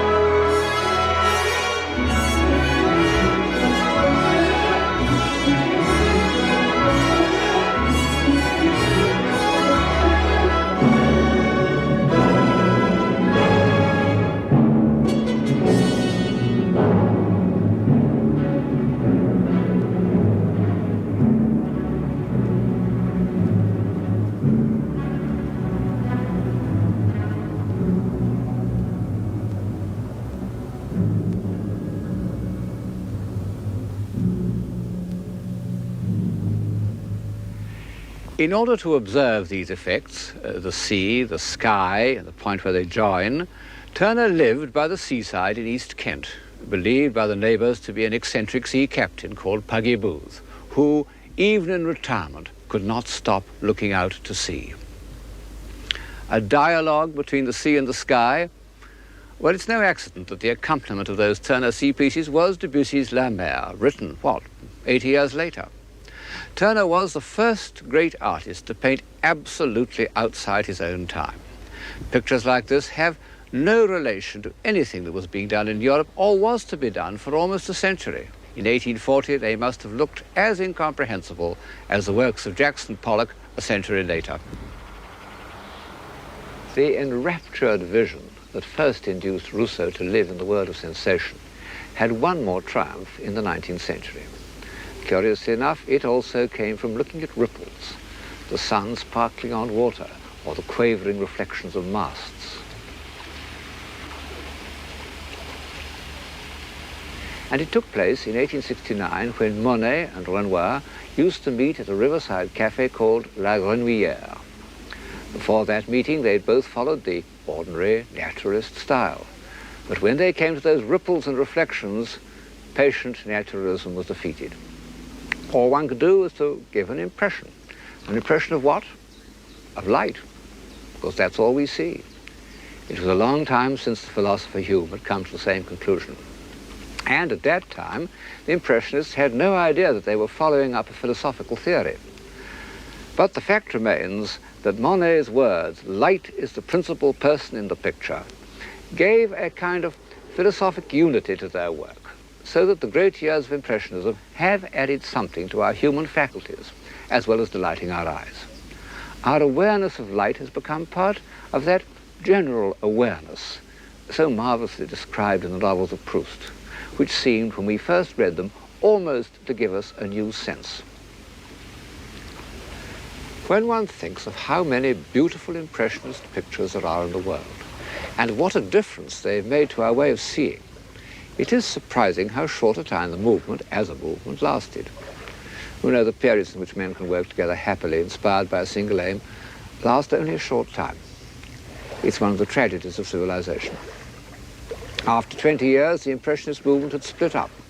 One party thought that light should be rendered scientifically in touches of primary color, as if it had passed through a spectrum. And this theory inspired a very distinguished painter, Seurat. But it was too remote from the first spontaneous delight in nature, upon which, in the end, all landscape painting must depend. Monet, the original unswerving Impressionist, when he found that straightforward naturalism was exhausted, attempted a kind of color symbolism to express changing effects of light.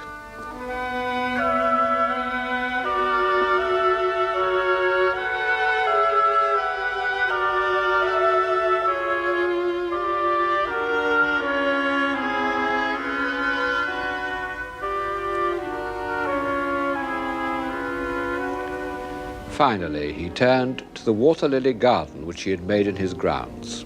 The enraptured contemplation of the clouds reflected in its surface was the subject of his last great masterpiece. He conceived it in one continuous form, like a symphonic poem. It takes its point of departure from experience, but the stream of sensation becomes a stream of consciousness. But how does the consciousness become paint? That is the miracle. By a knowledge of each effect so complete that it becomes instinctive, and every movement of the brush is not only a record, but a self-revealing gesture.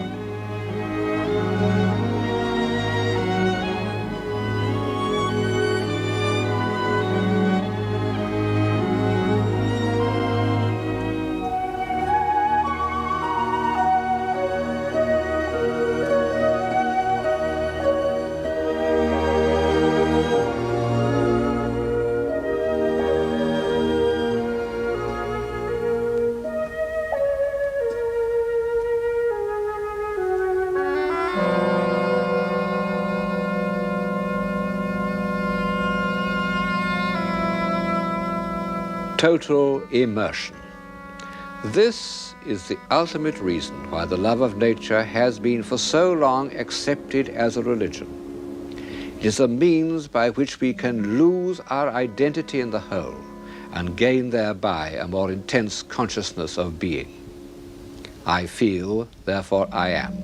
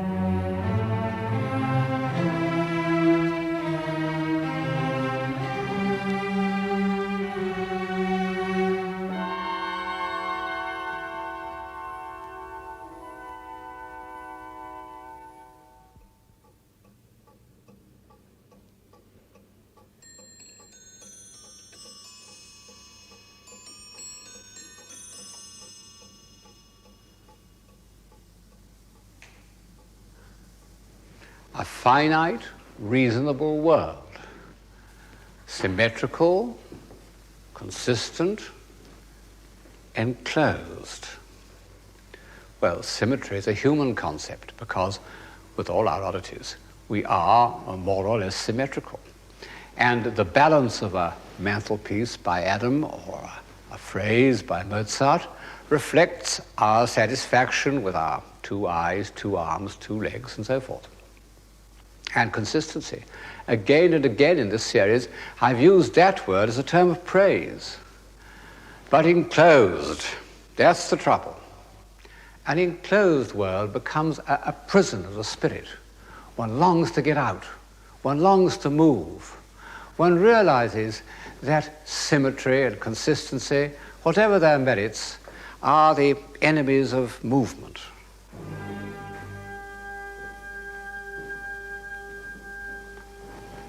And what is that I hear?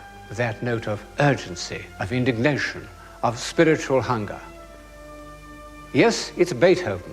It's the sound of European man once more reaching for something beyond his grasp. We must leave this trim, finite room and go to confront the infinite.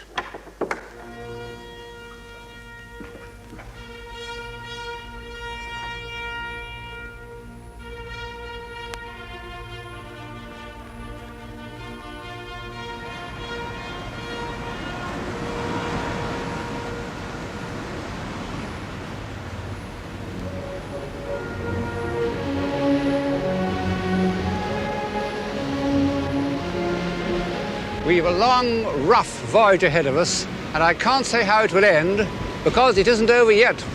we're still the offspring of the Romantic movement and still victims of the fallacies of hope.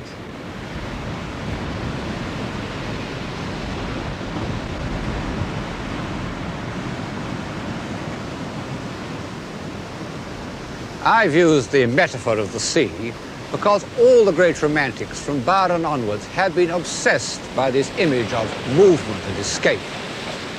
Once more upon the water, and the waves bound beneath me as a steed that knows his rider. Welcome to their roar, swift be their guidance, wheresoe'er they lead.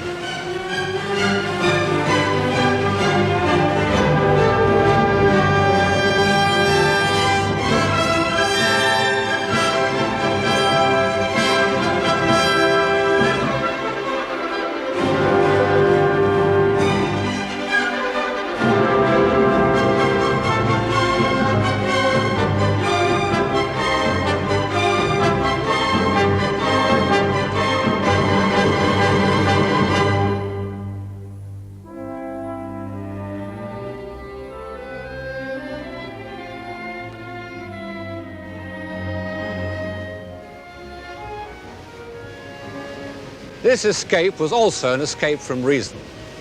In the 18th century, philosophers had attempted to tidy up human society by the use of reason, but rational arguments weren't strong enough to upset the huge mass of torpid tradition that had grown up in the last 150 years.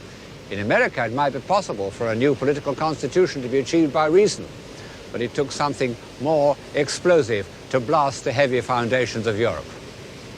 Towards the end of the 18th century, as rational argument declined, vivid assertion took its place. Rousseau, man was born free and is everywhere in chains. Robert Burns, a man's a man for a' that, or, more explicitly, it's coming yet for a' that man to man the world o'er shall brothers be for a' that. In 1790, an obscure English poet named Mordaunt wrote, "Sound, sound the clarion, fill the fife, through all the sensual world proclaim, one crowded hour of glorious life is worth an age without a name." These are the impulses that showed themselves like spray flying off a rock during the 1780s. Then, as we know, came the tidal wave.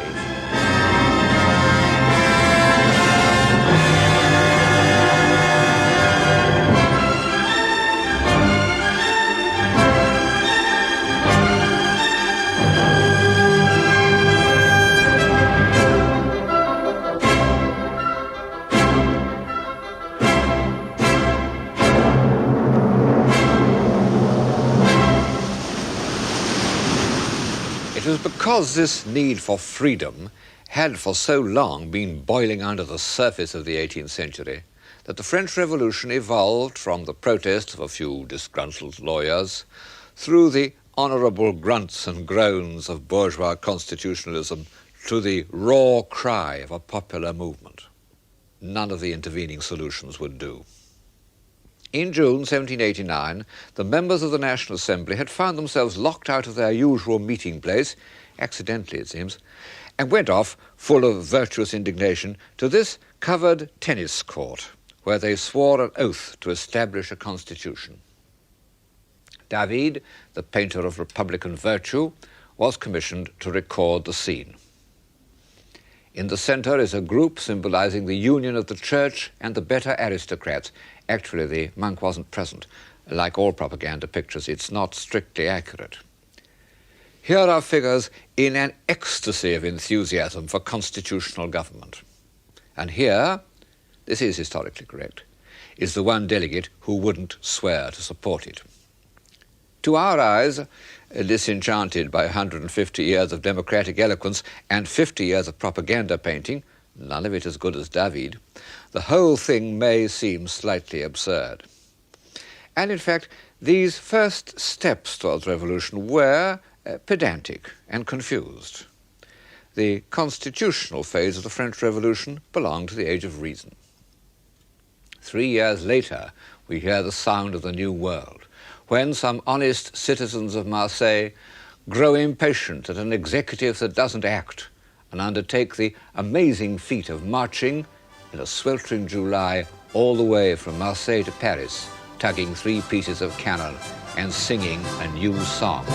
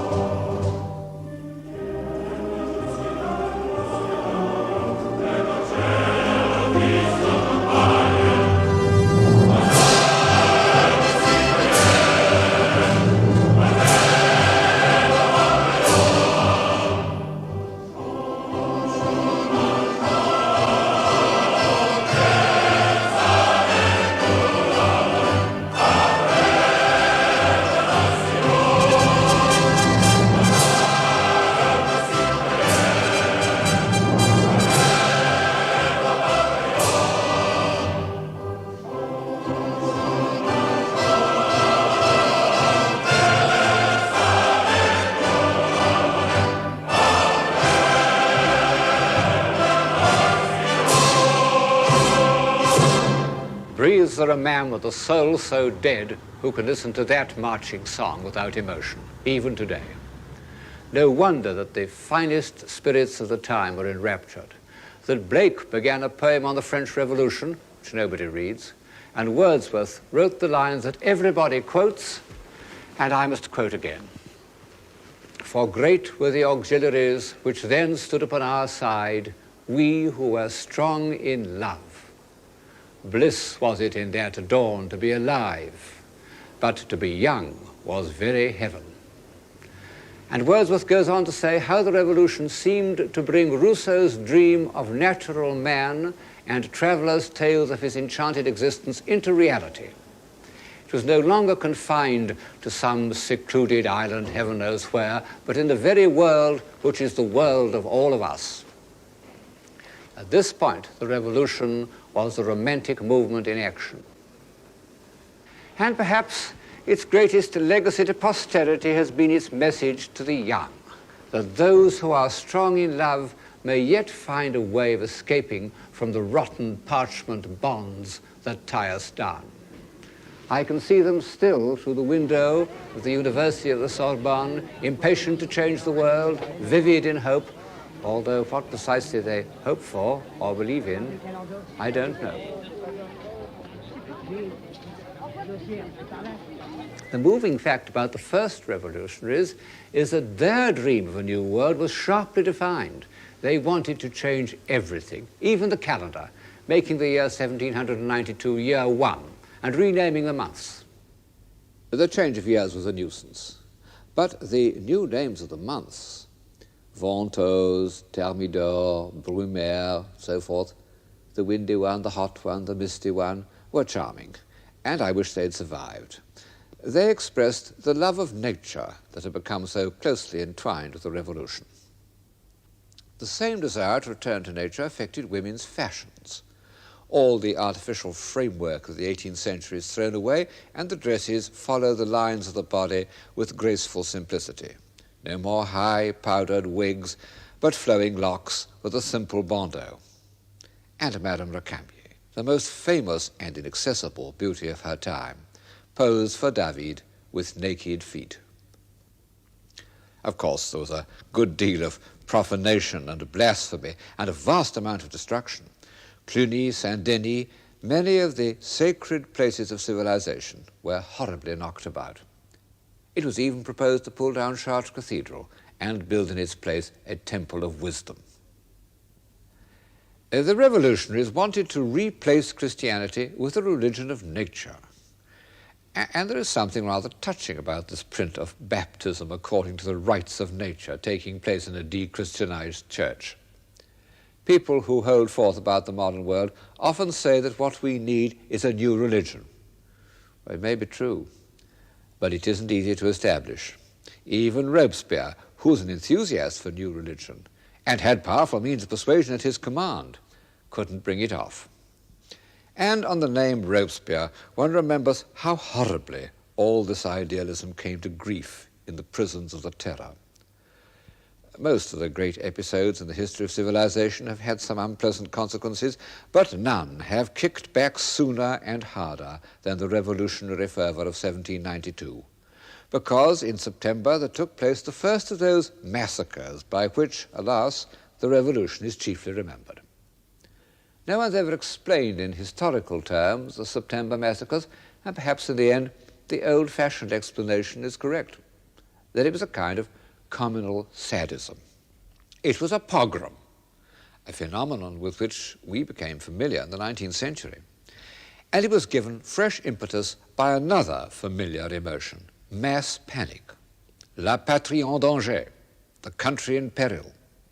In 1792, France was fighting for her life against the forces of ancient corruption, and for a few years her leaders suffered from the most terrible of all delusions. They believed themselves to be virtuous. Robespierre's friend Saint-Just said, "In a republic which can only be based on virtue, any pity shown towards crime is a flagrant proof of treason."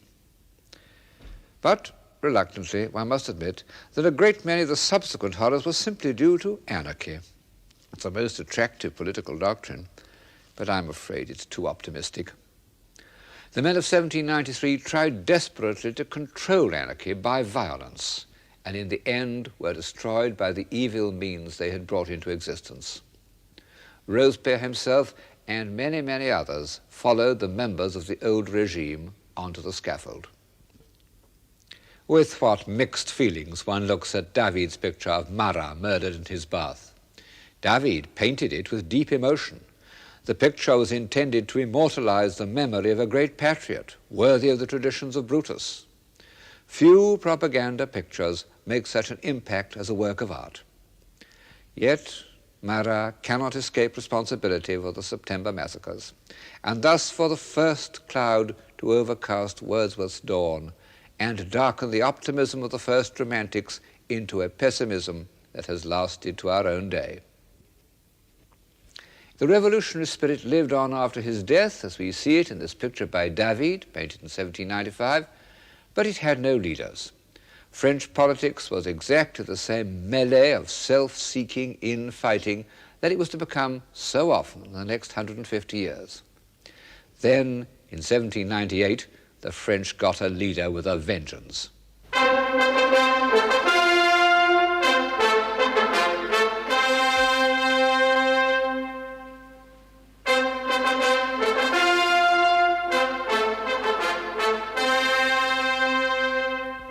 With the appearance of General Bonaparte, the liberated energies of the revolution take a new direction, the insatiable urge to conquer and explore.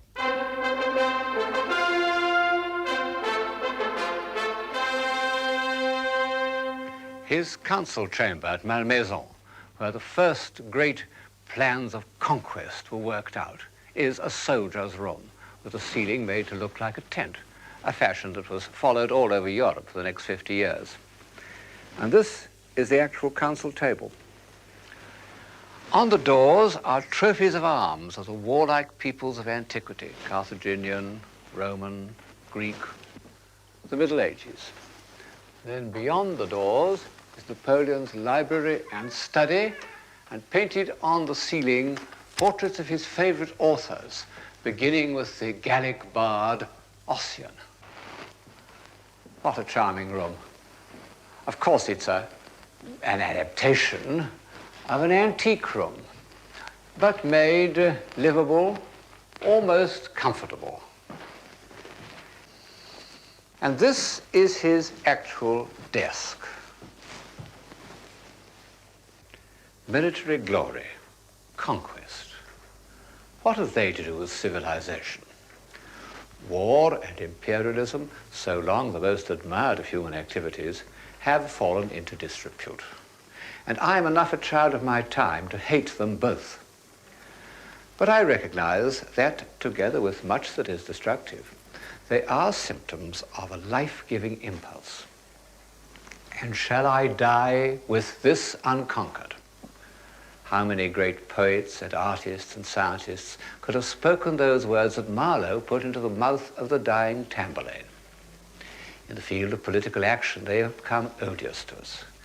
But I've an uneasy feeling that one can't have one thing without another. That Ruskin's unwelcome words, "No great art ever yet rose on earth but among a nation of soldiers," seems to be historically irrefutable, so far. The need to conquer was only one part of Napoleon's paradoxical character. There was also the political realist, the great administrator, the author, or at least the editor, of that classic corpus of law, the Code Napoleon, written at this very desk. In his portraits, we can watch the young revolutionary soldier dissolve into the first consul, with traces of revolutionary intensity in his head, and in 2 years he becomes the successor of Childeric and Charlemagne. This extraordinary portrait by Ingres makes conscious reference both to Roman ivories and 10th century miniatures of the Emperor Otto III. So, in one mood, Napoleon believed that he was reviving the great traditions of unity and stability by which the ideas of Greece and Rome were transmitted to the Middle Ages. To the end, he maintained, that Europe would have been better off if it had been united under his rule. It may be true, but it could never happen, because the realistic ruler was dominated by the romantic conqueror, and the static, hieratic emperor painted by Ingres is forgotten when we look at David's Bonaparte crossing the great St. Bernard. There he is truly the man of his time. For 50 years, the great minds of Europe were enchanted by a poem called Fingal, said to have been written by Ossian, a Gallic bard. Actually, it was a kind of fake put together out of scraps of evidence by an enterprising Scot named Macpherson. But this didn't prevent Goethe from admiring it, nor Ingres, the high priest of classicism, from painting an enormous picture of Ossian's dream. And Fingal was Napoleon's favorite poem. He took an illustrated copy on all his campaigns. Its heaven was not tarnished by the approval of the old regime. He ordered the glossiest of his painters, Girodet, to depict the souls of his own warriors, his marshals, being received by Ossian in Valhalla, painfully reminiscent of Hitler and Wagner. And yet, one can't quite resist the exhilaration of Napoleon's glory.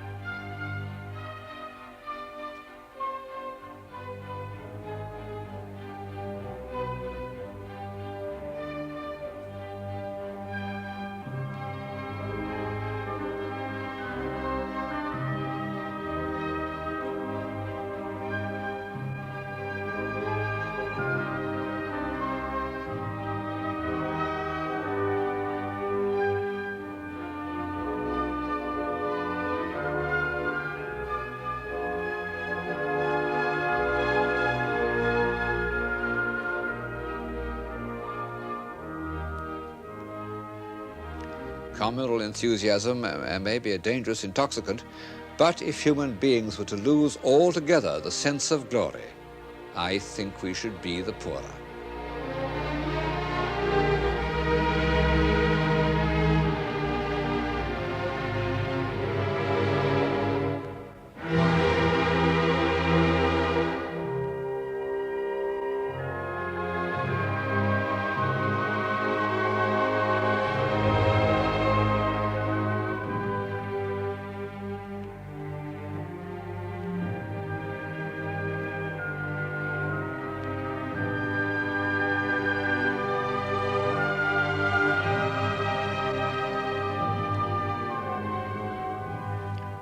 Napoleon's tomb in the Church of les Invalides, the most grandiose memorial to any ruler since ancient Egypt. And what, in all this glory, had happened to the great heroes that spoke for humanity in the revolutionary years? Most of them were silenced by fear. Fear of disorder, fear of bloodshed, fear that, after all, human beings were not yet capable of liberty. Few episodes in history are more depressing than the withdrawal of the great romantics. Wordsworth saying that he would give his life for the Church of England, or Goethe that it was better to support a lie than to admit political confusion in the state. But two of them did not retreat, and so have become the archetypal romantic heroes, Beethoven and Byron. Different as they were, and it's hard to think of two more different men, they both maintained an attitude of defiance to social conventions, and they both believed unshakably in freedom. Beethoven wasn't a political man, but he responded to the generous sentiments of the revolution. At first, he admired Napoleon because he seemed to be the apostle of revolutionary ideals, the inheritor of the early revolutionary urge to freedom, symbolized by the storming of the Bastille. Well, the Bastille was subsequently knocked down stone by stone, but repression did not come to an end. On the contrary, Napoleon organized the most efficient secret police in Europe.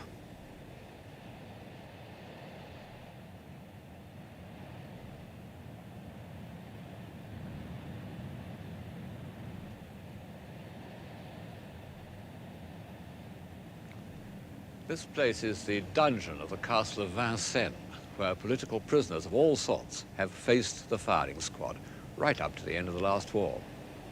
Hateful, and would have been equally hateful to both Byron and Beethoven. When Beethoven heard that Napoleon had proclaimed himself emperor, he tore off the dedication page of the Third Symphony and was with difficulty prevented from destroying the score. Later, he was to write in his opera Fidelio the greatest of all hymns to liberty, as the victims of injustice struggle up from their dungeons towards the light.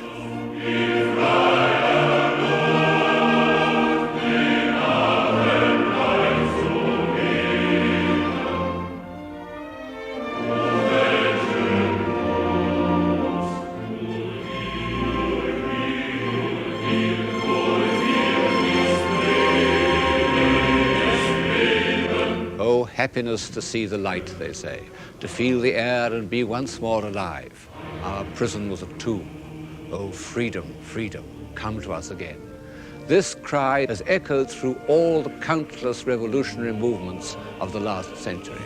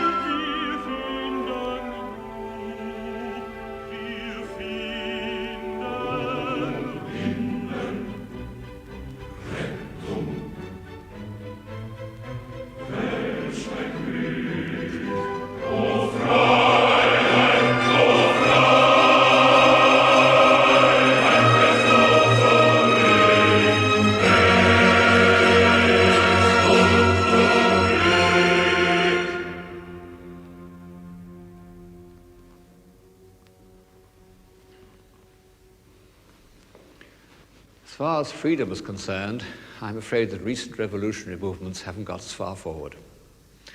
On the fall of the Bastille in 1792, it was found to contain only 7 old men who were annoyed at being disturbed. But to have opened the doors of a political prison in Germany in 1940, or Hungary in 1956, or Spain or Greece today, then one would have known the meaning of that scene in Fidelio. Beethoven, in spite of his tragic deafness, was an optimist. He believed that man had within himself a spark of the divine fire revealed in his love of nature and his need for friendship. He believed that man was worthy of freedom. The despair that poisoned the Romantic movement had not yet entered his veins. But by about 1810, all the optimistic hopes of the 18th century had been proved false. The rights of man, the fall of tyrants, the benefits of industry, all a delusion. The freedoms won by revolution had been immediately lost, either by counter-revolution or by the revolutionary government falling into the hands of military dictators.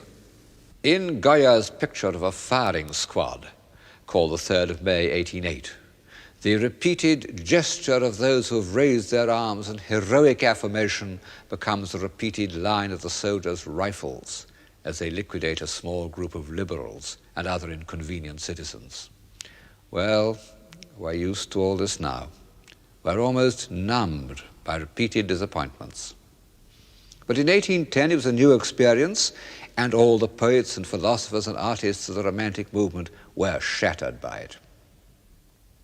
The spokesman of this pessimism was Byron. He would probably have been a pessimist anyway, it was part of his egotism. But appearing when he did, the tide of disillusion carried him along, so that he became, after Napoleon, the most famous name in Europe. From great poets like Goethe and Pushkin, down to the most brainless schoolgirl, his works were read with an almost hysterical enthusiasm, which, as we struggle through the rhetorical nonsense of Lara or the Grandeur, we can hardly credit. Because, although Byron wrote quite a lot of good poetry, it was his bad poetry that made him famous. Byron, who was very much a man of his time, wrote a poem about the opening of a prison, the dungeon of the castle of Chillon on the Lake of Geneva, just behind me there.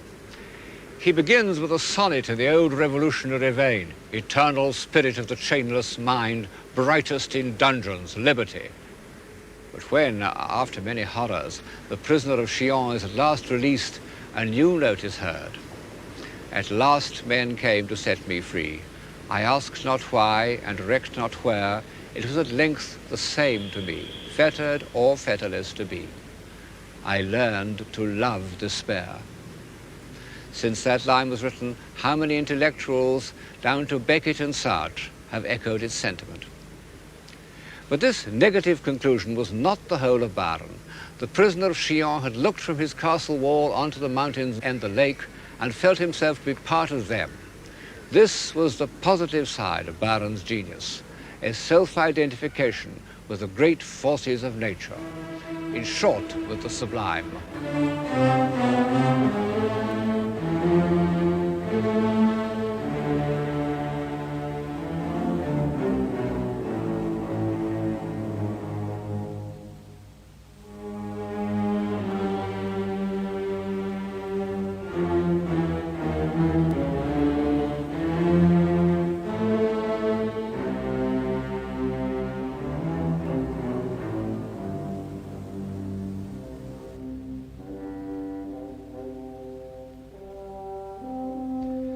Consciousness of the sublime was a faculty that the Romantic movement added to the European imagination.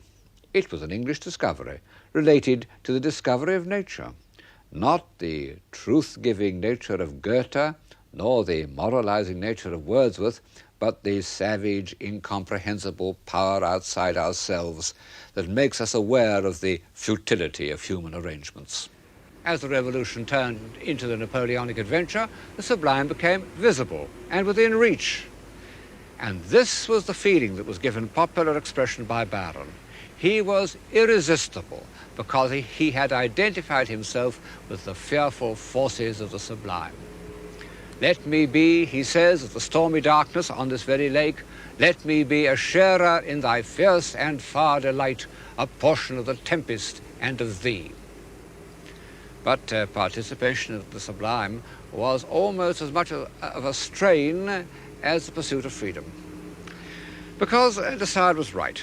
Nature is indifferent, or, as we say, cruel.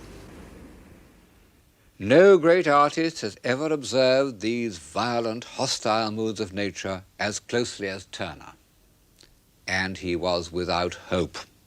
These are not my words, but the final judgment of Ruskin, who knew him and worshipped him.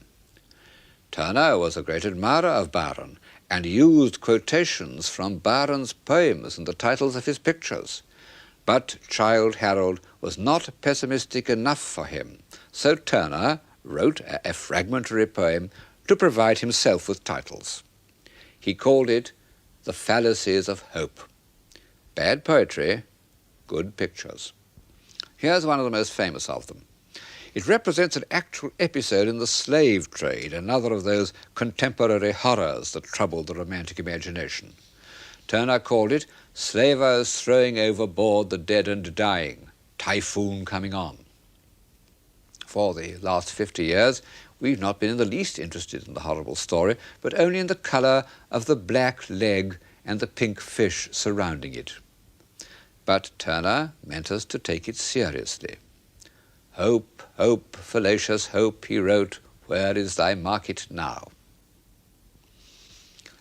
About 20 years earlier, Géricault, the most Byronic of all painters, had also made his name with a picture of a disaster at sea.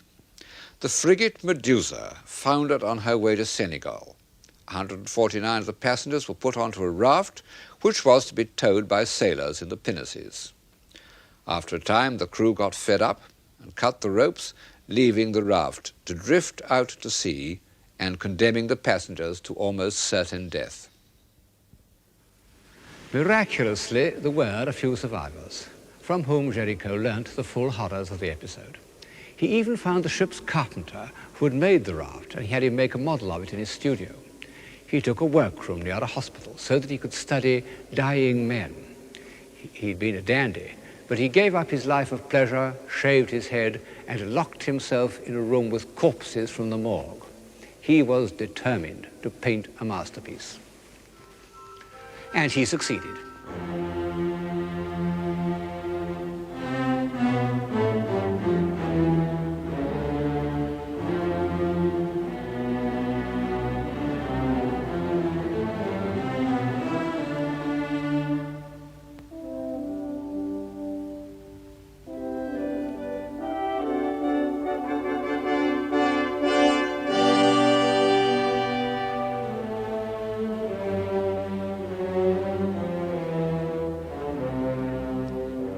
To us, it looks like a piece of grandiose picture-making, but the raft was intended and originally accepted as a piece of what we call social realism.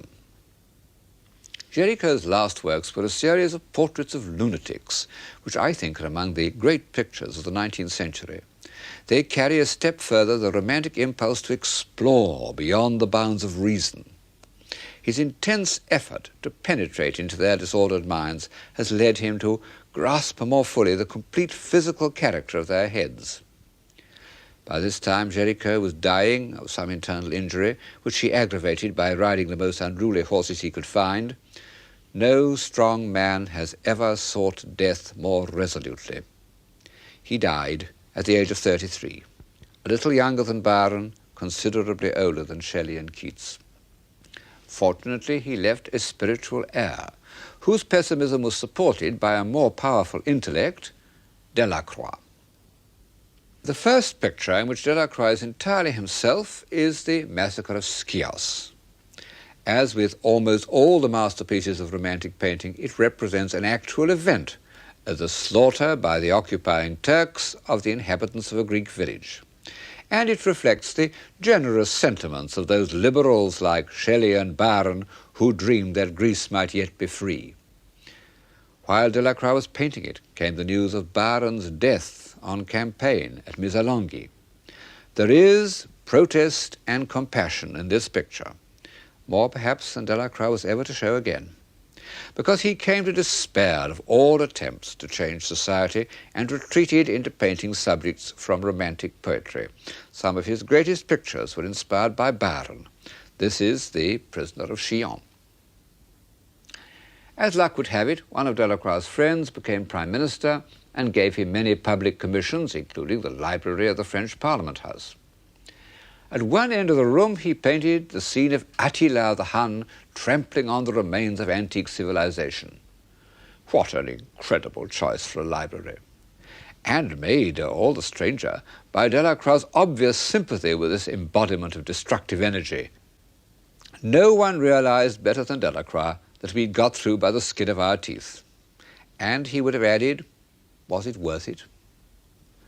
But in the end, somewhat reluctantly, he would have answered yes. He valued European civilization all the more because he knew it was fragile.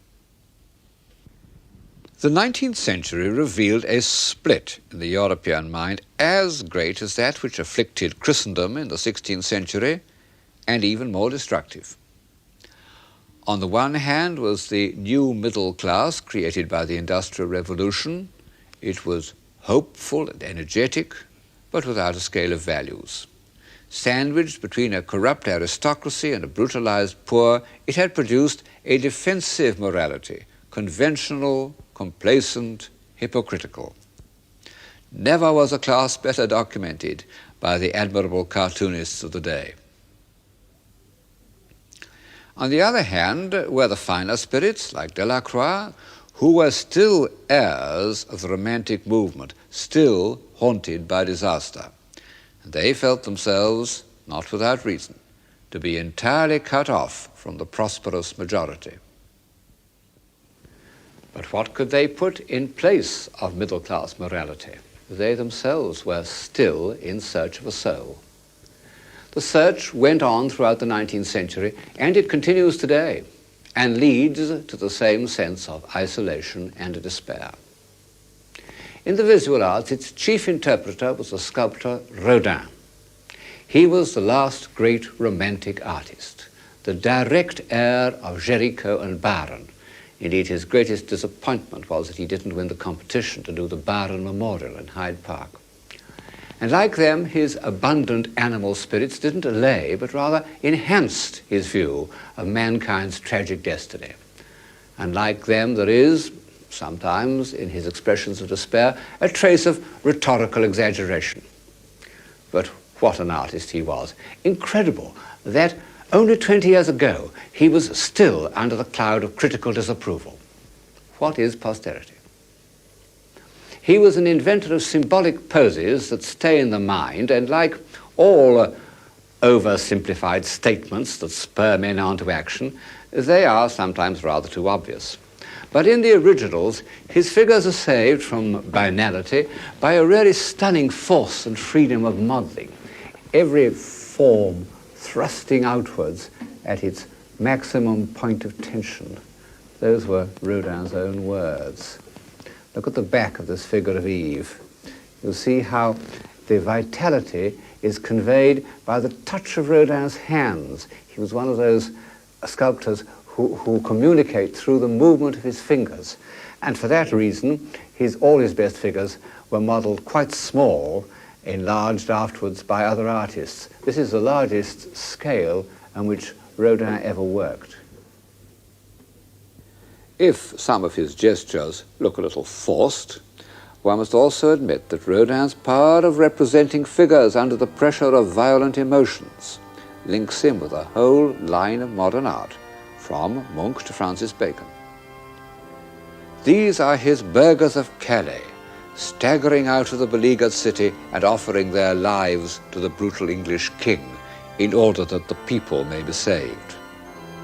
They are still with us. Romantic man at the end of his pilgrimage.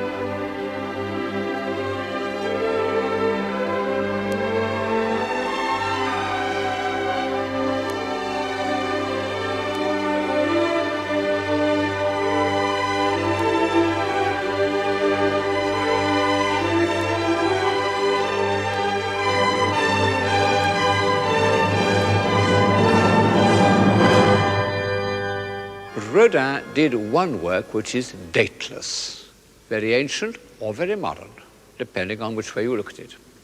This is his monument to the great French novelist Balzac.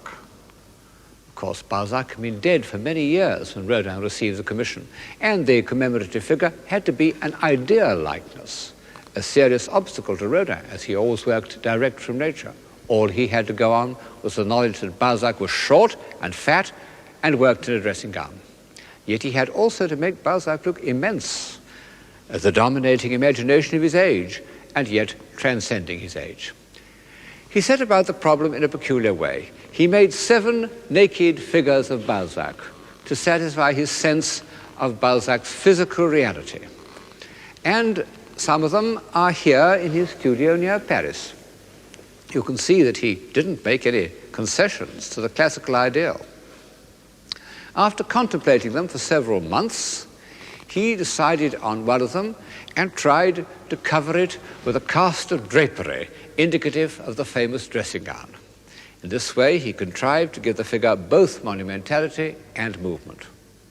The result is, to my mind, the greatest piece of sculpture of the 19th century, perhaps, indeed, the greatest since Michelangelo.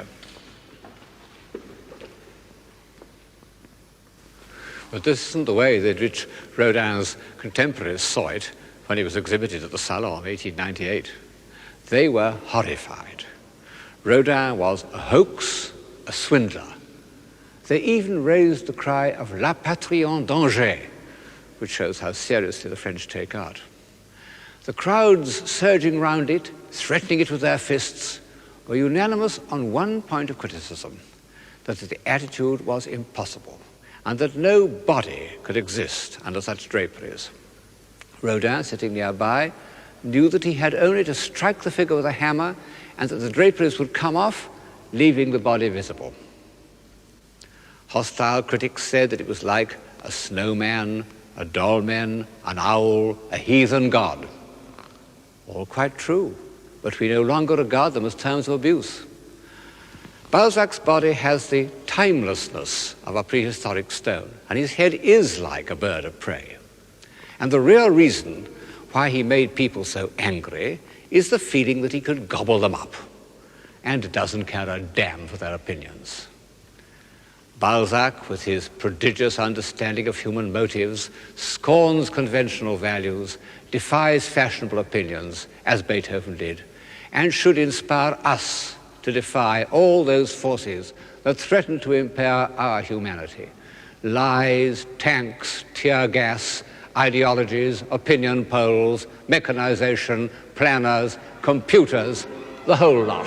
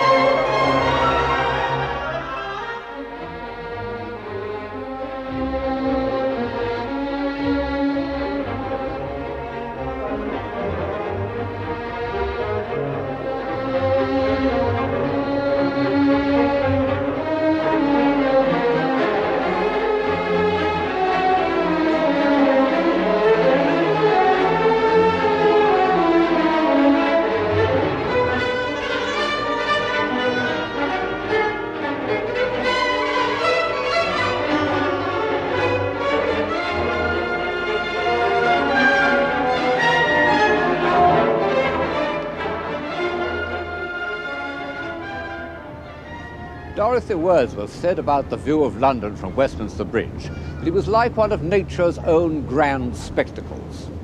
Well, nature is violent and brutal, and there's nothing we can do about it. But New York, after all, New York was made by men. It took almost the same time to reach its present condition as it did to complete the Gothic cathedrals. At which point a very obvious reflection crosses one's mind that the cathedrals were built to the glory of God, New York was built to the glory of mammon, money, gain, the new god of the 19th century. So many of the same human ingredients have gone into its construction that at a distance it does look rather like a celestial city. At a distance. Come closer and it's not so good.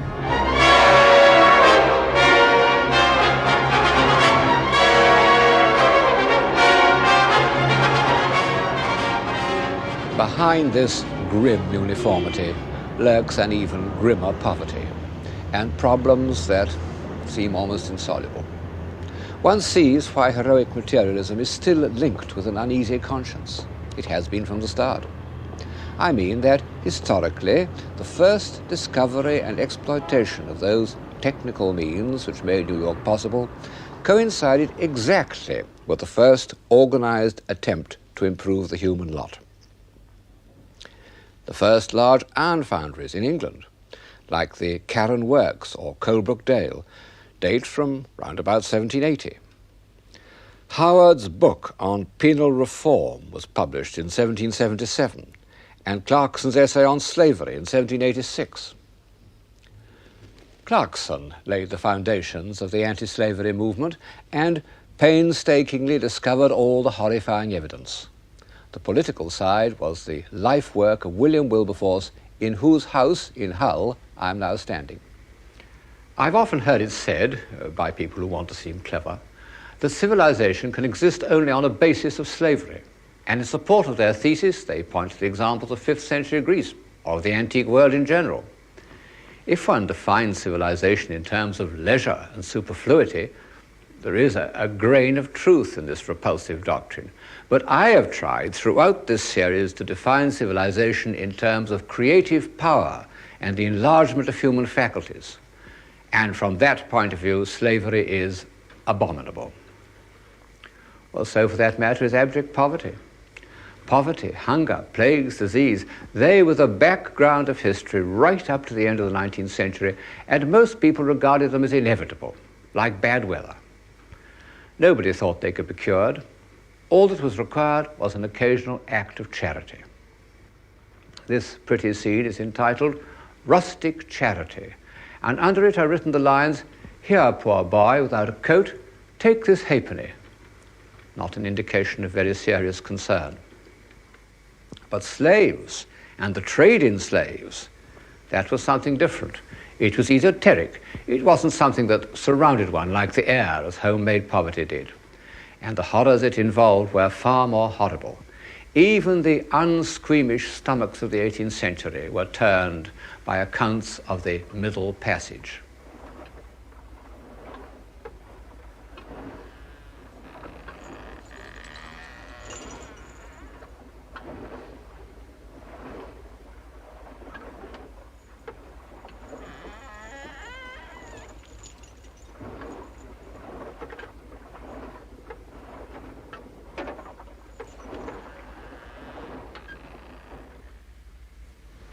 This is one of the irons used for branding the slaves on chest and back with the proprietor's initials.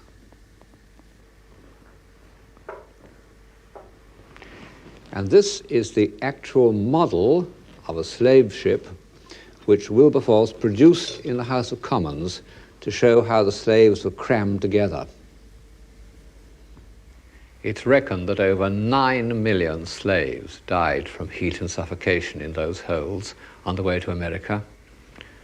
A remarkable figure, even by modern standards.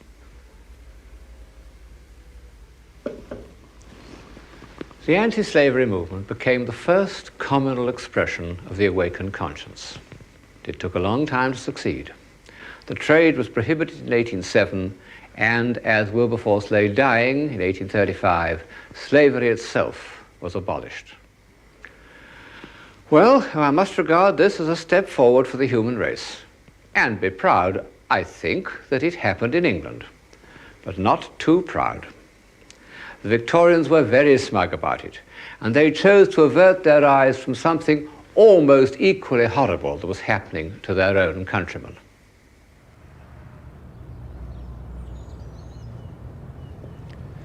England had entered the war against Napoleon in the first triumphant consciousness of its new industrial powers. After 20 years, England was victorious, but by failing to control her industrial development, she'd suffered a defeat, in terms of human life, far more costly than any military disaster. I needn't remind you of how cruelly the Industrial Revolution degraded and exploited a mass of people for 60 or 70 years. After about 1790, there appeared the large foundries and mills which dehumanized life. Arkwright's spinning frame, invented in about 1770, is always quoted as the beginning of mass production, on the whole rightly. There he is, faithfully recorded for us by Wright of Derby, typical of the new man who was to dominate industry until the present day. He and his like gave England a flying start in the economy of the 19th century, but the result of their inventions was a dehumanization that obsessed almost every great imaginative writer of the time. From the start, poets had recognized the nature of the satanic mills. Robert Burns, passing the Carroll Iron Works in 1787, scratched these lines on a window pane. "We camna here to view your works in hopes to be mair wise, but only lest we gang to hell, it may be nae surprise."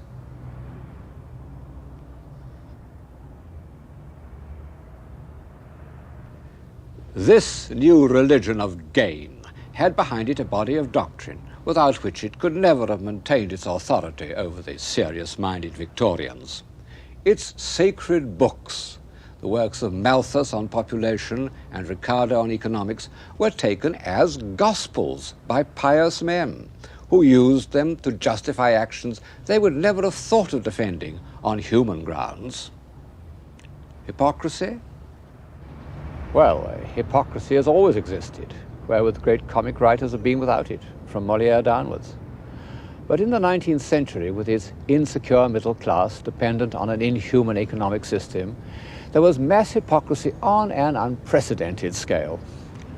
For the last 40 years or so, the word hypocrisy has been a sort of label attached to the 19th century, just as frivolity was attached to the 18th century, and with about as much reason. The reaction against it continues. And although it is a good thing to have cleared the air, I think that the reaction has done harm by bringing into discredit all professions of virtue. The very words pious, respectable, worthy have become joke words, used only ironically. Much as one hates the inhuman way in which the doctrines of Malthus were accepted, the terrible truth is that the rise of population did nearly ruin us. It struck a blow at civilization more ominous than anything since the barbarian invasions. First, it produced the horrors of urban poverty, and then the dismal countermeasures of bureaucracy and regimentation. It must have seemed, may still seem, insoluble. And yet this doesn't excuse the callousness with which prosperous people ignored the conditions of life among the poor, on which, to a large extent, their prosperity depended. And this in spite of the most detailed and eloquent descriptions that were available to them. I need mention only two: Engels's Conditions of the Working Class, written in 1844, and the novels written by Dickens between 1838 and 1854, between Nicholas Nickleby and Hard Times. Engels's book is presented as documentation, but it is in fact the passionate cry of a young social worker, and as such it provided and has continued to provide the emotional dynamo of Marxism. Marx read Engels. I don't know who else did. That was enough. But everybody read Dickens. The pictures you are looking at are by the French artist Gustave Doré, whose illustrated books on London appeared in 1872. You see, things hadn't changed much since the 40s. Perhaps it took an outsider to see London as it really was, and it needed someone of Dorré's marvellous graphic skill to make this great slice of human misery credible.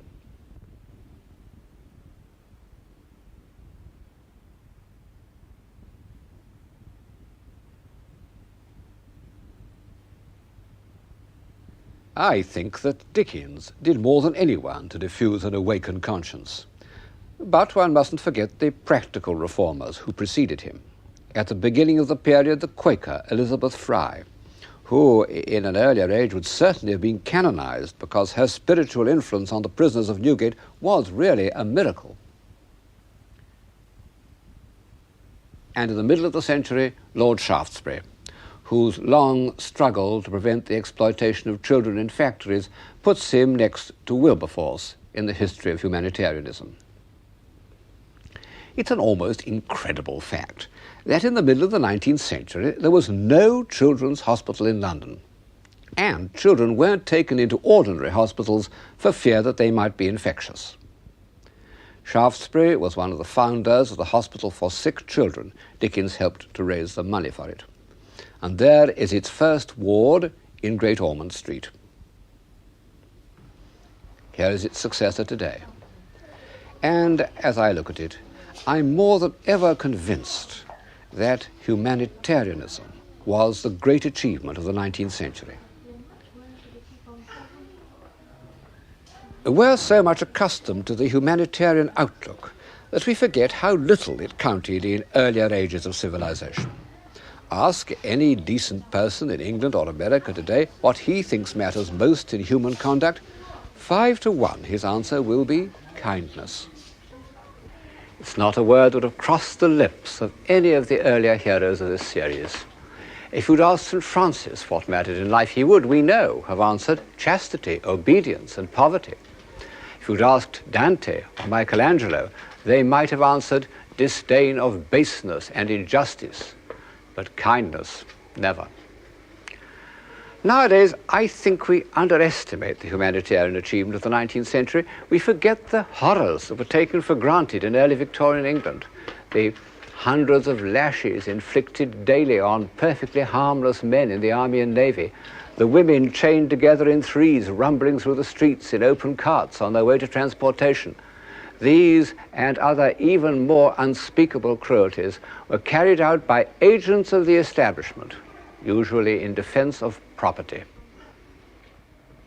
Some philosophers tell us that humanitarianism is a weak, sloppy, self-indulgent condition, spiritually much inferior to cruelty and violence. And this point has been eagerly accepted by novelists, dramatists, and theatrical producers. Of course, it's true that kindness is to some extent the offspring of materialism, and this has made anti-materialists look at it with contempt as a product of what the German philosopher Nietzsche called a slave morality. He would certainly have preferred the other aspect of my subject, the heroic self-confidence of the men for whom nothing was impossible, the men who forced the first railways over England.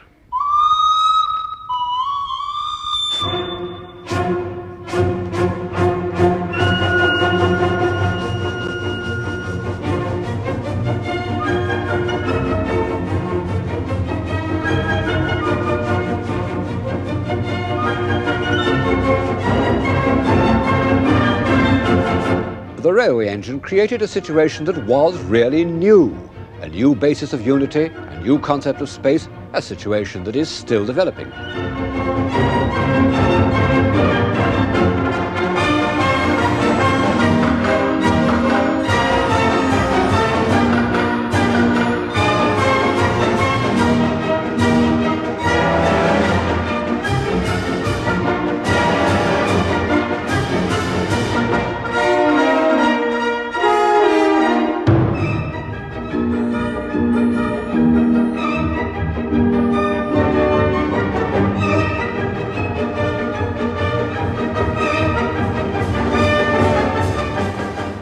The 20 years after Stephenson's rocket had made its momentous journey along the Manchester-Liverpool Railway were like a great military campaign.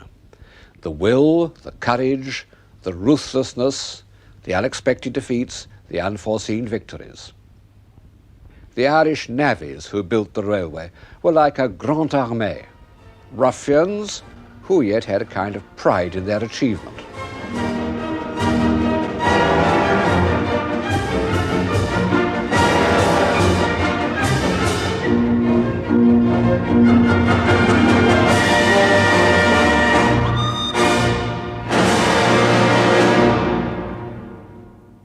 Their marshals were the engineers.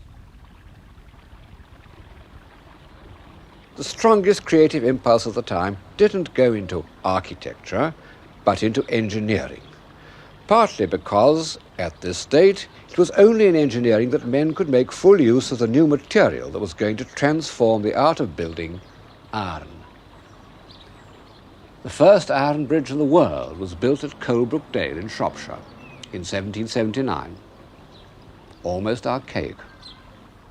By 1820, Telford could build the Menai Bridge, the first great suspension bridge, an idea that combines beauty and function so perfectly that it's hardly been varied, only expanded down to the present day. And here's the Clifton Bridge, begun in 1836, although not completed till long after, still one of the most beautiful suspension bridges in the world.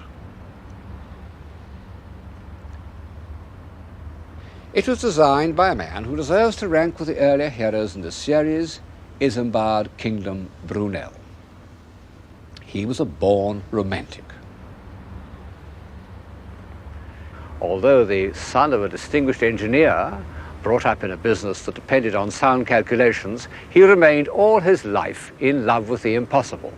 In fact, as a boy, he fell heir to a project which he himself believed to be impossible, his father's plan for the construction of a tunnel under the Thames. At 20, his father put him in charge of the work, and thus began the sequence of triumphs and disasters that were to mark his whole career. Here's one of the triumphs, a grand dinner held in the tunnel when he was halfway across, and on the left, Father Brunel congratulating his son, and behind them a table full of notables. It's typical of Brunel that in the next bay of the tunnel there was an equally grand dinner for 150 of his miners. 2 months later, the shield collapsed and the water poured in for the third time. In the end, the tunnel was completed. That was the way with Brunel's designs. They were so bold that shareholders were frightened and withdrew, sometimes, I'm bound to say, with reason. But one thing he did push through and complete, and that was the Great Western Railway. Every bridge, every tunnel was a drama, demanding incredible feats of imagination, energy, and persuasion, and producing works of great splendor. The greatest drama of all was the box tunnel, 2 miles long and a gradient, and half of it through rock, which Brunel, against all advice, left unprotected. How on earth did they do it? By men with pickaxes, working by torchlight, and horses to pull away the debris. There were floods, collapses. It cost the lives of over 100 men. But in 1841, a train steamed through. And from that day forward, for over a century, every small boy dreamt of becoming an engine driver. Brunel, by his dreams, no less than by his practical application of engineering techniques, is the ancestor of New York. And I must say he looks it. There he is, complete with cigar, the first hero in this series of whom we have a photograph. He's standing in front of the trains used in launching, or rather in failing to launch, his vast steamship, the Great Eastern. This was his most grandiose dream. The first steamship to cross the Atlantic in 1838 had been only 700 tons. Brunel's Great Eastern was to be 24,000 tons, a floating palace. The amazing thing is that he got it built at all. But no doubt he had taken too big a leap forward. And although the Great Eastern ultimately floated and crossed the Atlantic, the delays and disasters it had involved killed its designer. But the transatlantic liner was one more way in which the 19th century created its new world of shape, its architecture. The shapes arise, said Walt Whitman, writing in the 1860s. Shapes of factories, arsenals, foundries, markets, shapes of the two-threaded tracks of railroads, shapes of the sleepers of bridges, vast frameworks, girders, arches. This is our own style, which expresses our own age as the Baroque expressed the 17th century, and it's the result of 100 years of engineering. It's a new creation, but it's related to the past by one of the chief continuous traditions of the Western mind, the tradition of mathematics. In the middle of the 19th century, it might well have looked as if art that set out to be artistic had much better all be scrapped. Think of the great exhibition of 1851. It was contained in a building, the so-called Crystal Palace, that was a piece of pure engineering on Brunel's principles, and in fact greatly admired by him. Dateless and impressive in a somewhat joyless style, but inside this piece of engineering was art. Well, funny things happen in the history of taste, but I doubt very much if many of these objects will ever come back into favour. The reason being that they are a giant spoof, not responding to anything new or controlled by any stylistic impulse. But in France, at exactly the same time, there emerged two painters whose social realism was in the centre of the European tradition, Jean-François Millet and Gustave Courbet. They were both revolutionaries. In 1848, Millet was probably a communist, although when his work became fashionable, the evidence for this was rather hushed up. Courbet remained a rebel and was put in prison for his part in the Commune, very nearly executed. In 1849, he painted a picture of a stonebreaker, alas destroyed in Dresden during the last war. He intended it as a straightforward record of an old neighbour, but he was seen by a communist friend who told him that it was the first great monument to the workers, etc., etc. Courbet was delighted by this idea and said that the people of Ornans wanted to hang it over the altar in the local church. This, if it were true, which I very much doubt, would have been the beginning of its status as an objet de culte, which it has retained to the present day. It's the indispensable picture to all Marxist art historians. The following year, Courbet painted an even more impressive example of his sympathy with ordinary people, his enormous picture of a funeral in his native town of Ornans.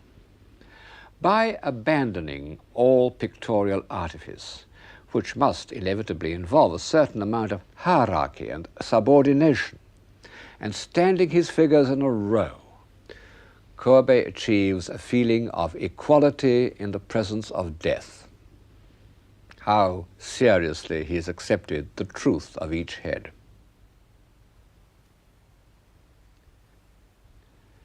But I mustn't leave you with the notion that the relationship between art and society is as simple and predictable as this. A pseudo-Marxist approach works fairly well for the decorative arts and for mediocrities. But artists of real talent always seem to slip through the net and swim away in the opposite direction.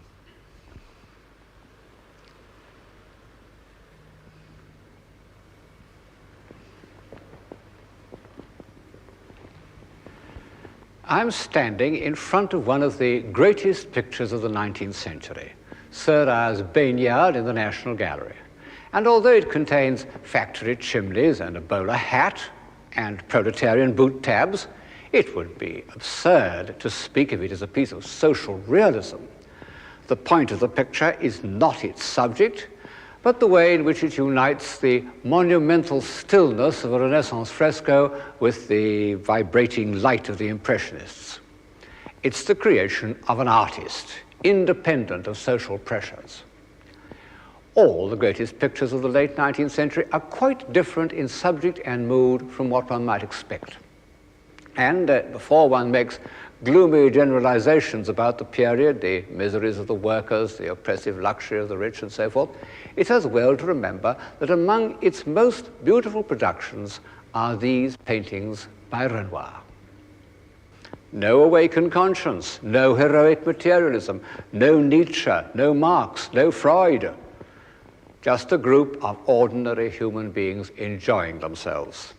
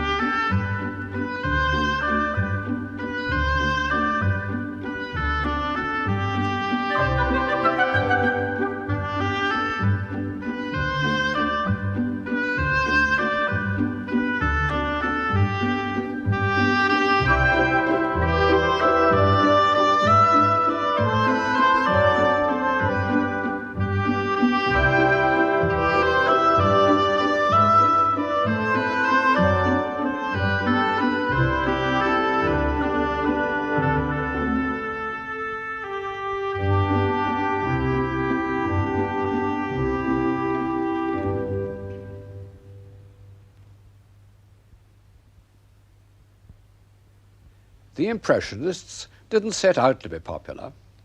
The only great painter of the 19th century who longed for popularity in the widest possible sense was, ironically enough, the only one who achieved absolutely no success in his lifetime, Vincent van Gogh.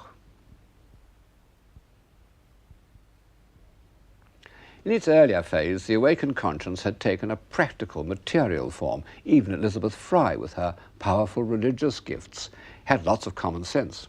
But in the later part of the 19th century, the feelings of shame at the state of society became more intense. Instead of benevolent action, there arose a need for atonement. No one expressed this more completely than Van Gogh, in his pictures, his drawings, his letters, and his life. For the first part of his working life, he was torn between two vocations, painter and preacher, and for some years the preacher was in the ascendant. Preaching wasn't enough. Like St. Francis, he had to share the poverty of the poorest and most miserable of his fellow men. And it wasn't the hardships that made him give up this way of life, it was his unconquerable need to paint. Van Gogh's hero, the hero of almost all generous-minded men in the late 19th century, was Tolstoy. There he is, sawing wood, expressing the feeling that one must share the life of working people, partly as a sort of atonement for years of oppression, partly because that life was nearer to the realities of human existence.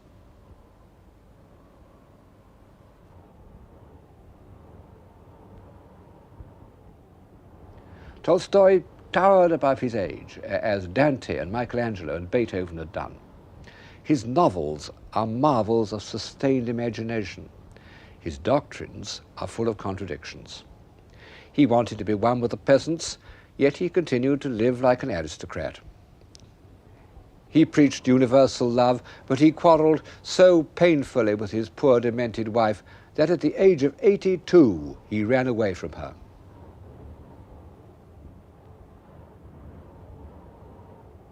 After a nightmare journey, he collapsed at a country railway station. He was laid out on a bed in the station master's house. Almost his last words were, "How do peasants die?" There he died, with all the horrors of modern publicity stewing outside the station. After his death, when the peasants were singing a lament, soldiers were sent in with drawn swords to stop them from mourning the subversive infidel. However, there was no way of preventing the funeral.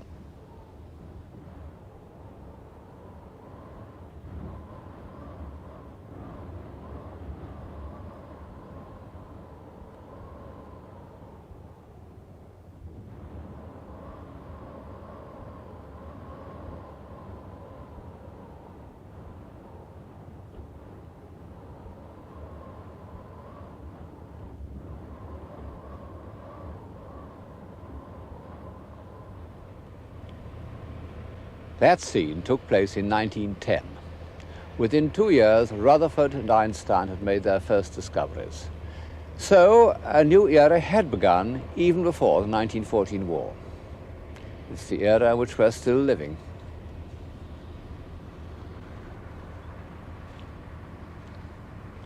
The radio telescope at Jodrell Bank.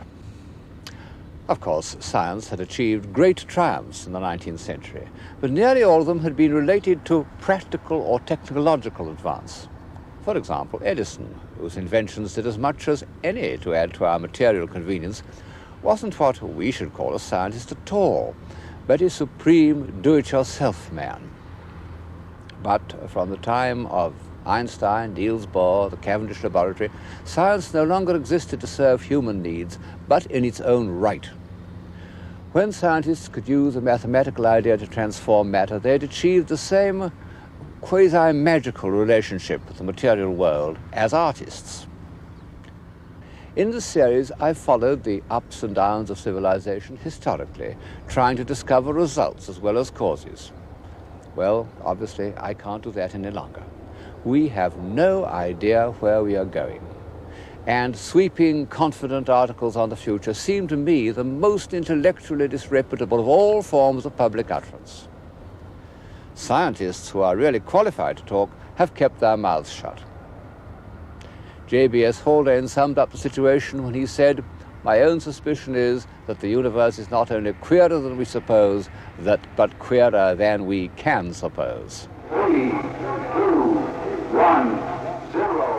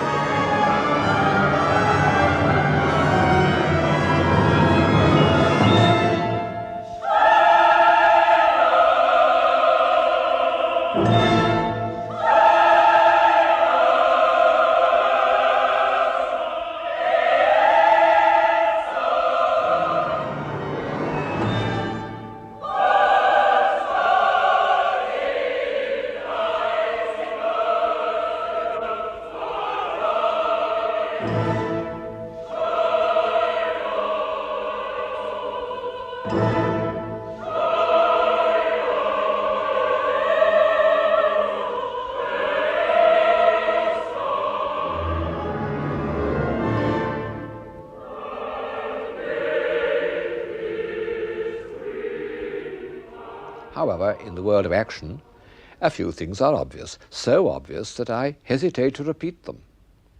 One of them is our increasing reliance on machines. They have really ceased to be tools and have begun to give us directions.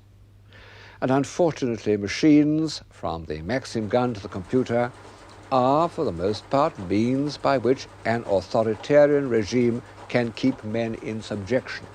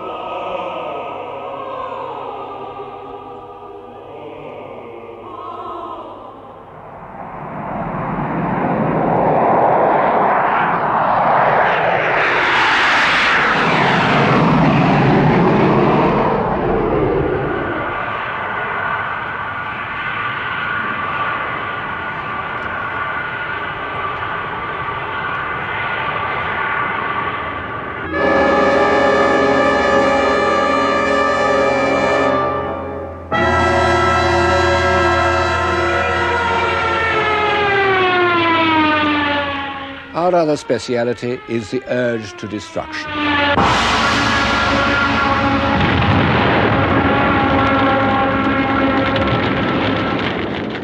With the help of machines, we did our best to destroy ourselves in 2 wars, and in doing so, we released a flood of evil.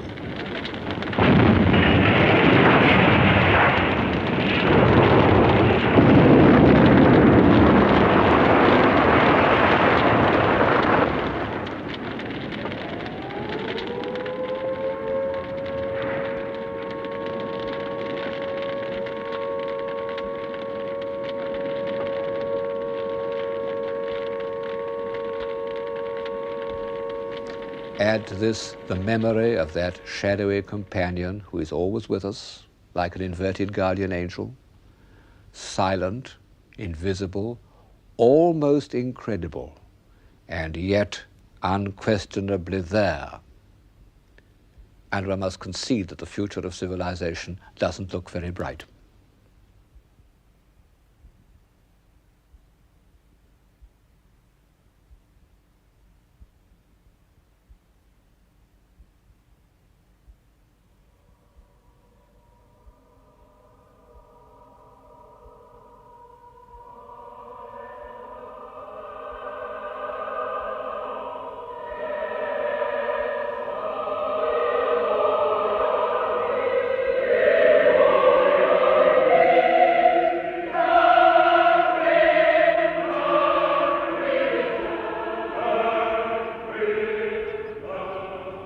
And yet, when I look at the world about me in the light of these programs, I don't at all feel that we're entering on a new period of barbarism.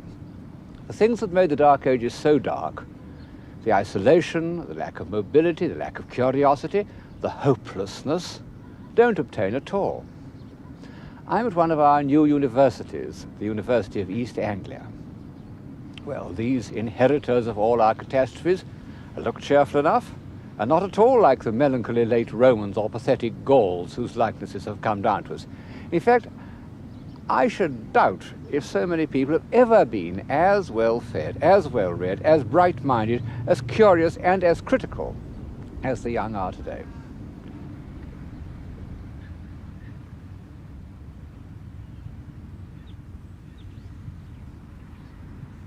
Of course, there's been a little flattening at the top. But you know, one mustn't overrate the culture of what used to be called top people before the wars. They had charming manners, but they were as ignorant as swans. They knew a little about literature, less about music, nothing about art, and less than nothing about philosophy. The members of a music group or an art group at a provincial university would be 10 times better informed and more alert. When the time is to live and jump strawberries to the green, and schoolboys make the tree. Strawberries to the green, and schoolboys make the tree. Then, oh then, oh then, oh then, oh then, my true love sings.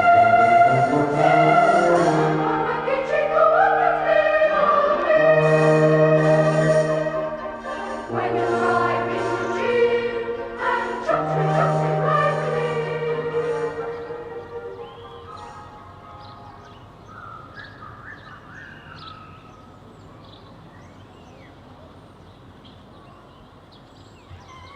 Well, naturally, these bright-minded young people think poorly of existing institutions and want to abolish them.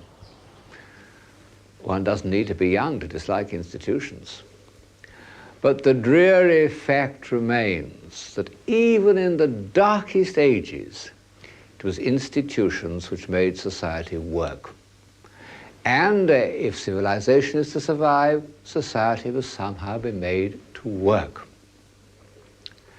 At this point, I reveal myself in my true colors as a stick in the mud. I hold a number of beliefs that have been repudiated by the liveliest intellects of our time. I believe that order is better than chaos, creation better than destruction. I prefer gentleness to violence, forgiveness to vendetta. On the whole, I think that knowledge is preferable to ignorance, and I am sure that human sympathy is more valuable than ideology. I believe that in spite of recent triumphs of science, men haven't changed much in the last 2,000 years. And in consequence, we must still try to learn from history. History is ourselves.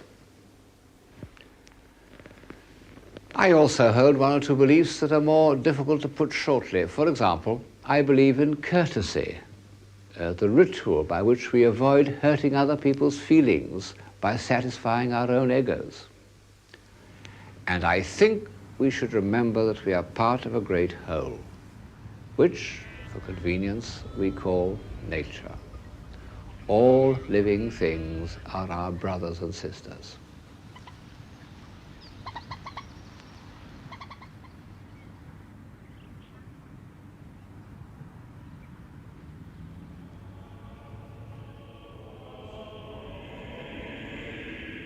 Above all, I believe in the God-given genius of certain individuals, and I value a society that makes their existence possible.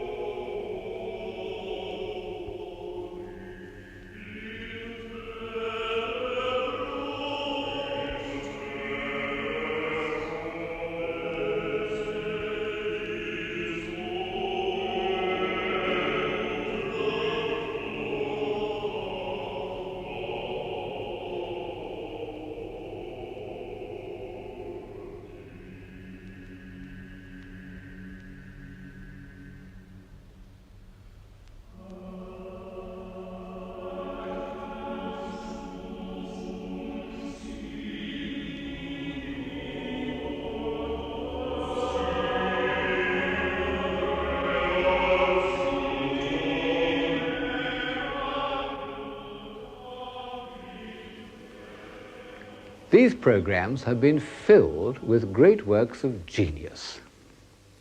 In architecture, sculpture and painting, in philosophy, poetry and music, in science and engineering. There they are. You can't dismiss them. And they're only a fraction of what Western man has achieved in the last 1,000 years. Often after setbacks and deviations at least as destructive as those of our own time. Western civilization has been a series of rebirths. Surely this should give us confidence in ourselves. I said at the beginning of the series that it's lack of confidence more than anything else that kills a civilization. We can destroy ourselves by cynicism and disillusion just as effectively as by bombs. 50 years ago, W.B. Yeats, who was more like a man of genius than anyone I've ever known, wrote a prophetic poem, and in it he said, "Things fall apart, the center cannot hold. Mere anarchy is loosed upon the world, the blood-dimmed tide is loosed, and everywhere the ceremony of innocence is drowned. The best lack all conviction, while the worst are full of passionate intensity." Well, that was certainly true between the wars, and it damn nearly destroyed us. Is it true today? Not quite, because good people have convictions, rather too many of them. The trouble is that there is still no center. The moral and intellectual failure of Marxism has left us with no alternative to heroic materialism, and that isn't enough. One may be optimistic, but one can't exactly be joyful at the prospect before us.